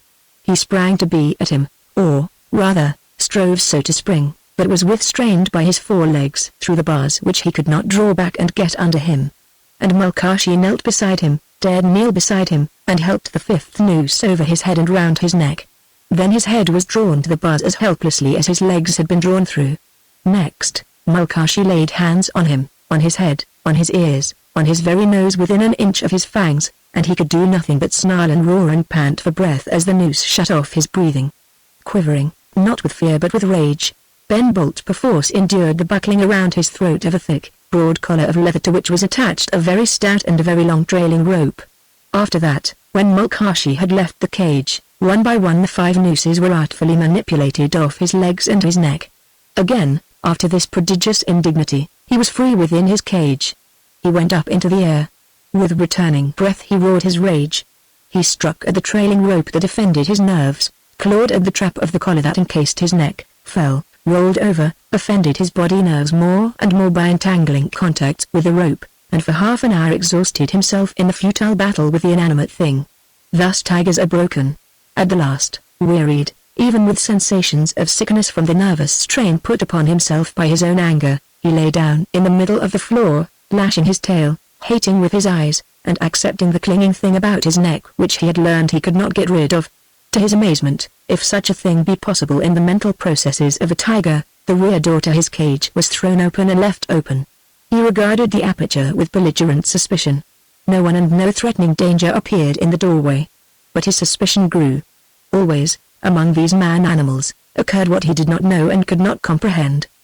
His preference was to remain where he was, but from behind, through the bars of the cage, came shouts and yells, the lash of whips, and the painful thrusts of the long iron forks. Dragging the rope behind him, with no thought of escape, but in the hope that he would get at his tormentors, he leapt into the rear passage that ran behind the circle of permanent cages. The passageway was deserted and dark, but ahead he saw light. With great leaps and roars, he rushed in that direction, arousing a pandemonium of roars and screams from the animals in the cages. He bounded through the light, and into the light, dazzled by the brightness of it, and crouched down, with long, lashing tail, to orient himself to the situation. But it was only another and larger cage that he was in, a very large cage, a big, bright performing arena that was all cage. Save for himself, the arena was deserted, although, overhead, suspended from the roof bars, were block and tackle and 7 strong iron chairs that drew his instant suspicion and caused him to roar at them. For half an hour he roamed the arena, which was the greatest area of restricted freedom he had known in the 10 weeks of his captivity. Then, a hooked iron rod, thrust through the bars, caught and drew the bight of his trailing rope into the hands of the men outside. Immediately 10 of them had hold of it, and he would have charged up to the bars at them had not. At that moment, Mulcahy entered the arena through a door on the opposite side. No bars stood between Ben Bolt and this creature, and Ben Bolt charged him. Even as he charged he was aware of suspicion in that the small, fragile man-creature before him did not flee or crouch down, but stood awaiting him. Ben Bolt never reached him.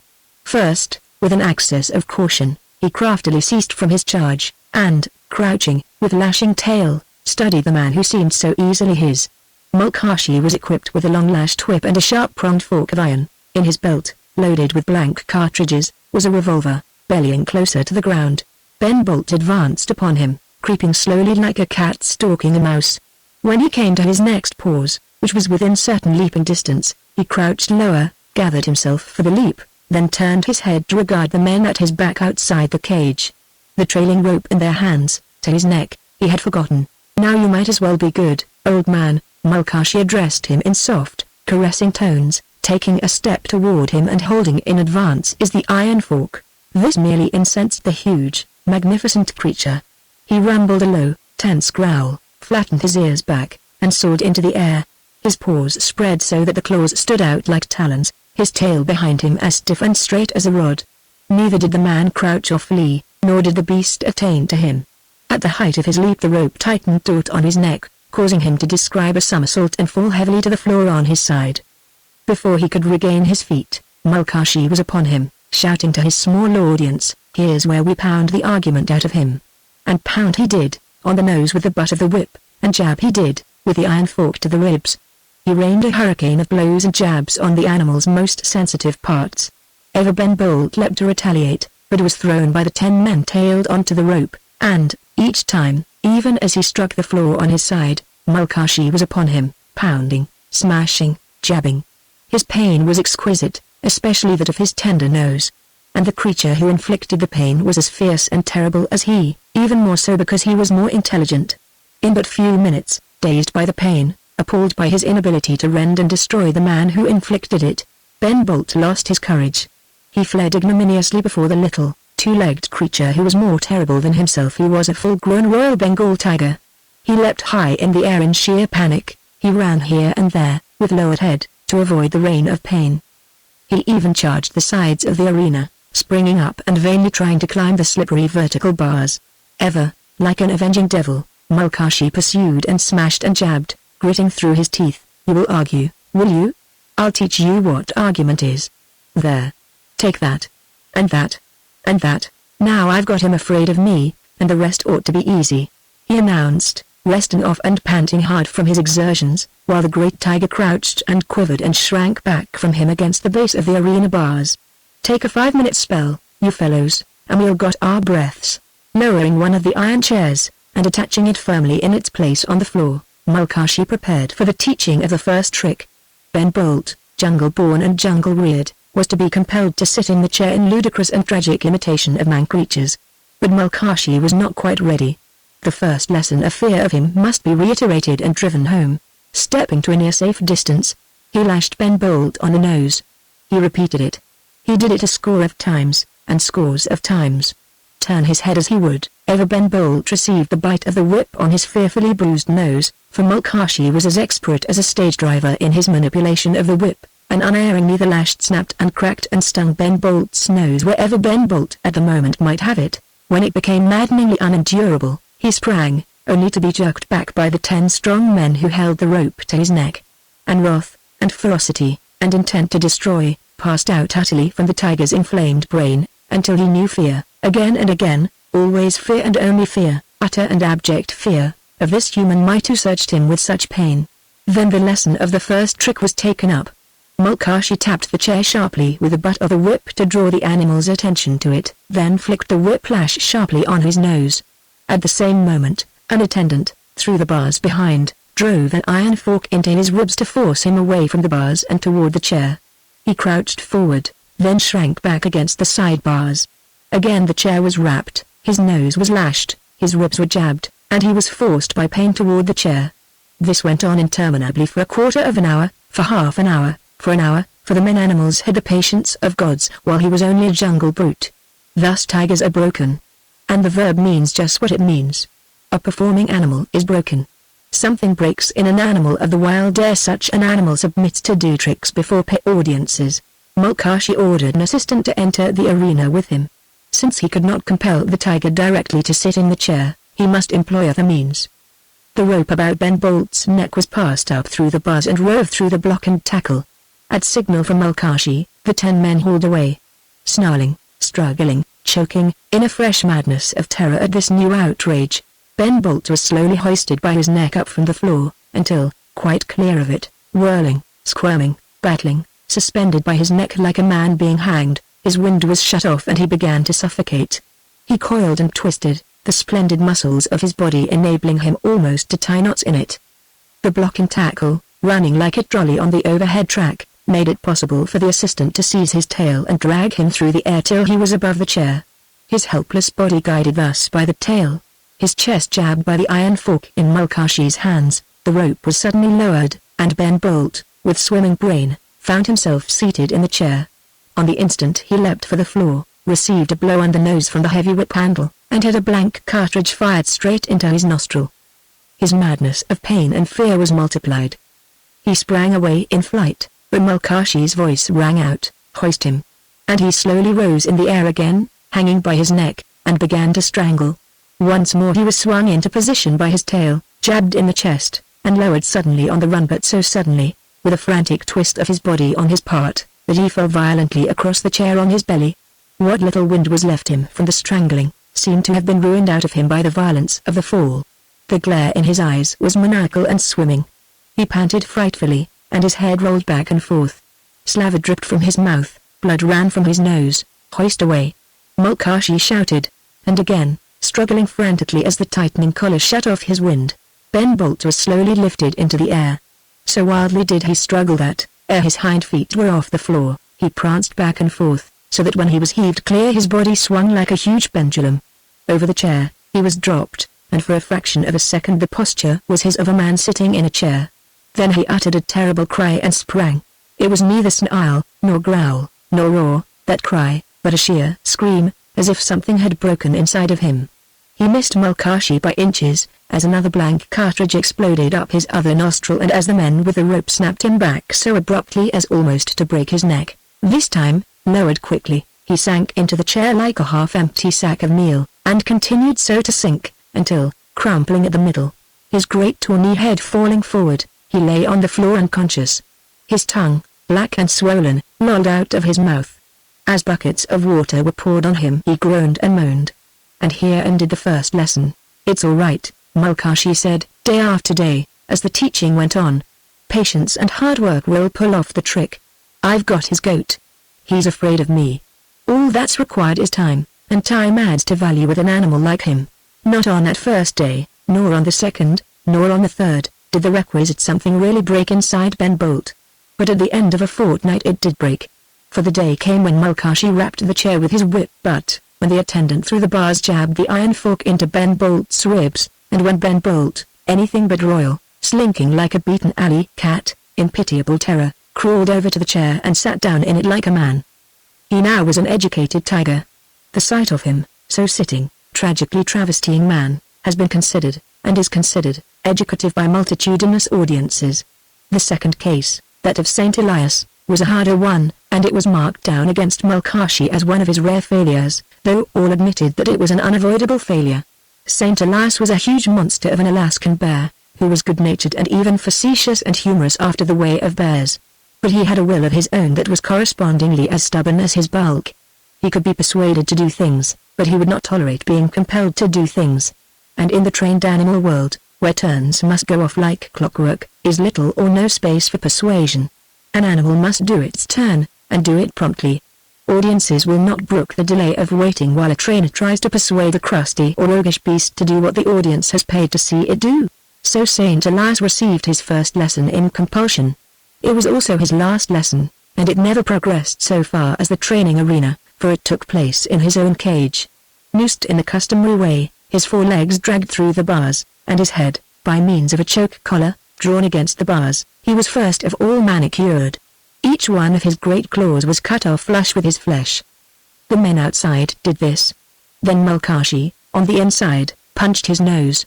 Not lightly as it sounds was this operation. The punch was a perforation. Thrusting the instrument into the huge bear's nostril, Mulcahy cut a clean round chunk of living meat out of one side of it. Mulcahy knew the bear business. At all times, to make an untrained bear obey, one must be fast to some sensitive portion of the bear. The ears, the nose, and the eyes are the accessible sensitive parts, and, the eyes being out of the question, remain the nose and the ears as the parts to which to make fast. Through the perforation Mulcahy immediately clamped a metal ring. To the ring he fastened a long lunge rope, which was well named.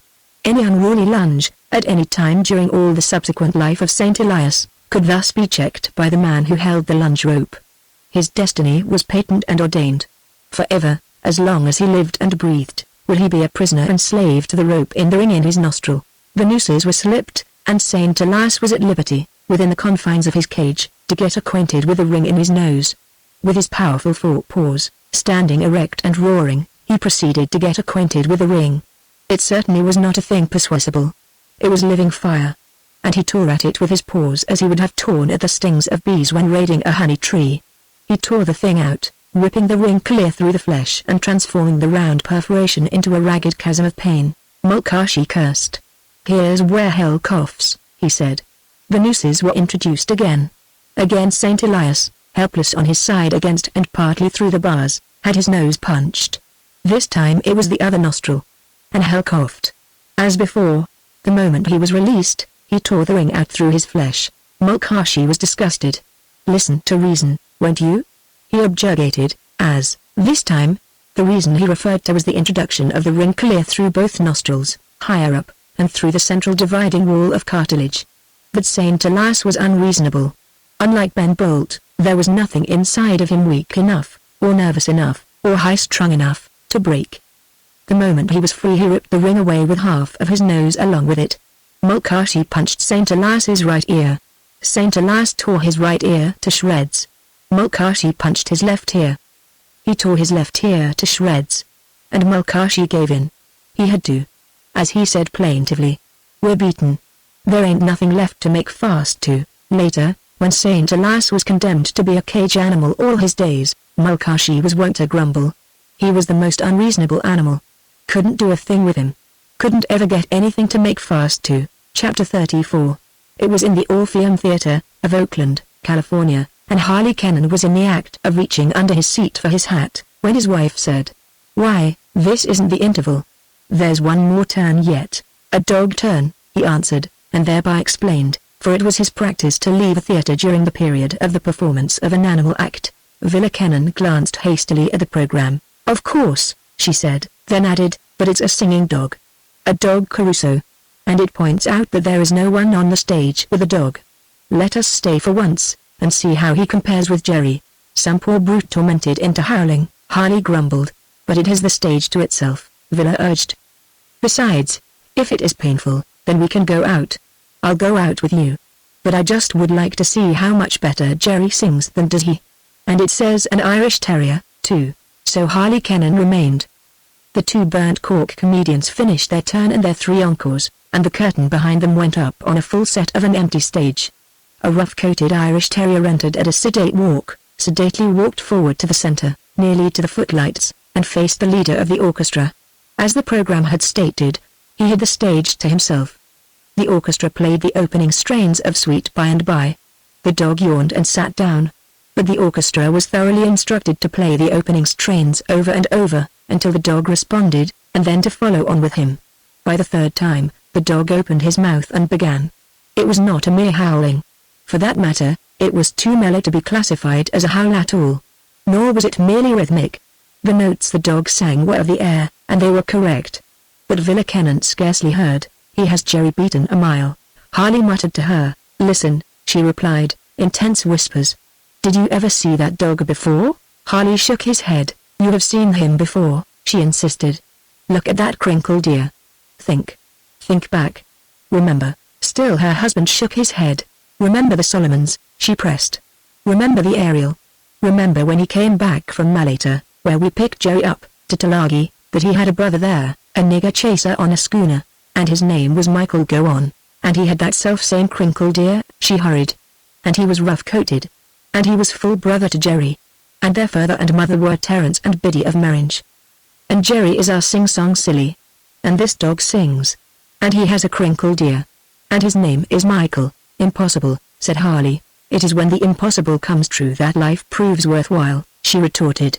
"And this is one of those worthwhiles of impossibles. I know it." Still the man of him said impossible, and still the woman of her insisted that this was an impossible come true. By this time the dog on the stage was singing God Save the King. "That shows I am right," Villa contended. "No American, in America, would teach a dog God Save the King. An Englishman originally owned that dog and taught it. The Solomons are British." "That's a far cry," he smiled. "But what gets me is that ear. I remember it now. I remember the day when we were on the beach at Tulagi with Jerry, and when his brother came ashore from the Eugenie in a whaleboat. And his brother had that self-same, loppy, crinkled ear, and more," Villa argued. "How many singing dogs have we ever known?" "Only one, Jerry. Evidently such a type occurs rarely. The same family would more likely produce similar types than different families. The family of Terence and Biddy produced Jerry. And this is Michael. He was rough-coated, along with a crinkly ear." Harley meditated back. "I see him distinctly as he stood up in the bow of the whaleboat and as he ran along the beach side by side with Jerry. If Jerry should tomorrow run side by side with him, you would be convinced?" she queried. "It was their trick, and the trick of Terence and Biddy before them," he agreed. "But it's a far cry from the Solomons to the United States." "Jerry is such a far cry," she replied. "And if Jerry won from the Solomons to California, then is there anything more remarkable in Michael so winning? Oh, listen." For the dog on the stage, now responding to its one encore, was singing Home, Sweet Home. This finished, Jacob Henderson, to tumultuous applause, came on the stage from the wings and joined the dog in bowing. Villa and Harley sat in silence for a moment. Then Villa said, apropos of nothing. I have been sitting here and feeling very grateful for one particular thing. He waited. It is that we are so abominably wealthy, she concluded. Which means that you want the dog, must have him, and are going to got him, just because I can afford to do it for you, he teased. Because you can't afford not to, she answered. You must know he is Jerry's brother. At least, you must have a sneaking suspicion? I have, he nodded. The thing that can't sometimes does. And there is a chance that this may be one of those times. Of course, it isn't Michael, but, on the other hand, what's to prevent it from being Michael? Let us go behind and find out. More agents of the Society for the Prevention of Cruelty to Animals, was Jacob Henderson's thought, as the man and woman, accompanied by the manager of the theater, were shown into his tiny dressing room. Michael, on a chair and half asleep, took no notice of them. While Harley talked with Henderson, Will investigated Michael, and Michael scarcely opened his eyes ere he closed them again. Too sour on the human world, and too glum in his own soured nature, he was anything save his old courtly self to chance humans who broke in upon him to pat his head, and say silly things, and go their way never to be seen by him again. Villa Kennan, with a pang of disappointment at such rebuff, forwent her overtures for the moment, and listened to what tale Jacob Henderson could tell of his dog. Harry Delmar, a trained animal man, had picked the dog up somewhere on the Pacific coast, most probably in San Francisco, she learned, but, having taken the dog east with him, Harry Delmar had died by accident in New York before telling anybody anything about the animal. That was all, except that Henderson had paid $2,000 to one Harris Collins, and had found the investment the finest he had ever made. Villa turned back to the dog. Michael, she called, caressingly, almost in a whisper, and Michael's eyes partly opened, the base muscles of his ears stiffened, and his body quivered. Michael, she repeated, this time raising his head, the eyes open and the ears stiffly erect. Michael looked at her. Not since on the beach at Tulagi had he heard that name uttered. Across the years and the seas the word came to him out of the past. Its effect was electrical, for on the instant all the connotations of Michael flooded his consciousness. He saw again Captain Keller, of the Eugenie, who had last called him it, and Mr. Haggin, and Darby, and Bob of Meringe Plantation, and Biddy and Terence, and, not least among these shades of the vanished past, his brother Jerry. But was it the vanished past? The name which had ceased for years, had come back. It had entered the room along with this man and woman. All this he did not reason, but indubitably, as if he had so reasoned, he acted upon it. He jumped from the chair and ran to the woman. He smelled her hand, and smelled her as she patted him. Then, as he recognized her, he went wild.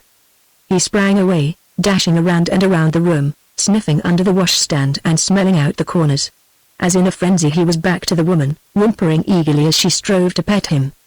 The next moment, stiff in a frenzy, he was away again, scurrying about the room and still whimpering. Jacob Henderson looked on with mild disapproval. He never cuts up that way, he said. He is a very quiet dog. Maybe it is a fit he is going to have, though he never has fits. No one understood, not even Villa Kennan. But Michael understood. He was looking for that vanished world which had rushed back upon him at sound of his old-time name. If this name could come to him out of the nothingness, as this woman had whom once he had seen treading the beach at Tulagi, then could all other things of Tulagi and the nothingness come to him. As she was there, before him in the living flesh, uttering his name, so might Captain Keller, and Mr. Haggin, and Jerry be there, somewhere in the very room or just outside the door. He ran to the door, whimpering as he scratched at it. Maybe he thinks there is something outside, said Jacob Henderson, opening the door for him. And Michael did so think. As a matter of course, through that open door, he was prepared to have the South Pacific Ocean flow in, bearing on its bosom schooners and ships, islands and reefs, and all men and animals and things he once had known and still remembered. But no past flowed in through the door. Outside was the usual present. He came back dejectedly to the woman, who still called him Michael as she patted him. She, at any rate, was real. Next he carefully smelled and identified the man with the beach of Tulagi and the deck of the Ariel, and again his excitement began to mount. Oh, Harley, I know it is he. Villa cried. Can't you test him? Can't you prove him? But how? Harley pondered. He seems to recognize his name. It excites him. And though he never knew us very well, he seems to remember us and to be excited by us, too. If only he could talk. Oh, talk. Talk. Villa pleaded with Michael, catching both sides of his head and jaws in her hands and swaying him back and forth. Be careful, madame, Jacob Henderson warned. "He is a very sour dog, and he don't let people take such liberties." "He does me," she laughed, half hysterically. "Because he knows me. Harley." She broke off as the great idea dawned on her. "I have a test. Listen. Remember, Jerry was a nigger chaser before we got him. And Michael was a nigger chaser. You talk in Bashtamur. Appear angry with some black boy, and see how it will affect him. I'll have to remember hard to resurrect any Bashtamur," Harley said, nodding approval of the suggestion. "At the same time I'll distract him," she rushed on, sitting down and bending forward to Michael so that his head was buried in her arms and breast. She began swaying him and crooning to him as was her wont with Jerry. Nor did he resent the liberty she took, and, like Jerry, he yielded to her crooning and softly began to croon with her. She signaled Harley with her eyes. "My word," he began in tones of wrath. "What name you fella boy, stop him along this fella place. You make him me cross along you any amount." And at the words Michael bristled, dragged himself clear of the woman's detaining hands, and, with a snarl, whirled about to get a look at the black boy who must have just then entered the room and aroused the white god's ire. But there was no black boy. He looked on, still bristling, to the door. Harley transferred his own gaze to the door, and Michael knew, beyond all doubt, that outside the door was standing a Solomon's nigger. "Hey, Michael!" Harley shouted. "Chase that black fella boy overside." With a roaring snarl, Michael flung himself at the door. Such was the fury and weight of his onslaught that the latch flew loose and the door swung open. The emptiness of the space which he had expected to see occupied was appalling, and he shrank down, sick and dizzy with the baffling apparitional past that thus vexed his consciousness. "And now," said Harley to Jacob Henderson, "we will talk business." Chapter 35. When the train arrived at Glen Ellen, in the Valley of the Moon, it was Harley Kennan himself, at the side door of the baggage car, who caught hold of Michael and swung him to the ground. For the first time Michael had performed a railroad journey uncrated. Merely with collar and chain had he traveled up from Oakland.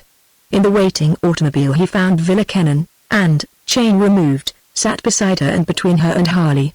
As the machine purred along the 2 miles of road that wound up the side of Sonoma Mountain, Michael scarcely looked at the forest trees and vistas of wandering glades. He had been in the United States 3 years, during which time he had been kept a close prisoner. Cage and crate and chain had been his portion, and narrow rooms, baggage cars, and station platforms. The nearest he had come to the country was when chained to benches in the various parks while Jacob Henderson studied Swedenborg. So that trees and hills and fields had ceased to mean anything. They were something inaccessible as the blue of the sky or the drifting cloud fleeces. Thus did he regard the trees and hills and fields, if the negative act of not regarding a thing at all can be considered a state of mind. "Don't seem to be enthusiastic over the ranch, eh, Michael?" Harley remarked. He looked up at sound of his old name, and made acknowledgment by flattening his ears a quivering trifle and by touching his nose against Harley's shoulder. "Nor does he seem demonstrative," was Villa's judgment. "At least, nothing like Jerry. Wait till they meet."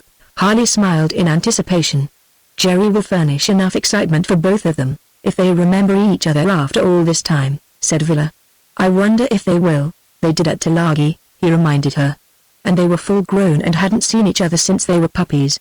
Remember how they barked and scampered all about the beach? Michael was the hurly-burly one.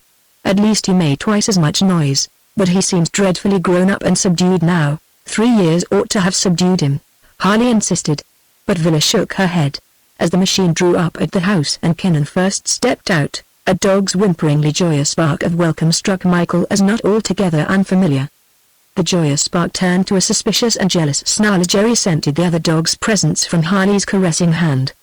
The next moment he had traced the original source of the scent into the limousine and sprung in after it.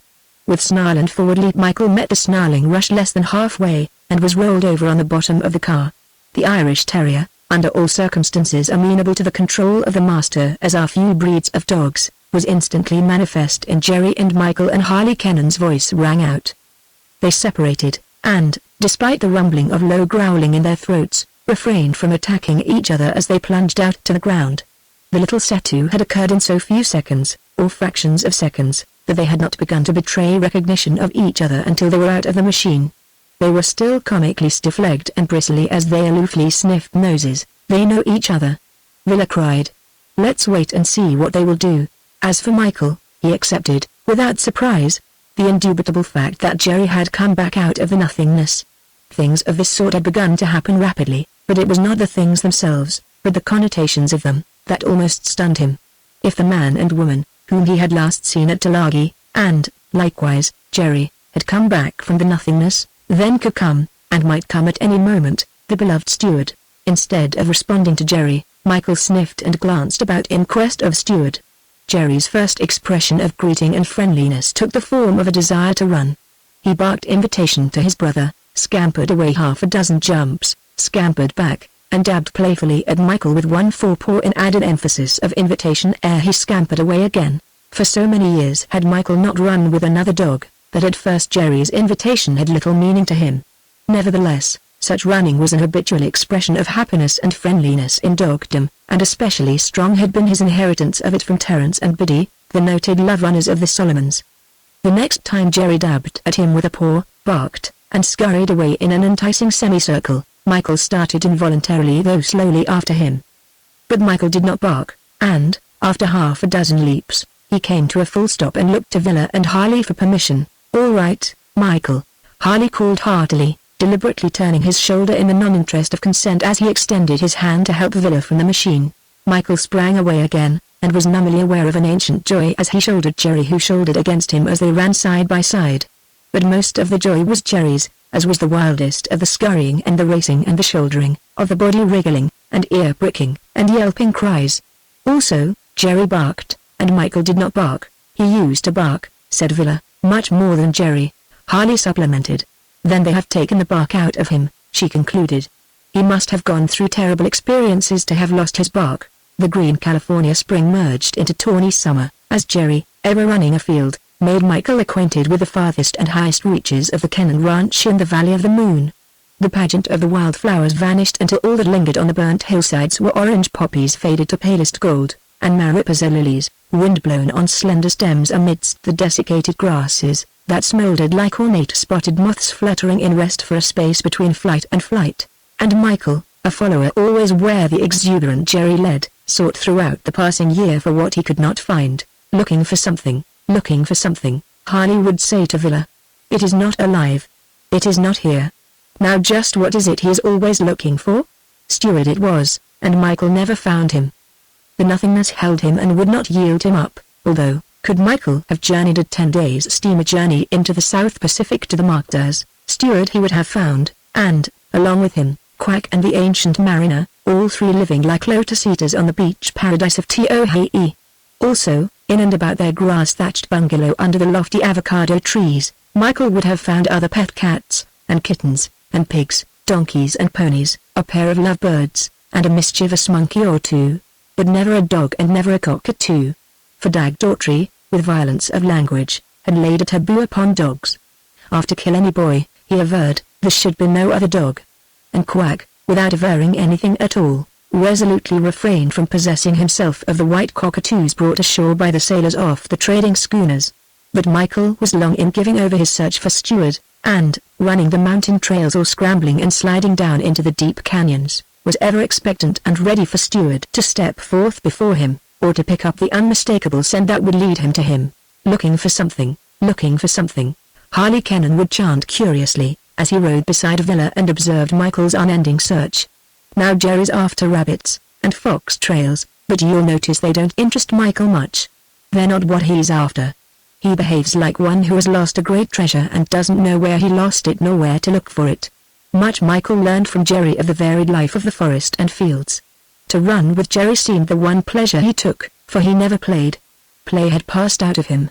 He was not precisely morose or gloomy from his years on the trained animal stage and in Harris Collins's College of Pain, but he was sobered, subdued. The spring and the spontaneity had gone out of him. Just as the leopard had claw-marked his shoulder so that damp and frosty weather made the pain of the old wound come back, so was his mind marked by what he had gone through. He liked Jerry, was glad to be with him and to run with him, but it was Jerry who was ever in the lead, who ever raised the hue and cry of hunting pursuit, who barked indignation and eager yearning at a treed squirrel in refuge 40 feet above the ground. Michael looked on and listened, but took no part in such antics of enthusiasm. In the same way he looked on when Jerry fought fearful comic battles with Norman Chief, the great Percheron stallion.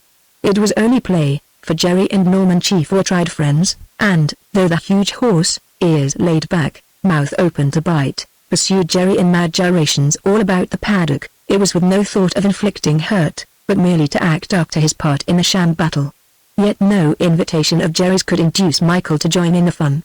He contented himself with sitting down outside the rails and looking on. Why play? Might Michael have asked, who had had all play taken out of him? But when it came to serious work, he was there even ahead of Jerry. On account of foot and mouth disease and of hog cholera, strange dogs were taboo on the Cannon Ranch. It did not take Michael long to learn this, and stray dogs got short shrift from him.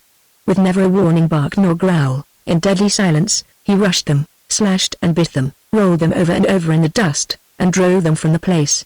It was like nigger chasing, a service to perform for the gods whom he loved and who willed such chasing. No wild passion of love, such as he had had for Stuart, did he bear Villa and Harley, but he did develop for them a great, sober love. He did not go out of his way to express it with overtures of wrigglings and squirmings and whimpering yelpings. Jerry could be depended upon for that. But he was always seriously glad to be with Villa and Harley and to receive recognition from them next after Jerry. Some of his deepest moments of content, before the fireplace, were to sit beside Villa or Harley and lean his head against her knee and have a hand, on occasion, drop down on his head or gently twist his crinkled ear. Jerry was even guilty or playing with children who happened at times to be under the Cannon aegis. Michael endured children for as long as they left him alone. If they waxed familiar, he would warn them with a bristling of his neck hair and a throaty rumbling and get up and stalk away. I can't understand it, Villa would say. He was the fullest of play, and spirits, and all foolishness.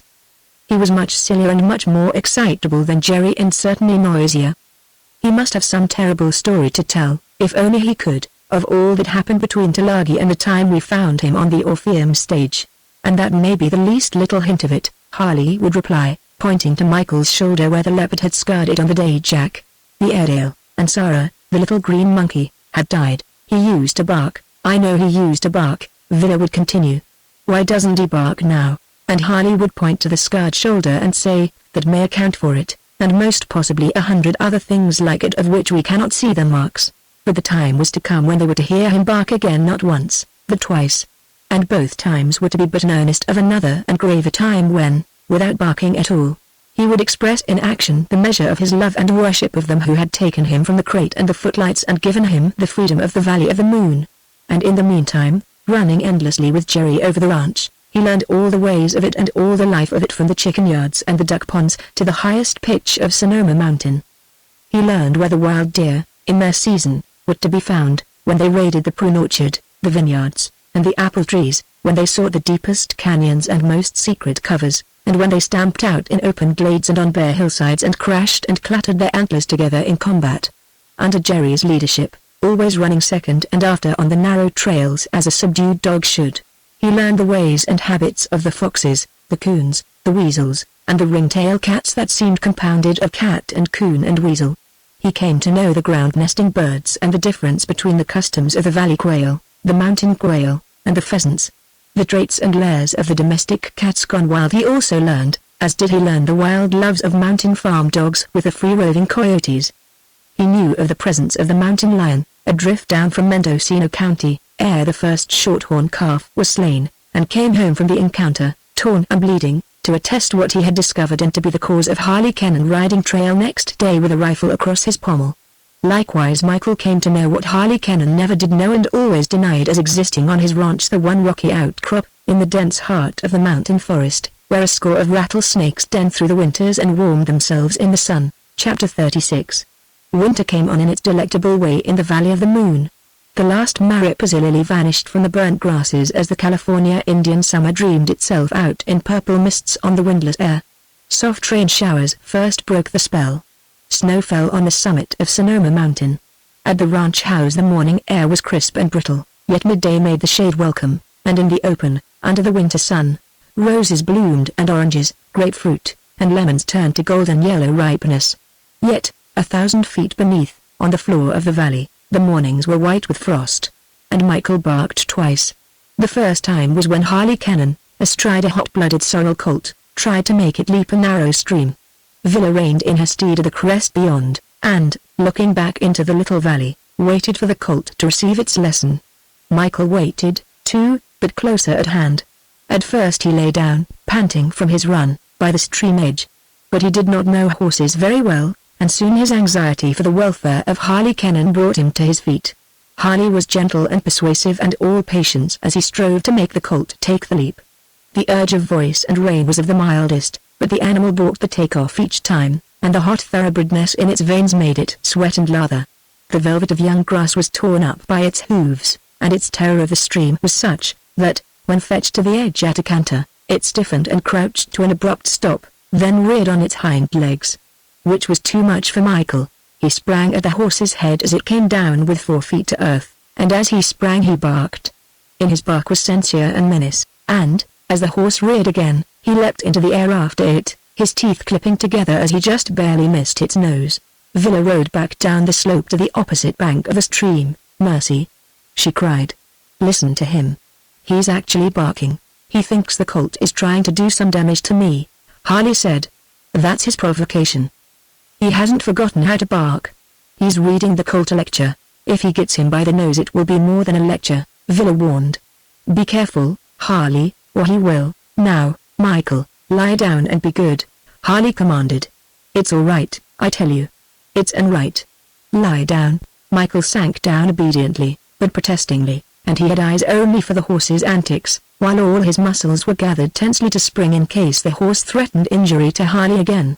"I can't give in to him now, or he never will jump anything," Harley said to his wife, as he whirled about to gallop back to a distance. "Either I lift him over or I take a cropper." He came back at full speed, and the colt, despite himself, unable to stop, lifted into the leap that would avoid the stream he feared, so that he cleared it with a good 2 yards to spare on the other side. The next time Michael barked was when Harley, on the same hot blood mount, strove to close a poorly hung gate on the steep pitch of a mountain wood road. Michael endured the danger to his man God as long as he could, then flew at the colt's head in a frenzy of barking. Anyway, his barking helped, Harley conceded, as he managed to close the gate. Michael must certainly have told the colt that he'd give him what for if he didn't behave. At any rate, he's not tongue-tied, Villa laughed, even if he isn't very loquacious. And Michael's loquacity never went farther. Only on these 2 occasions, when his master God seemed to be in peril, was he known to bark. He never barked at the moon, nor at hillside echoes, nor at any prowling thing. A particular echo, to be heard directly from the ranch house, was an unfailing source of exercise for Jerry's lungs. At such times that Jerry barked, Michael, with a bored expression, would lie down and wait until the duet was over. Nor did he bark when he attacked strange dogs that strayed upon the ranch. "He fights like a veteran," Harley remarked, after witnessing one such encounter. "He's cold-blooded. There's no excitement in him. He's old before his time," Villa said. "There is no heart of play left in him, and no desire for speech. Just the same I know he loves me, and you," without having to be voluble about it, her husband completed for her. "You can see it shining in those quiet eyes of his," she supplemented. "Reminds me of one of the survivors of Lieutenant Greeley's expedition I used to know," he agreed. "He was an enlisted soldier and one of the handful of survivors.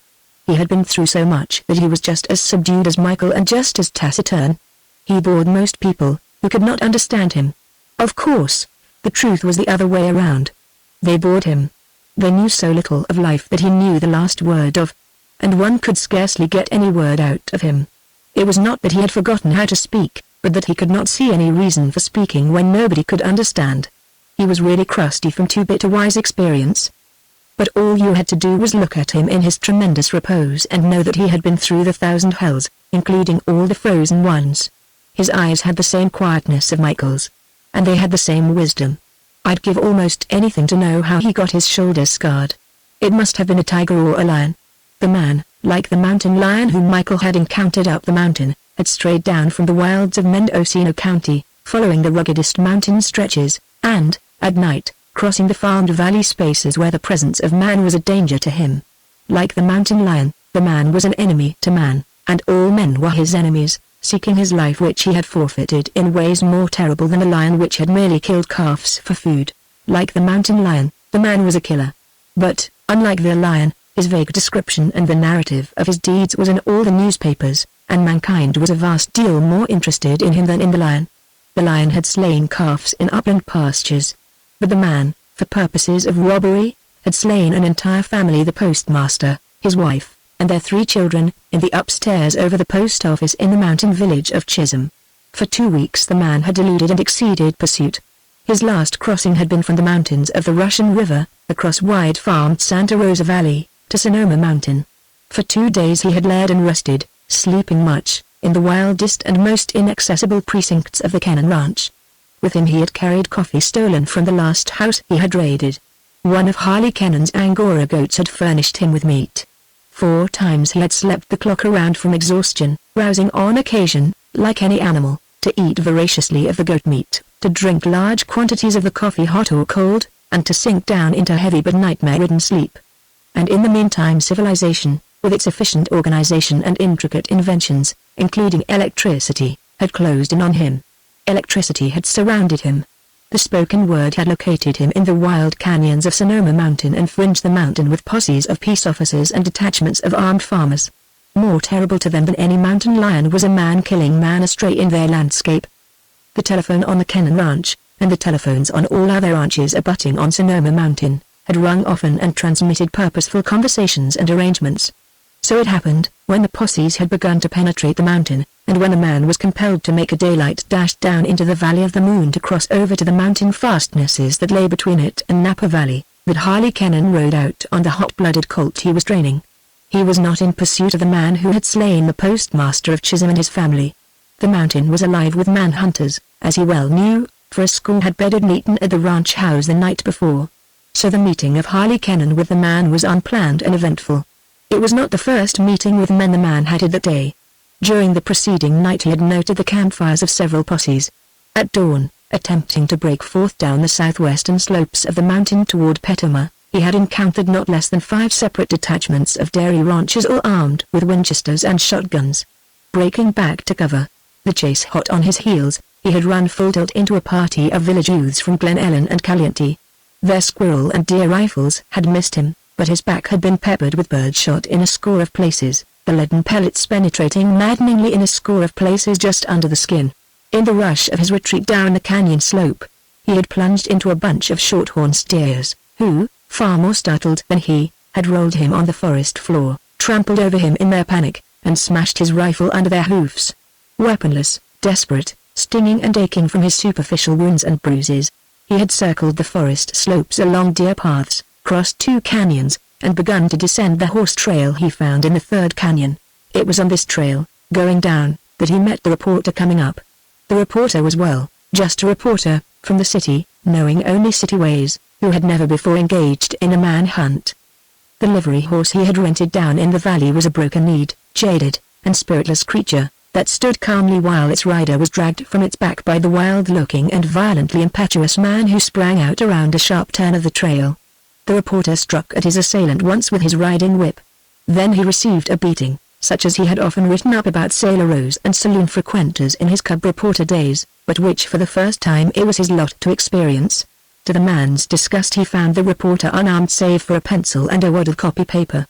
Out of his disappointment in not securing a weapon, he beat the reporter up some more, left him wailing among the ferns, and, astride the reporter's horse, urging it on with the reporter's whip, continued down the trail. Jerry, ever keenest on the hunting, had ranged farther afield than Michael as the pair of them accompanied Harley Cannon on his early morning ride. Even so, Michael, at the heels of his master's horse, did not see nor understand the beginning of the catastrophe. For that matter, neither did Harley. Where a steep, 8-foot bank came down to the edge of the road along which he was riding, Harley and the hot-blood colt were startled by an eruption through the screen of manzanita bushes above. Looking up, he saw a reluctant horse and a forceful rider plunging in mid-air down upon him. In that flashing glimpse, even as he reined and spurred to make his own horse leap sidewise out from under, Harley Cannon observed the scratched skin and torn clothing, the wild burning eyes, and the haggardness under the scraggly growth of beard, of the man-hunted man. The livery horse was justifiably reluctant to make that leap out and down the bank. Too painfully aware of the penalty its broken knees and rheumatic joints must pay, it dug its hoofs into the steep slope of moss and only sprang out and clear in the air in order to avoid a fall. Even so, its shoulder impacted against the shoulder of the whirling colt below it, overthrowing the latter. Harley Cannon's leg, caught under against the earth, snapped, and the colt, twisted and twisting as it struck the ground, snapped its backbone. To his utter disgust, the man, pursued by an armed countryside, found Harley Cannon, his latest victim, like the reporter, to be weaponless. Dismounted, he snarled in his rage and disappointment and deliberately kicked the helpless man in the side. He had drawn back his foot for the second kick, when Michael took a hand or a leg, rather, sinking his teeth into the calf of the back-drawn leg about to administer the kick. With a curse the man jerked his leg clear, Michael's teeth ribboning flesh and trousers. "Good boy, Michael." Harley applauded from where he lay helplessly pinioned under his horse. "Hey, Michael," he continued, lapsing back into bush demur, "chase that white fella master to hell out of here along bush. I'll kick your head off for that." The man gritted at Harley through his teeth. Savage as were his acts and utterance, the man was nearly ready to cry. The long pursuit, his hand against all mankind and all mankind against him, had begun to break his stamina. He was surrounded by enemies. Even youths had risen up and peppered his back with birdshot, and beef cattle had trod him underfoot and smashed his rifle. Everything conspired against him. And now it was a dog that had slashed down his leg. He was on the death road. Never before had this impressed him with such clear certainty. Everything was against him. His desire to cry was hysterical, and hysteria, in a desperate man, is prone to express itself in terrible savage ways. Without rhyme or reason he was prepared to carry out his threat to kick Harley Cannon to death.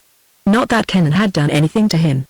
On the contrary, it was he who had attacked Cannon, hurling him down on the road and breaking his leg under his horse. But Harley Cannon was a man, and all mankind was his enemy, and, in killing Cannon, in some vague way it appeared to him that he was avenging himself, at least in part, on mankind in general. Going down himself in death, he would drag what he could with him into the red ruin. But ere he could kick the man on the ground, Michael was back upon him. His other calf and trousers leg were ribboned as he tore clear. Then, catching Michael in mid-leap with a kick that reached him under the chest, he sent him flying through the air off the road and down the slope. As mischance would have it, Michael did not reach the ground. Crashing through a scrub manzanita bush, his body was caught and pinched in an acute fork a yard above the ground. "Now," the man announced grimly to Harley, "I'm going to do what I said. I'm just going to kick your head clean off. And I haven't done a thing to you." Harley parleyed. "I don't so much mind being murdered, but I'd like to know what I'm being murdered for, chasing me for my life," the man snarled, as he advanced. "I know your kind. You've all got it in for me, and I ain't got a chance except to give you yours. I'll take a whole lot of it out on you." Cannon was thoroughly aware of the gravity of his peril. Helpless himself, a man-killing lunatic was about to kill him and to kill him most horribly. Michael, a prisoner in the bush, hanging head downward in a manzanita from his loins squeezed in the fork, and struggling vainly, could not come to his defense. The man's first kick, aimed at Harley's face, he blocked with his forearm, and, before the man could make a second kick, Jerry erupted on the scene. Nor did he need encouragement or direction from his love-master. He flashed at the man, sinking his teeth harmlessly into the slack of the man's trousers at the waistband above the hip, but by his weight dragging him half down to the ground. And upon Jerry the man turned with an increase of madness. In truth all the world was against him. The very landscape rained dogs upon him. But from above, from the slopes of Sonoma Mountain, the cries and calls of the trailing poses caught his ear, and deflected his intention. They were the pursuing death, and it was from them he must escape. With another kick at Jerry, hurling him clear, he leapt astride the reporter's horse which had continued to stand, without movement or excitement, in utter apathy, where he had dismounted from it. The horse went into a reluctant and stiff-legged gallop, while Jerry followed, snarling and growling wrath at so high a pitch that almost he squalled. "It's all right, Michael," Harley soothed. "Take it easy. Don't hurt yourself. The trouble's over. Anybody'll happen along any time now and get us out of this fix." But the smaller branch of the two composing the fork broke, and Michael fell to the ground, landing in momentary confusion on his head and shoulders. The next moment he was on his feet and tearing down the road in the direction of Jerry's noisy pursuit. Jerry's noise broke in a sharp cry of pain that added wings to Michael's feet. Michael passed him rolling helplessly on the road. What had happened was that the livery horse, in its stiff-jointed, broken-kneed gallop, had stumbled, nearly fallen, and, in its sprawling recovery, had accidentally stepped on Jerry, bruising and breaking his foreleg. And the man, looking back and seeing Michael close upon him, decided that it was still another dog attacking him. But he had no fear of dogs. It was men, with their rifles and shotguns, that might bring him to ultimate grief. Nevertheless, the the pain of his bleeding legs, lacerated by Jerry and Michael, maintained his rage against dogs. More dogs, was his bitter thought, as he leaned out and brought his whip down across Michael's face. To his surprise, the dog did not wince under the blow. Nor for that matter did he yelp or cry out from the pain. Nor did he bark or growl or snarl. He closed in as though he had not received the blow, and as though the whip was not brandished above him. As Michael leapt for his right leg, he swung the whip down, striking him squarely on the muzzle midway between nose and eyes. Deflected by the blow, Michael dropped back to earth and ran on with his longest leaps to catch up and to make his next spring. But the man had noticed another thing. At such close range, bringing his whip down, he could not help noting that Michael had kept his eyes open under the blow. Neither had he winced nor blinked as the whip slashed down on him. The thing was uncanny. It was something new in the way of dogs. Michael sprang again, the man timed him again with the whip, and he saw the uncanny thing repeated. By neither wince nor blink had the dog acknowledged the blow. And then an entirely new kind of fear came upon the man. Was this the end for him, after all he had gone through? Was this deadly silent, rough-coated terrier the thing destined to destroy him where men had failed? He did not even know that the dog was real. Might it not be some terrible avenger, out of the mystery beyond life, placed to beset him and finish him finally on this road that he was convinced was surely the death road? The dog was not real. It could not be real. The dog did not live that could take a full-arm whip slash without wince or flinch. Twice again, as the dog sprang, he deflected it with accurately delivered blows. And the dog came on with the same surety and silence. The man surrendered to his terror, clapping heels to his horse's old ribs, beating it over the head and under the belly with the whip until it galloped as it had not galloped in years. Even on that apathetic steed the terror descended. It was not terror of the dog, which it knew to be only a dog, but terror of the rider. In the past its knees had been broken and its joints stiffened forever, by drunken mad riders who had hired him from the stables. And here was another such drunken mad rider, for the horse sensed the man's terror, who ached his ribs with the weight of his heels and beat him cruelly over face and nose and ears. The best speed of the horse was not very great, not great enough to outdistance Michael, although it was fast enough to give the latter only infrequent opportunities to spring for the man's leg. But each spring was met by the unvarying whip blow that by its very weight deflected him in the air. Though his teeth each time clipped together perilously close to the man's leg, each time he fell back to earth he had to gather himself together and run at his own top speed in order to overtake the terror-stricken man on the crazy galloping horse. Enrico Piccolomini saw the chase and was himself in at the finish, and the affair, his one great adventure in the world, gave him wealth as well as material for conversation to the end of his days. Enrico Piccolomini was a woodchopper on the Cannon Ranch. On a rounded knoll, overlooking the road, he had first heard the galloping hooves of the horse and the crack of the whip blows on its body. Next, he had seen the running battle of the man, the horse, and the dog. When directly beneath him, not 20 feet distant, he saw the dog leap, in its queer silent way, straight up and into the down smash of the whip, and sink its teeth in the rider's leg. He saw the dog, with its weight, as it fell back to earth, drag the man half out of the saddle. He saw the man, in an effort to recover his balance, put his own weight on the bridle reins. And he saw the horse, half rearing, half tottering and stumbling, overthrow the last shred of the man's balance so that he followed the dog to the ground. And then they are like two dogs, like two beasts, Piccolomini was wont to tell in after years over a glass of wine in his little hotel in Glen Ellen. The dog lets go the man's leg and jumps for the man's throat. And the man, rolling over, is at the dog's throat. Both his hands so he fastens about the throat of this dog. And the dog makes no sound.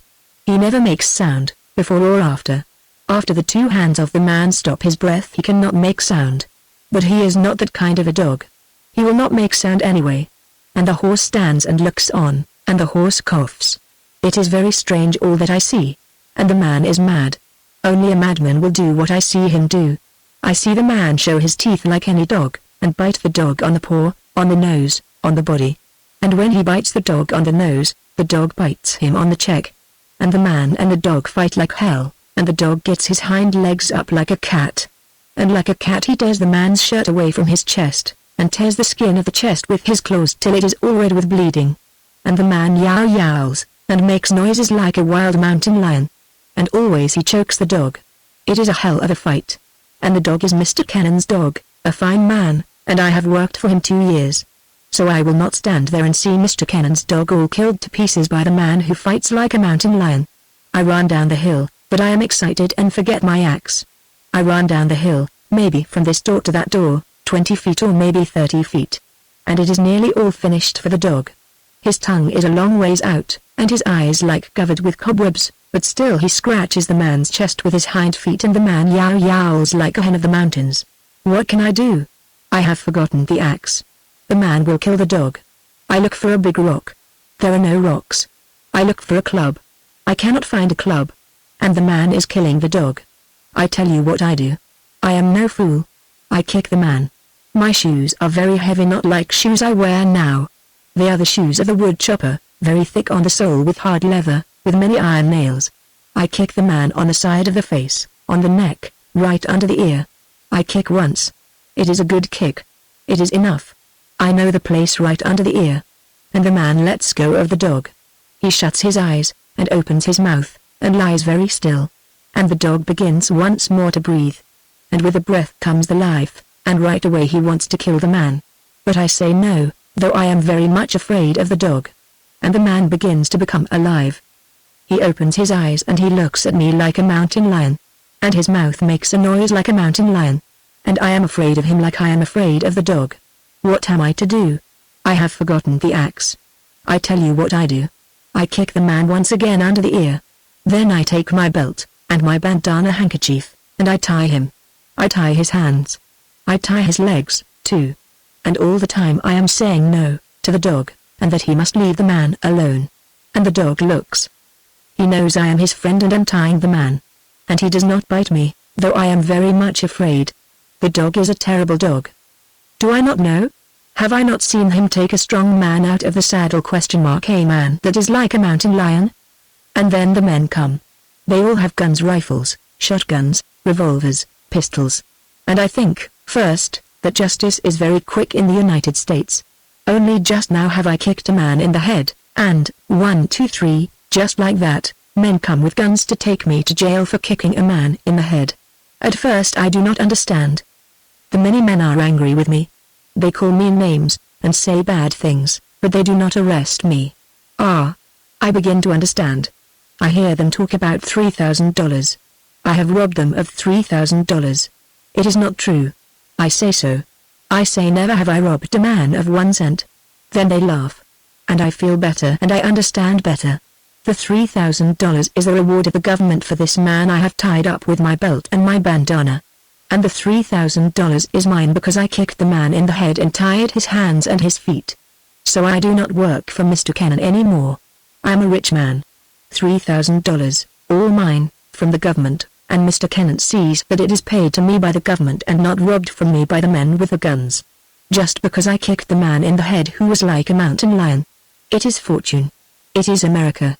And I am glad that I have left Italy and come to chop wood on Mr. Cannon's ranch. And I start this hotel in Glen Ellen with the $3,000. I knows there is large money in the hotel business. When I was a little boy, did not my father have a hotel in Napoli? I have now 2 daughters in high school. Also I own an automobile. Mercy me, the whole ranch is a hospital. Cried Villa Cannon, 2 days later, as she came out on the broad sleeping porch and regarded Harley and Jerry stretched out, the one with his leg in splints, the other with his leg in a plaster cast. Look at Michael, she continued.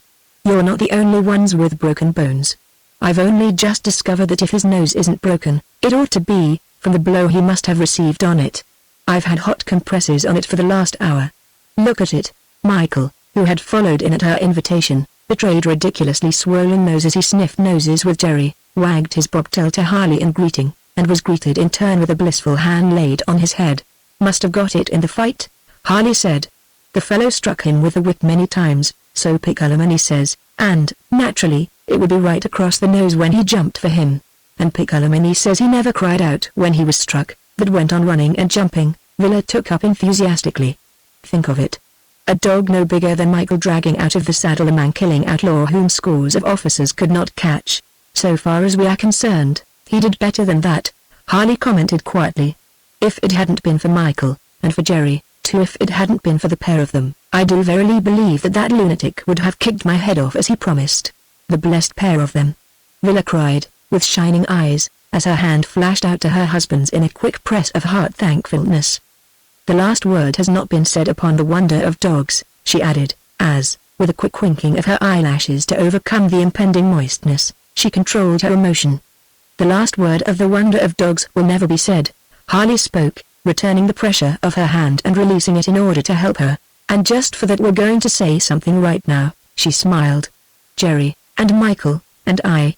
We've been practicing it in secret for a surprise for you. You just lie there and listen. It's the doxology. Don't laugh.